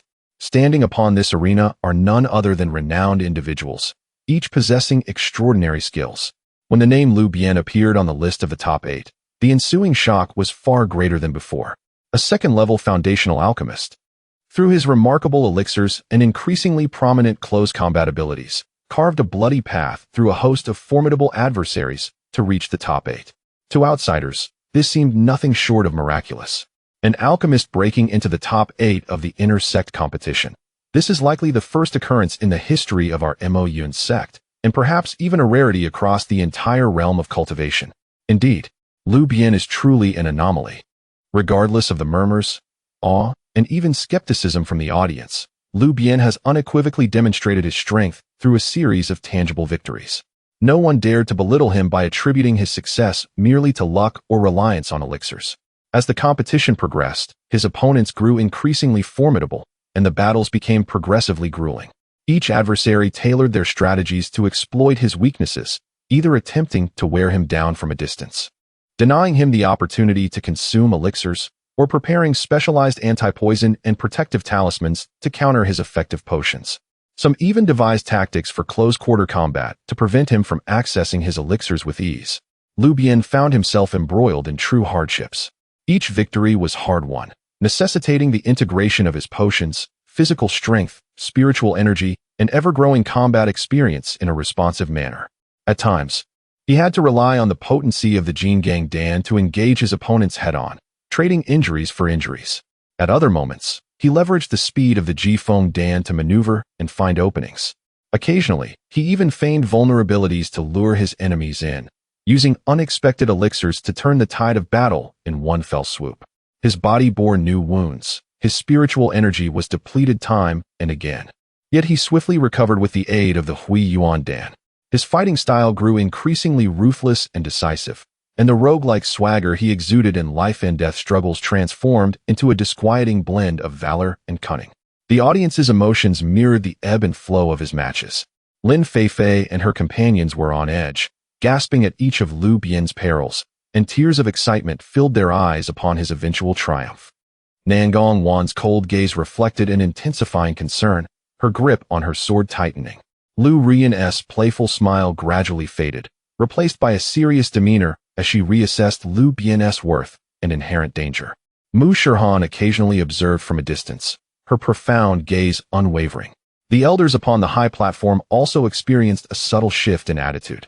Initial disdain and skepticism gradually transformed into astonishment and gravity, particularly when Lu Bian, during one match, consumed several elixirs on the spot, forcibly executing an uncanny combat technique that fused fire-based spells with martial arts to overcome an early-stage 6th-level foundational swordsman. The arena fell into a profound silence. In that moment, everyone recognized that this young alchemist had genuinely acquired the strength to join the ranks of the inner sect's elite disciples. His combat style, though unconventional, proved effective, revealing boundless potential. One elder, renowned for his martial prowess, could not help but exclaim. Though it seemed somewhat opportunistic, it undoubtedly paved a viable path. To possess such combat prowess at the 2nd level of foundational cultivation, should he elevate his cultivation in the future? Another elder's gaze flickered, the unspoken words lingering in the air, yet their implications were clear. Ultimately, when Lu Bian, bloodied and weary, exhausted the last of his opponent's spiritual energy and stood precariously upon the arena, the referee announced loudly, "In the intersect competition, Lu Bian wins," advancing to the top 16. After a brief moment of silence, the entire martial arts arena erupted into unprecedented cheers of jubilation. A historic achievement. An alchemist has entered the top 16 of the intersect competition. This is a miracle that has never been seen since the founding of the Mo Yun sect. Standing upon the stage, Lu Bian breathed heavily, his body marred with wounds. Yet his spine remained resolutely upright. He felt the fervent, adoring, and incredulous gazes from the multitude below, igniting a surge of pride within him. The top 16. He had accomplished it. Despite the arduous journey, the rewards were substantial. The series of intense battles propelled his mastery over his own strength to new heights, solidifying his cultivation at the pinnacle of the 2nd level, with only a single opportunity standing between him and a breakthrough. His utilization of various elixirs reached a level of artistry, and his understanding of alchemy soared as well. More importantly, he had earned respect and status. After the competition concluded, he instantly became the brightest star in the arena. Countless disciples flocked to him, eager to form connections, including several formidable intersect elites. Moreover, tangible benefits soon followed. Several intersect elders, who had previously maintained neutrality, even displayed slight disdain, now sent their disciples to extend goodwill, subtly expressing their interest in recruiting him with increasingly generous offers. "Lu Shitzi, my Spirit Beast Pavilion has abundant resources. If you are willing to join, the position of Deputy Pavilion Master awaits you. Junior brother, my array court is in need of a talent well-versed in medicinal energy. The treatment will be exceptional. Senior brother Lu, my master, the Grand Elder of the Refining Hall, holds your elixirs in high regard and wishes to invite you as a guest elder." One olive branch after another was extended, heralding a bright future for Lu Bian within the sect. Even the elder from the punishment hall, who had always viewed him unfavorably, could only darken his expression and momentarily restrain his actions. At the height of Lu Bian's acclaim, with the attention of the higher-ups fixed upon him, he dared not act hastily. In light of these recruitment offers, Lu Bian had his own calculations. He did not immediately acquiesce to any party, instead responding politely to express his need for consideration. He understood well that maintaining his independence and choice was most advantageous. Meanwhile, Dan Shinzi also sent word through a messenger, with a simple yet affirmative message. "Well done, you have not brought shame to the alchemy hall. Rest well and consolidate your cultivation." Though brief, the words carried an undertone of support and appreciation that reassured Lu Bian. With such a grand elder backing him, he felt fortified in his standing within the sect. Upon returning to the cave, Lu Bian dismissed the crowd and commenced a period of seclusion to heal and consolidate his cultivation. The recent grand competition had yielded results far beyond his expectations. Not only had he gained renown and resources, but more importantly, he had discovered a path suited for his dual cultivation of alchemy and martial arts. Elixirs ought not to serve merely as auxiliary aids. Rather, they should become an integral part of one's combat prowess. A glimmer of brilliance sparkled in his eyes, filled with anticipation for the future. As he settled into his meditation, immersing himself in his training, The cold notification from the system echoed once more. Ding. Detection indicates that the host's cultivation has reached the pinnacle of the second layer of foundation establishment, and practical insights have been fully accumulated, successfully unlocking the opportunity for a breakthrough into the mid-stage of foundation establishment. It is recommended that the host promptly enter seclusion to strive for the mid-stage of foundation establishment. Note: a substantial amount of pure spiritual energy is required for the breakthrough. Please prepare the Zixing Pazhang Dan, Premium, and spare spirit stones in advance. Mid-stage of foundation establishment. Lu Bian felt invigorated. It was finally upon him. He immediately retrieved the premium Zixing Pazhang Dan he had previously concocted, along with a substantial number of high-grade spirit stones, and without hesitation, began his breakthrough. Once successful in advancing to the mid-stage of foundation establishment, his strength would surge once more. Whether in alchemy or combat, he would ascend to an entirely new level. Chapter 50. The water reaches the channel, and the meteorite trial surges forth within the cave. Spiritual energy surged like a tide. Lu Bian sat cross-legged, his mind sinking into his dantian. The spiritual power at the pinnacle of the initial stage of foundation building had reached its utmost limit, with liquid spiritual essence swirling within his chi, emanating a radiant glow. The invisible barrier leading to the mid-stage of foundation building was palpably felt, unyielding yet seemingly fragile enough to be breached with a mere poke. He adjusted his breath, elevating his state to its zenith. Scenes of fierce battles from the recent intersect competition flashed through his mind, clashing with Shermeng's formidable strength, maneuvering around Han Li's shadows, and the desperate counterattack from a sixth-layer sword cultivator. Each brush with death, each instance of spiritual exhaustion followed by renewal, served as the most profound tempering of his heart and cultivation. At this very moment, a glint of determination sparkled in his eyes as he unhesitatingly consumed the premium Zixing Pazhang Dan he had prepared long ago. As the pill entered his abdomen, it did not immediately transform into a torrent, but sank like a violet star into the deepest part of his dantian, subsequently erupting with a thunderous force. A sharp, unparalleled, yet harmoniously profound medicinal power surged forth like the sharpest of drill bits, crashing violently against the sturdy barrier. Boom. The barrier trembled violently, developing fine cracks, yet it did not shatter immediately. Lu Bian's thoughts raced as he swiftly activated the auxiliary breakthrough methods recorded in the Qian Kuan Yin Yang Huanxi Dan Dao secret record. Simultaneously, the distinct yet equally pure Yuan Yin energies from his four companions, Lin Feifei's vitality, Lu Wan's gentle water, Zhao Yao's purity, and Su Wan's profound ice sword intent, along with Mu Shirhan's vast and pristine residual soul power, and even the subtle allure emanating from Lu Ruyan, were drawn forth by the secret method, merging into the surging stream of the breakthrough pill. Multiple forces blended seamlessly, yin and yang harmonizing, transforming into an overwhelming wave imbued with extraordinary vitality that once again slammed against the barrier. Crack. Boom. This time, the robust barrier could no longer withstand the assault, producing a resounding shatter before it was forcefully breached.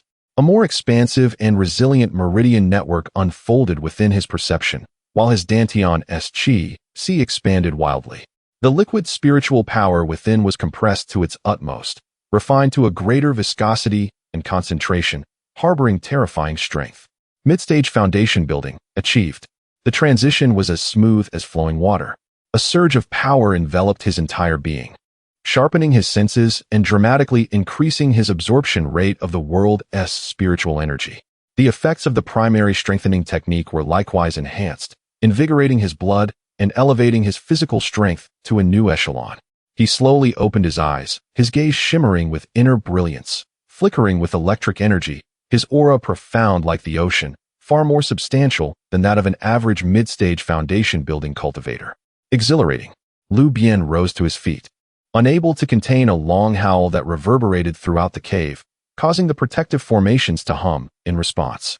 The commotion of his breakthrough drew the attention and discussion of several disciples nearby. Another breakthrough? Mid-stage foundation building. Such speed. Truly a monster capable of entering the top 16 of the intersect. Lu Bian had long since become immune to such remarks. He meticulously experienced the changes brought about by reaching mid-stage foundation building, particularly the nearly 50% enhancement in both the quality and quantity of his spiritual power. His strength had undergone a profound transformation. Successfully broke through to mid-stage foundation building. Total spiritual power increased by 50, purity enhanced by 15, and mental strength augmented by 10. Effects of the primary strengthening technique amplified, significantly increasing physical strength.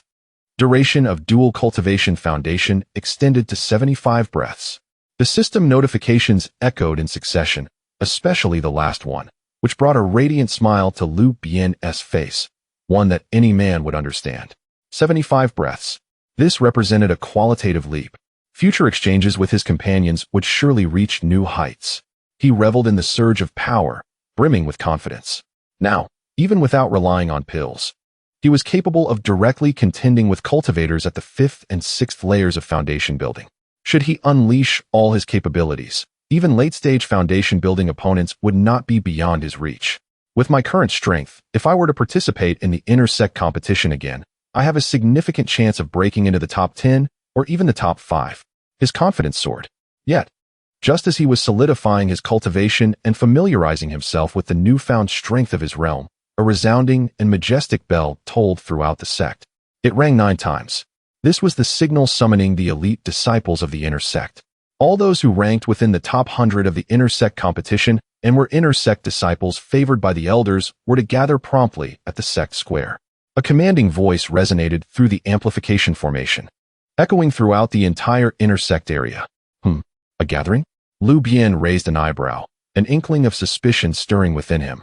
He adjusted his robe and, with a flash of his figure, hastened toward the main peak square. At this moment, the sect square was already filled with several hundred intersect disciples with formidable auras, the lowest among them being at the 3rd layer of foundation building, with many at mid-stage foundation building, and even a dozen formidable late-stage foundation building experts, each an elite among elites. The atmosphere was solemn and heavy. An elder with a dignified appearance, at the late stage of golden core, hovered in midair, casting a sweeping gaze over the gathered crowd before speaking in a deep voice.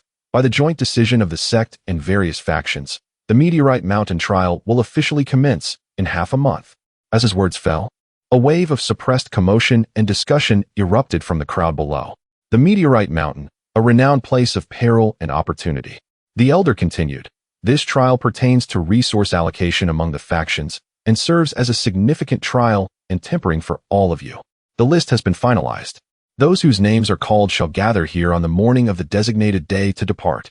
He began to read the list, one name after another, with those mentioned displaying expressions of excitement or solemnity.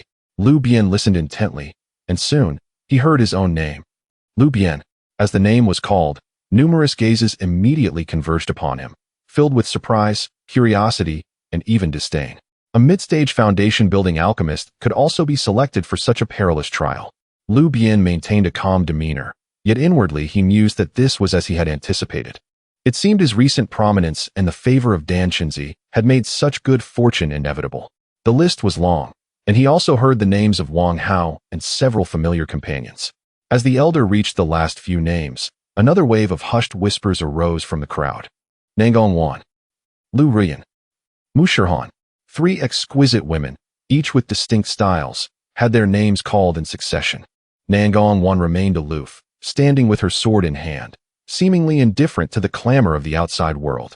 Lu Rian, with a smile as radiant as a blooming flower, appeared to be calculating something in the depths of her sparkling eyes. Mu Shirhan, her face veiled in delicate gauze, stood ethereally, her aura profound and inscrutable. The selection of these 3 did not come as a surprise, yet it added an abundance of imaginative possibilities to this trial. Lu Bian's eyes brightened, and a subtle smile curved his lips. It seemed this trial would not be tedious. After the list was read, the elder reiterated several rules and precautions regarding the trial, particularly emphasizing the recent unusual fluctuations in the Meteor Mountain range, warning of dangers far surpassing those of the past, and urging utmost caution. As the assembly dispersed, the crowd departed with varied thoughts. Lu Bian prepared to return for his final preparations when a sudden alert from the system resonated in his mind, more urgent than ever before. Warning: intense spatial fluctuations and ancient energy source reactions detected. Coordinates: core area of the Meteor Mountain range. Ultimate task issued: explore the core of the Meteor Mountain range. Seek the seed of origin fire. Task description: The seed of origin fire is a fragment of the primordial fire of heaven and earth, containing the powers of creation and destruction, crucial for host system upgrades and alchemical breakthroughs. It must be acquired. Task rewards. Distribution based on exploration completion and seed of origin fire acquisition completeness. Minimum reward. Comprehensive system upgrade. Unlocking new features. Maximum reward. Unknown. Warning. Task is extremely dangerous. The core of the mountain harbors unknown formidable entities and ancient prohibitions. It is advised that the host prepares thoroughly and acts with caution. Simultaneously, Lu Bian distinctly sensed a powerful ancient aura from deep within his mind, previously dormant, yet now surging with unprecedented desire and urgency. It was as if an ancient beast, long asleep, had caught the scent of the most enticing prey and was about to awaken. Lu Bian's heart trembled vigorously. This was the first time the system had reacted so intensely. What exactly was the seed of origin fire that held such significance for the system? What formidable terrors and great opportunities lay hidden within the core of the Meteor Mountain Range? He lifted his gaze towards the direction of the mountain range, his expression sharpening with gravity. The previous carefree demeanor vanished, replaced by an exhilarating yet cautious anticipation in the face of challenge. The seed of origin fire, system upgrade, he muttered, slowly clenching his fist. It seemed he had no choice but to wade into this murky water. Half a month later, the Meteor Mountain Range stirred with tumultuous winds and clouds. At this moment, on the edge of the square, the dragon and phoenix jade pendant at Lu Bian's waist emitted a barely perceptible warmth, the phoenix pattern seemingly glowing with a faint red light. Sensing something, she glanced toward the direction where Lu Bian had departed, a deep light flashing in her peach blossom eyes. Mushirhan also paused, casting a fleeting glance at the forbidden area behind the main peak, the corners of her lips moving slightly beneath her veil, as if she silently sighed. Nangong Wan tightened her grip on her sword, her cold gaze cast into the distance, a hint of battle intent emerging. The ancient wheel of fate appeared to be accelerating its rotation, as countless threads of causality converged towards that fallen star. Chapter 51. The convergence of alchemy and martial arts reveals its might. Securing the top 8 seats, the tumultuous clamor from the audience appeared to be shrouded by an invisible barrier. Lu Bian wiped the blood from the corner of his mouth, gazing at his formidable opponent, the direct disciple of the Xingtong elder, Qin Sha, a Peak Foundation establishment cultivator on the verge of forming his dan. Dressed in black, with a sinister glint in his eyes and an aura of sanguine malevolence enveloping him, it was evident that he had endured numerous life and death battles. Lu Bian, Qin Sha's voice was hoarse, laced with unabashed disdain. A worthless waste relying on pills to reach this point. You have already reached your limit. Surrender, lest I lose control and ruin your hard-earned cultivation. Lu Bian grinned, revealing teeth stained with blood. Do the Xingtong disciples all enjoy spouting nonsense? If you wish to fight, then let us fight. If not, then be gone. Do not delay my interactions with my fellow disciples. Before his words had fully settled, a few suppressed chuckles erupted from the crowd below, with Lin Feifei unabashedly cheering. Go, senior brother Lu. Flattened that black-faced freak. Qin Sha's expression darkened instantly. You seek death. With a command from the presiding elder, the match commenced. Qin Sha's figure flickered, vanishing like a specter. And in the next moment, a razor-sharp black claw descended upon Lu Bian's face with breath-stealing speed. The oppressive aura bore a chilling intent that threatened to erode one's sanity. Excellent. Lu Bian did not flinch. The exquisite Jin Gang Dan he had been holding in his mouth dissolved instantaneously. A faint golden halo enveloped his entire being, and his skin gleamed with a metallic luster. Clang.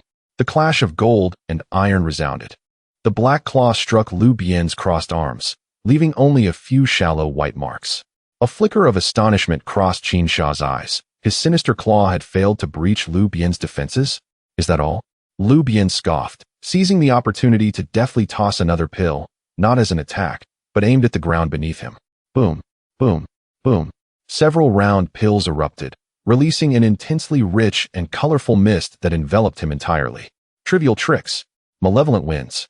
Qin Sha snorted coldly, his aura surging, forming a whirlwind in an attempt to disperse the toxic mist. Yet, the mist was remarkably viscous and stubborn, resisting the tempest and instead spreading further, severely obstructing his vision and spiritual perception. Hiding, are we? Qin Sha held his breath, vigilant, unwilling to step into the realm of the poisonous fog. Just then, Lu Bian's leisurely voice echoed from within the mist. "Who is hiding? I am merely adding some flavor to the festivities." As his words faded, several pills shot out from the fog at sharp angles, not aimed at Qin Sha, but rather at various positions around him. Bang, bang, bang. The pills struck the ground and detonated, this time not releasing toxic mist, but instead sprouting countless resilient dark green vines that thrived and coiled towards Qin Sha like living entities. An enhanced version of the second-grade binding silk pill. Qin Sha's expression shifted slightly. He swiped at the tendrils, tearing them apart, yet they regenerated with astonishing speed, temporarily trapping him in place. "Damn it!" he roared, unleashing his internal spiritual power, shattering a large number of vines. Just as his previous strength waned and fresh power had yet to manifest, a figure surged forth from the dissipating toxic mist like a cannonball, with golden light still shimmering around him. His fist was enveloped in a layer of searing flames. Swift Wind Pill activated. Blaze Pill enchanted. Taste my Danfire Fist. Lu Bian seized this fleeting opportunity, perfectly amalgamating his physical strength, the defensive power of the Jin Gang Dan, the speed of the Swift Wind Pill, and the explosive force of the Blaze Pill, delivering a powerful punch. In a moment of panic, Qin Sha raised his claws to meet the strike. Boom. The collision of fist and claw sent shockwaves rippling through the air. Qin Sha felt a scorching and violent force penetrate his being, letting out a muffled grunt as he was forced back several steps, his arm tingling slightly, while the flames attempted to infiltrate his meridians. He was taken aback. How could this guy's strength and explosive power be so formidable? This was far beyond what an ordinary peak foundation establishment cultivator should possess. Moreover, that flame was no ordinary fire spell. Yet, being a prodigy at the peak of foundation establishment, Qin Sha, with his wealth of combat experience, forcefully suppressed the turmoil within him and unleashed a more vicious assault on Lu Bian, his malevolent aura coalescing into a palpable form. However, Lu Bian did not engage him in a direct confrontation. After landing his blow, he immediately retreated, continuing to utilize his agility and various effect pills to dance around his opponent. At times, he would release a stasis pill to slow Qin Sha's pace. Occasionally, he would hurl an explosive pill to disrupt Qin Sha's rhythm. He even feigned vulnerabilities to entice Qin Sha into a reckless attack, only to suddenly deploy a high-priced defensive talisman to block it and then counter with another peculiar pill. Though Qin Sha possessed overwhelming prowess, he found himself tormented and enraged, unable to fully unleash his strength. Lu Bian's tactics were too cunning. Deviating from conventional strategies, an array of pills emerged with absurdly effective results. His spiritual power was swiftly depleting, while he had to remain vigilant against the corrosive effects of the various pills. The audience below watched in astonishment. What is this strategy? How shameless! How despicable! Yet, it is remarkably effective. Brother Qin is completely being led by the nose. Pills can be utilized in such a manner? I am enlightened. On the high platform, the elders displayed varied expressions. Dan Xinzi stroked his beard with a smile, eyes brimming with admiration. The elder from Xingtang's countenance darkened like a pot bottom, his fists clenched tightly. Other elders exclaimed in astonishment. This young man has maximized the use of external objects to an extraordinary degree, approaching the Tao. Nangong Wan felt a slight relaxation, loosening her grip on the sword sheath. Lu Rian's beautiful eyes sparkled with intrigue as she murmured, "What an interesting fellow." Mu Shirhan had unknowingly appeared in the distance, her gaze resting on Lu Bian, who, though appearing beleaguered, always managed to turn peril into safety at critical moments, deep in thought. On the stage, the battle had reached a fever pitch. Qin Sha, disheveled and seemingly frenzied, unleashed everything he had, attempting to secure a decisive victory. Devouring the heavens with malevolent spirits, he roared, as a colossal ghostly head formed from his malevolent aura, howling as it lunged at Lu Bian with astonishing force. This strike nearly drained his remaining spiritual power. Faced with this ultimate attack, Lu Bian's gaze sharpened. He did not retreat, but instead slapped his storage pouch fiercely. A blood-red pill the size of a longan soared into his mouth. Second-grade explosive yuan pill. A forceful and significant enhancement of spiritual power surged within him. Boom. The overwhelming spiritual energy erupted within him in an instant. At the same time, he raised both hands. In his left hand, a premium Huiyuan Dan rested on his tongue in preparation, while his right hand forcefully struck out 3 vividly colored pills, the Poison Core Dan, the Armor-Breaking Dan, and a newly refined Chaos Dan specifically designed to disrupt one's consciousness. The 3 pills launched simultaneously, accurately penetrating the sinister spirit's head. With a series of explosive sounds, the pills detonated within the ghostly visage, unleashing a frenzy of negative effects that eroded and dismantled the structure of the malevolent energy. Astonishingly, the ghastly head began to dim and destabilize at a visibly rapid pace. Impossible. Qin Sha's eyes widened in fury. Break it! Lu Bian roared, merging the frenzied spiritual energy from the explosive Yuan Dan with the physical strength of the basic strengthening technique, delivering yet another punch. This time, there was no flamboyant flair, only sheer might and spiritual power. Boom. The resounding crash was deafening. The unstable malevolent spirit's head was obliterated by his fist. The terrifying shockwave sent both combatants flying. Lu Bian radiated golden light, which ultimately shattered, causing blood to spill from the corner of his mouth as he crashed heavily to the ground. Qin Sha fared worse. His technique was forcibly interrupted, resulting in severe backlash, and he was sent tumbling off the stage, struggling to rise, but momentarily incapacitated. An eerie silence enveloped the arena. The elder referee paused for a moment before proclaiming loudly, "The victor is Lu Bian. He advances to the top 8. After a brief stillness, the crowd erupted with thunderous cheers and shouts. They had won, truly victorious, at the 4th level of Foundation Establishment, defying the pinnacle of Foundation Establishment. Alchemy could still be utilized in battle to such an extent. Brother Lu, remarkable." The 3 women, Lin Fei and her companions, embraced each other in a mix of tears and laughter. Nangong Wan's lips curled into a barely perceptible smile. Lu Ruyan gently applauded, her gaze growing increasingly profound. Mu Shirhan quietly turned to leave. Standing atop the stage, Lu Bian gasped for breath, his body aching, spiritual energy nearly depleted, yet the Huiyuan Dan under his tongue was swiftly dissolving, replenishing his losses. He glanced at Qin Sha, who was being helped up, his face a mask of disbelief and resentment, and smiled broadly, despite the pain causing him to grimace. His expression seemed to convey, consuming pills is also a form of strength. He took a deep breath, feeling the multitude of astonished, admiring, and complex gazes upon him, his heart swelling with pride. The top 8. As an alchemist, he had penetrated into the inner sect's top 8.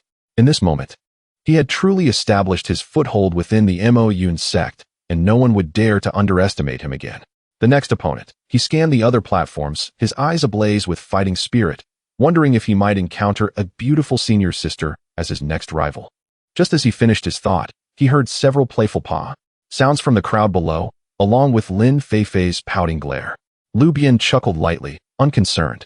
To savor life, to relish battle, to embrace alchemy, this was the life he desired.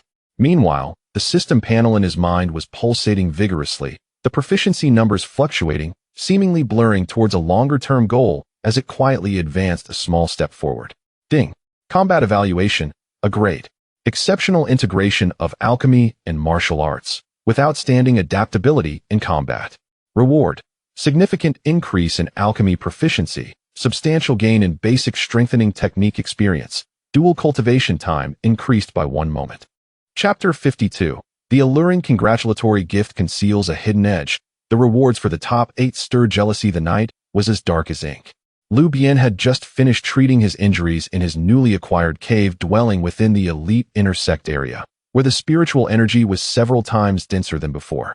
He grimaced as he applied a specially formulated premium healing ointment. Qin Sha's methods were indeed ruthless. Had it not been for the timely consumption of the King Kong pill, he might have suffered broken bones. As he smeared the ointment, he muttered to himself, but it was worth it. The top 8. Who would dare say that alchemists cannot fight? A gentle touch disturbed the cave's barrier. Lu Bian utilized his spiritual sense to scan the area and immediately wore a playful smile. He casually draped a loose robe over his still bruised chest and opened the cave's barrier. Outside, illuminated by the moonlight, stood a stunningly graceful woman, Lu Ruyan. She appeared to have specially dressed up tonight, donning a deep purple gauze dress that accentuated her breathtaking curves. Her hair was slightly tousled, and as her eyes sparkled, they exuded an alluring charm. In her hand, she held an exquisite food box. "Sister Lu?" Lu Bian feigned surprise, stepping aside. "What brings you to my humble abode at this late hour?" Could it be that the long night has left you restless, seeking me out too? Discuss the path of alchemy? Lu Ruyan shot him a sideways glance, her enchanting gaze nearly leaving Lu Bian weak in the knees. She gracefully entered the cave, bringing with her a waft of enticing fragrance. You silver-tongued charmer, I have come to congratulate you. She placed the food box on the stone table and sat down, her beautiful eyes sweeping over Lu Bian's exposed chest and the bruises upon it. With a slight flicker in her gaze, she continued, Congratulations, junior brother Lu, on entering the top 8 of the inner sect. You have truly brought honor to us alchemists.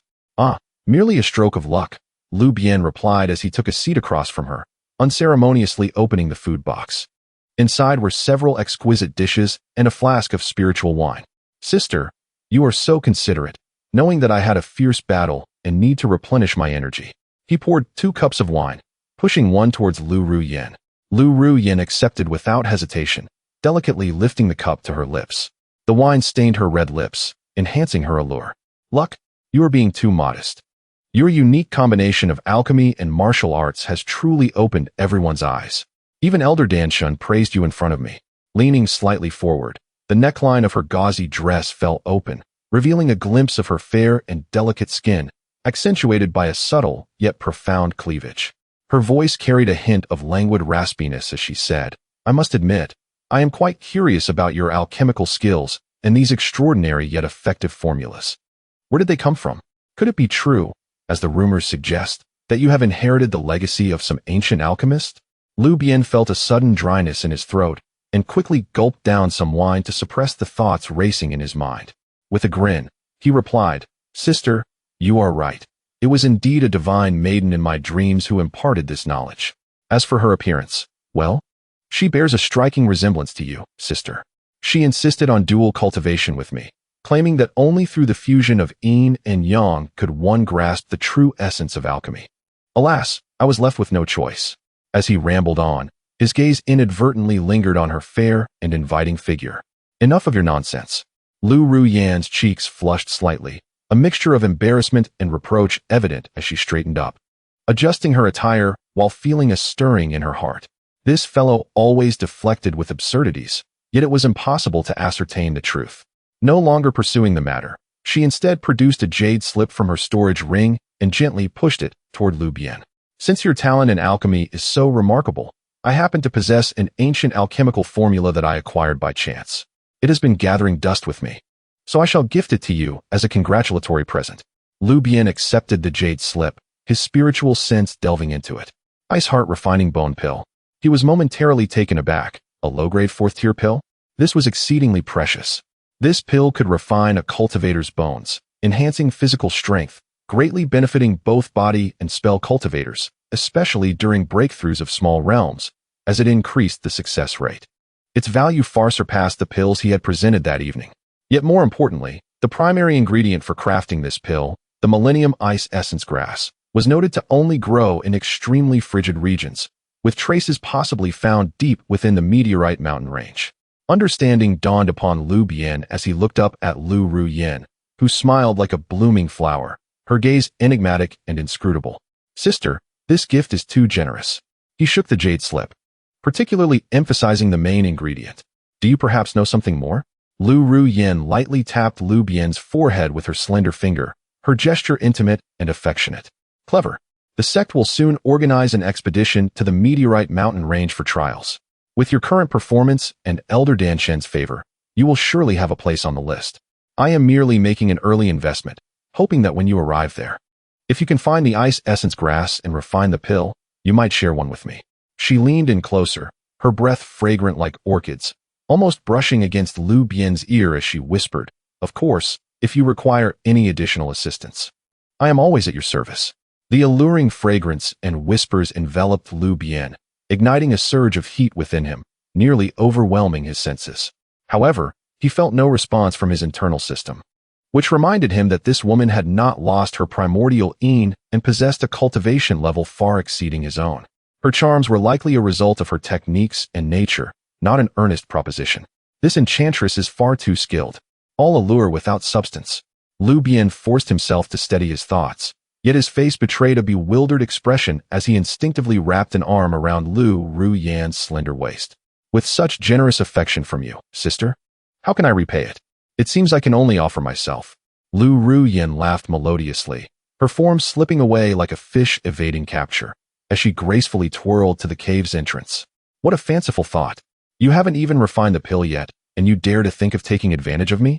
Casting a lingering glance over her shoulder, she smiled, a vision of captivating beauty. The congratulatory gift has been delivered. Farewell, junior brother. Do take care of yourself. After all, you have a competition tomorrow. With that, she left behind a trail of melodious laughter and lingering fragrance, departing into the night. Lu Bian watched her enchanting figure fade into the darkness, his earlier frivolity replaced by a serious demeanor, his gaze sharpening with clarity. He once more picked up the jade slip. Ice Heart Refining Bone Pill. Millennium Ice Essence Grass. Meteorite Mountain Range. Lu Bian, who are you truly? Is this gesture one of goodwill, or is there a hidden agenda? He sensed an invisible web slowly unfurling, with the Meteorite Mountain Range at its heart. However, Lu Bian is not one to shy away from challenges. Intriguingly, a familiar, slightly mischievous smile curled at the corners of his mouth, as he thought, regardless of any perilous situations, with the elixirs and the system at his disposal, he would boldly confront whatever lay ahead. The immediate task at hand was to examine the rewards for the top 8 contestants. The following day, the sect awarded prizes to the top 8 of the inter-sect competition. When Lu Bian received the weighty storage bag, he instantly felt the piercing gaze of countless envious onlookers, particularly from Wang Hao and his cohorts, whose stares seemed capable of penetrating him. The spiritual stones were plentiful, enough to indulge him for quite some time. More importantly, within lay a superb spiritual artifact, the Xiangui shield. This shield, palm-sized and dark yellow, bore natural tortoiseshell patterns. When infused with spiritual energy, it could expand instantaneously, boasting formidable defensive capabilities, sufficient to withstand multiple full-force strikes from a late-stage Foundation establishment cultivator. It was precisely the defensive treasure he urgently needed. Additionally, he had earned the privilege to cultivate for an hour within the sect's Spirit Spring Secret Realm. The Spirit Spring Secret Realm was a treasure trove of the Mo Yun sect, where the concentration of spiritual energy was several times that of the outside world, and the purity made absorption effortless. Cultivating for an hour there equated to months of arduous training in the outside world. This reward was undeniably substantial. Sheer luck. Wang Hao sneered from the side, his eyes filled with malice. Lu Bian couldn't be bothered to glance at him, joyfully caressing the Xiangui shield, already contemplating how to combine it with his King Kong pill. Taking the strongest medicine, enduring the toughest blows. Perfect.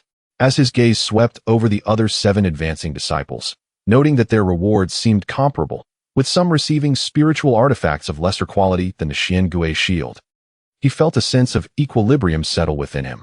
However, he failed to notice the fleeting, subtle glint of coldness in the eyes of the elder presiding over the awards as he handed the storage bag to him. Once the rewards were distributed, the crowd dispersed. Lu Bian was preparing to return and properly refine the newly acquired Xiangui shield while strategizing his usage of the Spirit Spring Secret Realm. When the system's notification chimed in his mind once more. Ding! The host has acquired a 4th-tier pill formula, the Ice Heartbone Refining Pill, and has gained enhanced comprehension of alchemy. Ding! A side quest has been issued. Refine the Ice Heartbone Refining Pill. Quest requirements. Collect at least 1 material, must include 1,000-year Ice Essence Grass, and successfully refine more than 1 Ice Heartbone Refining Pill, quality not limited. Quest rewards. Significant increase in alchemy proficiency, and a fragment of the advanced edition of Intermediate Body Strengthening Technique. Lu Bian's eye sparkled. Intermediate Body Strengthening Technique. He had grown weary of the frailty of beginner. Although it was merely a fragment, it represented a tremendous enhancement. 1,000-year Ice Essence Grass, the Meteorite Mountain Range. He gazed towards the distant sky of the sect, in the direction of the Meteorite Mountain Range. It seemed this trial was an absolute necessity. He clenched his fists, feeling not fear towards the unknown peril, but rather a surge of anticipation. Danger often accompanies opportunity, and for Lu Bian, opportunity meant more elixirs, greater strength, and a more exceptional dual cultivation partner. He chuckled, envisioning the Meteorite Mountain Range, hoping for the arrival of an Ice Mountain Saintess or a fiery enchantress. Rubbing his hands together, he let out a lewd chuckle that only men could understand, causing several passing female disciples to glance over, their faces flushed as they hurriedly walked away. Chapter 53. The quarterfinals begin against a formidable foe. The Beastmaster Fairy unleashes her powers. The draw for the quarterfinals has been revealed, and the opponent is none other than the illustrious Beastmaster prodigy, Su Zuiner. Dressed in a vibrant green gown, her delicate features exude an air of harmlessness, yet several spirit beast bags are conspicuously hung from her waist, brimming with vitality. Although her cultivation level stands at the 8th layer of foundation establishment, it is her formidable spirit beasts, which operate in perfect harmony, that truly evoke trepidation. It is said that her ancestry boasts a lineage of excellence from the Beastmaster sect of the Mo Yun Zong, endowing her with deep-rooted knowledge. "Oh no, Brother Lu's luck is abysmal," lamented a disciple from the audience. Having just faced the scourge of the punishment hall, he now encounters the prized gem of the Beastmaster Peak. Su's sister's iron-armored rhinoceros boasts defenses akin to a superior spirit weapon, while the cleansing wind eagle possesses astonishing speed, and the illusory sound bat can disrupt one's consciousness. How can he possibly contend with this? While Brother Lu's pills are indeed potent, their efficacy may dwindle against the resilient spirit beasts. In a corner of the stands, Wang Hao wore a smirk of schadenfreude, remarking to those nearby, "I wonder how he intends to win this time, relying on underhanded tactics." Su's sister's spirit beasts are no trifles. The trio of Lin Feifei wore expressions of concern, their hands clasped tightly in anxiety. Upon the high platform, Dan Shenzi maintained an expression of calm, betraying no signs of joy or anger. An elder, who shared a cordial relationship with the Beastmaster Peak, stroked his beard and chuckled. "Su girl has drawn a fortuitous lot. She is sure to secure victory in this battle." In the arena, Su Zuiner curiously scrutinized Lu Bian, her voice melodious. "Brother Lu, I observed your matches and was greatly impressed by your mastery of elixirs. However, my little companions are not intimidated by your potions." As she spoke, she lightly tapped one of her spirit beast bags. A low, rumbling roar echoed as a massive creature, clad in thick, dark green scales, emerged onto the stage, the iron-armored rhinoceros. Its horn glimmered ominously, and its limbs resembled stone pillars, causing the ground to tremble upon its arrival. A peak first-tier demon beast, the iron-armored rhinoceros is known for its formidable defense and astonishing charge. Following closely, a flash of emerald light heralded the arrival of an extraordinary eagle with wind-patterned wings, landing gracefully on Su Zuiner's shoulder. Its keen gaze was fixed intently on Lu Bian. This was the cleansing wind eagle, another peak first-tier demon beast, renowned for its incredible speed and razor-sharp talons. Yet, the spectacle was not over.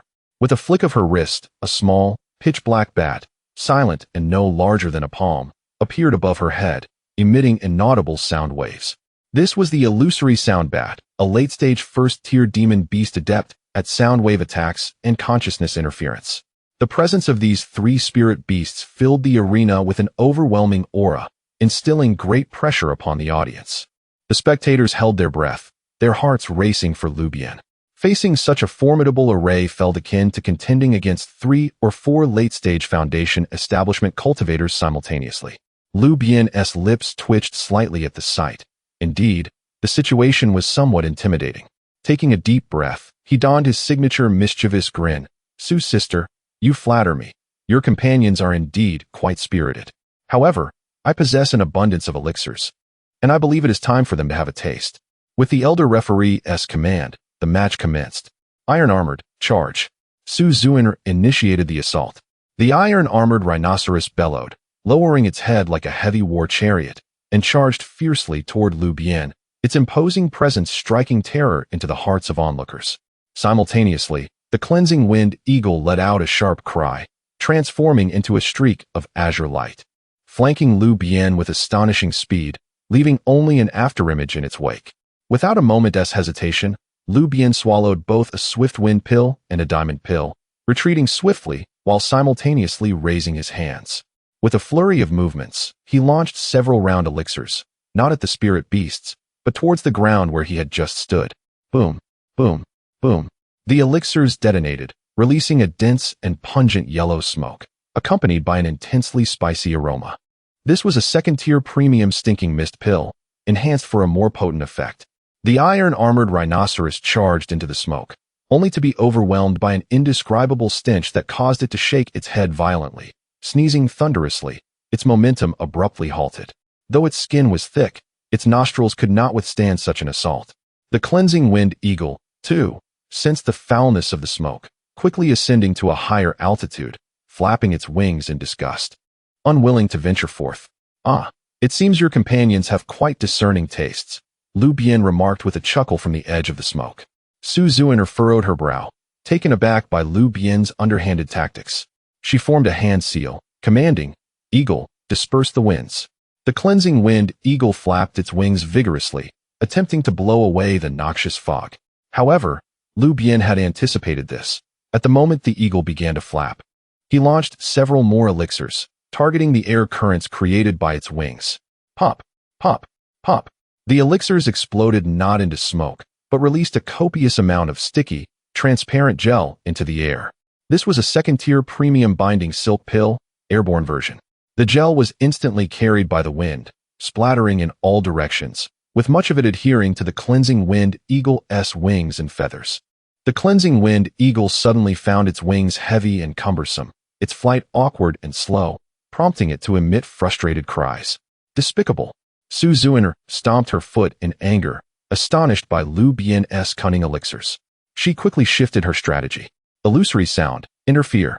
The illusory sound bat released invisible sound waves that penetrated the smoke, aimed directly at Lu Bian's mind. Lu Bian felt a slight dizziness as his consciousness wavered momentarily. Yet, having undergone numerous trials and possessing a strong spirit, he quickly stabilized his mind. Engaging in soundwave tactics, he grinned widely, retrieving a pair of unremarkable earplugs from his storage bag, failures from his previous crafting endeavors. Though of little value, they possessed decent soundproofing capabilities. While they could not completely block the sound, they sufficiently diminished the illusory sound bat's influence. Iron-armored, tremor. Seeing the sound wave attack falter, Su Zuiner commanded once more. The iron-armored rhinoceros raised its front hooves and stomped down forcefully. A powerful shockwave rippled across the ground towards Lu Bian, causing him to sway unsteadily. "Now is the time. Eagle, seize with your talents." Su Zuiner seized the opportunity, directing the cleansing wind eagle, which had partially cleared the gel, to dive once more. However, Lu Bian had been waiting for this very moment. In the moment when his figure swayed, seemingly unable to evade with stability, he abruptly slammed a crimson elixir he had long prepared into the ground beneath his feet. Boom! A powerful recoil erupted from below, not only countering the tremors, but propelling him upwards like a cannonball, directly towards the descending Qingfeng Diao. The explosive elixir. It generated a violent thrust in a specific direction for a brief period. What? Su Xuanyuan's countenance paled. In midair, Lu Bian now wielded a palm-sized dark yellow shield, the newly acquired supreme spirit tool. Xiangui shield. Spiritual energy surged furiously into it. The Xiangui shield expanded instantaneously, resembling a heavy door, which Lu Bian swung around, accompanied by a howling wind, striking fiercely at the panicked Qingfeng Diao. Down you go. Clang. A deafening crash ensued. The Xiangui shield struck the Qingfeng Diao with substantial force. Even though it attempted to block with its sharp claws, it was still sent into a mournful cry by this weighty blow. Infused with Lu Bian's physical strength and the power of the spirit tool, crashing down like a kite, with severed strings, feathers flying. "Diaoer!" Su Xianyuan exclaimed in anguish. Yet before she could react, Lu Bian had already landed, his movements fluid as he scattered a handful of elixirs. This time, his target was the iron-armored rhinoceros, which had become somewhat dazed due to its master's distraction. Several elixirs were accurately tossed into the colossal nostrils of the iron-armored rhinoceros, which had opened wide from sneezing. Moo, moo moo moo. The massive body of the iron-armored rhinoceros suddenly stiffened, then began to thrash its head wildly, sneezing, even jumping in place, tears and mucus flowing profusely, as if in utmost discomfort. Powerful itchy powder super pepper bomb. A specialized attack against thick-skinned foes.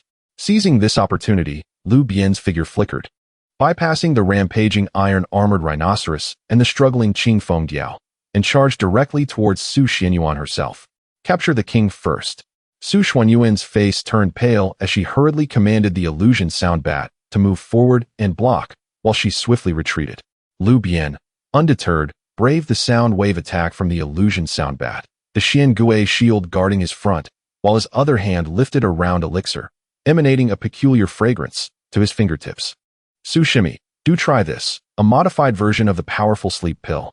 The elixir shot forth, exploding in a cloud of pink smoke before Su Xianyuan, its fragrance enveloping the air. Although Su Xianyuan held her breath, the aroma seemed to permeate through her skin, and she felt a sudden intense dizziness, her eyelids growing heavy as if burdened by mountains. I. She barely managed to hold on for a few breaths before finally collapsing softly, losing consciousness. With their master unconscious, the three spirit beasts immediately fell silent, standing bewildered in place. The presiding elder paused for a moment before announcing loudly, "The victor is Lu Bian." Advancing to the top 4. The audience erupted once more in astonishment.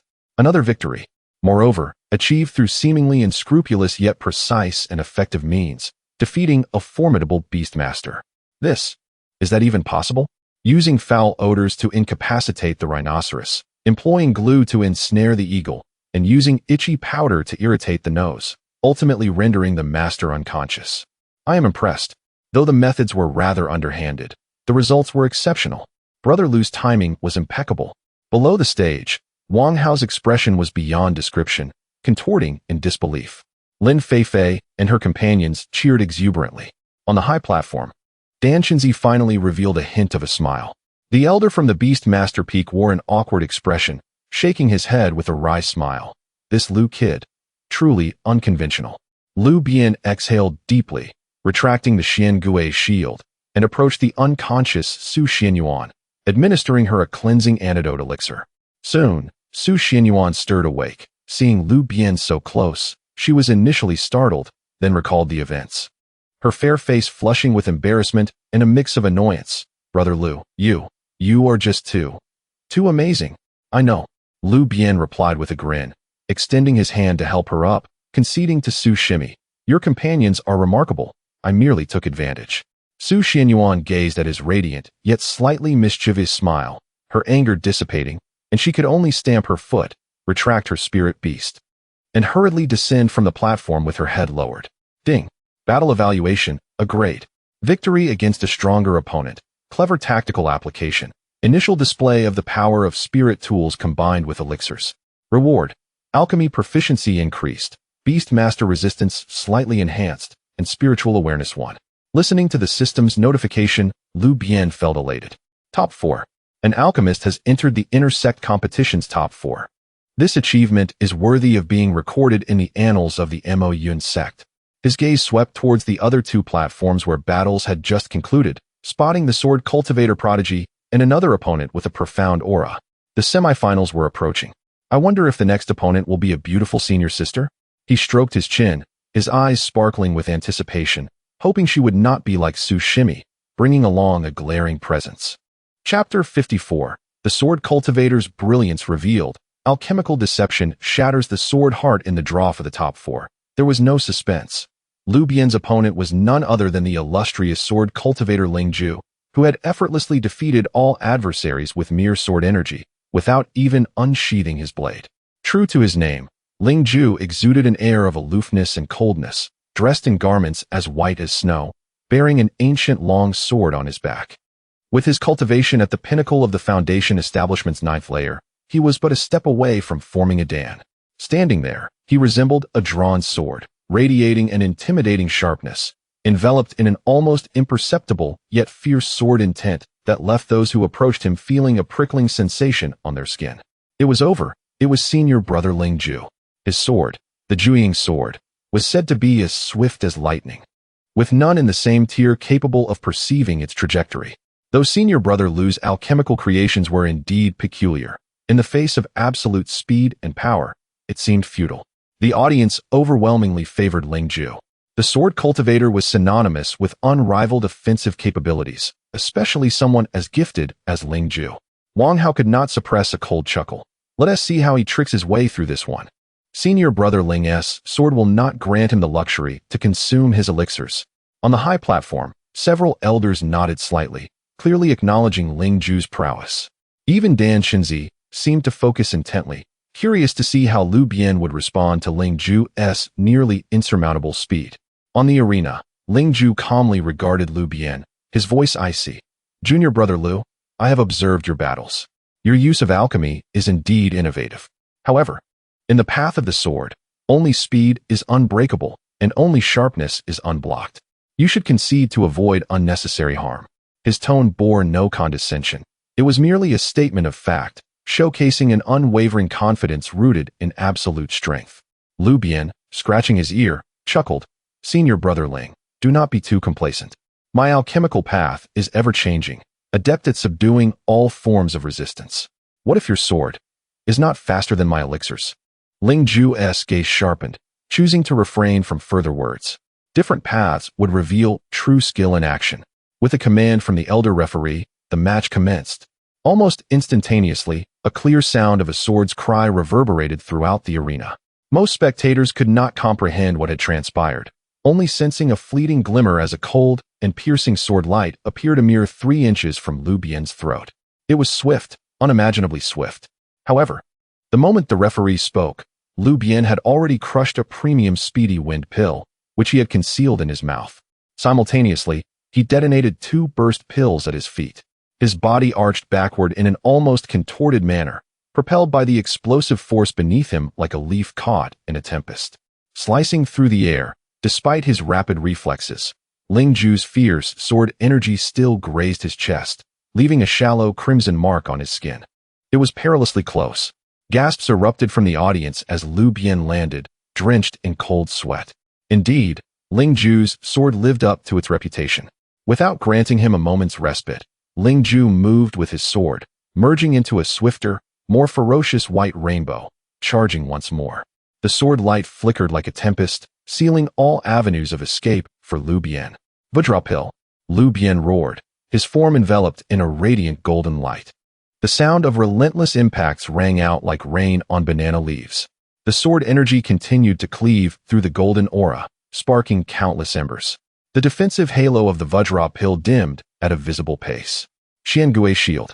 Without hesitation, Lu Bian summoned his trump card, the dark yellow shield expanding instantaneously to protect him. Boom, boom, boom. The onslaught of sword energy crashed against the shield, producing deafening roars that numbed Lu Bian's arms, forcing him to retreat repeatedly as the stone platform beneath him cracked under the pressure. He was utterly suppressed, reduced to passive defense. Not even a chance to retrieve his elixirs. Futile. Your defense cannot withstand for long. Ling Ju's voice was cold, his sword aura growing ever more violent, as if he had transformed into an invincible blade. Is that so? Though Lu Bian felt suffocated by the pressure, his eyes sparkled with determination. This was the moment he had been waiting for. At the instant when the golden light of the Vajra pill shattered and the Xiangui shield emitted a mournful cry, Ling Ju's sword, like a venomous serpent, struck straight for Lu Bian's unguarded chest. This strike was fast, precise, and vicious. There was no avenue for evasion. The audience held their breath, with Lin Feifei even closing her eyes in fear. Yet, just as the fatal moment approached, Lu Bian suddenly opened his mouth, not in a cry of alarm, but to expel an inconspicuous grayish-white pill that had been hidden beneath his tongue. The pill shattered upon release. There was no explosion, no smoke, only an exceedingly subtle, nearly imperceptible wave that spread instantaneously, enveloping Ling Ju at a speed surpassing the sword's. A second-tier premium chaos spirit pill. Silent and unseen, it targeted the spirit consciousness. Just before Ling Ju's determined strike could reach Lu Bian, the tip of his sword quivered imperceptibly. His eyes momentarily lost their focus, caught in a fleeting haze. It was this brief lapse that provided Lu Bian with the opportunity he needed. Forcing his body to twist, he narrowly avoided a fatal blow to his heart. With a sharp thrust, the long sword pierced through his left shoulder, spilling a cascade of crimson. Despite the excruciating pain, Lu Bian grinned, for his other hand, which had been hanging limply, finally moved. Between his fingers, he held 4 distinct, pre-prepared pills. Exchanging injury for opportunity. Please savor this, senior brother. The 4 pills did not target Ling Ju directly, but were instead hurled towards the ground around him and the ancient sword that had pierced his shoulder. One struck beside Ling Ju's left foot, exploding into a slick, treacherous oil. Another landed near his right foot, instantly sprouting countless frenzied, entwining thorny vines. A third crushed onto the blade of the ancient sword, erupting with an extreme chill, attempting to freeze both the sword and Ling Ju's arm. The final pill detonated above Ling Ju's head, showering him with a rain of gleaming, armor-piercing needles. All of this unfolded in the blink of an eye. Just as Ling Ju recovered from the impact on his spirit consciousness, he found himself in an exceedingly unfavorable position. His feet slipping, vines ensnaring him. A bone-chilling cold gripping his arm, and armor-piercing needles raining down from above. He let out a low grunt as the sword essence within him erupted, shattering the vines, dispersing the greasy residue, and dislodging the fine needles. In that fleeting moment of chaos and reaction, a subtle flaw emerged in his previously flawless sword momentum. More critically, in order to dispel these distractions, he was forced to retreat half a step. It was this very half step that allowed Lu Bian, enduring excruciating pain, to abruptly pull himself free from the blade, blood gushing forth. Yet, he did not linger. Seizing the momentum of his opponent's retreat, he lunged forward like a maggot burrowing into flesh. Two pills once again appeared in his hands. One, a blood-red explosive yuan pill, which he swallowed to forcibly enhance his spiritual energy for a brief moment.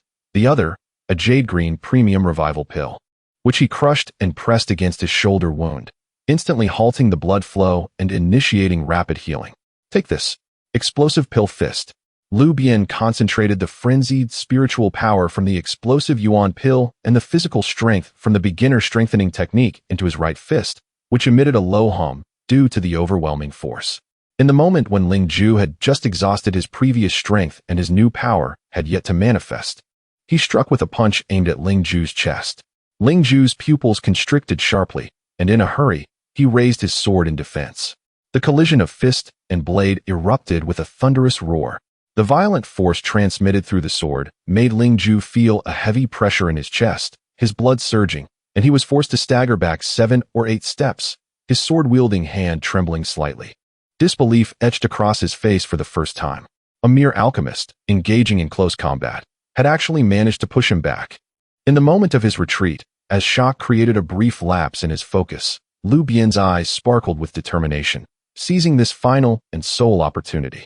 He swiftly slapped his storage pouch, not to retrieve more pills, but to summon 3 shimmering talismans, which he had purchased at a considerable price, the second-grade high-quality binding talismans. The 3 talismans shot forth in a triangular formation, transforming into 3 golden chains that ensnared Ling Ju's legs and sword-wielding arm. Simultaneously, his final words rang out, "Senior brother Ling, be careful." A seemingly ordinary pill, yet exuding a peculiar fragrance, silently rolled to Ling Ju's feet, just as he shattered the golden chains. He inhaled a whiff of that strange aroma and was immediately beset by intense dizziness, his legs turning to jelly, and the world around him began to spin and blur. He struggled to maintain consciousness, attempting to prop himself up with his sword, but the potency of the drug was overwhelming. Ultimately, he faltered, his vision darkening as he collapsed forward. Thud! The white-clad sword cultivator lay motionless on the ground. The arena fell into a deathly silence. The sound of a falling pin could be heard. Everyone's eyes widened, mouths agape, gazing at the figure standing straight yet panting softly, with blood staining his shoulder, before shifting their gaze to the fallen sword cultivator prodigy. Had he won? Lu Bian had triumphed once more? The elder referee took a moment to regain composure, swallowing hard before announcing, "The victor is Lu Bian. He advances to the finals."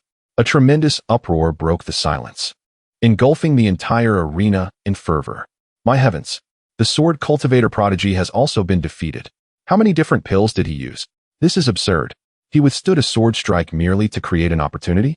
Such mental fortitude, such tactical brilliance. I am in awe. In the crowd, Wang Hao's complexion turned pale as he slumped back into his seat, dazed.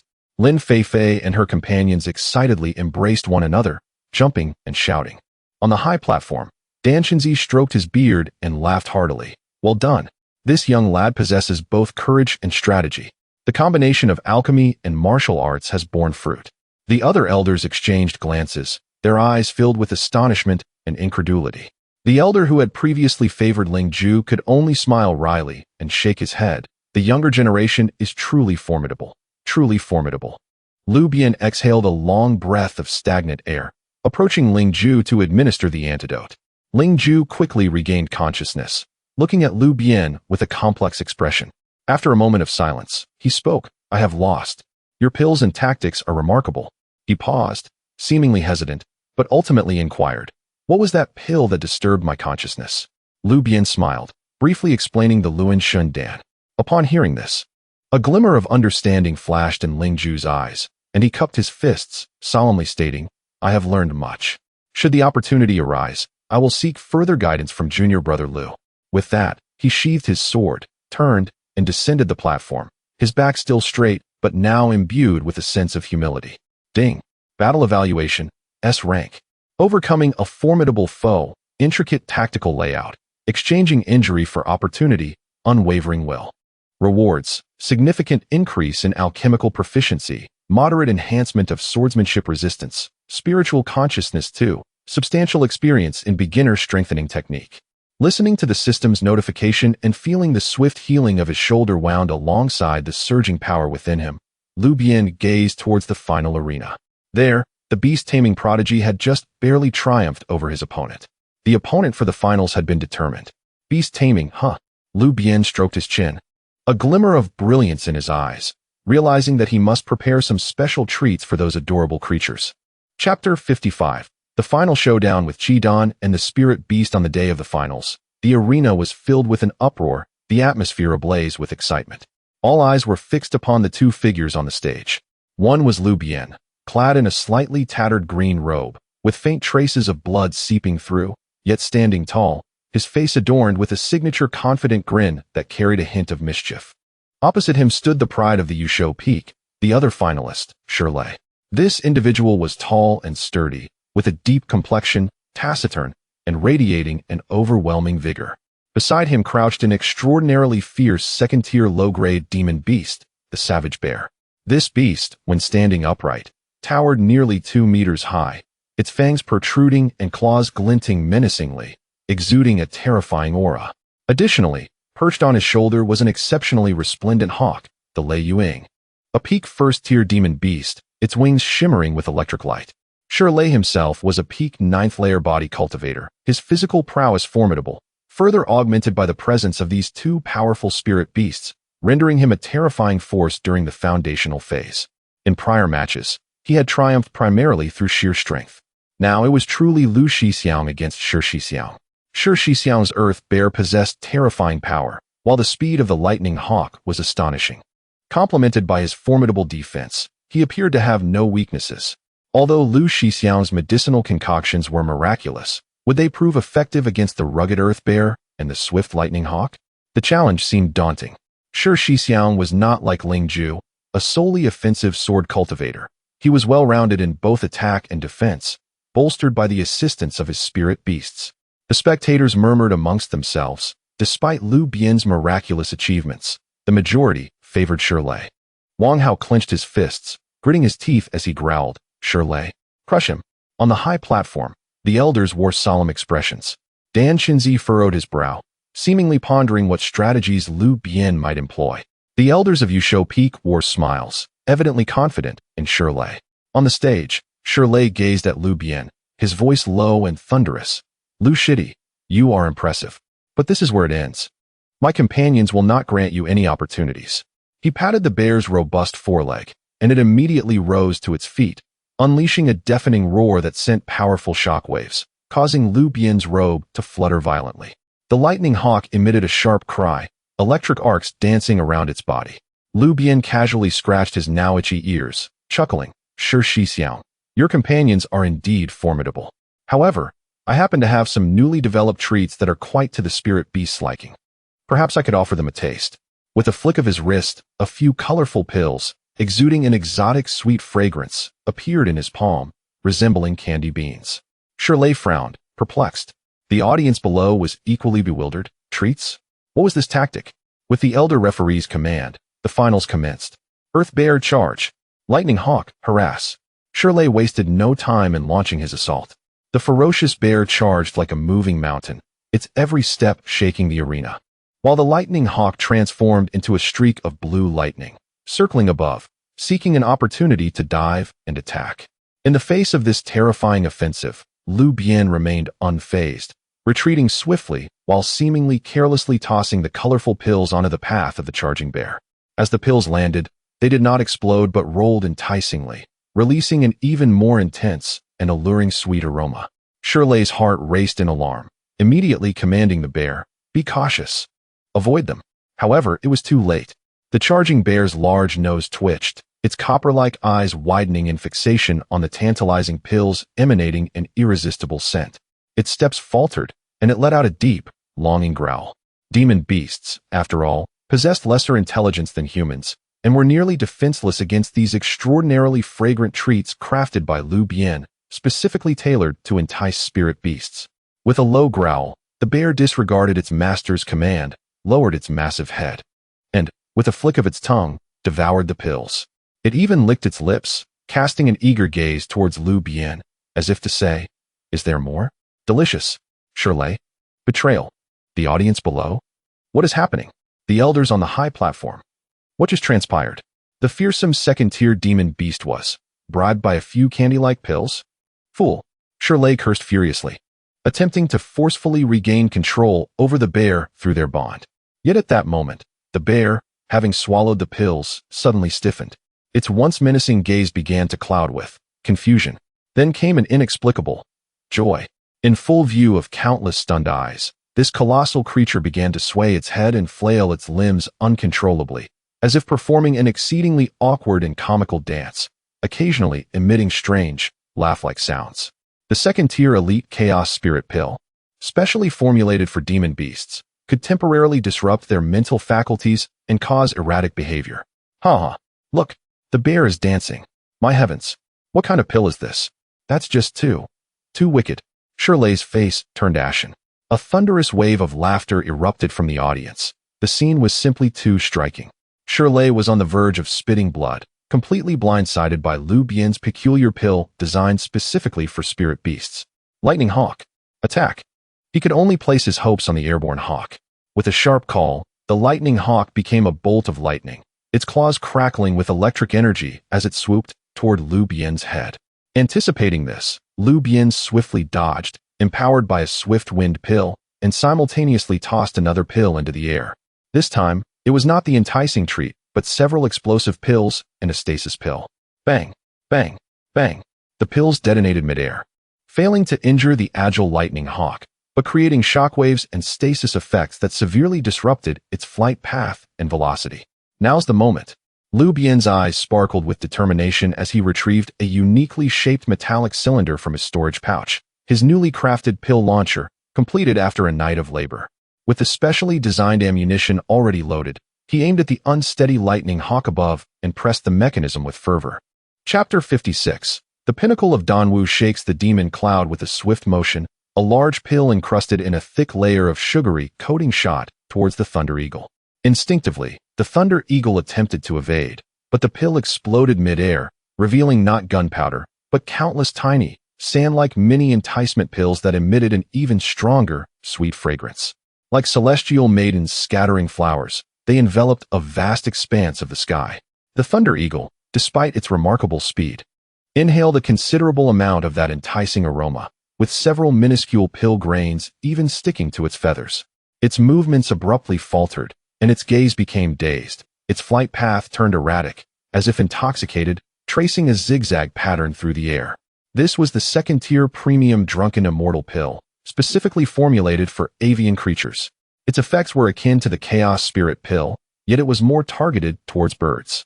The Thunder Eagle emitted a confused cry, swaying unsteadily, nearly plummeting to the ground. Shirley watched in anguish, his heart aching, yet he felt utterly helpless. His two greatest assets had been rendered useless by a few inexplicable pills. Lu Bian. Shirley roared, muscles taut and bronze skin seeming to pulse with power.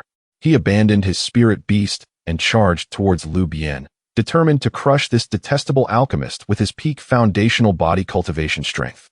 "Come at me," Lu Bian exclaimed, unperturbed and even elated.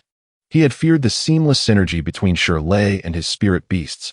Now that the beasts were temporarily incapacitated, he felt more confident in facing Shirley one-on-one. He swallowed another golden body pill, an exploding yuan pill, his body radiating golden light as his aura surged, eagerly meeting the challenge. Boom. The clash of pure physical strength resonated. Lu Bian staggered back several steps, his arms tingling, yet his fighting spirit intensified.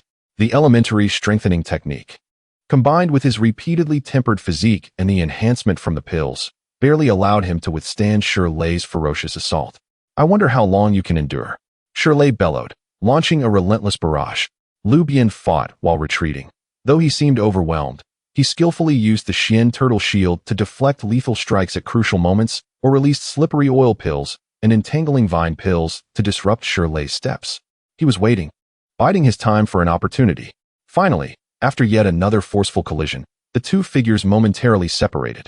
The comical dancing earth bear, still in a daze, turned to face Shirley. Simultaneously, the inebriated thunder eagle instinctively sought to fly back to its master for guidance, clumsily diving downwards. Now was the moment. A glint of sharp light flashed in Lu Bian's eyes as he swiftly retrieved his last two pills from his storage bag. One blood red as if soaked in crimson, the other an ethereal blue like ice. Rather than attacking Shirley, he exerted all his strength to accurately launch the two pills towards the earth bear and the thunder eagle. A feast for you. Shirley's heart raced with alarm as he attempted to intervene, but it was too late. Puff, puff. The two pills precisely entered the open mouths of the spirit beasts. The earth bear swallowed the blood-red pill, its body suddenly stiffening, and then its eyes turned blood-red as it let out a harrowing roar, a mix of pain and fury, its muscles swelling wildly, its aura becoming chaotic and perilous. This was the frenzied pill, forcibly unleashing the beast's latent potential, plunging it into a state of maddened confusion between friend and foe. The thunder eagle, upon consuming the icy blue pill, emitted a piercing cry of despair as its thunderous energy spiraled into chaos, transforming into numerous fragmented electric serpents that darted wildly, resembling a meteor out of control. This was the reverse thunder pill, disrupting the energy of thunder-based beasts, causing their power to spiral out of control. No, Shirley gasped in terror, watching as the earth bear, now frenzied, charged towards him, and the thunder eagle, in a state of chaos, crackling with electricity, careened aimlessly. He was immediately caught in the onslaught of his own spirit beasts. The massive paw of the earth bear came crashing down. The thunder eagle, accompanied by erratic lightning, barreled towards him. Shirley dodged and blocked in a frantic struggle, feeling a tumult of shock, anger, and heartache. He could not bring himself to harm his own beasts, resorting only to passive defense, finding himself in imminent peril. Meanwhile, Lu Bian leisurely retreated to the edge of the arena, even taking out a recovery pill and consuming it at a leisurely pace to restore his spiritual energy. The audience below had been rendered utterly speechless, a heavy silence enveloping them. This was no longer a battle, it was a spectacle, a complete domination, crushing the opponent using their own spirit beasts. The elders atop the platform were likewise dumbfounded. The elder from the beast-taming peak trembled with anger, unable to utter a single word. Danshenzi, on the other hand, could not help but chuckle, shaking his head in amusement. This lad. Truly. At last, after managing to subdue the rampaging earth bear, yet being struck by an errant arc of electricity from the uncontrolled thunder eagle, leaving him charred and disheveled, Shirley glanced at his still frantic companions, and then at the relaxed Lu Bian below. An overwhelming sense of frustration and despair washed over him. He stamped his foot and shouted, "Stop! Stop! I concede. Lu Bian, quickly give me the antidote." The presiding elder, snapping back to reality from his shock, hastily announced, "In the finals, the victor is Lu Bian." A moment of stunned silence was followed by an eruption of jubilant cheers. They had won. Champion. Brother Lu was the champion. The alchemist had secured first place in the intersect competition. A legendary tale. Truly remarkable. Those pills were nothing short of miraculous. Wang Hao's face turned ashen as he collapsed to the ground. Lin Feifei, Su Wan'er, Zhao Yao, and the other ladies were already overwhelmed with tears of joy. Nangong Wan's cold gaze sparkled with intrigue, while Lu Ruyan's lips parted slightly in astonishment and amusement. Mu Shihan, reappearing unnoticed, gazed at the figure on the stage from a distance, a hint of a smile curling beneath her veil. Lu Bian approached the center of the arena, first administering the antidote to the two unfortunate spirit beasts. The earth bear and the thunder eagle quickly returned to normal, gazing at each other and their disheveled master with confused whimpers. Shirley recalled his spirit beasts, looking at Lu Bian with a complex expression, ultimately exhaling a long sigh. Junior brother Lu. I concede. I wholeheartedly acknowledge your victory. This loss felt exceedingly vexing. Yet he had no words left to express. Lu Bian chuckled and patted his shoulder. Brother, sure, you were gracious in defeat. Your companions were splendid, albeit with a rather hearty appetite. Shirley, internally, I want to hit someone. Ding. Victory in the intersect competition achieved. Significant accomplishment completed. Reward. Alchemical realm elevated to the 3rd tier, lower grade. Minor enhancement in cultivation. The elementary strengthening technique has advanced to the intermediate strengthening technique, bestowing upon him the distinguished title of Danwu Champion. As he revels in the surging power within and the myriad of alchemical knowledge flooding his mind, Lu Bianji stands proudly at the pinnacle of the arena, basking in the fervent, adoring, and intricate gazes of the crowd. A alchemist, he too possesses unparalleled combat prowess. The history of the Mo-Yun sect is being rewritten today by his hand. His next objective. He casts his gaze over the enchanting figures below, a broader smile gracing his lips. Shouldn't there be a celebration? Which senior sister or junior sister shall he engage in profound discussions about his victory? Chapter 57. The glory of the champion astonishes all, bestowing the Ningjin Dan to move the heart. The final award ceremony of the intersect grand competition took place in the square before the main hall of the sect. The sect leader personally attended, flanked by elders from various peaks, while all intersect disciples gathered in unity, creating an atmosphere both solemn and fervent. When the leader announced Lu Bian's name with a resonant voice, he stepped onto the highest podium, and an unprecedented wave of cheers erupted from the entire square.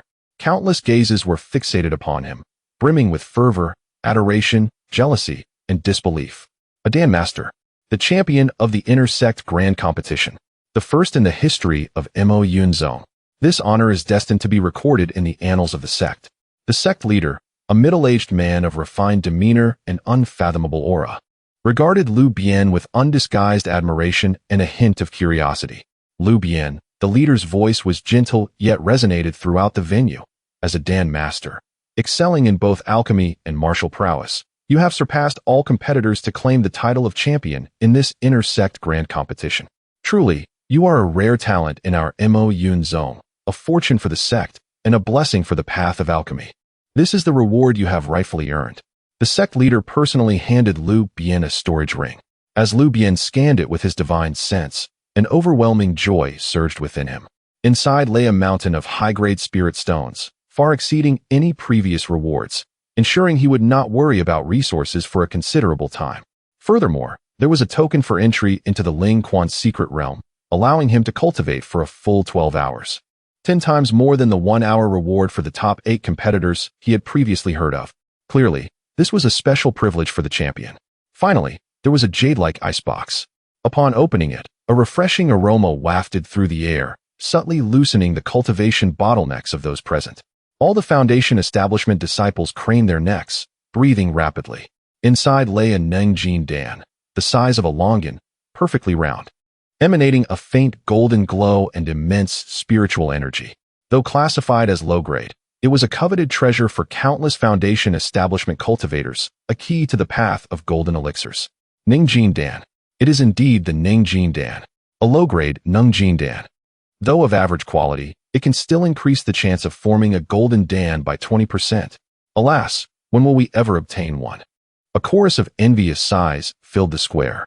Wang Hao stared at the Ningjin Dan, his eyes reddening, fists clenching tightly. It should have been his, or so he believed. On the high platform, the expressions of the elders were varied.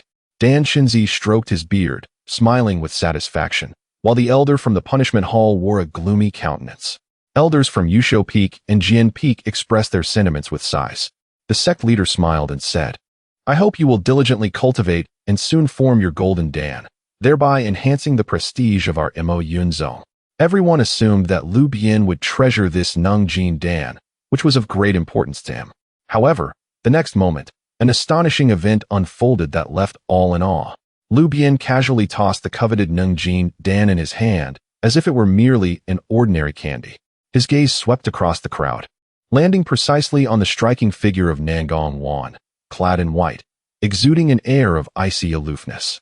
Nangong Wan also looked at him, her cool gaze reflecting the glow of the golden elixir, yet she remained composed, revealing little emotion. She had reached the 16th place in this competition and did not receive a Ningjin Dan.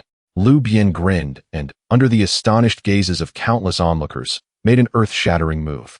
He raised his arm and effortlessly tossed the low-grade Ningjin Dan toward Nangong Wan. Nangong Shiji. Lu Bian's voice rang clear, laced with his characteristic lazy teasing. This elixir is of average quality, hardly suitable for me. You may take it as a token of gratitude for your previous guidance. With a swish, the golden elixir traced a parabolic arc, sparkling alluringly in the sunlight as it soared toward Nangong Wan. The entire square fell into an eerie silence. All seemed to be frozen in time, eyes wide and mouths agape, watching the Ningjin Dan fly through the crowd, minds blank. He gave it away? He tossed the Ningjin Dan, as if discarding refuse, and to the renowned ice beauty, Nangong Wan. The reason being he had no use for it. Of average quality. Madness. Utter madness. Nangong Wan herself was completely stunned. Instinctively, she reached out to catch the flying elixir, its warm body still carrying the warmth of Lu Bian's palm. She looked down at the golden elixir in her hand, and for the first time, her cold and stunning face displayed evident astonishment and confusion, momentarily unsure of how to react. She desperately needed the Ningjin Dan. Her sword path had reached a bottleneck, and with the elixir's assistance, her chances of forming a golden Dan would greatly increase. Yet this gift was overwhelmingly significant. It stirred her heart, making it hard to remain calm. He actually gave the Ningjin Dan to Shiji Nangong. Such a waste. Such a waste. How could he, at the third level of foundation establishment, not have use for it? Could it be he and Shiji Nangong share a secret affection, spending lavishly for a beauty? This Lu Shixiang. Truly, after the silence came a more intense uproar and discussion. The entire square erupted like a boiling pot. Wang Hao, witnessing this scene, felt darkness cloud his vision, a heaviness in his chest, nearly spitting out a mouthful of old blood. The very thing he coveted was so effortlessly bestowed upon another. To the very Nangong Wan he had secretly admired, yet dared not approach. Jealousy, rage, and humiliation consumed him in an instant. The elders on the high platform were also taken aback, exchanging bewildered glances. The sect leader raised an eyebrow in surprise, followed by a knowing smile. Dan Shinzi was momentarily stunned, then shook his head with a chuckle, muttering, "This lad truly knows how to stir trouble." The elder from the punishment hall appeared even more displeased. Lu Rian's beautiful eyes sparkled as she glanced at Lu Bian, then at Nangong Wan, who held the elixir with a hint of confusion. A playful smile curved her lips as she murmured to herself, "What a clever tactic. This time, the ice beauty may melt." Mu Shirhan observed from a distance, her eyes beneath the veil gleaming subtly. Lin Feifei and Zhao Yao, among other young women, were initially taken aback, but soon their gazes towards Nangong Wan were infused with a mix of envy and inexplicable vigilance. Nangong Wan, sensing the warmth of the medicinal pill in her palm and the countless fervent gazes surrounding her, felt a faint blush grace her exquisite visage. She lifted her head to gaze at the figure on the stage, whose mischievous grin suggested a trivial accomplishment, her clear and cold eyes reflecting a multitude of complex emotions. There was astonishment, gratitude, a hint of irritation, and an unrecognized flutter within her own heart. Her crimson lips parted as if to speak. Yet she found her voice somewhat parched. "Junior brother Lu, this item is far too precious." However, Lu Bian, seemingly indifferent, waved his hand dismissively and laughed heartily. "Sister, there is no need for such formality. It is merely a low-grade medicinal pill. When I refine a superior one in the future, I shall offer it to you for a change of taste." Such audacity. Utterly brazen. Merely a low-grade Ningjin Dan. And he speaks of a superior one? His words struck like a slap, resonating on the faces of all disciples yearning for this pill, as well as those who regarded the low-grade Ningjin Dan as a treasure.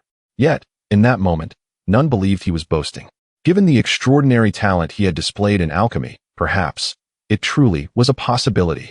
Chapter 58. The secret realm of dual cultivation breaks the bottleneck. The spring water conceals danger as Nangong Wan gazed at his radiant and confident smile.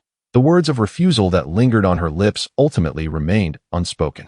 She silently tightened her grip on the medicinal pill in her hand, feeling the weight of their profound friendship, or perhaps a bond of wealth. Her cold eyes deeply scrutinized Lu Bian, as if she wished to etch his current visage into her heart. With a gentle nod, her voice, though soft, was unmistakably clear. "Thank you, junior brother." This sentiment, Wan Er would remember. After speaking, she averted her gaze from the varied looks around her, turning away with her white robes fluttering, and departed.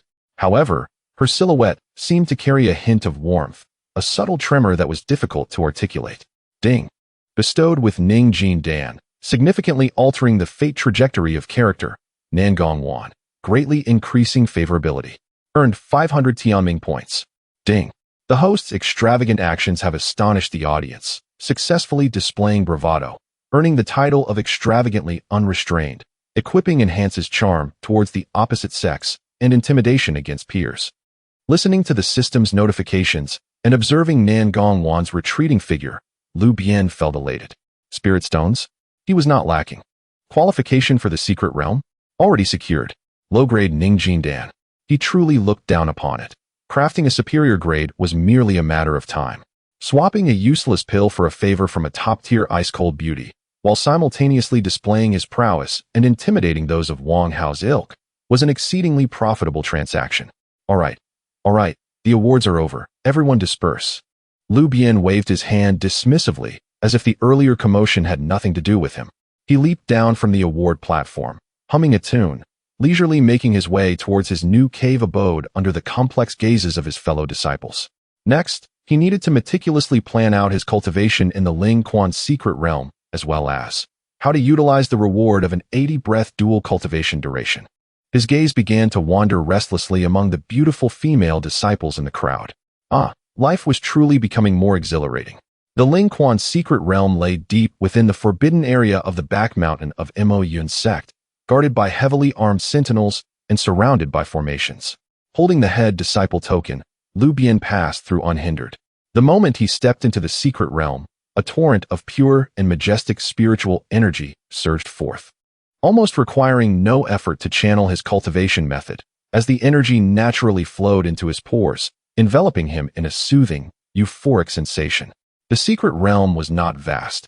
At its core lay a lake shrouded in thick spiritual mist, its crystal-clear waters concealing a spring that continually bubbled with spiritual bubbles, the very source of the realm's spiritual energy.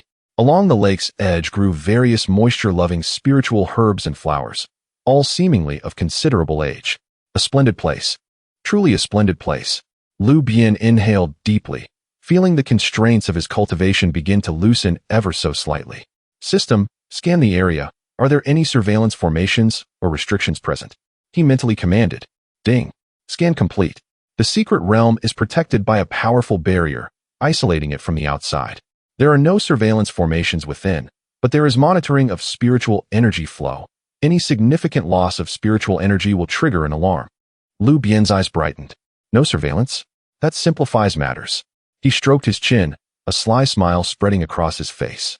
12 hours. How wasteful to cultivate alone. In such a celestial paradise, how could it not be shared? Especially with lovely senior and junior sisters. He swiftly contacted Lin Fei Fei and Zhao Yao, who were far away in his cave. Before long, the sentinels at the entrance of the secret realm gazed in astonishment at Lu Bian returning. Flanked by the charming and blushing disciples, Lin Fei Fei and Zhao Yao. Senior brother Lu, this, according to the rules, only you are allowed to cultivate in the secret realm, one of the guard disciples awkwardly stated. Without hesitation, Lu Bian pulled out 2 bottles of premium qi gathering pills and handed them over, draping an arm over the guard's shoulder, lowering his voice. Brother, let's be flexible here.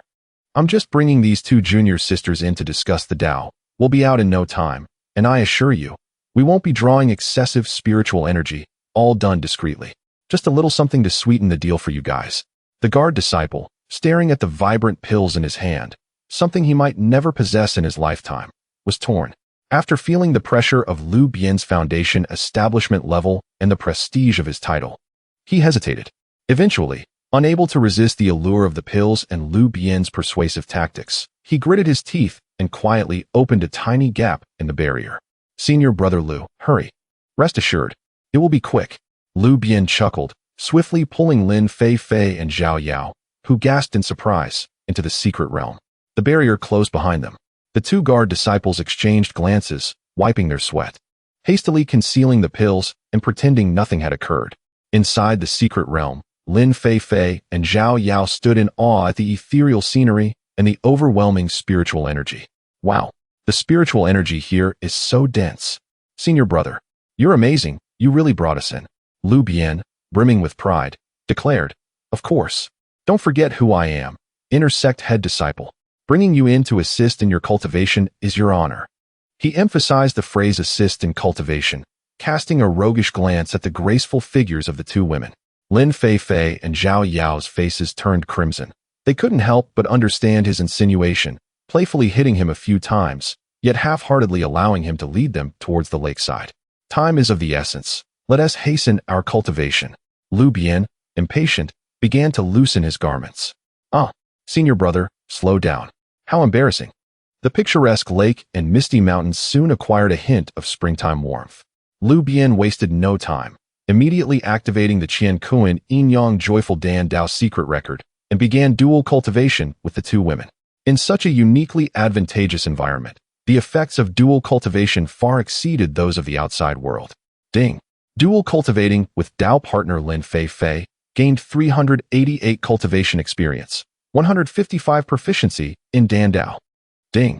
Dual cultivating with Dao partner Zhao Yao gained 365 cultivation experience, 149 proficiency in Dan Dao. Ding. Environmental bonus. Spiritual energy absorption efficiency increased by 300. Ding. Dual cultivation duration, 80 breaths. As the countdown commenced, the system's chime resonated like celestial music. Lu Bian distinctly sensed 3 streams of spiritual energy intertwining through the dual cultivation secret method, circulating and amplifying within each other at an astonishing pace, particularly within himself. The spiritual liquid in his dantian swelled with unprecedented speed and viscosity. Lin Fei and Zhao Yao also reaped considerable benefits. Having been previously ensnared at the initial bottleneck of foundation establishment, they now experienced rapid ascension in their cultivation, their faces illuminated with expressions of delight and ecstasy. In the span of 80 breaths, amidst the peak of pleasure and efficient practice, the time slipped away in an instant. The system chimed again, announcing the conclusion of the dual cultivation and an elevation in cultivation level. Current realm, foundation establishment 7th layer. Skill proficiency in intermediate strengthening technique significantly enhanced. Alchemical proficiency increased. A powerful aura erupted from Lu Bian's body, splashing forth like water. He had effortlessly surged to the 7th layer of foundation establishment, advancing 2 levels due to this dual cultivation and the secret realm's environment. Lin Fei and Zhao Yao also experienced a notable surge in their auras, each breaking through a minor realm to reach the 2nd layer of foundation establishment. I have broken through, Lin Fei exclaimed, astonished and overjoyed. So have I? Thank you, senior brother, Zhao Yao exclaimed, excitedly embracing Lu Bian. Lu Bian, brimming with pride, felt the surging power within him and his reinforced physique. With a grand gesture, he declared, "Haha, excellent. Truly, this secret realm is remarkable. Let us seize the moment and engage in another round." Again? The two women gasped, their faces flushing with a rosy hue, caught between reluctance and eagerness. The cycle of clouds and rain continued. The cycle of clouds and rain continued. The cycle of clouds and rain continued. Lu Bian, an ever-productive dynamo, continuously output, his cultivation soaring to the 8th layer. The cycle of clouds and rain continued. The cycle of clouds and rain continued. The 9th layer, just as Lu Bian prepared to reach the 10th layer and indulge further in the celestial realm, he inadvertently caught a glimpse into the depths of the spring, where spiritual bubbles continually emerged. Having previously focused solely on cultivation and pleasure, he now noticed, with heightened awareness following his breakthrough, that within the exceptionally pure and luminous source of the spring, there seemed to be a few almost imperceptible strands of black impurities. These black impurities were not merely silt, but something deeper and more unsettling, resembling living entities that occasionally rolled and flickered as the spiritual bubbles emerged, only to be swiftly submerged and assimilated by the overwhelming pure spiritual energy. Had it not been for his enhanced spiritual perception, honed through systematic training and multiple fortifications, he would never have detected them. Lu Bian halted momentarily, his brow furrowing slightly. "Senior brother, what is it?" Lin Fei inquired lazily, sensing his unusual demeanor. Without responding, Lu Bian concentrated, channeling his spiritual awareness cautiously towards the depths of the spring. The deeper he went, the more refined and concentrated the spiritual energy became, yet the black impurities grew increasingly distinct. They evoked an intensely uncomfortable sensation within Lu Bian, chill, desolation, accompanied by a sense of decay and resentment, as if emanating from an ancient battlefield. The system chimed again. Abnormal energy source detected. Ancient battlefield undead resentment. Extremely diluted, 99. 9 purified. Warning. This resentment exerts a slight corrosive effect on a cultivator's spiritual awareness and energy. Prolonged exposure may lead to instability in foundations and the emergence of inner demons. Current concentration is exceedingly low, posing minimal concern. The system's alert sent a shiver through Lu Bian's heart. Ancient battlefield undead resentment. In the sacred training ground of the Lingquan's secret realm, such an entity lurked in the depths of the spring.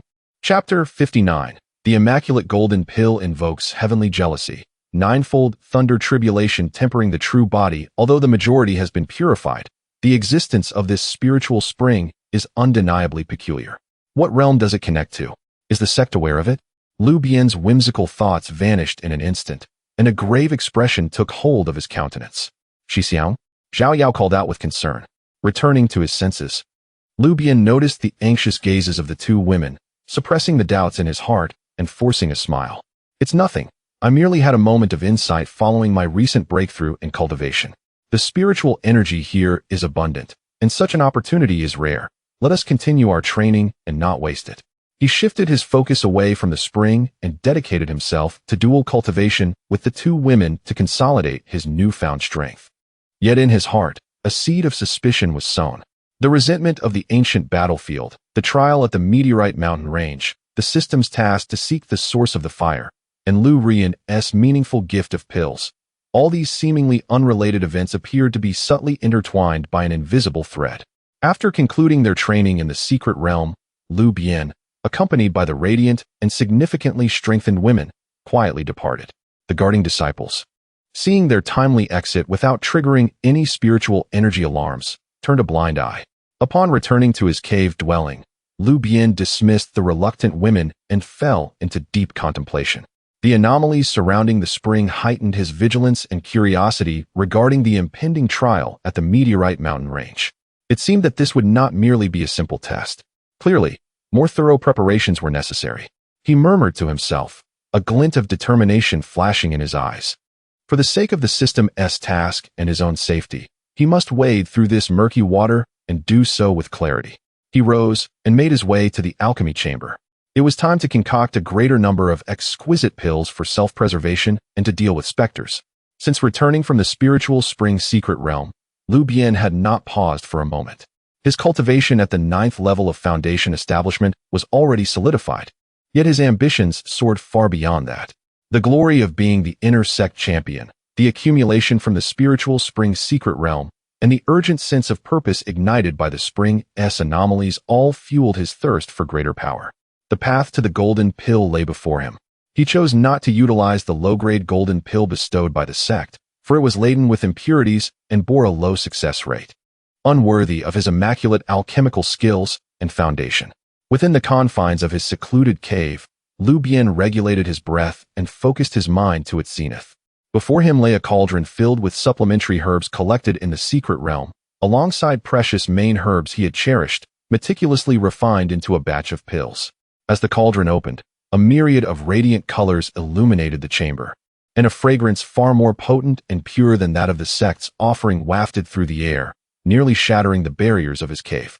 At the bottom of the cauldron lay 3 golden pills, each the size of a longan, perfectly round and glimmering with brilliance, devoid of any impurities, their surfaces even displaying a rhythmic flow of Tao. Immaculate golden pills. 3 pills, each of the finest quality. If word were to spread, it would surely cause a stir throughout the realm of cultivation. The system's products are guaranteed to be of exceptional quality. Coupled with my remarkable alchemical prowess, perfection is assured. Proudly, Lu Bian picked up 1 pill, feeling the terrifying yet gentle energy contained within, and without hesitation, consumed it. The pill did not dissolve immediately. Instead, it resembled a miniature sun, sinking into his dantian and resonating with the ocean of liquid spiritual power that was already filled to the brim. It was time. Lu Bian's gaze sharpened as he activated the pill formation secret method recorded in the Qian Kuan, Yin Yang, Huan, Shi, Dan Dao Mi Lu.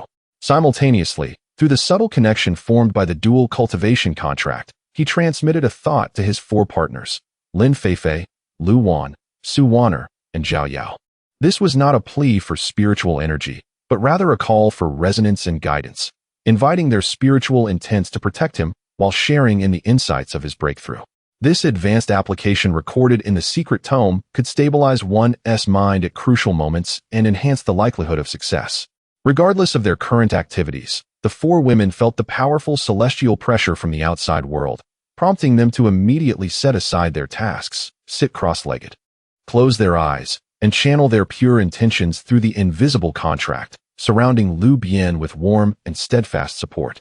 Meanwhile, within Lu Bian, genuine transformation commenced. The immaculate golden pill erupted, transforming into an indescribably vast and gentle torrent of energy that surged toward his limbs and ultimately converged in his dantian. Inside the dantian, the previously placid lake of liquid spiritual energy now boiled as if a star had been cast into it, rapidly evaporating and compressing. Outside the cave, the once clear sky darkened abruptly. Howling winds swept in, and ominous clouds gathered like a furious tide from all directions, piling upon the Mo Yun sect's domain, while ominous thunder rolled through the depths of the clouds, enveloping the surroundings in a destructive aura. Heavenly tribulation, who is forming a golden pill? This pressure, it is terrifying. It surpasses the strength I felt during my own golden pill formation by several folds. Looking toward the source, it is Lu Bian's cave. He is about to form his golden pill so soon?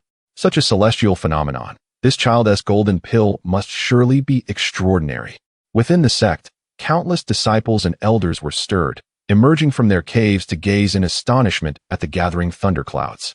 On the high platform, Dan Shenzi stroked his beard, his eyes glinting with anticipation and a hint of concern. The sect leader also appeared, hands clasped behind his back, gazing solemnly at the sky. The elders of the punishment hall wore complex expressions. The four women, sensing the fearsome celestial might, felt their anxiety intensify, motivating them to channel their mental energies more vigorously to transmit their pure intentions. Inside the cave, Lu Bian remained oblivious to the external changes, his entire focus immersed in the dramatic transformation occurring within his dantian. The liquid spiritual energy was being compressed to its utmost limits, and at the center, a golden pill, no larger than a grain of rice, shimmered with brilliance and solidity, slowly taking shape. Upon its emergence, it radiated a powerful allure, voraciously devouring the surrounding spiritual and medicinal energy, visibly expanding at an astonishing speed. The process of forming the pill was proceeding beyond expectations. The potency of the immaculate golden pill was so overwhelmingly gentle that it encountered almost no bottlenecks. However, just as the golden pill was on the verge of complete formation, a thunderous crack resounded. The first bolt of heavenly tribulation tore through the heavens, resembling a fearsome purple thunder dragon, carrying an aura of annihilation as it struck fiercely toward Lu Bian's cave. The cave's restrictions suddenly erupted with a blinding radiance, but after merely a breath, they collapsed with a thunderous crash. Lightning descended with unrelenting force. Excellent. Lu Bian abruptly opened his eyes, golden light bursting forth from them. He did not flinch or evade. Instead, he struck upward with a powerful fist. His knuckles were enveloped in searing Dan fire and immense spiritual power, fueled by the Zhongji Qiang Shinshu, the residual potency of the Baoyuan Dan, and the effects of the King Kong Dan. Boom! The lightning collided fiercely with his fist, the dazzling rays instantly engulfing him. Countless electric serpents surged wildly across his body, tearing his garments, scorching his skin, and inflicting excruciating pain and paralysis. Lu Bian trembled violently, a trickle of blood escaping from the corner of his mouth, yet his form remained upright and resolute. He had withstood the first strike of the tribulation through sheer physical resilience and spiritual strength. What a thrill! He roared, feeling that although the power of the thunder was devastating, a trace of pure energy was absorbed by his corporeal form and the nascent golden Dan, refining it further. However, it seemed the heavenly tribulation was provoked by his defiance. Boom, boom, boom. Soon after, the second, third, and fourth strikes, each more formidable and terrifying than the last, descended in rapid succession. Lu Bian dared not be reckless anymore. He summoned the Xiangui shield and unleashed a flurry of defensive talismans as if they were free, while frantically consuming top-tier recovery Dan and flesh-repairing Dan to mend his injuries and replenish his energy. The relentless lightning strikes had turned the cave into ruins, leaving behind a charred pit where he stood. The Xiangui shield cried out in anguish. The talismans shattered, and he was left scorched, his flesh torn, appearing utterly wretched. Yet he gritted his teeth and persevered. The golden Dan within his dantian, under the baptism of the lightning, shone even more brilliantly, spinning ever faster and emanating a stronger aura. The seventh strike. The eighth strike. When the eighth strike, resembling a celestial pillar of crimson lightning, descended, Lu Bian was nearly at his limit. The Xiangui shield was riddled with cracks, and his spiritual power was nearing depletion. In this dire moment, the pure thoughts transmitted from his four companions transformed into tangible strength, flooding into his consciousness and revitalizing his spirit, reigniting his desire to survive and fighting spirit. "Hold on," he roared, swallowing the last few Baoyuan Dan in one go, burning all his potential to withstand the onslaught. Spurt. He coughed up a mouthful of blood, kneeling on one knee, his body swaying precariously. The tribulation clouds above showed no sign of dispersing. Instead, they grew more oppressive. At the center of the clouds, a slender yet exquisitely condensed bolt of pure white lightning, exuding an aura that sent shivers through the soul, was slowly gathering. The ninth strike. The heart demon thunder tribulation, targeting the soul. All who witnessed the tribulation turned pale with fear. The nine thunder tribulation. This was the legendary nine thunder tribulation. Chapter 60. The formation of the golden core and the reverence for the alchemist. It is typically those with extraordinary talent and an exceptionally solid foundation who attract the calamity of heaven's jealousy. The nine thunderbolts. If this individual can endure. A terrifying light erupted in the eyes of the sect leader. Dan Chenzi's palms were drenched in sweat. Lu Bian felt an invisible force infiltrate his consciousness, conjuring various illusions and whispering inner demons. Yet, his resolve remained steadfast, bolstered by the protection of the system and the supportive thoughts of his four companions. The illusions, barely manifesting, were swiftly obliterated. However, the pure white thunder had already descended. Though its speed was unhurried, it seemed to have locked onto his soul, leaving no means of escape. In this critical moment, the system's cold notification echoed in Lu Bian's mind. Detection of pure celestial fire energy, suitable for refining the golden core and enhancing its quality. Would you like to absorb it? Absorb. Of course, he would absorb it. Lu Bian did not hesitate. Command confirmed. Commencing absorption. An invisible force surged forth from the depths of the system, forcefully stripping away most of the destructive energy, just as the pure white thunder was about to strike Lu Bian's heavenly spirit. Only a small portion of the energy, gentle in its refining effect, flowed into his body, directly targeting his dantian's golden core. Boom. Lu Bian's body trembled violently, and the golden core radiated brilliantly, even displaying faint purple lightning patterns on its surface. Its size suddenly diminished, yet it became denser, more resplendent, and powerful. An overwhelming aura, far surpassing that of an ordinary early-stage golden core, erupted from his being, soaring skyward. The calamity clouds in the sky seemed to have fulfilled their purpose, gradually dissipating, while a gentle rain fell, nourishing Lu Bian's injured body. The charred dead skin flaked away, revealing beneath it new, tougher skin that shimmered with a faint luster. The golden core had been formed, and it was no ordinary golden core, but a flawless thunder golden core refined through the nine thunder tribulations, infused with a trace of celestial fire energy. Ding. Successfully formed the golden core. Stepped onto the path of the golden core. Ding. Cultivation stabilized. Early stage golden core. Ding. Lifespan significantly increased. Appearance fixed at approximately 28 years of age, a handsome young man. Ding. Duration of dual cultivation extended to 100 breaths. Ding. Successfully absorbed a trace of celestial fire energy. The quality of the golden core has improved, and the Dan fire has gained a slight enhancement.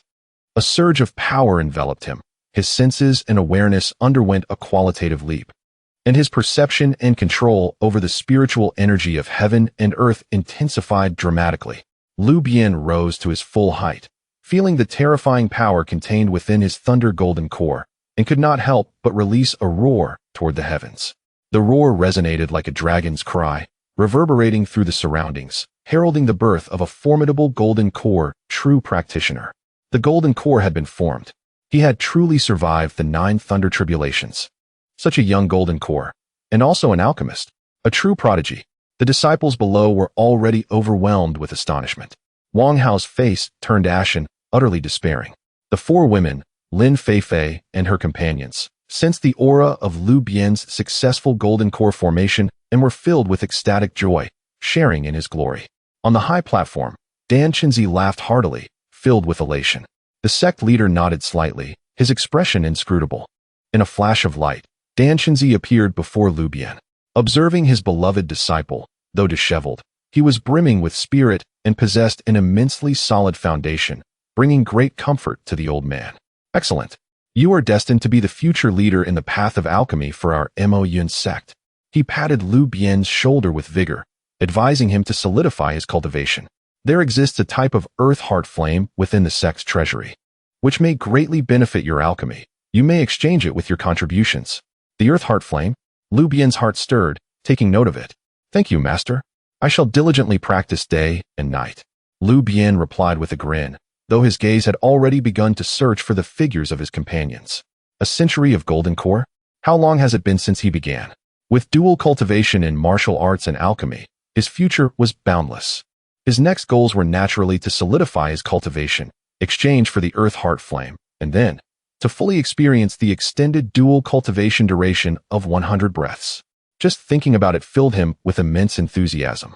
With the golden core now formed, the world felt utterly transformed. Standing amidst the ruins of the cave, though clad in tattered garments and marked by scorch marks, the profound and harmonious aura of his golden core set him apart from the former lecherous foundation disciple he had been. He was now of the golden core caliber. Dan Qinzi waved his hand, enveloping Lu Bian in a gentle yet compelling force. This is not the place for conversation. Follow me. As shadows danced, the next moment, Lu Bian found himself in a quaint and elegant alchemical chamber.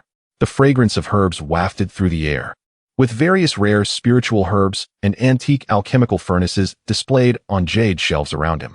In the center, a large bronze 3-legged alchemical furnace roared with flame from the earth, yet no heat leaked out, instead enhancing the vitality of the spiritual energy within the room. This was indeed Dan Qinzi's private alchemical chamber. How does it feel? Dan Qinzi gestured for Lu Bian to sit down and personally brewed 2 cups of spiritual tea. The aroma of the tea was crisp and refreshing, invigorating the spirit upon inhalation. Lu Bian took a deep breath, feeling the thunder golden core within him rotate slowly, exuding an unprecedented surge of spiritual power, and he sincerely exclaimed, "Inexpressible marvel. It feels as though I have broken free from some shackles, and the world has become much clearer." He paused for a moment, then chuckled. However, this thunder tribulation did ruin some garments. I nearly could not bear it. Dan Qinzi was amused by his words and chided him playfully. You sly one. The 9 thunder tribulations are rare throughout history. Your ability to endure them is a testament to the profoundness of your foundation, far exceeding that of your peers. In the future, your cultivation within the golden core realm will surely yield twice the result with half the effort. It is indeed a great fortune for our Mo sect to have a disciple like you. His tone grew serious. You have embarked on the path of alchemy and martial arts with a dual cultivation approach, carving out a unique path, yet you tread it with remarkable solidity. I have studied the path of alchemy for hundreds of years, yet I cannot match your boundless imagination that consistently strikes at the essence of the matter. Is your flawless golden core self-made? Lu Bian ceased his playful demeanor, replying earnestly, I dare not conceal anything from my master. It is indeed the result of my own alchemy. I was fortunate to succeed. Fortunate? Dan Qinzi's gaze sharpened, as if he intended to see through him. To forge a flawless golden core that could invoke the 9 thunder tribulations is certainly beyond mere luck. Very well, everyone has their own fated methods. If you do not wish to elaborate, I shall not press you. After pondering for a moment, he continued, since you have formed the golden core, you are now the true pillar of our Mo sect. Today, I shall formally accept you as my registered disciple. Once you advance further in the path of alchemy and achieve great merit for the sect, you may be promoted to an inner disciple. Would you be willing? Upon hearing this, Lu Bian immediately stood up, straightened his tattered robe, and respectfully performed a bow of apprenticeship. Disciple Lu Bian pays respects to master. It is an opportunity one could only dream of. Under the shade of a great tree, it is indeed a pleasant refuge. AndThey is the foremost master of alchemy within the sect, holding a position of great power and influence. With such an esteemed identity, he can almost traverse the sect unimpeded, rendering even the elders of the punishment hall incapable of posing a threat to him. Excellent, excellent, excellent. AndThey exclaimed thrice, clearly elated. He extended his hand, and a surge of energy lifted Lu Bian. Having entered my tutelage, you must adhere to the rules of my lineage. First, do not betray your teacher and ancestral teachings. Second, do not harm your fellow disciples. Third, do not oppress the weak with your strength. Fourth, utilize alchemy for the benefit of the world, safeguarding the integrity of our Moyun sect. Can you abide by these principles? Disciple will diligently obey the master's commands. Lu Bian replied resolutely. These rules were not constraints to him. Rather, they provided a sense of protection. AndThey nodded in satisfaction, producing a purple golden token and a jade slip, presenting them to Lu Bian. This is the identity token of your master. To see it is to see me. Within the sect, you may access many restricted areas, and the library is open to you below the 3rd floor. The jade slip contains my insights on alchemy, along with numerous formulas for 3rd and 4th tier elixirs. Take your time to comprehend them and do not tarnish my reputation. Lu Bian was overjoyed, for this was an invaluable treasure. The lifelong wisdom of a master alchemist would undoubtedly save him from countless detours. He hurriedly accepted the gifts and expressed his gratitude once more. Thank you, Master, for your generous bestowal. I shall diligently cultivate and bring honor to your teachings. AndThey stroked his beard and smiled, adding, as you have just entered the golden core stage, you must stabilize your realm and familiarize yourself with your newfound power. In the sect's treasury, there exists a type of earth core flame, a formidable essence gathered from the depths of the earth's core. It possesses the remarkable ability to purify spiritual energy and assist in alchemical processes, making it quite suitable for you. You may exchange for a trace of it with your contributions to the sect. Earth Core Flame. Lu Bian's heart stirred as he recalled a task previously issued by the system, with the reward being the Dragon and Phoenix Harmonization Technique, Part 1. And acquiring the Earth Core Flame was one of the prerequisites. He suppressed his excitement and inquired, Master, may I ask how many contribution points are required for the exchange? AndThey glanced at him, a hint of amusement in his eyes. What? You have only just formed your golden core and are already coveting the Earth Core Flame? Your appetite is quite large. This flame is rare. Naturally, it demands a high number of contribution points. Even an ordinary golden core elder may not accumulate enough in a century. However, he shifted his tone. You have just won the intersect competition, and the rewards are substantial, so you should have amassed a fair amount of contribution points. Moreover, as my named disciple, you receive a monthly allocation. If you can also refine some urgently needed high-tier elixirs for the sect, gathering the necessary points should not be too difficult. Upon hearing this, Lu Bian felt reassured. Contribution points were something he could easily acquire. For him, alchemy was as simple as eating and drinking. Disciple understands and will strive to quickly gather the required contributions to obtain the Earth Core Flame, not to disappoint Master's expectations. Indeed, AndThey nodded, seemingly recalling something else, casually advising, the trial at the Meteorite Mountain Range is imminent. While it offers numerous opportunities, it is also fraught with peril, especially in recent years with frequent disturbances. Now that you have formed your core and significantly increased your strength, do not be complacent. It is wise to prepare more elixirs, especially those capable of countering sinister energies and stabilizing the spirit. Chapter 61. By Jingjing Sen's subtle glances, Lu Bian felt a sudden chill in his heart, immediately recalling the strange black impurities and the lingering resentment of the ancient battlefield's undead at the depths of the Lingquan's secret realm. Was his master's remark a casual reminder or a veiled warning? He maintained a composed demeanor and respectfully replied, Yes, disciple will take note and prepare accordingly. After a brief conversation, during which he clarified some questions about the Golden Core realm and alchemy, AndThey instructed him to return and solidify his cultivation. Upon leaving AndThey's alchemical chamber and returning to the site of his cave dwelling that had been reduced to ruins by heavenly tribulation, he was greeted by diligent disciples who expressed their intent to arrange a new spiritual cave dwelling more befitting his status as a Golden Core true person. standing upon the scorched earth. Gazing at the distant sea of clouds, he fondled the purple gold token and the jade slip recording his master's insights, feeling a surge of ambition. Golden Core True Person. Registered Disciple. DXIN Yenhua. Meteor Trial. A broader path was already unfolding before him. Strength was the ultimate truth. He sighed, a familiar mischievous smile curling at the corners of his lips. The new cave dwelling. It must be larger, and the bed must be sturdy. Otherwise, the 100 breaths of dual cultivation time would be quite challenging to fully utilize. The system chimed, success in becoming a disciple of Danshinzi, gaining significant inheritance and support. Influence of the plot increased. Acquired clues to DXIN Yenhua. Side quest to obtain DXIN Yenhua activated. Detected Master's Hint. Danger level assessment of the Meteor Mountain range increased.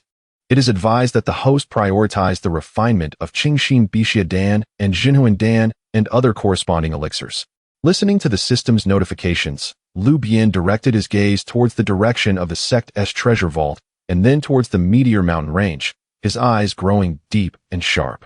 Enhancing his strength, exchanging for earth fire, preparing for trials, and engaging in profound exchanges with the senior and junior sisters to solidify his golden core cultivation. There were many important matters awaiting his attention. The new cave dwelling was situated atop a spiritually enriched peak, expansive and equipped with an earth fire chamber, a spacious training ground, and even a small medicinal garden, far surpassing his previous abode. Lu Bian was exceedingly pleased, particularly with the exceptionally sturdy bed crafted from a century-old warm jade. Consolidating his early-stage golden core cultivation, adapting to the surging power, and refining a batch of third-tier elixirs to exchange for sect contributions, the days passed swiftly and meaningfully. With the status of a registered disciple of Danshinzi and the residual prestige of the inner sect leader, he was the center of attention within the sect, with seekers of elixirs coming in droves and his contribution points accumulating rapidly, drawing him ever closer to his goal of exchanging for DXIN Yenhua. One day, after submitting a batch of elixirs at the task hall, he felt his contribution token grow heavier, his mood buoyant. He contemplated whether to first check the price of DXIN Yenhua in the treasure vault or seek out Lin Feifei to test the new warm jade bed. Just as he had not walked far, a faintly sweet and alluring fragrance wafted into his nostrils. "Junior brother, please hold on." The voice was soft and melodious, laced with an enchanting allure that sent shivers through one's bones. Lu Bian paused and turned towards the sound. Not far beneath a spirit willow, he beheld a graceful woman leaning against the tree. She wore a pink gauze dress with an exceptionally high slit, revealing a pair of long, straight, and radiant legs. Her slender waist and partially exposed bosom, coupled with an exquisitely charming face, and her doe-like eyes sparkling with mischief, captivated Lu Bian's attention. Her cultivation level was evidently early golden core, and her aura was refined, seemingly surpassing his own by a measure. Who is this senior sister? Lu Bian's gaze lingered on the enchanting figure, but his heart remained vigilant. The aura of He Huanzong? Though he had not directly encountered it, the system's recognition ability immediately alerted him to the unique seductive power within her techniques. "I am Bai Jingjing, pleased to meet you, junior brother Lu." The woman approached with a graceful demeanor, slightly bowing, her movements brimming with charm. "I have long heard of your dual talents in martial arts and alchemy, a prodigy of Mo Yun's sect. Seeing you today, you certainly live up to your reputation." She drew nearer, her breath fragrant, her alluring gaze raking over Lu Bian's strong physique and handsome face, unabashedly revealing her interest. "Senior sister is a distinguished disciple of He Huanzong? May I inquire what brings you to seek me?" he thought, noting inwardly that this enchantress seemed no less formidable than Lu Ruyan, and even bolder. Bai Jingjing chuckled softly, her laughter like the tinkling of bells. "I cannot claim to instruct you. I am here with the sect elders to discuss the upcoming trial in the Meteor Mountain range. I have heard that not only is junior brother's combat prowess exceptional, but your alchemical skills are unmatched among your peers, particularly your ability to refine flawless top-tier elixirs. I have long admired you, and thus came to make your acquaintance." As she spoke, her delicate fingers seemed to inadvertently brush against Lu Bian's arm, sending a tingling sensation coursing through him. "Oh, the Meteor Mountain range trial?" Lu Bian's heart stirred, though his expression remained impassive. "Senior sister seems well informed.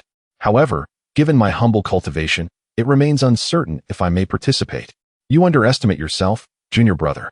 Bai Jingjing leaned in closer, her voice lowering and laced with temptation, her warm breath brushing against his ear. With your abilities, you will undoubtedly be on the list. While the Meteor Mountain range may be perilous, it is also brimming with opportunities, particularly deep within where many rare herbs can be found. It is the perfect place for someone of your alchemical prowess to shine. She shifted her gaze, her eyes sparkling with mischief. Should you be willing, our two sects could cooperate in exploring it together, providing mutual support. I have considerable knowledge of the intriguing places there, and I am quite interested in your elixirs. The last few words were spoken with a particularly suggestive tone, igniting one's imagination. The system chimed, detected the profound charm technique of He Huanzong S by Jingjing. The technique activates automatically, resistance successful. Note, this woman possesses abundant Yin essence and is a superior dual cultivation partner, but her intentions are not pure. It is advised to proceed with caution. The system's warning caused Lu Bian to smirk inwardly. Indeed, the visitor came with ulterior motives. Yet, he feigned surprise, capturing Bai Jingjing's mischievous hand in his own, gently squeezing it, the touch smooth and soft. The senior sister's warm invitation left the junior brother quite speechless. He smiled like an innocent rogue. Collaborating to explore the wonders of nature is delightful. As for elixirs, well, that is a topic easily discussed. The junior brother possesses an ample supply of elixirs, particularly those exclusive concoctions that promise great pleasure. He deftly catered to her interests, his words laced with subtle implications. Bai Jingjing was momentarily taken aback by his bold actions and candid remarks, yet her smile grew ever more enchanting. She did not withdraw her hand. Instead, she playfully traced her fingertip across his palm, saying, "You truly are a remarkable person, junior brother. Shall we make this a pact? We can delve deeper into our collaboration during the trial." "Absolutely," Lu Bian replied enthusiastically, seizing the opportunity to indulge a bit further before reluctantly releasing her hand. Bai Jingjing cast him a mesmerizing glance before swaying her graceful figure away, leaving a trail of fragrance in her wake.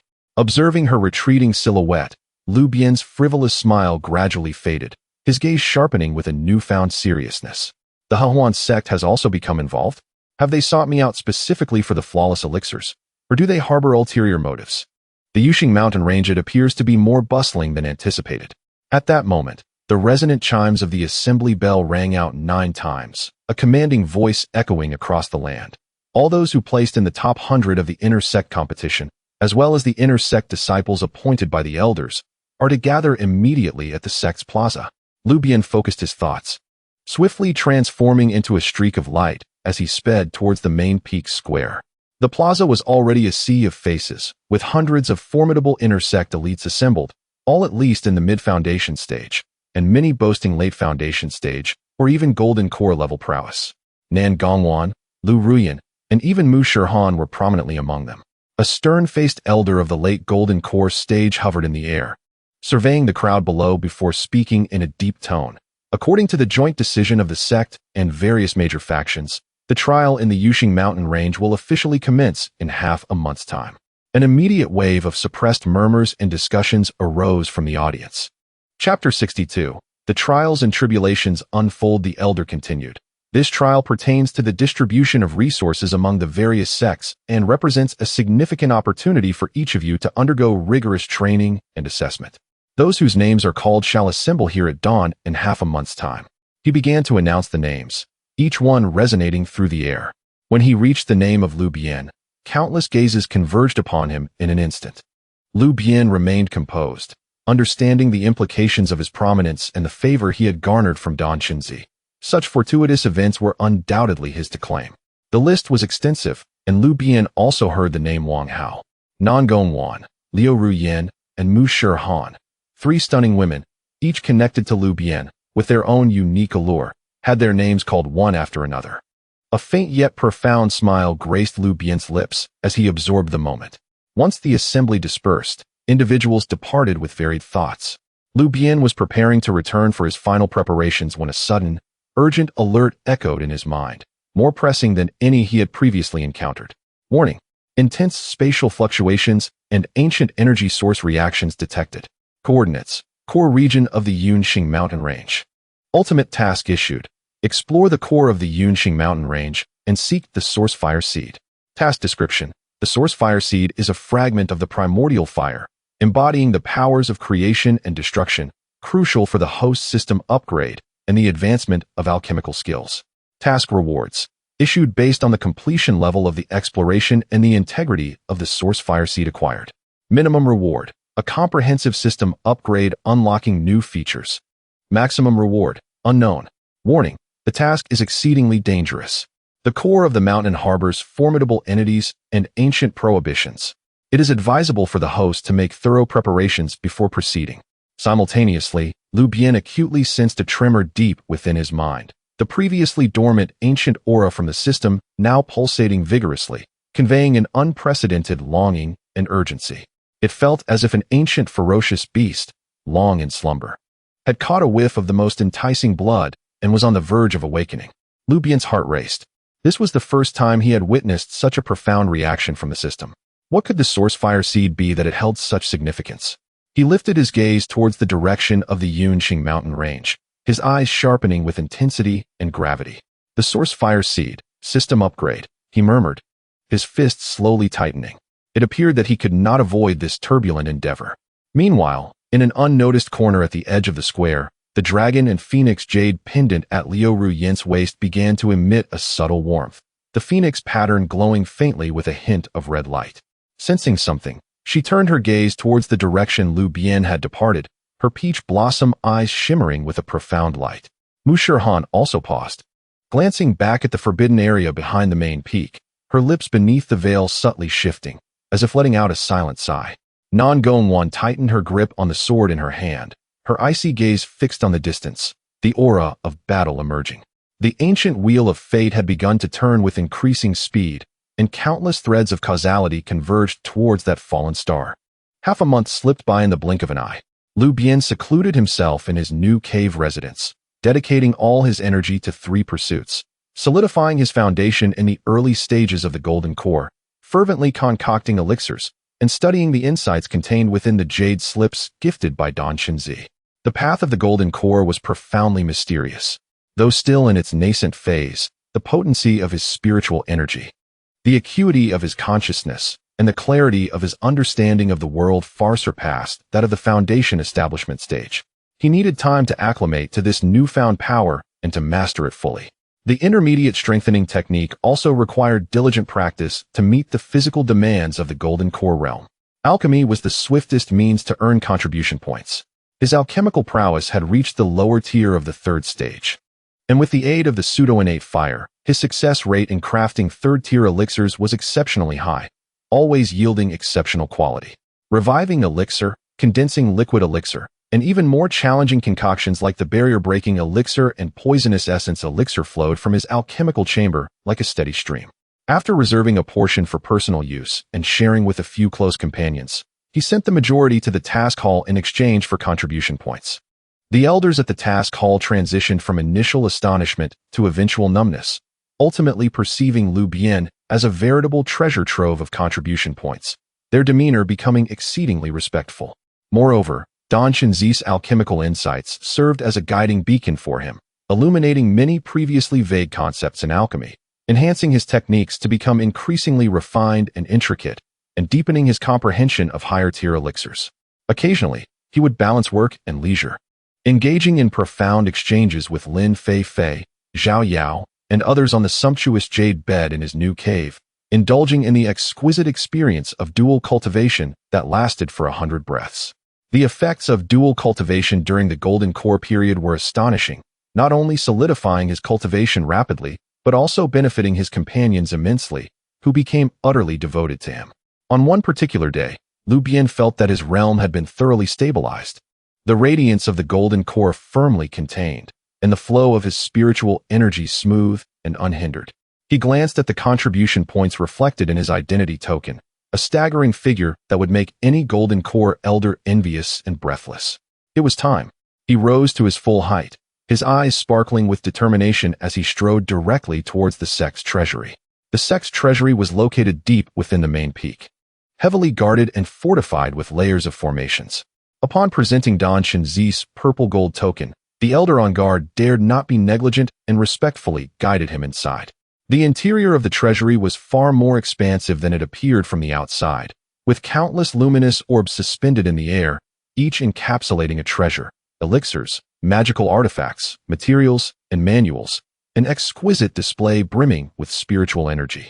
Lu Bian had a clear objective, making his way directly to the area housing the extraordinary fires of heaven and earth.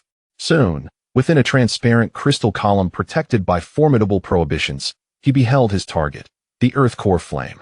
This was no ordinary flame, but a swirling, dark red fire seed that flowed like liquid magma, its core radiating a brilliant white light, emanating heat that was intense yet not violent, instead exuding a weighty, earth-like essence. The light around the flame distorted slightly, revealing its elevated temperature. Merely approaching it, Lu Bian could sense a yearning pulse emanating from his golden core and alchemical flame. Elder, how many contribution points are required to exchange for this fire? Lu Bian inquired, pointing towards the earth core flame. The elder responsible for this area raised an eyebrow and replied languidly, "The earth core flame is exceptionally rare. An exchange requires 180,000 contribution points." Upon revealing this staggering figure, even the nearby golden core elders, who were similarly engaged in the selection of treasures, gasped in astonishment and shook their heads in disbelief, clearly intimidated by such an astronomical number. However, Lu Bian merely raised an eyebrow, unhesitatingly placing his identity token upon the counter. The transaction was made with a calm demeanor, as if he were merely exchanging 180 spirit stones rather than 180,000 contribution points. What? The white-haired elder momentarily froze, seemingly unable to comprehend. The surrounding golden core elders also turned in shock to gaze at Lu Bian. "I said it's a deal. The DXIN Yen Hua. I shall take it," Lu Bian reiterated, his tone remaining unperturbed. Only then did the elder come to his senses, suspiciously lifting Lu Bian's identity token. As his consciousness delved into it, his eyes widened in disbelief, and his hands trembled slightly. Within the token, the amount of contribution points astonishingly exceeded 2 million. How long has it been? This young man has only been in the foundation establishment stage for half a month.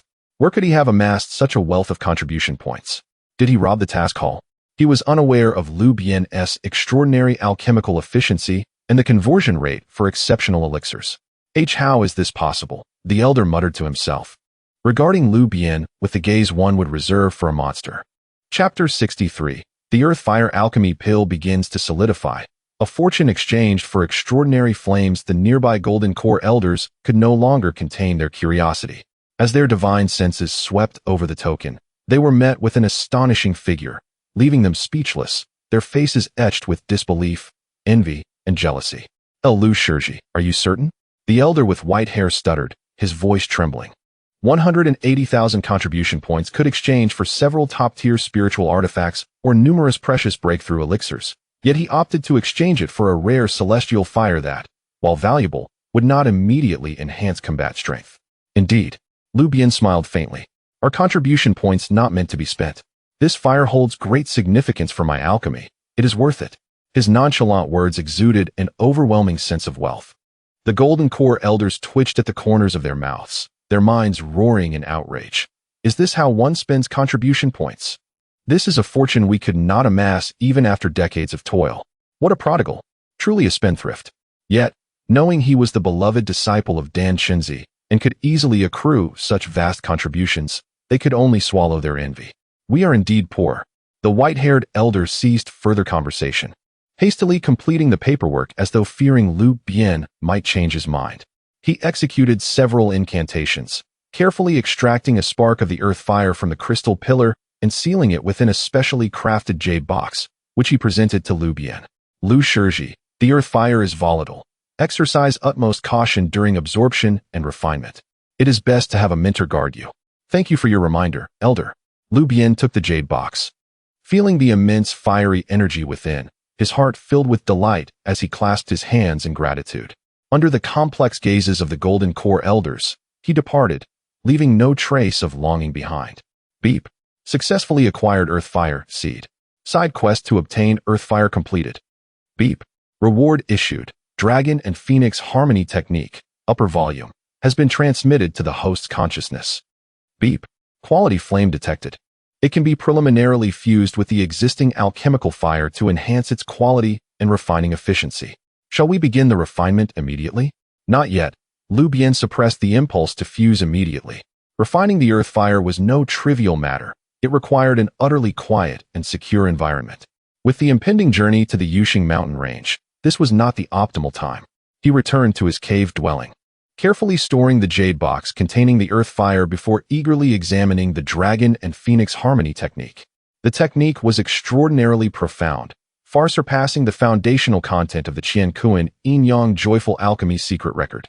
It encompassed intricate dual cultivation methods that could significantly enhance both efficiency and feedback.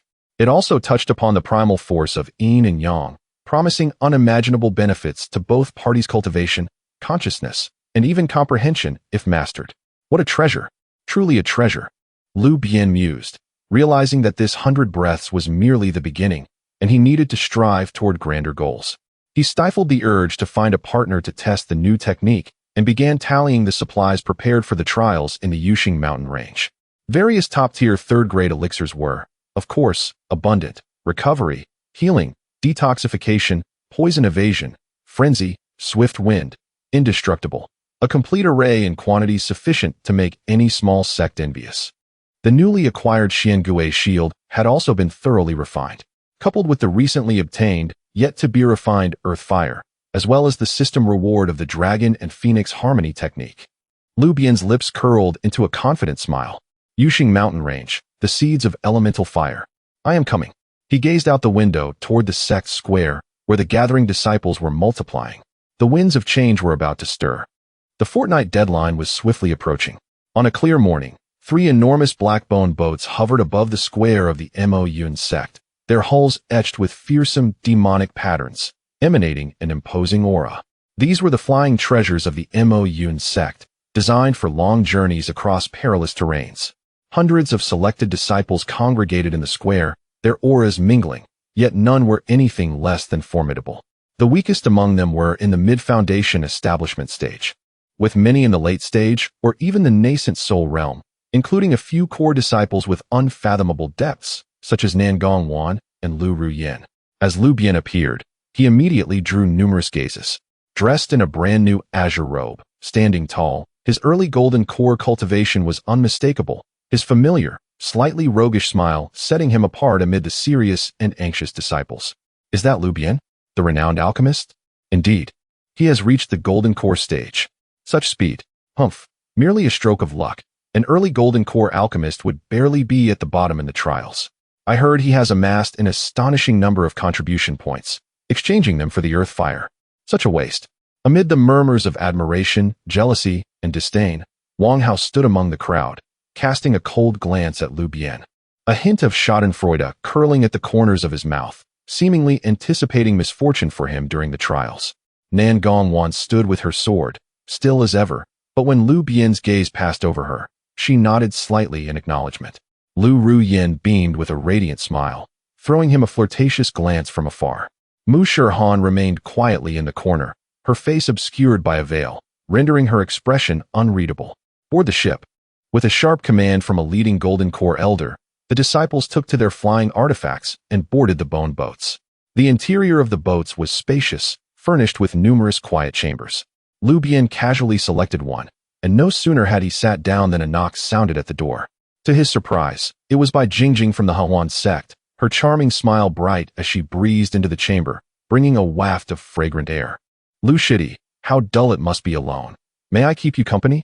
She seated herself opposite him without hesitation, her long legs crossed beneath her gauzy skirt, hinting at a springtime allure. Lu Bian chuckled. What a welcome surprise.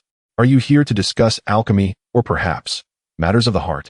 Bai Jingjing rolled her eyes at him, playfully admonishing, you tongue-in-cheek rascal. I am here to deliver good news. Lowering her voice, she continued. As I understand it, during this trial, the Qing Lan Sword sect and the Jin Gang sect, those self-proclaimed righteous fellows, are secretly colluding, planning to seek opportunities to eliminate our demonic cultivators once inside. Especially you, Shidi, with your rising prominence. You are likely already in their sights. Oh, Lu Bian raised an eyebrow, unperturbed.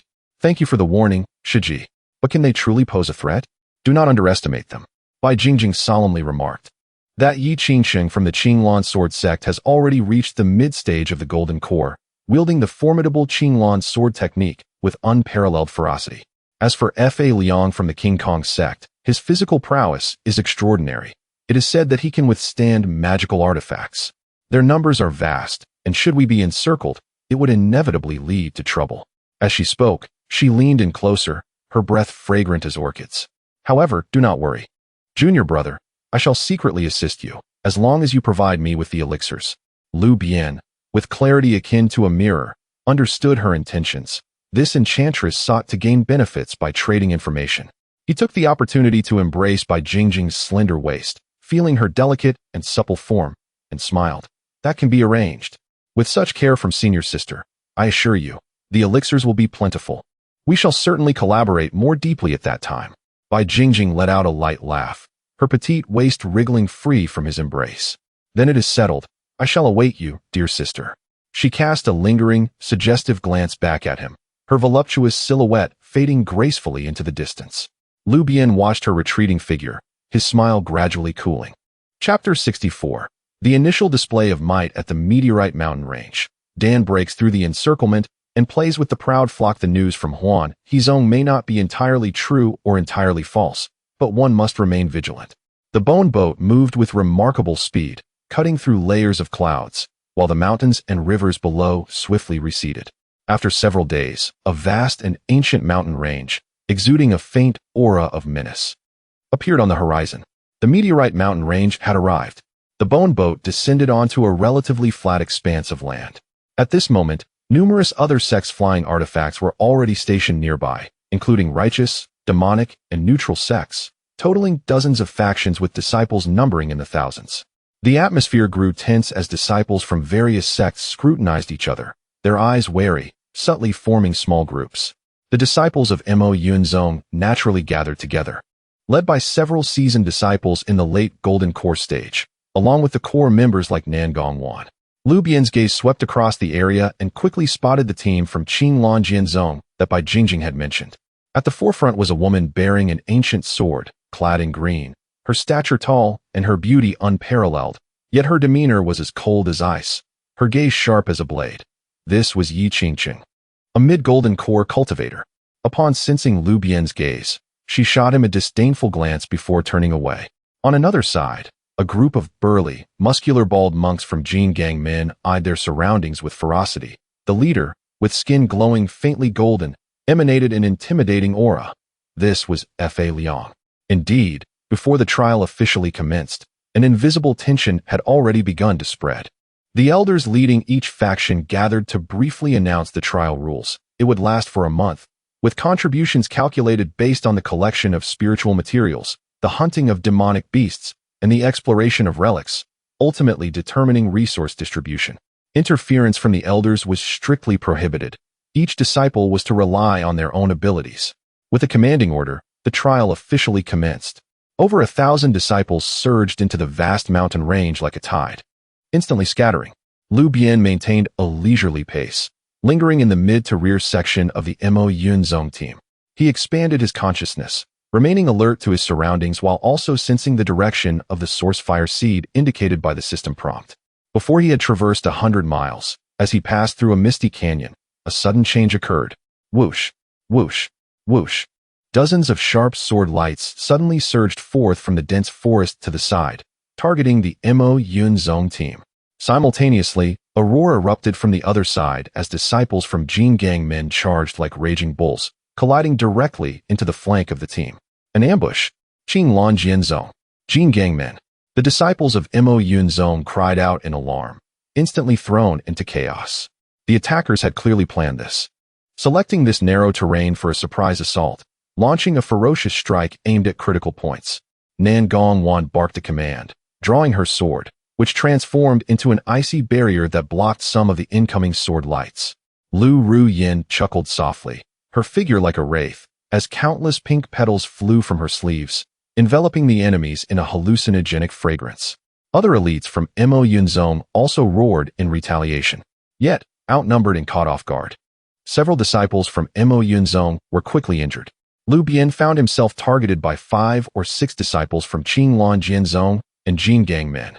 Leading them was a peak foundation establishment sword cultivator and a fake Dan stage body cultivator. Let's take down this alchemist first. The sword cultivator sneered, dividing his sword light to envelop Lu Bian. How interesting. A cold glint flashed in Lu Bian's eyes, and a wicked smile crept onto his lips. As he did not retreat, but advanced instead. He had no interest in entangling himself. He directly scattered a handful of pills. These were not attack pills, but rather a dozen inconspicuous black pills that shot towards the ground beneath their feet. Beware of the pills. The sword cultivator, having heard of Lu Bian's notorious reputation, quickly warned. However, when those pills hit the ground, they did not explode but instead sunk into the earth. The next moment, boom, boom, boom. Countless thick, spiny, dark green vines erupted from the soil like giant serpents, thrashing wildly and transforming the area into a terrifying thicket of thorns. This was a second-tier superior-grade frenzied thorn pill. Area control. Caught off guard, 5 or 6 enemies were instantly ensnared and pierced by the vines, their formation thrown into disarray, with cries of alarm ringing out. Now was the moment. Lu Bian moved like a wraith, enhanced by the wind speed pill, and swiftly cut in. A mysterious turtle shield appeared in his hand, blocking a hasty punch from the fake Dan body cultivator, while his other hand flicked a small silver pill, as tiny as a bean, with incredible speed, accurately landing in the mouth of the peak foundation establishment sword cultivator, who had momentarily opened his mouth in shock. What? What is this? The sword cultivator was taken aback, his mind still trying to process what had just happened. But his complexion suddenly changed dramatically. The spiritual energy within him surged wildly out of control, his meridians stabbing with pain, and he spat out a mouthful of blood, causing his sword light to dissipate instantly. This was a third-tier inferior-grade reverse spirit pill, specifically designed to disrupt the flow of spiritual energy, best absorbed orally, straight to the stomach. Lu Bian didn't even glance at him, his figure flashing again to evade another sword light. And he scattered another powdery pill. Colorless and odorless, it wafted through the air. The few Jin Gang men disciples, who were frantically dealing with the vines, inhaled the powder and immediately felt an unbearable itch all over their skin, as if millions of ants were crawling on them. Unable to resist the urge to scratch, their protective golden light becoming unstable. This was a strong itch powder, specifically aimed at body cultivators. In the blink of an eye, Lu Bian had not even employed truly powerful attack pills. Merely relying on a few control and interference pills, he effortlessly toyed with these 5 or 6 opponents, who were not weak and even had greater martial prowess, leaving them in a state of disarray and significantly diminishing their combat effectiveness. This scene not only shocked and enraged the enemies, but also left the nearby disciples from the other 2 factions gaping in astonishment. What kind of combat style was this? Bastard! If you have the ability, fight me directly. The fake Dan body cultivator roared, his golden light surging as he forcefully shattered the entangling vines and punched toward Lu Bian. Lu Bian chuckled disdainfully. Foolish giant. He did not meet the blow head-on. His figure flickered, and he scattered another slippery, oily pill. The body cultivator missed his punch, but an invisible force suddenly caused him to slip, nearly falling flat on his face, inciting a furious outburst. Lu Bian, meanwhile, strolled as if in a leisurely garden, weaving through the effects of various negative pills, occasionally supplementing with a couple of low-tier attack talismans, or easily deflecting sporadic attacks with his mysterious turtle shield, appearing utterly at ease. Even amidst the fierce battle taking place in the distance, he shouted to his fellow disciples of the Mo Yun Zone, "Brothers and sisters, hold on. Once I deal with these few nuisances, I will come to your aid." His relaxed demeanor, coupled with the seemingly endless supply of peculiar elixirs, tormented the 5 or 6 opponents to the brink of vomiting blood, yet they could not even graze the hem of his garment. Soon, the commotion attracted even more attention. Yi Qingcheng, having been forced back by a single strike, cast a cold glance in their direction. Seeing her disciples being so thoroughly toyed with, her delicate brows furrowed, the chill in her eyes intensified. Fa Liang roared in anger, sending one disciple of the Mo Yun Zone flying with a single punch, his gaze towards Lu Bian filled with murderous intent. Lu Bian, sensing their stares, felt no fear. Instead, he flashed them a grin, exposing his white teeth, and casually provided an enhanced stench pill to the body cultivator struggling at his feet. The cultivator was overwhelmed by the noxious fumes, tears streaming down his face, unable to stand, nearly fainting. Lu Bian, Yi Qingqing's voice was frigid as she could no longer contain herself, unleashing a sharp sword aura that sliced through the air toward him. Lu Bian laughed heartily, retreating swiftly while calling out, "Sister Nangong, this icy beauty is all yours. I shall take my leave first." Without hesitation, he turned and dashed away, vanishing into the depths of the foggy canyon in mere moments. Leaving behind a group of righteous disciples thoroughly humiliated by his elixirs, their mental state in turmoil, along with the ashen-faced Yi Qingqing and Fa Liang. Seeing this, the disciples of Mo Yunzong were invigorated, seizing the opportunity to counterattack. Meanwhile, Lu Bian had already penetrated deep into the mountains, embarking on his true quest to seek the source of the fire seed. The system notification chimed. Initial battle demonstrates prowess, defeating the strong with the weak, tactics successful. Gaining proficiency in alchemy, earning the title Old Een Bai, slightly enhances ambush and trap success rate. Listening to the system's prompt, Lu Bian felt elated. A group of fools, do they truly believe I am playing a turn-based game with them? Chapter 65. The perilous Fourth Order Serpent and the ingenious scheme to lure it eastward deep within the Yunqing mountain range. Ancient trees towered into the sky, and miasma pervaded the air, while the roars of ferocious beasts echoed ominously, far more treacherous than the outskirts. Lu Bian cautiously advanced towards the core area, guided by the system's vague indications. With his senses fully attuned, he deftly avoided regions emanating particularly potent auras, yet at times, evasion proved impossible. At this moment, he held his breath, pressing himself into a crevice of a steep rock face. Not far below, beside a deep pool of water, a colossal serpent, thick as a barrel and adorned with a singular horn, lay coiled, its jet-black scales glistening ominously. Its icy, slit-like eyes scanned the surroundings, radiating an aura of chilling menace. This was a fourth-order initial stage beast, the Dujiao Heishui Mong, whose strength rivaled that of a mid-stage Jindan practitioner. Especially near this pool, it was in its element, making it exceptionally formidable. Though Lu Bian initially contemplated deterring, the system indicated that the flickering pulse of the source fire was directly in the direction of this very pool. Moreover, within the pool's center grew several lush clusters of shuyunko, estimated to be at least 500 years old, invaluable as rare ingredients for concocting high-grade elixirs. Circumventing the area was not an option, yet the allure of the spiritual herbs was undeniable. Lu Bian licked his lips, his eyes glimmering with intent. A direct confrontation would be futile. This creature was immensely resilient, and its venom was likely exceptionally potent. Surveying the surrounding environment, his mind raced, formulating a cunning, nay, exquisite, plan. He retrieved several medicinal herbs and a vial of dark red liquid from his storage pouch, the latter being the essence of a second-order fire-type beast he had previously slain. With deft movements, he began concocting his concoction on site. Before long, several orbs the size of longan, exuding a peculiar sweet and savory aroma, emerged, their insides resembling flowing magma. A freshly crafted third-order superior longshu, a Finshin Dan, Beast Special Edition. Crafted primarily from the blood of dragon-type beasts and infused with various potent spiritual herbs, this elixir held a deadly allure for most creatures, significantly stimulating their bloodlust and frenzy. However, consumption would lead to chaotic blood flow and turbulent spiritual energy. A truly remarkable item. Lu Bian chuckled with delight, producing a few previously crafted potent bait pills and foul-smelling pills. Calculating the wind direction and distance, he flicked his fingers, sending a bait pill soaring toward the distant thicket on the left side of the pool. Upon landing, it released an intoxicatingly sweet fragrance. Immediately, the Dujiao Heishui Monk's attention was ensnared, its massive head turned toward the sound, flicking its tongue in confusion. Seizing this opportunity, Lu Bian, like a wisp of smoke, darted forth, accurately tossing a Longshu Finshin Dan behind a massive rock on the right bank of the pool. Simultaneously, he concealed several foul-smelling pills along the path leading in that direction.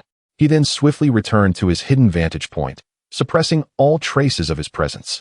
The Dujiao Heishui Mong, lured by the bait pill's aroma, glided cautiously toward the left, yet found nothing amiss. Just as its agitation began to mount, a far more enticing scent wafted from the right, one imbued with the same essence as the dragon's blood. This aroma was far more irresistible than the previous sweet fragrance. Its cold, slit-like eyes flared with crimson light, and without hesitation, it abandoned the left side, hastily moving toward the right. However, After only a short distance, a series of explosions erupted as the foul-smelling pills detonated, releasing an indescribable stench that enveloped the area. The Dujiao Heishui Mong, caught off guard by the sudden offensive odor, violently shook its head, emitting an enraged hiss. Its intellect was limited. It perceived this as a challenge, propelling itself furiously toward the source of the enticing scent. It soon located the Longxue Finshin Dan behind the boulder. The alluring aroma nearly drove it to madness, and it swallowed the elixir whole. Upon entering its belly, the pill instantly transformed into a torrent of frenzied, searing energy that surged throughout its body. The Dujiao Heishui Mong released a cry that mingled agony and ecstasy, its massive form writhing violently, its scales shifting, exuding a chaotic and dangerous aura, its eyes now entirely crimson. The effects of the Longxue Finshin Dan began to manifest. This was the moment. Lu Bian, akin to a long-awaited cheetah, bolstered by the Xuan Gui shield, darted forth with lightning speed toward the clusters of Shuyunko at the center of the pool. His movements were a blur, his hands sweeping through the mud and water, collecting the spiritual herbs intact into a specially designed jade box. Meanwhile, the Dujiao Heishui Mong, having consumed the elixir, was caught in a state of extreme excitement and discomfort, the violent energy within it clamoring for release. It whirled around, just in time to catch sight of Lu Bian attempting to flee with the spiritual herbs. The dual fury of being toyed with and the elixir's stimulation drove it into a frenzy, and its massive tail swept toward Lu Bian with terrifying force. Simultaneously, it unleashed a torrent of foul, black venom, raining down like arrows. Lu Bian, having anticipated this, summoned the Xuan Gui shield to his rear. The tail struck the shield with a resounding crash. Even with the shield's protection, the overwhelming force sent Lu Bian tumbling forward. Without a glance back, he scattered a handful of white powder, an exquisite detoxifying powder, toward the toxic spray. Upon contact, the venom and detoxifying powder clashed, eroding one another and emitting plumes of white smoke, with most of the toxicity neutralized. Without looking back, Lu Bian accelerated to his utmost, racing toward the predetermined direction. The path he chose was no mere coincidence. It led to a region where he had sensed the presence of yet another formidable beast.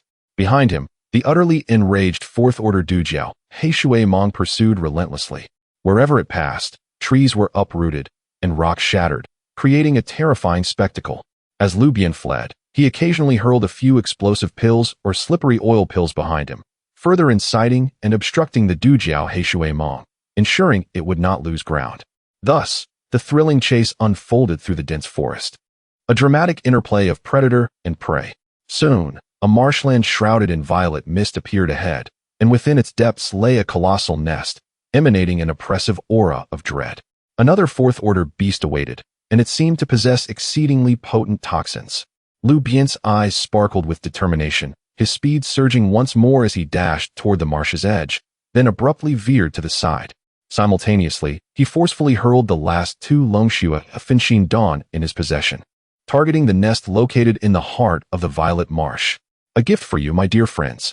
The elixirs traced a parabolic arc, landing precisely within the nest. In the next instant, a sharp, piercing cry, infused with unbridled fury, erupted from the depths of the nest. The entire marsh, shrouded in purple mist, began to churn violently. A colossal toad, its body a deep shade of purple-black and adorned with grotesque, toxic growths, leaped forth from the lair. Its bulging compound eyes instantly fixated on the elixir that had fallen into its domain, still exuding an alluring aroma, as well as the fiercely approaching black water python.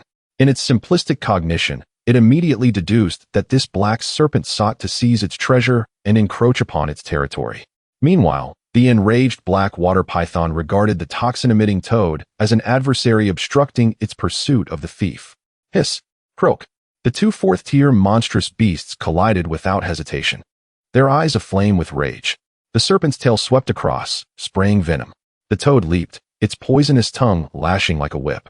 The terrifying clash of their demonic powers erupted instantaneously, transforming the marsh into a battlefield as if bombs had been detonated, with mud and venom splattering in all directions, while the surrounding trees withered and decayed at a visible pace. The scene was one of utter chaos and brutality.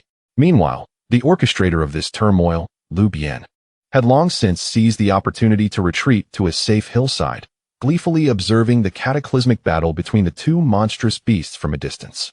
Strike. Hit harder. Ideally, let them both suffer. He patted his bulging storage bag, which contained the pristine Shueyun grass. Ding. Successfully harvested 500-year-old Shueyun grass X4.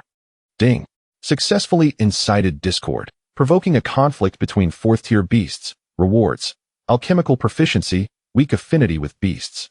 Acquired the title of Stirring the Pot, slight increase in the success rate of creating chaos. Listening to the system notifications and witnessing the earth-shaking struggle of the two titans, Lu Bian nodded in satisfaction. Perfect. Not only had he procured the spiritual herb, but he also enjoyed a free spectacle. He assessed his direction and continued towards the core area. After this encounter, he felt a renewed confidence in his early-stage Jin Dan prowess and the application of alchemy. Though fourth-tier beasts are formidable, with a well-crafted plan, it is not impossible to navigate their might. The Seed of Source Fire. I am coming. Chapter 66. The Toxic Formation Ensnaring the Enemy. The Hahuan Demonist desires dual cultivation, having escaped the battleground dominated by two fourth-tier demonic beasts. Lu Bian delves deeper into the wilderness. The closer he approaches the core area indicated by the system, the more bizarre the surrounding environment becomes. A faint scent of decay permeates the air, trees contort grotesquely, and the rocks exhibit an ominous dark red hue. Even the spiritual energy appears restless and agitated. He becomes increasingly cautious, spreading his consciousness like a delicate web, probing every inch of land ahead. Suddenly, he halts, his brow furrowing. Before him lies a seemingly tranquil forest, yet within his perceptive grasp intertwine dozens of exceedingly subtle, nearly indistinguishable dark green energy threads, forming an extensive hidden net. The threads exude a disquieting, sweetish scent, clearly infused with potent toxins. A poison formation? Lu Bian's gaze sharpens. The technique is indeed concealed. Yet it is regrettable for them to encounter me. His understanding of pharmacological properties and toxicology far surpasses that of his peers. Although this poison formation is ingenious, it reveals numerous flaws to his discerning eye. As he contemplates circumventing it, a flurry of urgent sounds and boisterous shouts emerges from behind. Quick! That brat from the Mo sect is right ahead. Capture him. Seize his elixirs. Let us see where he can flee this time. Lu Bian glances back to see 7 or 8 disciples clad in the garb of the Qinglan Sword sect and the Jin Gang sect in pursuit. Leading them is the false AndThey cultivator he had previously toyed with using elixirs, accompanied by another Peak Foundation establishment sword cultivator.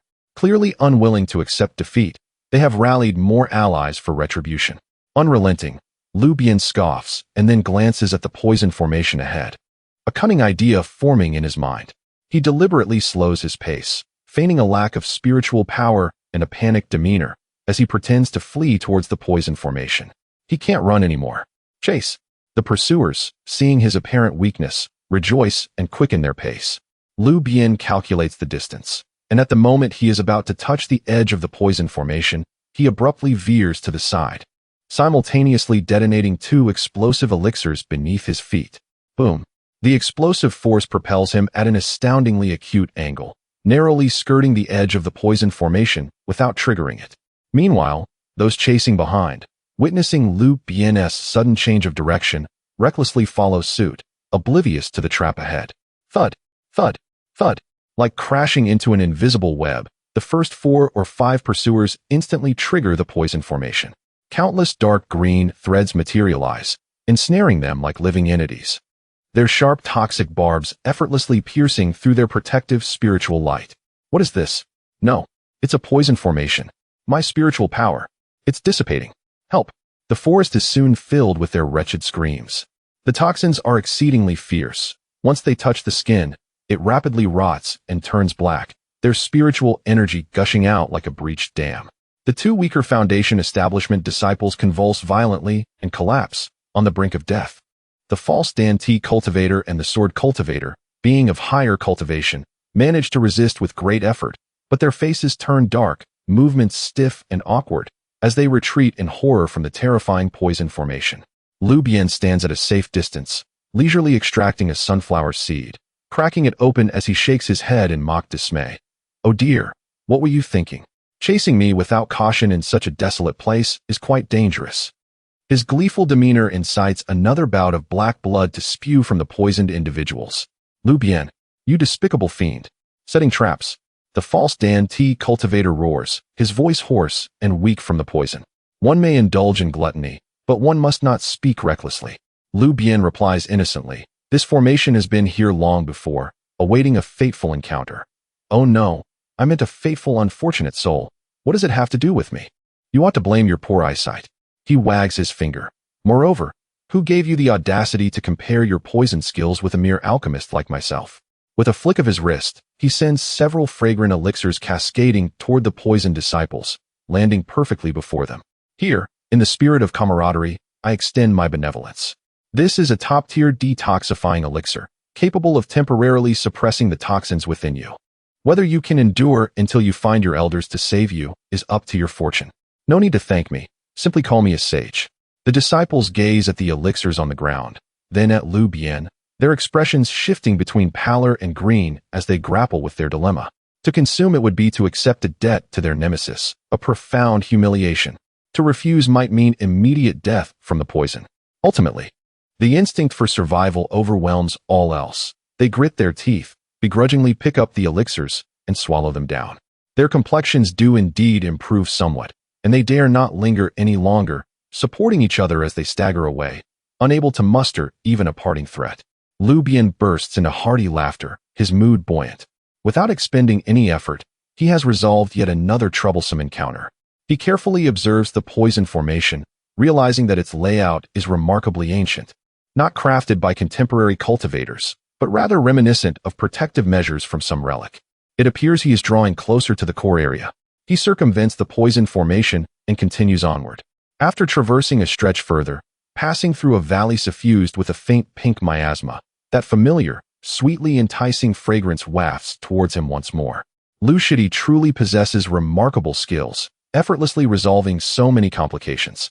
Bai Jingjing emerges from behind a gigantic demonic flower, her smile enchanting, her beautiful eyes shimmering with admiration and desire. Lu Bian halts, grinning broadly. Oh, Bai Shiji, you flatter me. Such trifles cannot compare to your elusive prowess. Bai Jingjing approaches, her figure swaying like a water snake, almost pressing against Lu Bian, her breath fragrant. Why must Shidi be so modest? Your alchemical skills truly ignite an increasing yearning within me.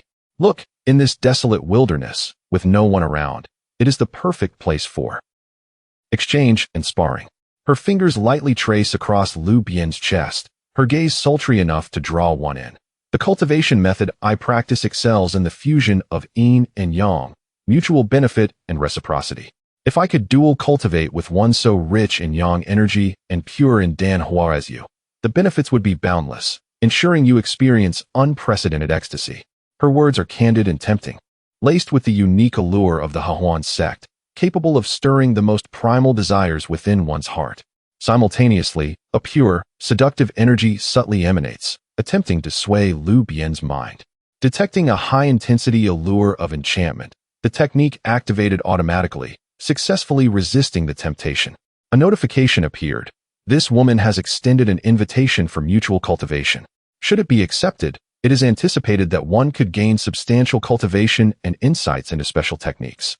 Yet unknown risks may lurk, such as absorption, casting spells, etc. Lu Bian could not help but chuckle coldly within. This enchantress had finally revealed her true intentions. However, he feigned interest on his face, reaching out to embrace Bai Jingjing's delicate waist, drawing her closer as he inhaled the fragrance of her hair, speaking in an ambiguous tone. Senior sister, your hospitality is overwhelming. If I were to decline, would it not be a lack of romantic sensibility on my part?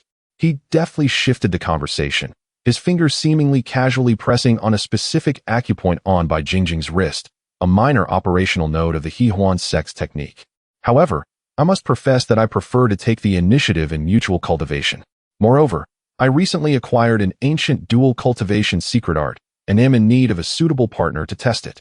Senior sister, with your profound cultivation and abundant primordial yin, you are the perfect match. How about I take the lead in this exchange? His words not only unveiled her possible intentions of treating him as a furnace for her own gains, but also hinted at his desire to assume control, utilizing her as a vessel for his testing. Simultaneously, he subtly channeled a hint of Dan fire energy into that acupoint, which, though harmless, served as a silent warning and probe. Bai Jingjing's delicate frame stiffened slightly, her alluring smile freezing for a moment, a flicker of uncertainty flashing in her eyes. She sensed the precision of Lu Bian's touch. The Dan fire energy, though feeble, was pure and intensely scorching, imbued with an ancient and esoteric essence that caused a barely perceptible stagnation in her internal technique. This man not only resisted her seductive power but seemed to possess profound knowledge of the He-Huan sex techniques and the ancient secret art he mentioned. In an instant, her previously unwavering confidence wavered. The seemingly lascivious individual before her appeared to possess far more hidden cards and cunning than she had anticipated, making him all the more perilous. She swiftly weighed the pros and cons, her smile regaining its charm but appearing more natural, gently extricating herself from Lu Bian's grasp, teasingly stating, "Junior brother, you are rather eager, but I was merely jesting. The trial is pressing, and acquiring treasures is of utmost importance. Matters of dual cultivation can be discussed later." She took 2 steps back, a hint of wariness flickering in her gaze, and continued with a smile. "However, the collaboration I mentioned earlier remains valid. Not far ahead, there seems to be the remnants of an ancient cultivation cave, heavily fortified, which I cannot breach alone. I wonder if Junior Brother would be interested in joining forces to explore it? We could split the treasures we find. How does that sound?" She swiftly redirected the conversation, presenting a new proposal for collaboration. Lu Bian understood her intentions and recognized that this enchantress had temporarily reined in her ambitions, so he went along with the flow, responding with a smile. "A cave relic? That sounds intriguing. Senior sister, please lead the way." Both harbored ulterior motives, yet they temporarily reached a superficial agreement, proceeding one after the other towards the direction indicated by Bai Jingjing. Chapter 67. The incomplete key of the ancient cultivation cave and the secret resonance of the jade pendant. The ancient cultivation cave spoken of by Jingjing is nestled deep within a secluded crevice in the mountains, its entrance obscured by dense vines and an illusionary array. Without her intentional guidance, it would be nearly impossible to discover. Upon arriving at the cave, they beheld an ancient stone door adorned with indistinct, archaic runes that emanated a disquieting wave of restriction. "This is the place." Bai Jingjing pointed at the stone door, her brow slightly furrowed. "This restriction is rather peculiar.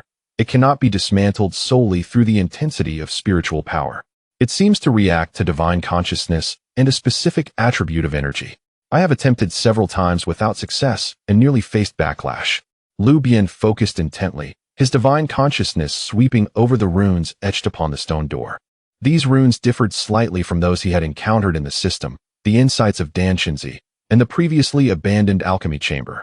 They appeared more ancient and obscure, yet there was a faint sense of familiarity. The system panel was rapidly analyzing the structure of these runes. "Alert! An ancient restriction has been detected, containing the power of the stars and faint spatial fluctuations. Analyzing decryption plan. Requires pure divine consciousness to guide. Supplemented by spiritual power of stellar or spatial attributes to impact specific nodes." Stellar attributes? Spatial attributes? A thought sparked in Lu Bian's mind. Although he lacked these 2 rare attributes, he had elixirs. "Sister, step back a little. Let me try."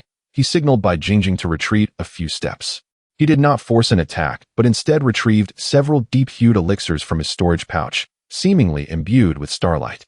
These were pseudo-stellar elixirs he had concocted during his research, composed of materials containing a trace of stellar power. Though of low grade and rather ineffective, they were unexpectedly useful at this moment. He also took out several high-priced space-rending talismans that contained a hint of spatial severing power. Next, he activated his cultivation technique, slowly extending his pure divine consciousness, akin to the most dexterous hand, cautiously touching several critical nodes of the restriction. Simultaneously, he flicked his fingers. The pseudo-stellar elixirs accurately struck other nodes, bursting forth with a faint glimmer of starlight. Almost instantaneously, the space-rending talismans were activated, releasing delicate spatial fissures that cut towards the final nodes requiring spatial power. Buzz! The runes on the stone door suddenly illuminated, emitting a resonant hum under the strain. Various energies, under Lu Bian's exquisite control, simultaneously impacted the different weak points of the restriction. Bai Jingjing watched in awe, her beautiful eyes wide open, utterly astonished. This method of decryption was unprecedented.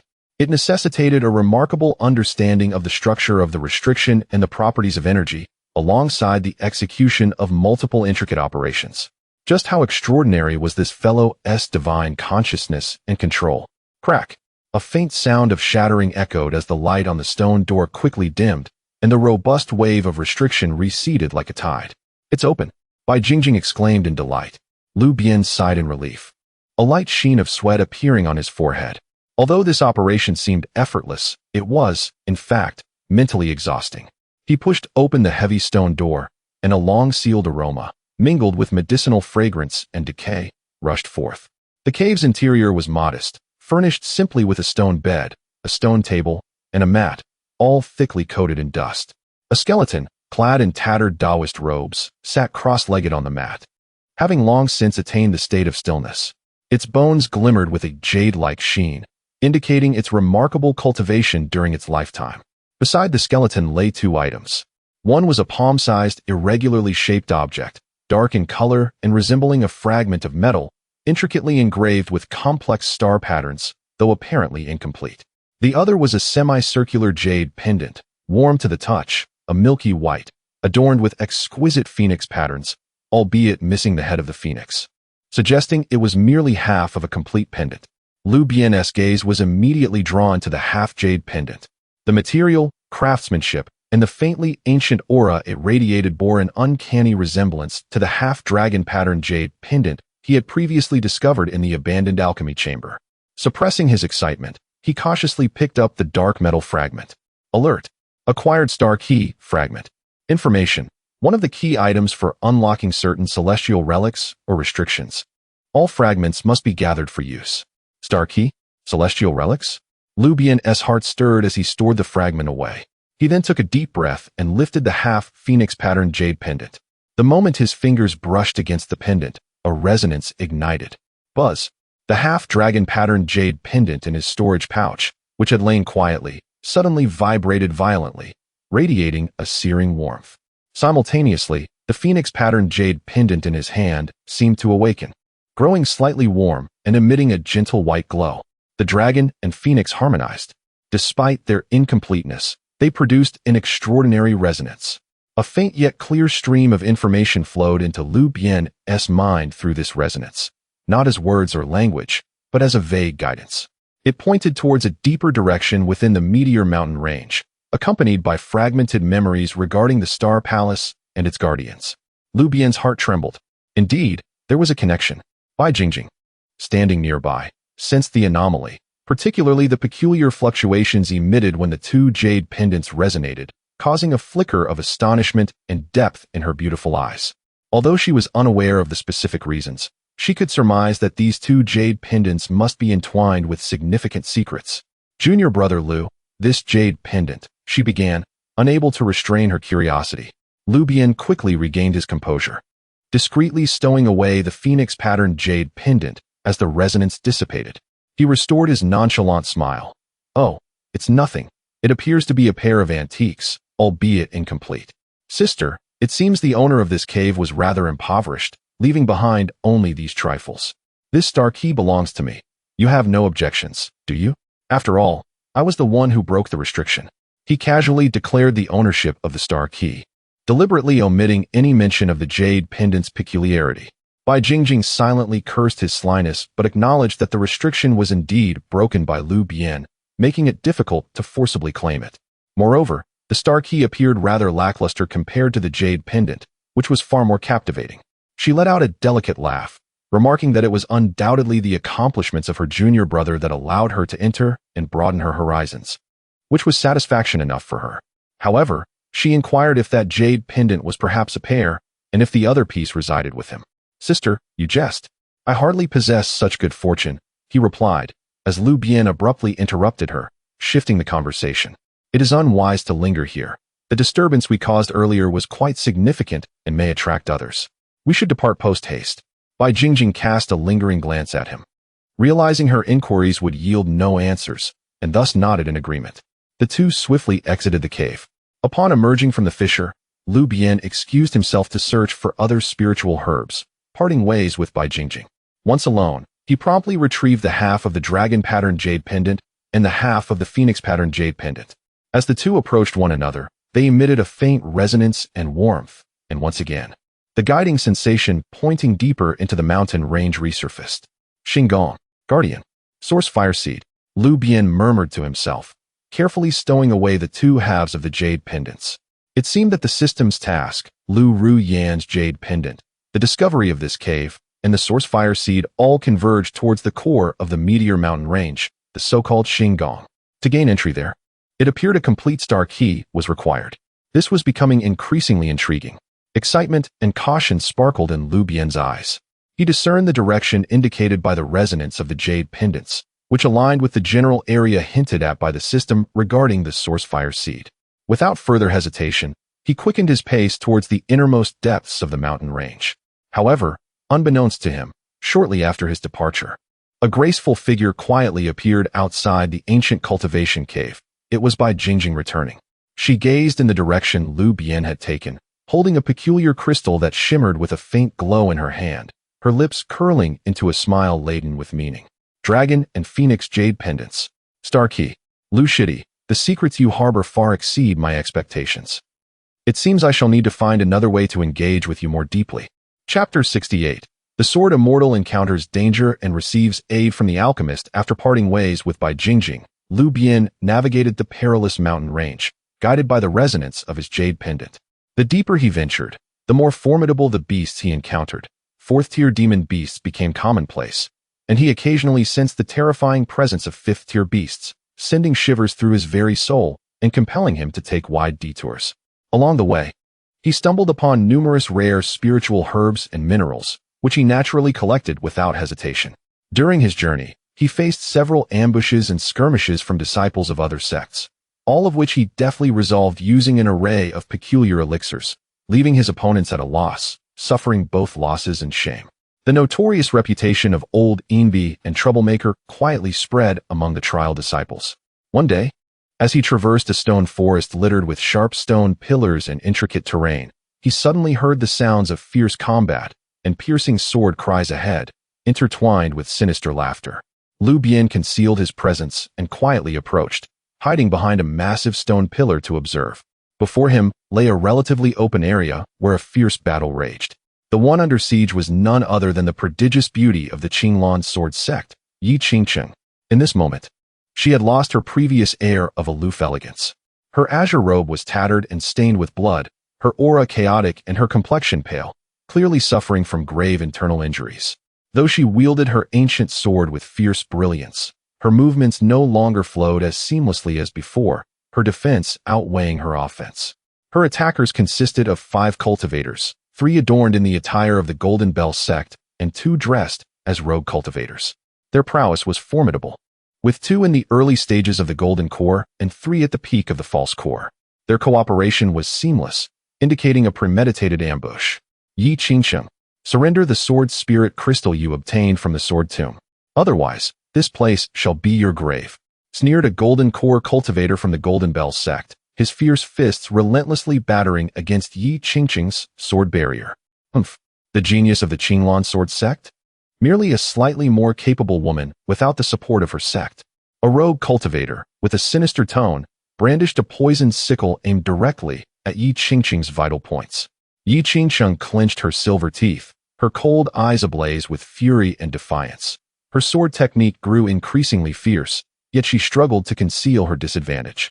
A distinct wound marred her left shoulder, bleeding profusely and clearly poisoned, causing her movements to slow. The sword spirit crystal? Lu Bian's heart stirred. It was a precious item for refining sword intent and enhancing the quality of one's life sword.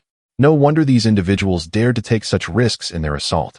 He stroked his chin, observing the precarious situation of Yi Qingcheng, his gaze flickering with uncertainty. To save or not to save, this cold beauty had not previously shown him kindness. Moreover, with 5 opponents of considerable strength, engaging them directly would likely lead to the exposure of his own secrets, resulting in a net loss. Yet, to witness such an exquisite beauty perish seemed a tragic waste. More importantly, Yi Qingcheng possessed considerable strength. If they could join forces, it would undoubtedly bolster their exploration of the core region. Furthermore, she might even possess a fragment of the star key. What a dilemma. Lu Bian smirked. After all, he had a kind heart and could not bear to see a damsel in distress. He resolved to intervene, but not through brute force. He meticulously observed the battle, seeking the opportune moment. Just then, in order to block a powerful punch from the body cultivator, Yi Qingqiang had to concentrate her sword energy forward, inadvertently exposing a slight opening on her side. The rogue cultivator wielding the sickle caught sight of this opportunity, his eyes gleaming with malice, and launched his poisonous hook towards Yi Qingqiang's rib, akin to a serpent striking its prey. Should this attack connect, the poison would undoubtedly spell her doom. Now was the moment. Lu Bian's eyes sparkled with determination as he subtly moved his fingers. A seemingly inconspicuous gray pill, the size of a mung bean, sped through the air with a velocity surpassing the limits of perception, striking the connection between the sickle's handle and blade with precision. Ding! A barely audible sound resonated. The rogue cultivator felt a tremor in his wrist. The force transmitted through the sickle subtly deviated. What was intended to be a certain hit merely grazed Yi Qingqiang's garment, leaving a shallow cut. The rogue cultivator paused, bewildered, still trying to comprehend the turn of events. Yet, Yi Qingqiang seized this fleeting opportunity. Although unaware of the reason behind her opponent's flawed attack, her combat instincts prompted an immediate counterattack. Qinglan breaks the clouds. The sword light erupted like a lightning bolt tearing through dark clouds, striking with an unbelievable angle. With a sickening squelch, the rogue cultivator, caught completely off guard, had his arm shredded by the sword light, letting out a piercing scream as he was sent flying, instantly incapacitated. The tide of battle had turned in an instant. One down. Who is meddling? The Golden Bell Sex body cultivator exclaimed in shock and anger, his voice rising sharply. The remaining cultivators nervously scanned their surroundings.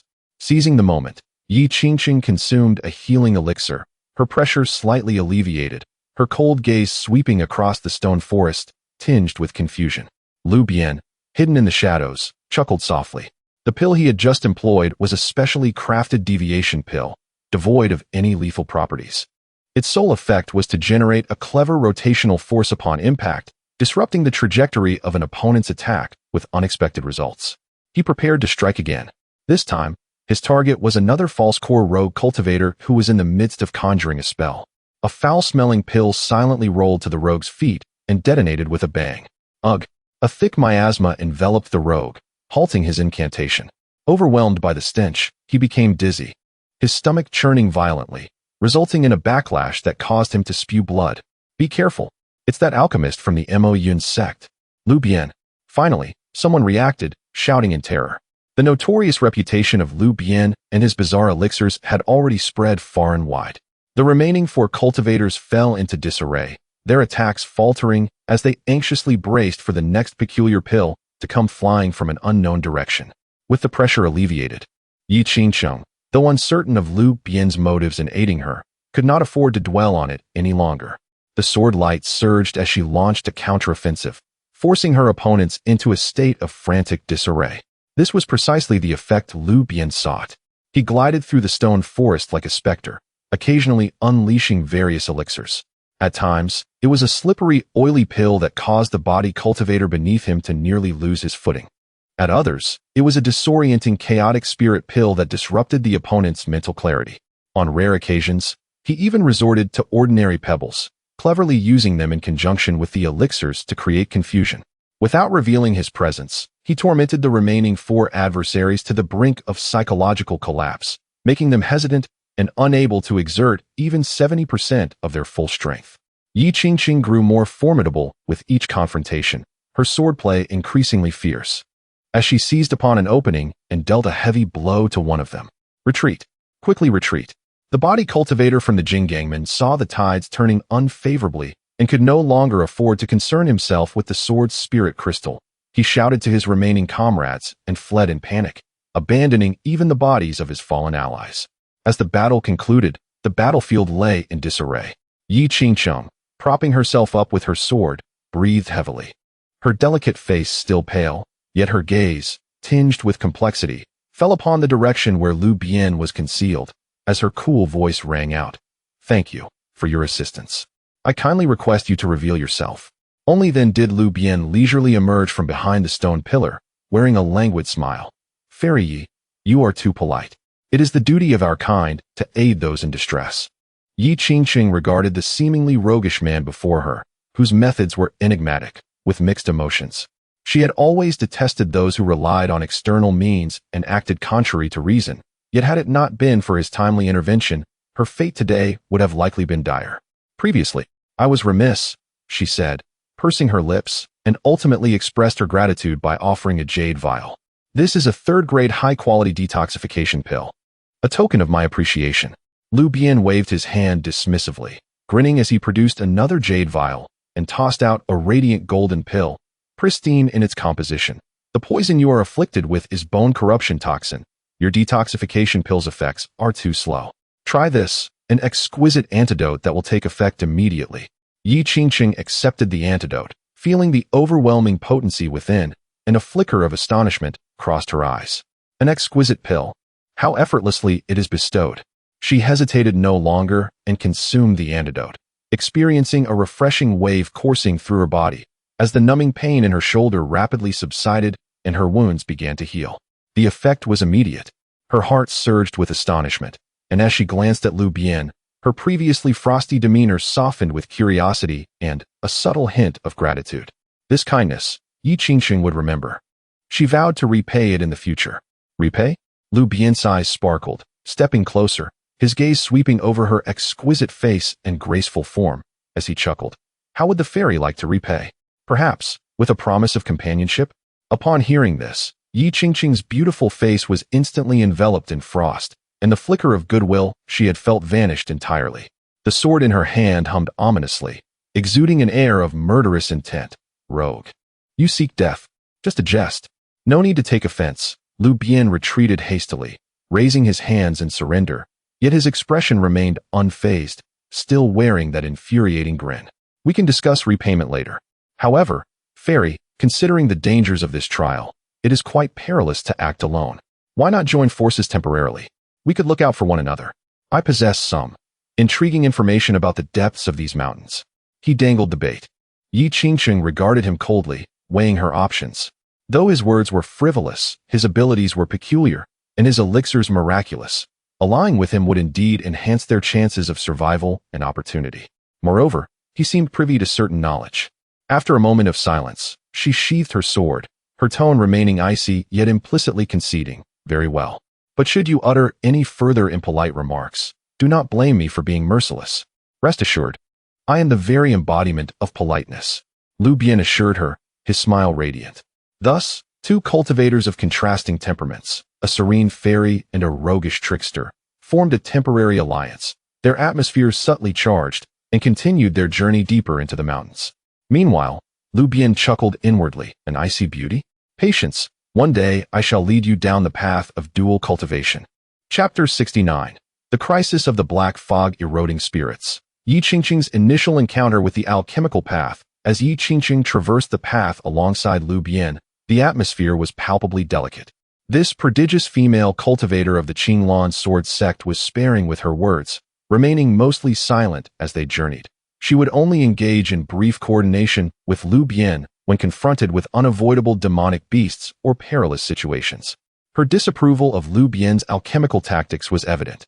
Each time she witnessed him employing dubious methods to extricate himself from trouble, a barely perceptible frown would flicker across her icy countenance. Lu Bian, however, relished the leisure, continuing on his way while persistently endeavoring to chip away at her frosty demeanor with his peculiar reasoning. Fair Yi, observe this mesmerizing fragrance, colorless and odorless. It is remarkably effective against swarming low-tier demonic beasts, saving both time and effort. Why resort to violence? Fair Yi, this Vajra pill could save your life in a critical moment. Would you care for one? Fear not, it bears no side effects, merely a temporary stiffness. Fair Yi, the journey is tedious. I possess specially crafted fruit candies, which replenish spiritual energy and soothe the throat. Would you care to try? Most often, Yi Qingqing would merely cast him a cold glance, ignoring his advances, and on rare occasions when exasperated, she would utter two words, no need. Or focus on the journey. Lu Bian, undeterred, continued his banter as if in conversation with himself. On one particular day, the pair found themselves in a profound valley shrouded in grayish-black mist, where visibility was severely compromised, and the air was laden with a chilling, damp, decaying aura that greatly impeded their spiritual senses. "This place is peculiar. Exercise caution." Yi Qingqing finally spoke, her tone grave as she tightened her grip on her sword. The wound on her shoulder had nearly healed thanks to Lu Bian's exquisite elixirs, yet she remained vigilant.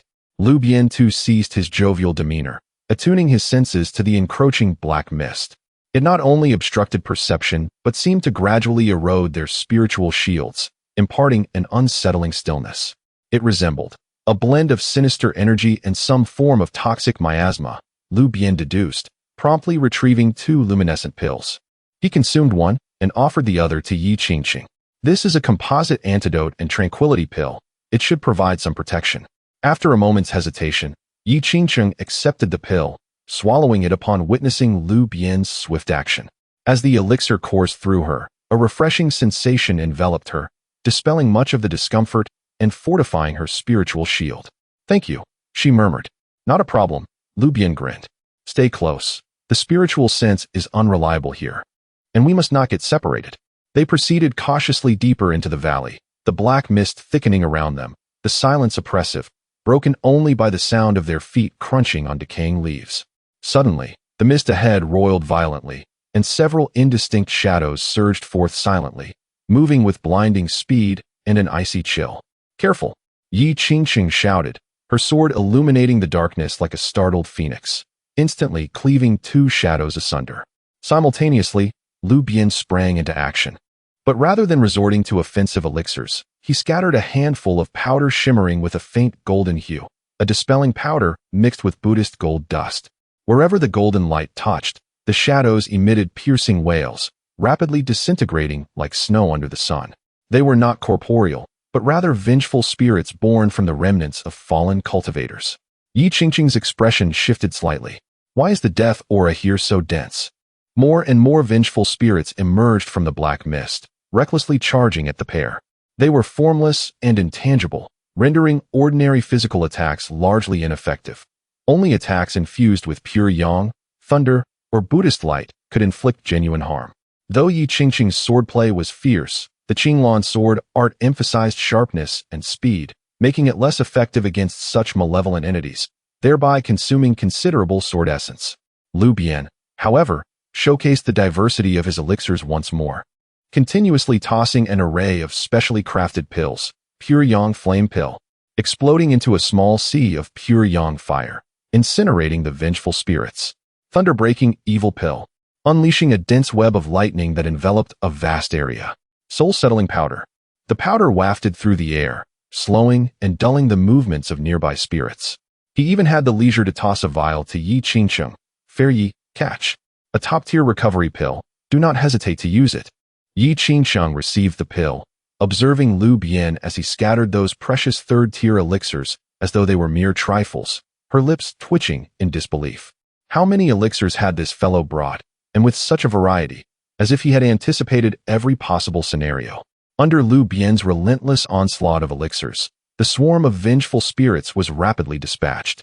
Yet, the surrounding oppressive black mist thickened, its corrosive power gradually intensifying, even diminishing the effect of their composite antidote. "We cannot linger. We must traverse the valley swiftly," Lu Bian declared, sensing the mounting pressure. The two quickened their pace. However, the deeper they ventured into the valley, the ground began to reveal a ghastly accumulation of bleached bones, both human and demonic beasts, stacked ominously. The source of the black mist seemed to lie at the valley's end. At that moment, a sudden change transpired. The bones beneath them quaked violently, cracking and swiftly assembling into towering skeletal demonic beasts, their eye sockets flickering with ghostly green flames, exuding a more potent malevolence than the previous spirits. More troubling was the thick black mist, as if animated, began to converge upon them, transforming into countless inky arms that reached out from all directions, imbued with corrosive and binding force. "This is dire." Yi Qingqing's face paled. She felt her sword essence hindered by the mist's encroachment. Several skeletal demonic beasts charged forth, their forms intertwined with the black mist's grasp. Lu Bian's gaze sharpened. He understood that ordinary elixirs would be insufficient. He swiftly patted his storage bag, and a fist-sized, entirely crimson metal sphere adorned with intricate patterns appeared in his hand, This was a top-tier disposable artifact he had painstakingly crafted by merging alchemical and forging techniques. The explosive flame exorcising thunder. Fair Yi, focus on defense, he bellowed, channeling his golden core's spiritual energy into the metallic sphere. The sphere glowed a fiery red, its patterns radiating a blinding brilliance. He hurled the sphere towards the densest cluster of skeletal beasts and black mist. Retreat. The two swiftly withdrew. Boom. A thunderous roar reverberated through the valley, shaking its very foundations. Crimson flames, infused with the purifying essence of pure yang, erupted violently, coalescing into a massive fireball that instantaneously consumed the skeletal beasts and shadowy appendages. The terrifying heat and shockwaves surged outward, engulfing all in their path. Yi Qingchang, bracing herself with her sword's aura, felt her vitality surge tumultuously, her delicate visage paling in response. The flames raged for several moments before gradually subsiding, revealing a vast charred pit where the skeletal beasts had been reduced to ash, and the dense black mist had dissipated significantly, becoming markedly thinner. Lu Bian exhaled heavily, though the explosive purging flames were formidable. They had exacted a considerable toll. Yi Qingqing surveyed the scene before her, then turned her gaze to the seemingly eccentric individual beside her, who consistently unveiled astonishing feats. For the first time, a clear sense of astonishment flickered in her icy eyes. She pondered, had she been alone in such dire straits, she might have had no choice but to resort to methods that would compromise her foundation to escape. A feat far from the seemingly effortless resolution displayed by Lu Bian. Could elixirs truly be harnessed to such an extent? She had always held the belief that the sword path reigned supreme, dismissing external aids. Yet, Lu Bian's performance today had begun to fracture her steadfast convictions. What are you dawdling for? Let us depart. The black mist has not yet fully dissipated. Lu Bian's voice disrupted her reverie. Regaining her composure, Yi Qingsheng cast a complex glance at Lu Bian, nodded, and together they swiftly traversed the now desolate valley area. Upon finally emerging from the valley, and once again basking in the light of day, both exhaled in relief. Yi Qingsheng regarded Lu Bian, contemplating silently for a moment before suddenly posing a serious inquiry. Lu, fellow cultivator, is it true what you said earlier, that the path of alchemy is also a celestial avenue? Lu Bian, taken aback by her question, quickly broke into a radiant smile, patting his storage pouch at his waist. Does the fairy now believe? You see, in critical moments, alchemy proves to be quite reliable, does it not? While sword cultivators are formidable, we alchemists possess the ability to both strike and sustain. Ensuring our longevity in this realm is the true path. As she listened to his seemingly nonsensical, yet oddly rational words, Yi Qingqing refrained from her previous cold rebuke. Instead, she cast a profound glance at him before turning to continue her path, her steps no longer carrying the same resolute finality. Lu Bian observed her slender yet upright figure, a subtle smile playing upon his lips. It appeared that this ice mountain had begun to thaw. Prompt. Successfully demonstrated the value of alchemy in a crisis, slightly swaying the resolve of the pivotal character, Yi Qingqing. Affection level increased, earning 100 destiny points. Chapter 70. Healing and alchemy. With a faint tremor in his hands, Lu Bian glanced at the remnants of the star map that illuminated their path ahead. After traversing the perilous gorge fraught with danger, the two sought refuge in a relatively concealed and dry cave to recuperate. The successive battles, particularly the exhausting use of the explosive flame exorcism thunder, had left Lu Bian feeling weary, necessitating time to restore his spiritual energy. Although Yi Qingqing bore no new injuries, her previous wounds were still healing, and the encroachment of dark mist had left her complexion somewhat pallid, requiring her breath to stabilize. The cave, though modest in size, was adequate for the two. Yi Qingqing chose a spot deeper within, sitting cross-legged with her eyes closed, her cool profile appearing particularly gentle in the dim light, yet a lingering trace of fatigue was evident upon her delicately furrowed brow. Her posture was upright. Even seated, her figure, elegantly enveloped in her azure garments, was captivating, especially her notable fullness that subtly rose and fell with her breaths, drawing the attention of a certain individual. Lu Bian positioned himself near the cave entrance, appearing to meditate while his mind remained active. He cast a glance at the site of Yi Qingqing's previous injury on her shoulder, although the wound had healed. The torn fabric still revealed a hint of her smooth, creamy skin. Clearing his throat, Lu Bian donned a concerned smile. Fairy Yi, Though your shoulder wound appears to be no longer serious, the bone-corroding poison is quite potent, and there may still be remnants. I possess a specially formulated jade skin rejuvenating ointment that, when applied externally, can effectively eliminate any residual toxins without leaving scars. What do you think? As he spoke, he produced a delicate jade vial and extended it towards her, his gaze sincere. Yi Qingcheng opened her eyes, scrutinizing the vial before shifting her attention to Lu Bian's seemingly earnest yet mischievous expression, a flicker of wariness gleaming in her cool eyes. She accepted the jade vial and replied coolly, "Thank you, but I can manage on my own." "Ah, but dear fairy, you are mistaken." Lu Bian immediately adopted a look of concern for her well-being. "How can you reach that area on your own? If the application is insufficient, not only will the medicinal effects be greatly diminished, but should there be any lingering injuries, it could affect your agility in wielding your sword. That would indeed be a pity. We are allies now and should help one another. Rest assured, I, Lu Bian, am known as the honest and dependable young gentleman. I solely wish to assist you in your healing." As he spoke, he had already moved closer to her, his arm instinctively reaching towards her shoulder. Suddenly, Yi Qingcheng released a chilling sword intent, causing the temperature in the cave to plummet. Her beautiful eyes glinted with menace as she coldly fixed her gaze on Lu Bian. "Try to come any closer and see what happens." Lu Bian's movements froze, sensing the bone-chilling aura around her. He awkwardly withdrew his hand, scratching his nose. Merely a jest to lighten the mood. "You do it yourself, do it yourself." Yet inwardly, he murmured, "This ice maiden is quite guarded. However, the sensation would surely be delightful." With a huff, Yi Qingcheng turned away, presenting her back to Lu Bian. Cautiously, she unfastened part of her garment, revealing her smooth and fair shoulder, and began to apply the ointment evenly to her injury. The cool balm, imbued with a subtle fragrance, indeed worked wonders as soon as it touched her skin. The last remnants of pain and numbness swiftly dissipated. Lu Bian could hardly contain his desire as he beheld her graceful back and delicate skin, which captivated his senses. Yet, he understood the principle of moderation and forcibly suppressed his inappropriate thoughts, redirecting his focus to the task of alchemy. He needed to replenish the consumed medicinal pills, particularly the elusive explosive flame exorcism thunder, whose materials were scarce. Every pill mattered. And he needed to explore ways to simplify the process or find alternative materials. He retrieved a portable purple-copper alchemical furnace and summoned his golden core fire, beginning to concoct the commonly used recovery pill and detoxification pill. His movements were fluid, exhibiting precision in handling various herbs, while his control of the flames was exceptional, as though he were performing an artful display rather than merely refining pills.